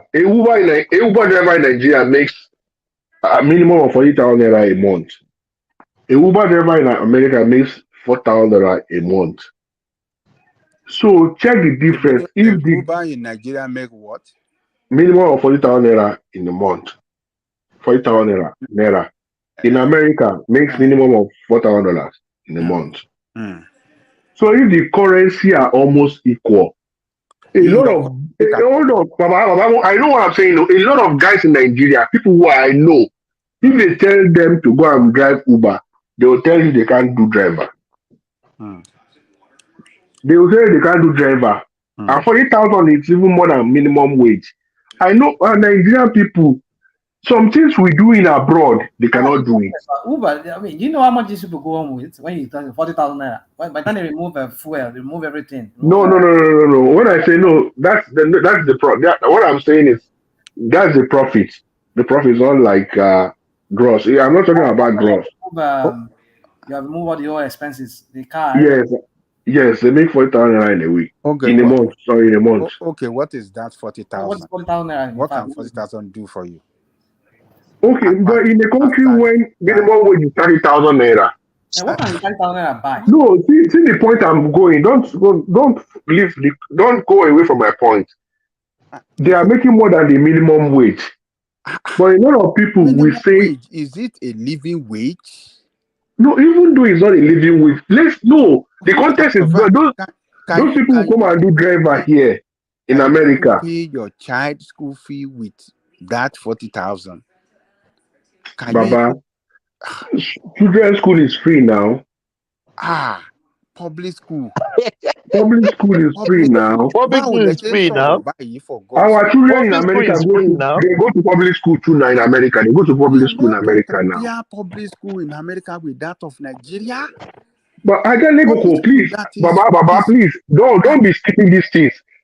Children that go to public school in Nigeria, when they come to America, they get scholarship. They are brilliant. They are doing extremely well. The children from public school in Nigeria, when they come to America to join school in America, they do extremely well. This is a lot of facts I know. I'm not sure if you know that. Public school. I'm sure you know that. Yes. A lot of people that I've talked to that in Nigeria said, you send your child to public school, it's like you send that child to a park. Adale Koko. Yes. That park that your child goes in Nigeria, bring that child to America to join the same school in America. That child will do exceedingly well than children in America. That's not true. Please, Oma. That is true. We that we are talking here, don't we go to the same public school? I went to public school. Thomas, all these children that are making records in America, what kind of school did they go to? Please, come and saw in control say as bad as that public school in our own eyes, they still get say public to teach them well. Yes. Public school Sanfara. So don't go to the north now. Let's do general. No, don't go to the north, Baba. Let's stay around. Let's stay around. Let's stay around Nigeria. Nigeria, let's stay around. Àbí àwọn school kan tá à ń wò lọ́yọ̀ọ́ state tó yẹ pé gbogbo orí páànù wọn ti fò lọ tí gbogbo ilé-ìwé ti di ilé àlàpà tí àwọn ọmọ tó jò ń rọ̀ mọ́ wọn lórí. Ṣé ìyẹn ni? No, that didn't take away their knowledge. That didn't take away their knowledge. No, let me tell you. It shouldn't be like that. That's what we are saying. It should not be like that. But you can't. But Ajale Koko, do you know maybe 2 years ago, the person that won the best WAEC in Nigeria is from public school, not even from private school. From public school in Nigeria. I could remember vividly, very well. A lady. Go and compare the percentage. When was this? Maybe 2 or 3 years ago. I remember vividly. Go and bring it. Go and dig it. I bet I dare to go and bring it. I remember. I remember vividly. Okay. After that, public school. It's not from any public. I guarantee it's not from any public school. I said it's from public school. I remember vividly. Bring it for us. Maybe next section I'll go and dig it up. No, Rational, please don't let's denigrate our public school. No matter how bad it is, the infrastructure is bad. But the pupils are brilliant. What are you the talking pupils about? Are brilliant. What brilliance are you talking about? Wow. I'm telling you, among their peers overseas, they are brilliant. I've seen it. I don't talk about what I've not seen. Seriously speaking, because they come abroad and they are brilliant, does that mean that they were brilliant in Nigeria? Is that what you're talking about? Is that what you're saying? If their foundation is not good, they can't be good anywhere. No, hold on. It is not that foundation that you want to how do I say it? Level up. You don't want to give too much credit to that foundation. But here in America, what are you saying? Your life begins from your foundation now. Hold on. Look, here in America, they make it easier for you to get good education. The system make it easier for you to succeed, to do well in school. The environment is conducive. The equipment are there. Everything, good teacher, everything is available. So you are coming from a place that you are not provided with anything, and now you find yourself in a system that make it easier for you to read, provide the latest of the latest book, and all the facility work well. They give you computer free in school that you don't have. You will excel. I know somebody that is a medical doctor here today, but came from Nigeria from primary 6. He didn't go to secondary school. What did he do? GED, he went to this training evening adult class. Which is a GED near from GED, but you were college near, but you say papa to the doctor. It's not possible. It's not. Look, the system make it easier for you to succeed. It is not the system that choke you, that strangulate you, that make it hard for you. Our system over there it makes everything just too hard for you to succeed in life. That is just the difference between there and here. But we will get there one day, isn't it? We will get there one day. I'm just saying we are not worse off. We are not worse off. With this new government, we will get there. I don't know where you guys are coming from. You are saying you are going to get there one day. People, you are just shift go pole. No, Baba, we don't want to write it off. Do you say we should write Nigeria off now? No. I'm not saying we should write Nigeria, but what we are saying is that things are not working good in that country. And that's what we're saying. We're making progress, but I just don't want us the notion of everything is bad, standardized, we are nothing, we are doomed. I don't like that word. We are making progress, Ajale Koko. Making progress. You are the one making progress. The country is not making progress. But we are the country now. What's different from? It wasn't like that when I was growing up in that country. It was easier. Things were good. There was opportunity. Nigeria was a land of opportunity. Nigeria was a place that people come here to study and today is still a land of opportunity now. I just told you about my junior sister now. Making fortune in that same Nigeria. Thomas, she doesn't want to live abroad. Thomas. There are thousands of like my junior sister that is making fortune in Nigeria. If your sister is your sister is one of the few that are making it. And we just told you now, how do you want to measure when we said the government statistic came out that 2/3 of the population are living in multidimensional poverty? Do you know what multidimensional poverty means? Second, define it for me. I know, but I told you before, I don't have that statistic.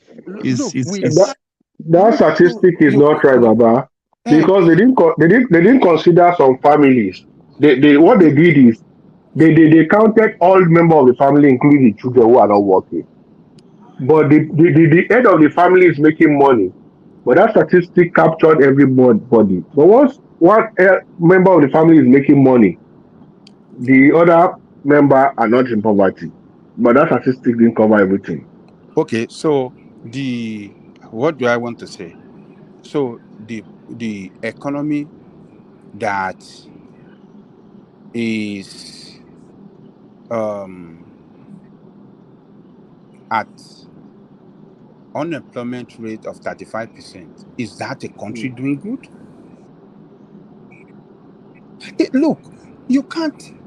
Look, when we see. Can I ask a question? You said unemployment of 35%. Sorry, coming. Yeah. When we see the fact, is it Nigerian government that will provide the job, or is it people that will create the jobs? Which one? You don't. I just asked Ajale Koko that. It is. Oh God!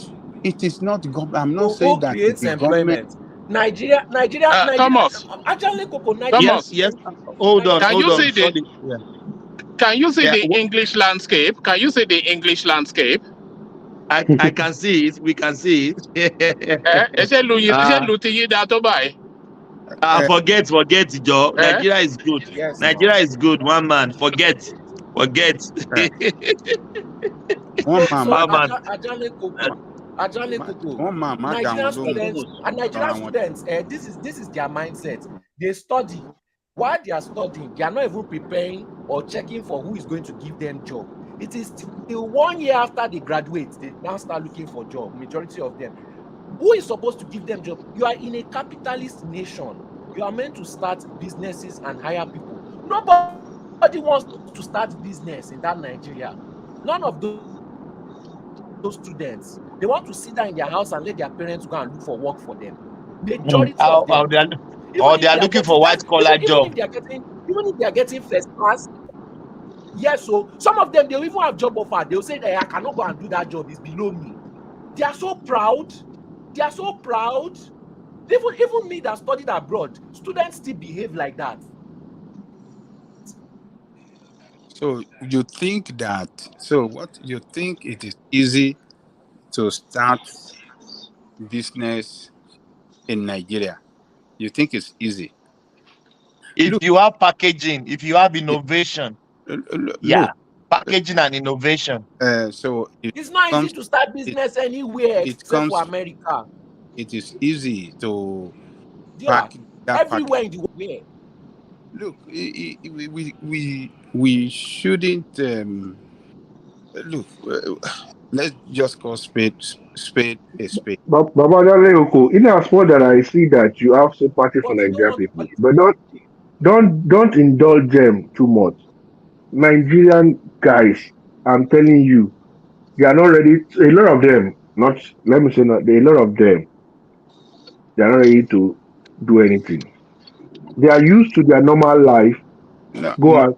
no. I'm You telling you, guys, I'm telling you with experience, about. no, you are not getting it right. You are not. Play summer, Ajale Coco. I've Hmm, said it and I will repeat it. Play Mm, summer. I hmm, thought I was working when I was in Nigeria. hmm. I thought, what did I say? I thought I was working when I was in Nigeria. I'm not Ebi Opamio, I'm not wretched though. I would say I'm in the middle class.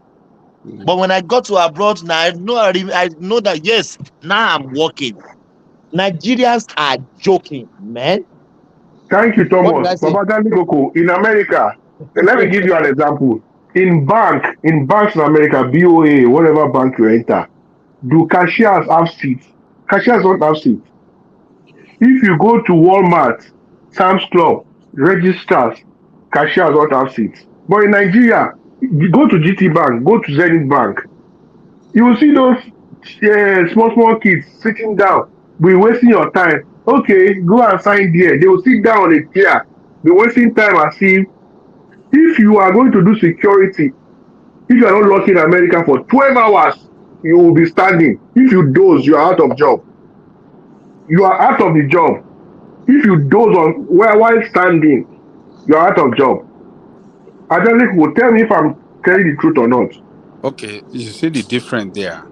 When you are working in America, you are paid per hour. Right? Nigeria, you are paid salary. So when you are working per hour, when you are paid per hour, your employer is on top of you because he's paying you per hour. That's a lot of money.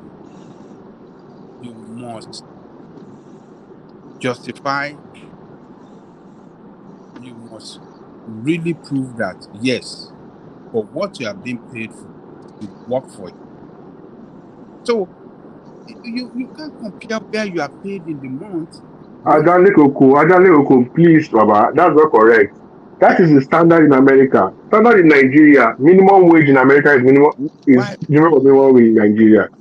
tell So your boss? the value of a payment, the salary in Nigeria is equal to the job.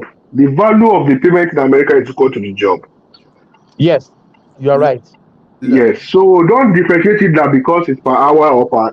That is the standard of Nigeria. So people are not working hard. People are not working hard. That's just the truth. It's not like because it's per hour I or. even want to. That one is a separate. But that I want in here is not even does not even matter to me. But what Ajale Coco, hold what on. We have Akim. Akim, do you progressive? Do we have progressive? Yes, I'm here. Oh yes, yeah. You leave us with our Bula Balu. You don't even talk, and you are unmuted. Yeah. So, what do you think about our? I'm about to close. So when Ajale Coco bring up this their socialist mentality of US. No, it's not. America is not socialist country. America is a capitalist country. But the reason why I actually came in was to remind Ajali people that whenever we talk about Nigeria as a country and we compare Nigeria with other countries, yes, sometimes the criticism are valid, but we should also look at the mountain that we are meant to climb. This is a country that for the first time in its history is having, I think, 24 years of unbroken democracy. So you have to put into consideration the damages, the destruction, the demolition that the military government did when Thank they were in you. power. So a lot of us, when we are criticizing, when we are condemning our nations, we don't look at the challenges that we are trying to surmount here. You know, if you a lot of the time when this military government was in power, there were no structures in place. It was just a governance for all, like just do as you wish. You know, Free for posting all. governor, Free for yeah, all. posting people to different locations without actual planning.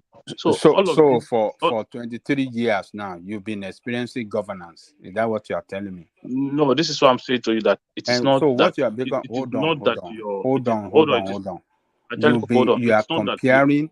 You are saying during the time of military, we did not have governance, but for 23 years that we've had uninterrupted democracy. Yes, we are experiencing governance. Which governance no, for 23 years? I'm not saying we are experiencing governance. I'm saying whenever we are criticizing Nigeria's problem, whenever we are criticizing Nigeria, we should also try to consider the direction that we're coming from as a people.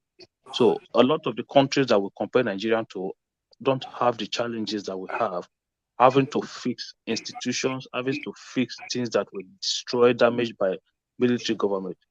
You can't tell me that military government actually have any semblance of governance. Look, Okay, let me ask you one question. 20 between now, okay, for are we better off now than we were 23 years ago as a country? Are we better off today? You can look at different indices to say, No. Are we hold better off on. today? No, Don't let me hold on. Don't let me even say 23 years. Let's say 16 years ago. Are we better off than we were 23 years ago? And today, are we better off? Can you let me put explanation No, into this now? it's a question. Now answer it.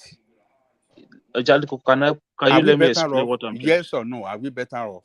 Yes, we are better off. Oh, okay. Okay, so I'm going to explain to you now, Jaliko. I'm going to explain to you. I don't know when you left Nigeria, but I went to primary school in Nigeria. Like 40 years ago. He left Nigeria like 40 years ago. Okay, let me explain something to you. Now, this is what I'm going to explain to you. I schooled primary and secondary school under military government. All my schooling, primary and secondary school, were under military government. There were a time in my secondary school time when I had to pay school fees, right? And the same challenges. I came from not even a middle class, from a poor background. I didn't have to wear shoes to school. Today, it's still no difference. There's this mindset thinking that it was better than no. You would think it was better because maybe your situation was different then. But for a lot of people who were actually poor, they also had the same challenges then, even worse. There were a lot of times when I went to school, we did not have seats in my class where we had to sit on the floor to learn. There were a lot of times where we went to school where our roofs were broken. So a lot of those things that you think were good, they were not good because I witnessed it firsthand. I went to public school, primary and secondary schools. So I witnessed challenges at the time. I witnessed difficulties at the time. On top of that, I witnessed military brutality.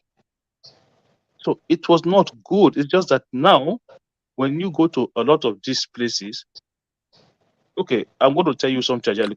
Don't let us go into our own individual experiences, what we went through. Yeah, but I go let's to talk about the general. That's what you are doing now. No, let us talk. That is not what I'm doing. Let us talk about you are talking from your experience. Country. No. Let's talk about the country. Generality of the country. The general aspect of it. This is what I'm saying to you. Hold on. In terms of the economy, are we better off today than we were 16 years ago? Of course, we are better off, Jaliko. We are better off. Then we did not even have an economy. Economy. Hold on. What was the unemployment rate in Nigeria 16 years ago compared to what we have now? Yeah, what indices do you have to capture at the time? What was the GDP 16 years ago than where we are now? What indices did you have to capture these things at that time? This kind of engagement, I don't even like to engage it because when we live in denial, when we try to live in denial, we just it's just ridiculous Hold on 1 second, want to Ajali Coco. defend indefensible. This is Hold on now, indefensible Ajali Coco. completely. Hold on, let me I explain don't want something to to you. engage in this kind of Coco. when we don't face the reality, we want to continue to lie to ourselves. Then there's no point. Ajali Coco, hold on now, hold on. This is the problem with all of us sometimes. When we make submission, right? We don't look at it objectively. We just make it subjective. Okay, when I was growing up, in my street, it could be that only 2 people was able to afford television, right? Everybody, you go to other people's house to go and watch TVs. How many people go to other people's house to watch TV these days in That is Nigeria? not the way we are talking of. What generality. are you talking about? Television is a luxury. I'm pointing. Is a luxury. Hold on. I'm pointing the security to you. I mean, economy to you. Are we Yeah, better? economy. You say Exactly. Security-wise, are we better off? Ajali Coco, no, don't hold deviate on, man. In terms of, don't deviate, please. You look. Don't deviate. Is television a luxury or not? TV is a luxury. Forget that is. You can't forget about TV or this thing. What are you talking about? You see, you don't want to intangible. The level of poverty. You are the level of poverty to the point whereby people could not afford television in their homes. Those are intangible something. Forget. We are talking about generality of you are saying that I'm not being honest, but look at you are trying to deviate from it. In terms of security, are we better off than we were 16 years ago? It depends on what you're talking about. Yeah, yes, again, for God's sake. No, it depends on explain. Ajali Coco, I will explain what is depend on? We are talking of the generality of what is the security, what is Ajali Coco, you don't even like Hakim speak now. He's trying to push back. Security. He's trying to push back. Security of the country. Ajali Coco, you are picking and choosing. Hold on, Ajali Coco, I will explain to you, right? I've told you before, right? When I was growing up in my street, it was only maybe like 2 people that could afford to have television in their house. That is one, but you try to deviate from that part. Okay, let's tackle the issue of security now. When we were growing up, it was a regular occurrence, armed robbery. When buses are going from east to Lagos to trade, a lot of the time they go attacked by armed robbers. A lot of the time, armed robbers break into people's home. When I was growing up, I remember my mom when she's going to market. She will lock us inside talking of Ajali Coco, hold on now. When my mom was going to the market, Ajali Coco, don't drive the point here. He's driving his point. When my mom was going to the market, she would lock us inside room till she come back from market.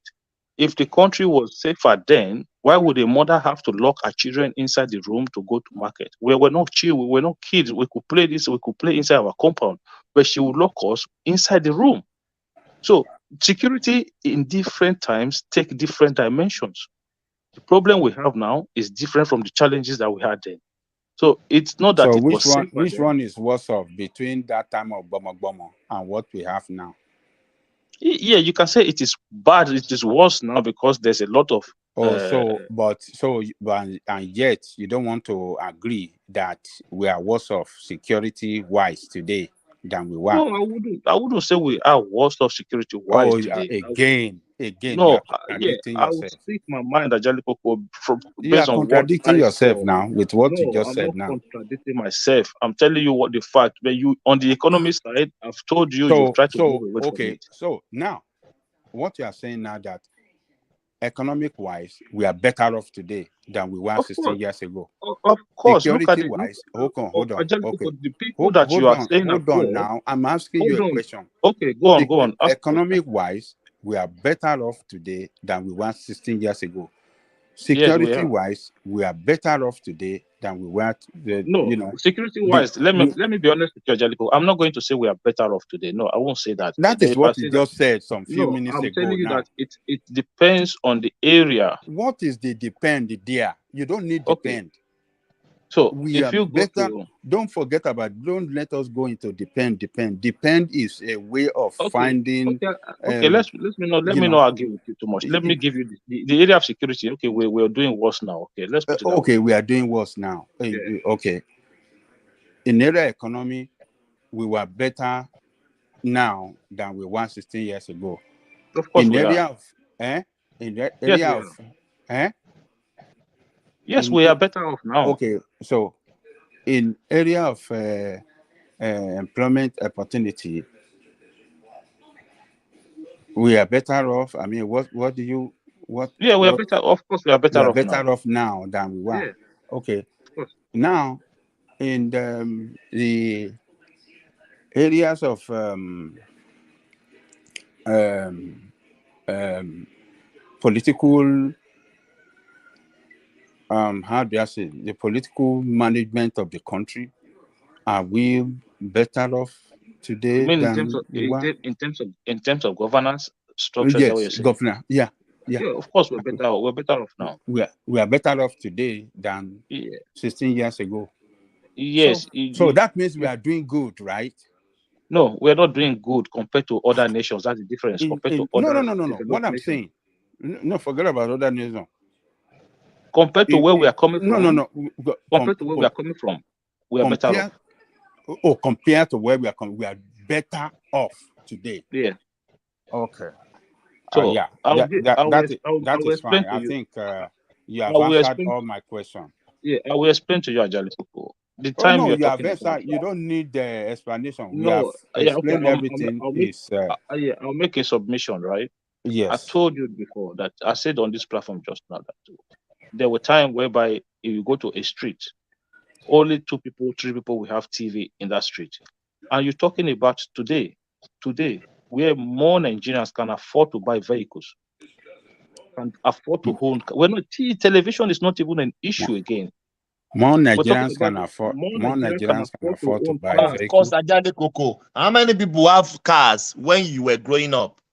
How many people ever think of buying bicycle when we were growing up? Buying bicycle when you were growing up, Ajali Koko? You could not save to afford to buy a bicycle, but we're talking about a society where people can afford to buy cars at their will. A lot of Nigerians can. We are not talking of Lamborghini or Toyota, something that can carry them from point A to point B.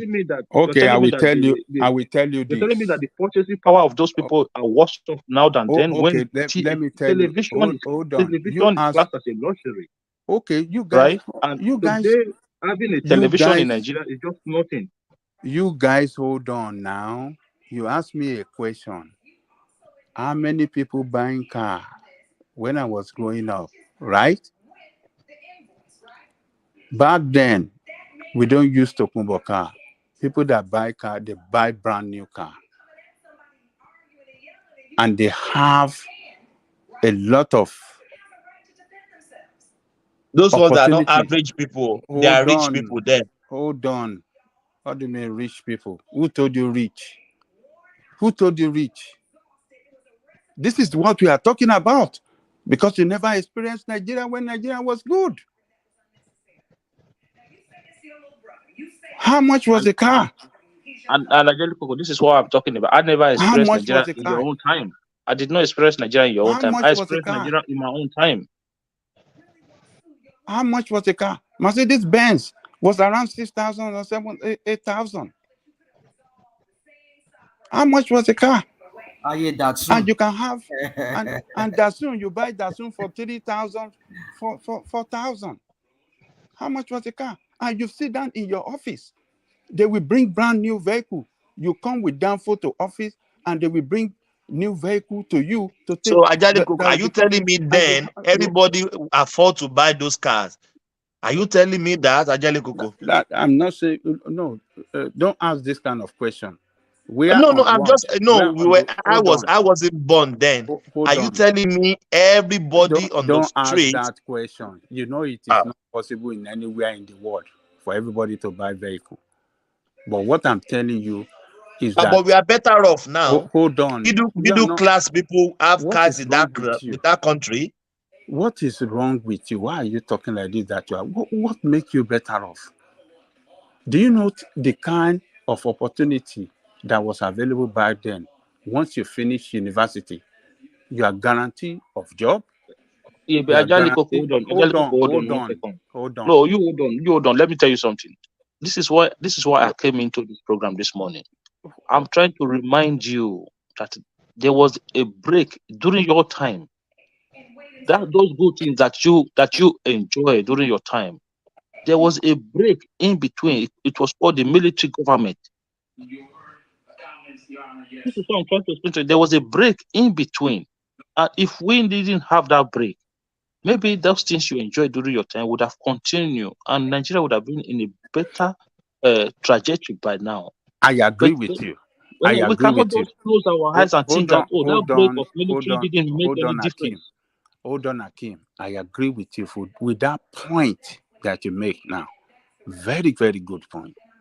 Yes, if there has not been military interruption back to back, maybe we'll be better off today. I agree with you 100%. But my question to you that you fail to answer, that you are trying to twist and spin like all those spinners, is that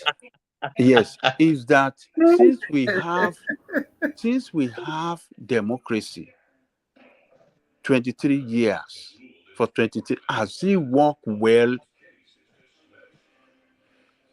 to make life better? We are making progress. We are making progress. Hold on. Don't talk like this.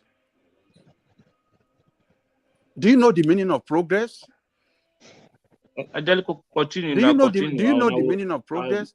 Are we doing better for the past 23? Are Nigerians elevated? Have they elevated millions of Nigerians out of poverty, or put them down into poverty? What have we achieved with this democracy that we are practicing for today? Have we elevated millions out of poverty, or has it put Nigerians down into more serious poverty that we never had before? That is the question. So, but when you have a system, a time of government or system rather, that does not alleviate poverty, then you it's a failed system. Our system does not alleviate poverty. Angelico, that is not my ball of contention on this. Look, you know yourself, Akim, that a lot of Nigerians are going down into poverty every day. Yes, I'm not every day. I'm not. Is it like that? Is it the same? Is it the same? But if I point it out now, comparing it with the country where we live in here, where we are enjoying ourselves, where we have stable job, where we are making progress, where you have a lot of homeless people as well. Forget that. A lot of things are responsible for homeless people. Some people like to be homeless due to some. God bless you for making that homeless something. Can we say we have more homeless people in America more than Nigeria? Oh yes. No, you have more homeless. Some people like to be homeless, Angelico. Oh yes. Please, I'll talk to you guys. Hold on. Can I tell you why some people like to be homeless? No, that Angelico, I don't want to know the factor that make them homeless. They are homeless. Forget it. Don't even tell us. We don't want to hear. Okay, if you fine. don't want to hear. Okay, they are homeless. Okay, homeless is homeless. I don't want to know the factor. Do you know how many people that are homeless in Lagos? And hopeless. Do you know how many homeless people and hopeless? God bless you. Okay, fine. Do you know how many people that are homeless in Lagos? Do you how know many people that we don't see them in the street? They still have somebody. They went somewhere to hide their head. You're the one telling us America is Eldorado. Okay, look, homeless is all over the world. There's nowhere you don't find homeless. So that one, let us even take that one out. There's no homeless in Switzerland. There's no homeless in Switzerland. Well, that is fine because they are well-organized society. Why do we not have homeless there? It's because you have responsible government. So let us leave that. Let's even forget about homeless. But what I'm saying is that Nigeria, since we have this Fourth Republic, has pushed more people into poverty, extreme multidimensional poverty than ever before in the history of in the history of that country. So you can't tell me that it's a system that works. It doesn't work. Yes, some people we benefit from the system one way or the other. You work for some people, or maybe some of our people, but we cannot use that to describe the entire situation of the country. A lot of people are suffering. You even see your leaders, they cannot even get their own medical treatment there. They go abroad to take medical treatment. They send their children abroad to school. They don't even allow their children to school in that country. So we have to say it clearly in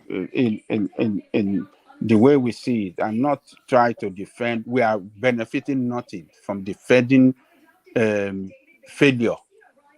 We are benefiting nothing from defending failure. Nigeria is not working for absolute majority of Nigerians. That is the fact. Except you want to continue to defend indefensible. That is it. I'm not saying that I'm not wish the country well, but the leadership across over the board are they are disappointed. They have disappointed us. They failed us. Nigerians are great people, but this set of criminals we have, they failed us. What will have been an asset for that country, they turned it to liability. They turned Nigerians to beggars. That is unfortunate. Obviously, rational man is just telling you some few minutes ago, some of you are trying to push back at him, that some of his friends called from home that were doing very good, begging for money because they love their job, because the system has pushed them down. It's unfortunate. Let us, maybe some of you have not seen people that were doing good before, but today they are in serious bad economic shape now due to the system, not by their own making, but the system forced them down. And they start begging you for help to pay their school fees, to do this thing. We know how much we pay for school fees for people back home. But Angelico, can we say poverty is a matter of choice? You can choose to be wretched in life, and if you want to, yes. Why are you asking that question? Who said poverty is a matter of choice? I said, do you know poverty is a matter of choice? It is not a matter of, what do you mean by that? How can the poverty? It's a matter of choice, Angelico. Look, I don't want to engage in this kind of discussion. If you never experienced poverty in your life, then you don't know what poverty means. And you can I do some certain in life. Hold on. But my parents they were not rich. Yeah, you don't need to be too rich, but you never been through poverty. If you know what poverty means, you will not ask such question. And I know what I'm talking about. If you know what poverty means, you will not ask that question. It's a very, very unfortunate question to say poverty is a matter of choice. Who want to choose to live in poverty? Who? Okay, let me give for another person to talk. I don't want to dominate everything. Adewale, do you have any contribution? I'm shutting down. Angelico is one that took us to deep water. I don't even know what was the discussion. I'll just jump in. You know my section. We just go with the flow. That's free flow. Yeah, free flow. I supposed to shut down like 1 hour ago, but Angelico open up like open up. Hey, Kisu. All I know is that Trump is going to jail. I know that for a fact. Anyway, Are you the one sending him to jail? don't worry, he's on his Are you way the to prosecuting jail. attorney? Don't worry. Our theory, our yet if you alright, he's going to Yeah, jail. wrong. You will see. Okay. You will see. Adewale, Yeah. 2 minutes. Round up for us. We have I to don't shut even down know now. what to talk about. I just jumped in. My computer was made. I supposed to have joined you guys for a very long time, but my computer won't allow me to join. It froze it. So at the end of the day, I said, "What can I do?" I said, "Let me try one more time again." That's how I was able to join you guys now. Anyway, great give discussion. us give us Benedict. Sorry ọ̀fẹ́ fún wa ká máa lọlé. Orí ọ̀fẹ́. Tinubu's journey to Abeokuta once again. Oh, only God knows. It seems anytime he traveled to Abeokuta, that's when he always invoked the spirit of Emiloko. So me myself, I need to be invoking that spirit of Emiloko now. So if I go for job interview, Emiloko. If Èmi ló kàn, èmi ló I kàn. need to eat Emiloko, everything is now. Ọ́jì Úzọ̀ Kánú èmi ló kàn. Peter Obi èmi ló kàn.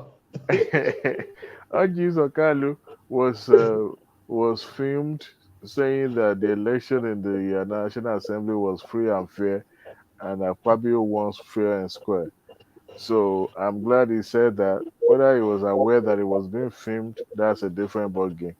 But that's a good thing that at least he's able to acknowledge that, whether directly or indirectly. So at least the National Assembly, once they come back from the recess, then hopefully Tinubu will be able to send a list of his ministerial list to them for approval, and hopefully we'll be able to attach their portfolio as well, so that they will be able to grill them. I hope it's not going to be take a bow and take a walk of shame now this time around, but tell Nigerians, what you intend to do and all that. That's a good one.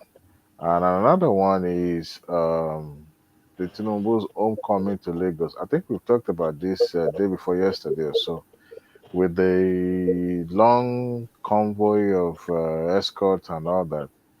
The Nigerian medias and co, they always like to, flood things tonight. But I like that the fact that the Lagos State, hosted him to a reception, more or less like a homecoming. In fact, the most surprising aspect of that reception was the former governor, Akinwumi Ambody, joining his brothers to welcome the Ashiwaju to Lagos, which to me was even more significant than the Tinubu visiting Lagos. And the funniest thing is that something was made or was revealed at that reception. All the three of them were born in June. Ambody was born in June. Babatunde Fashola, also age mate to Akinwumi, also was born in June. It's about gossiping. I mean, I know it was more or less coincident. Oh my but goodness. These but five people. look, you see, when you have to, I'm just kidding. I'm just kidding. when you have to, praise people for what they did or what happens, there's nothing. If you want to criticize, we criticize them as well.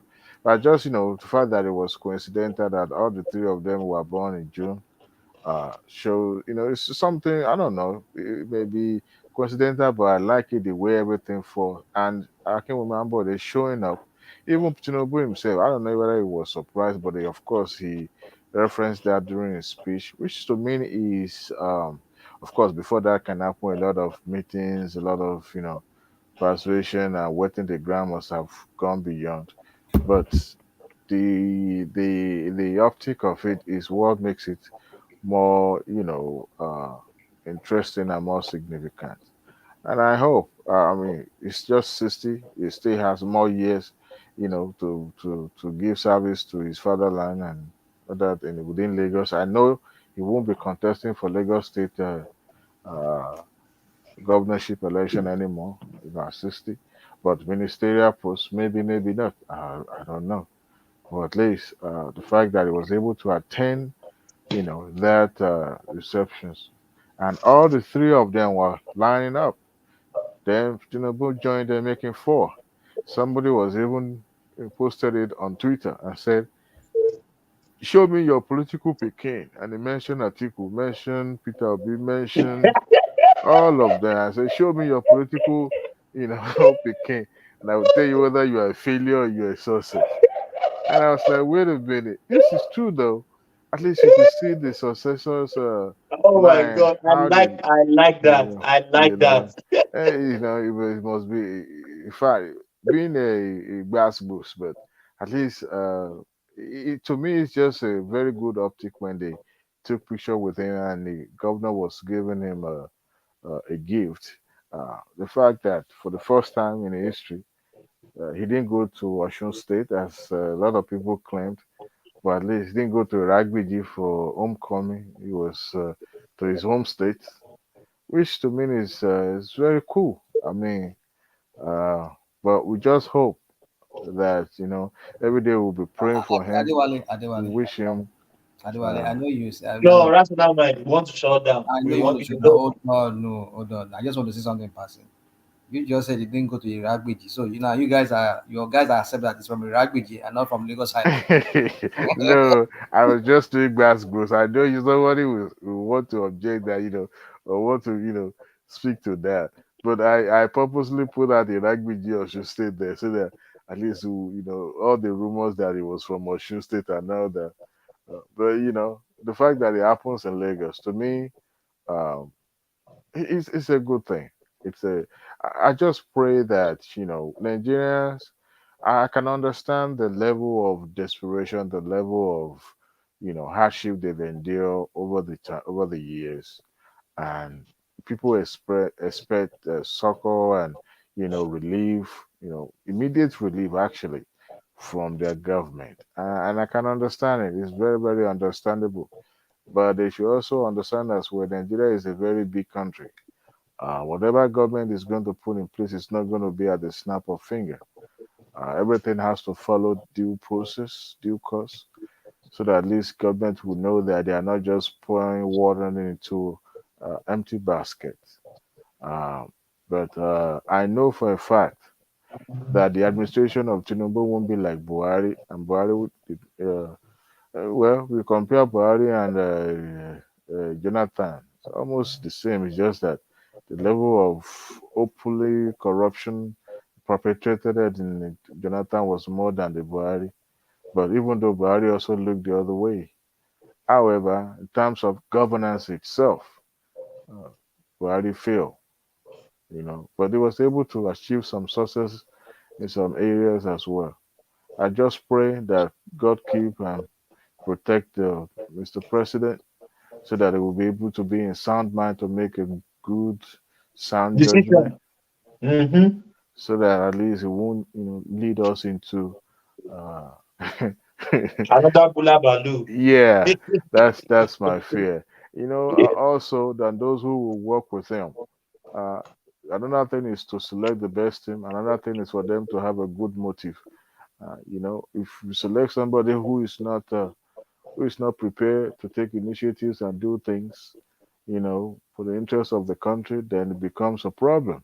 No matter Fa how fa great fa fa. Wow. foul. So I hope people that he will select will be people that have the interest of the country. I just plead that Nigerians will understand. I mean, this is 1 month, give and take. In the next 4 or 5 months, then we'll be able to see different direction that it will be taking us. We expect more actions. This time around, there's no sit down look. That redundancy status is no longer tenable because Buhari has taken the cake and he has taken his uh, uh, trophy on that one. Nobody is sitting on the fence now. You take action or you get out. Yeah. They show a picture of Governor Obitu, saying that the government should lead by example. Well, Forget about that one. That one yeah, is I just mean, total yeah, nonsense. Yeah. in reference to the long convoy in Lagos, I understand it's all about politics. I want to remain relevant as well. I want to keep the momentum. you know. But one thing I know for a fact is that in as much as he's still very much alive in good health, he also still has more to contribute to his fatherland. But Yeah. everything cannot be politics. When it's time to praise, regardless of what the court judgment is, we are all still brothers. And I hope when whether the case goes to Supreme Court and the judgment is pronounced, uh, I hope everybody will, embrace peace and follow the judgment. However, um, yeah, pretty much. And the case in the Osun State, Adeleke crying foul that God saves him from assassination and all that. Some of this ridiculousness sometimes that Nigerian dealt with. I was listening to the senator that was fingered for the chaos and the spokesperson to the governor, both of them being interviewed on the Channels TV. And I was like, wait a minute. The spokesperson was alleging that the senator was the one that was orchestrating the not necessarily an attack, but more or less like you know somebody would lay seek for the governor, and on the media, more of everything we were hearing was assassination and all that. Listening to that man, I knew he was lying. He was lying through his teeth. And the senator also was not telling the truth as well. I forgot his name too. You could tell they were so eager to, claim to be justified and right. But unfortunately, that's what the politics in Osun State has developed into. Everything has to be politics. On the day that you are celebrating Ileya, where everybody, regardless of what religion you belongs to, even Adeleke is a Christian, but you know a little bit about Islamic or Muslim, and he joined them at the praying ground. So it's unfortunate that that's what everything has to be, politicized. Anyway, that's the Thank you. only Yeah. topic that I think I've come across. I didn't join you guys to discuss what has been discussed, the main topic today, but nevertheless, you guys are awesome. Thank you so much. Rational Mind, thank you. Thank you. Yeah, Udaro. Gideon, Contribute thank to you. Jilo. Adewale, thank you. Thank you, guys. We have come to the end of the session again. Carry the conversation in the comment section. I said, peace. Thank you, guys. Country people, make una come here tori o. Say Dino carry money, give talk. Say make you go buy gun to Piakwa. They say Dino carry money, give talk, carry gun, give talk. Say make dem go dey prepare for 2019. Ọlọ́run má jẹ́. They say me meet them for airport road Alakiaye. My brothers, the venom of a viper cannot do anything to the back of a tortoise. I don't waka. But make I tell you now, Yaya Bello, do you know? Yaya Bello máa ṣẹ̀wọ̀n lẹ́yìn ìjọba. I know. Yaya Bello máa ṣẹ̀wọ̀n lẹ́yìn ìjọba. Do you know? GYB máa ṣẹ̀wọ̀n lẹ́yìn ìjọba. We know. GYB máa ṣẹ̀wọ̀n lẹ́yìn ìjọba. Ìwọ Yaya. You Yaya. Kí ló tún kù tí ó sọ? Kí ló tún kù tí ó sọ? Ẹni tí mo bẹ́ lórí tó ń sẹ̀nu wúyẹ́. Kí ló tún kù tí ó sọ? Àtẹ̀kùn ìyá ni ó jẹ. Yaya Bello. Àtẹ̀kùn ìyá ni ó jẹ.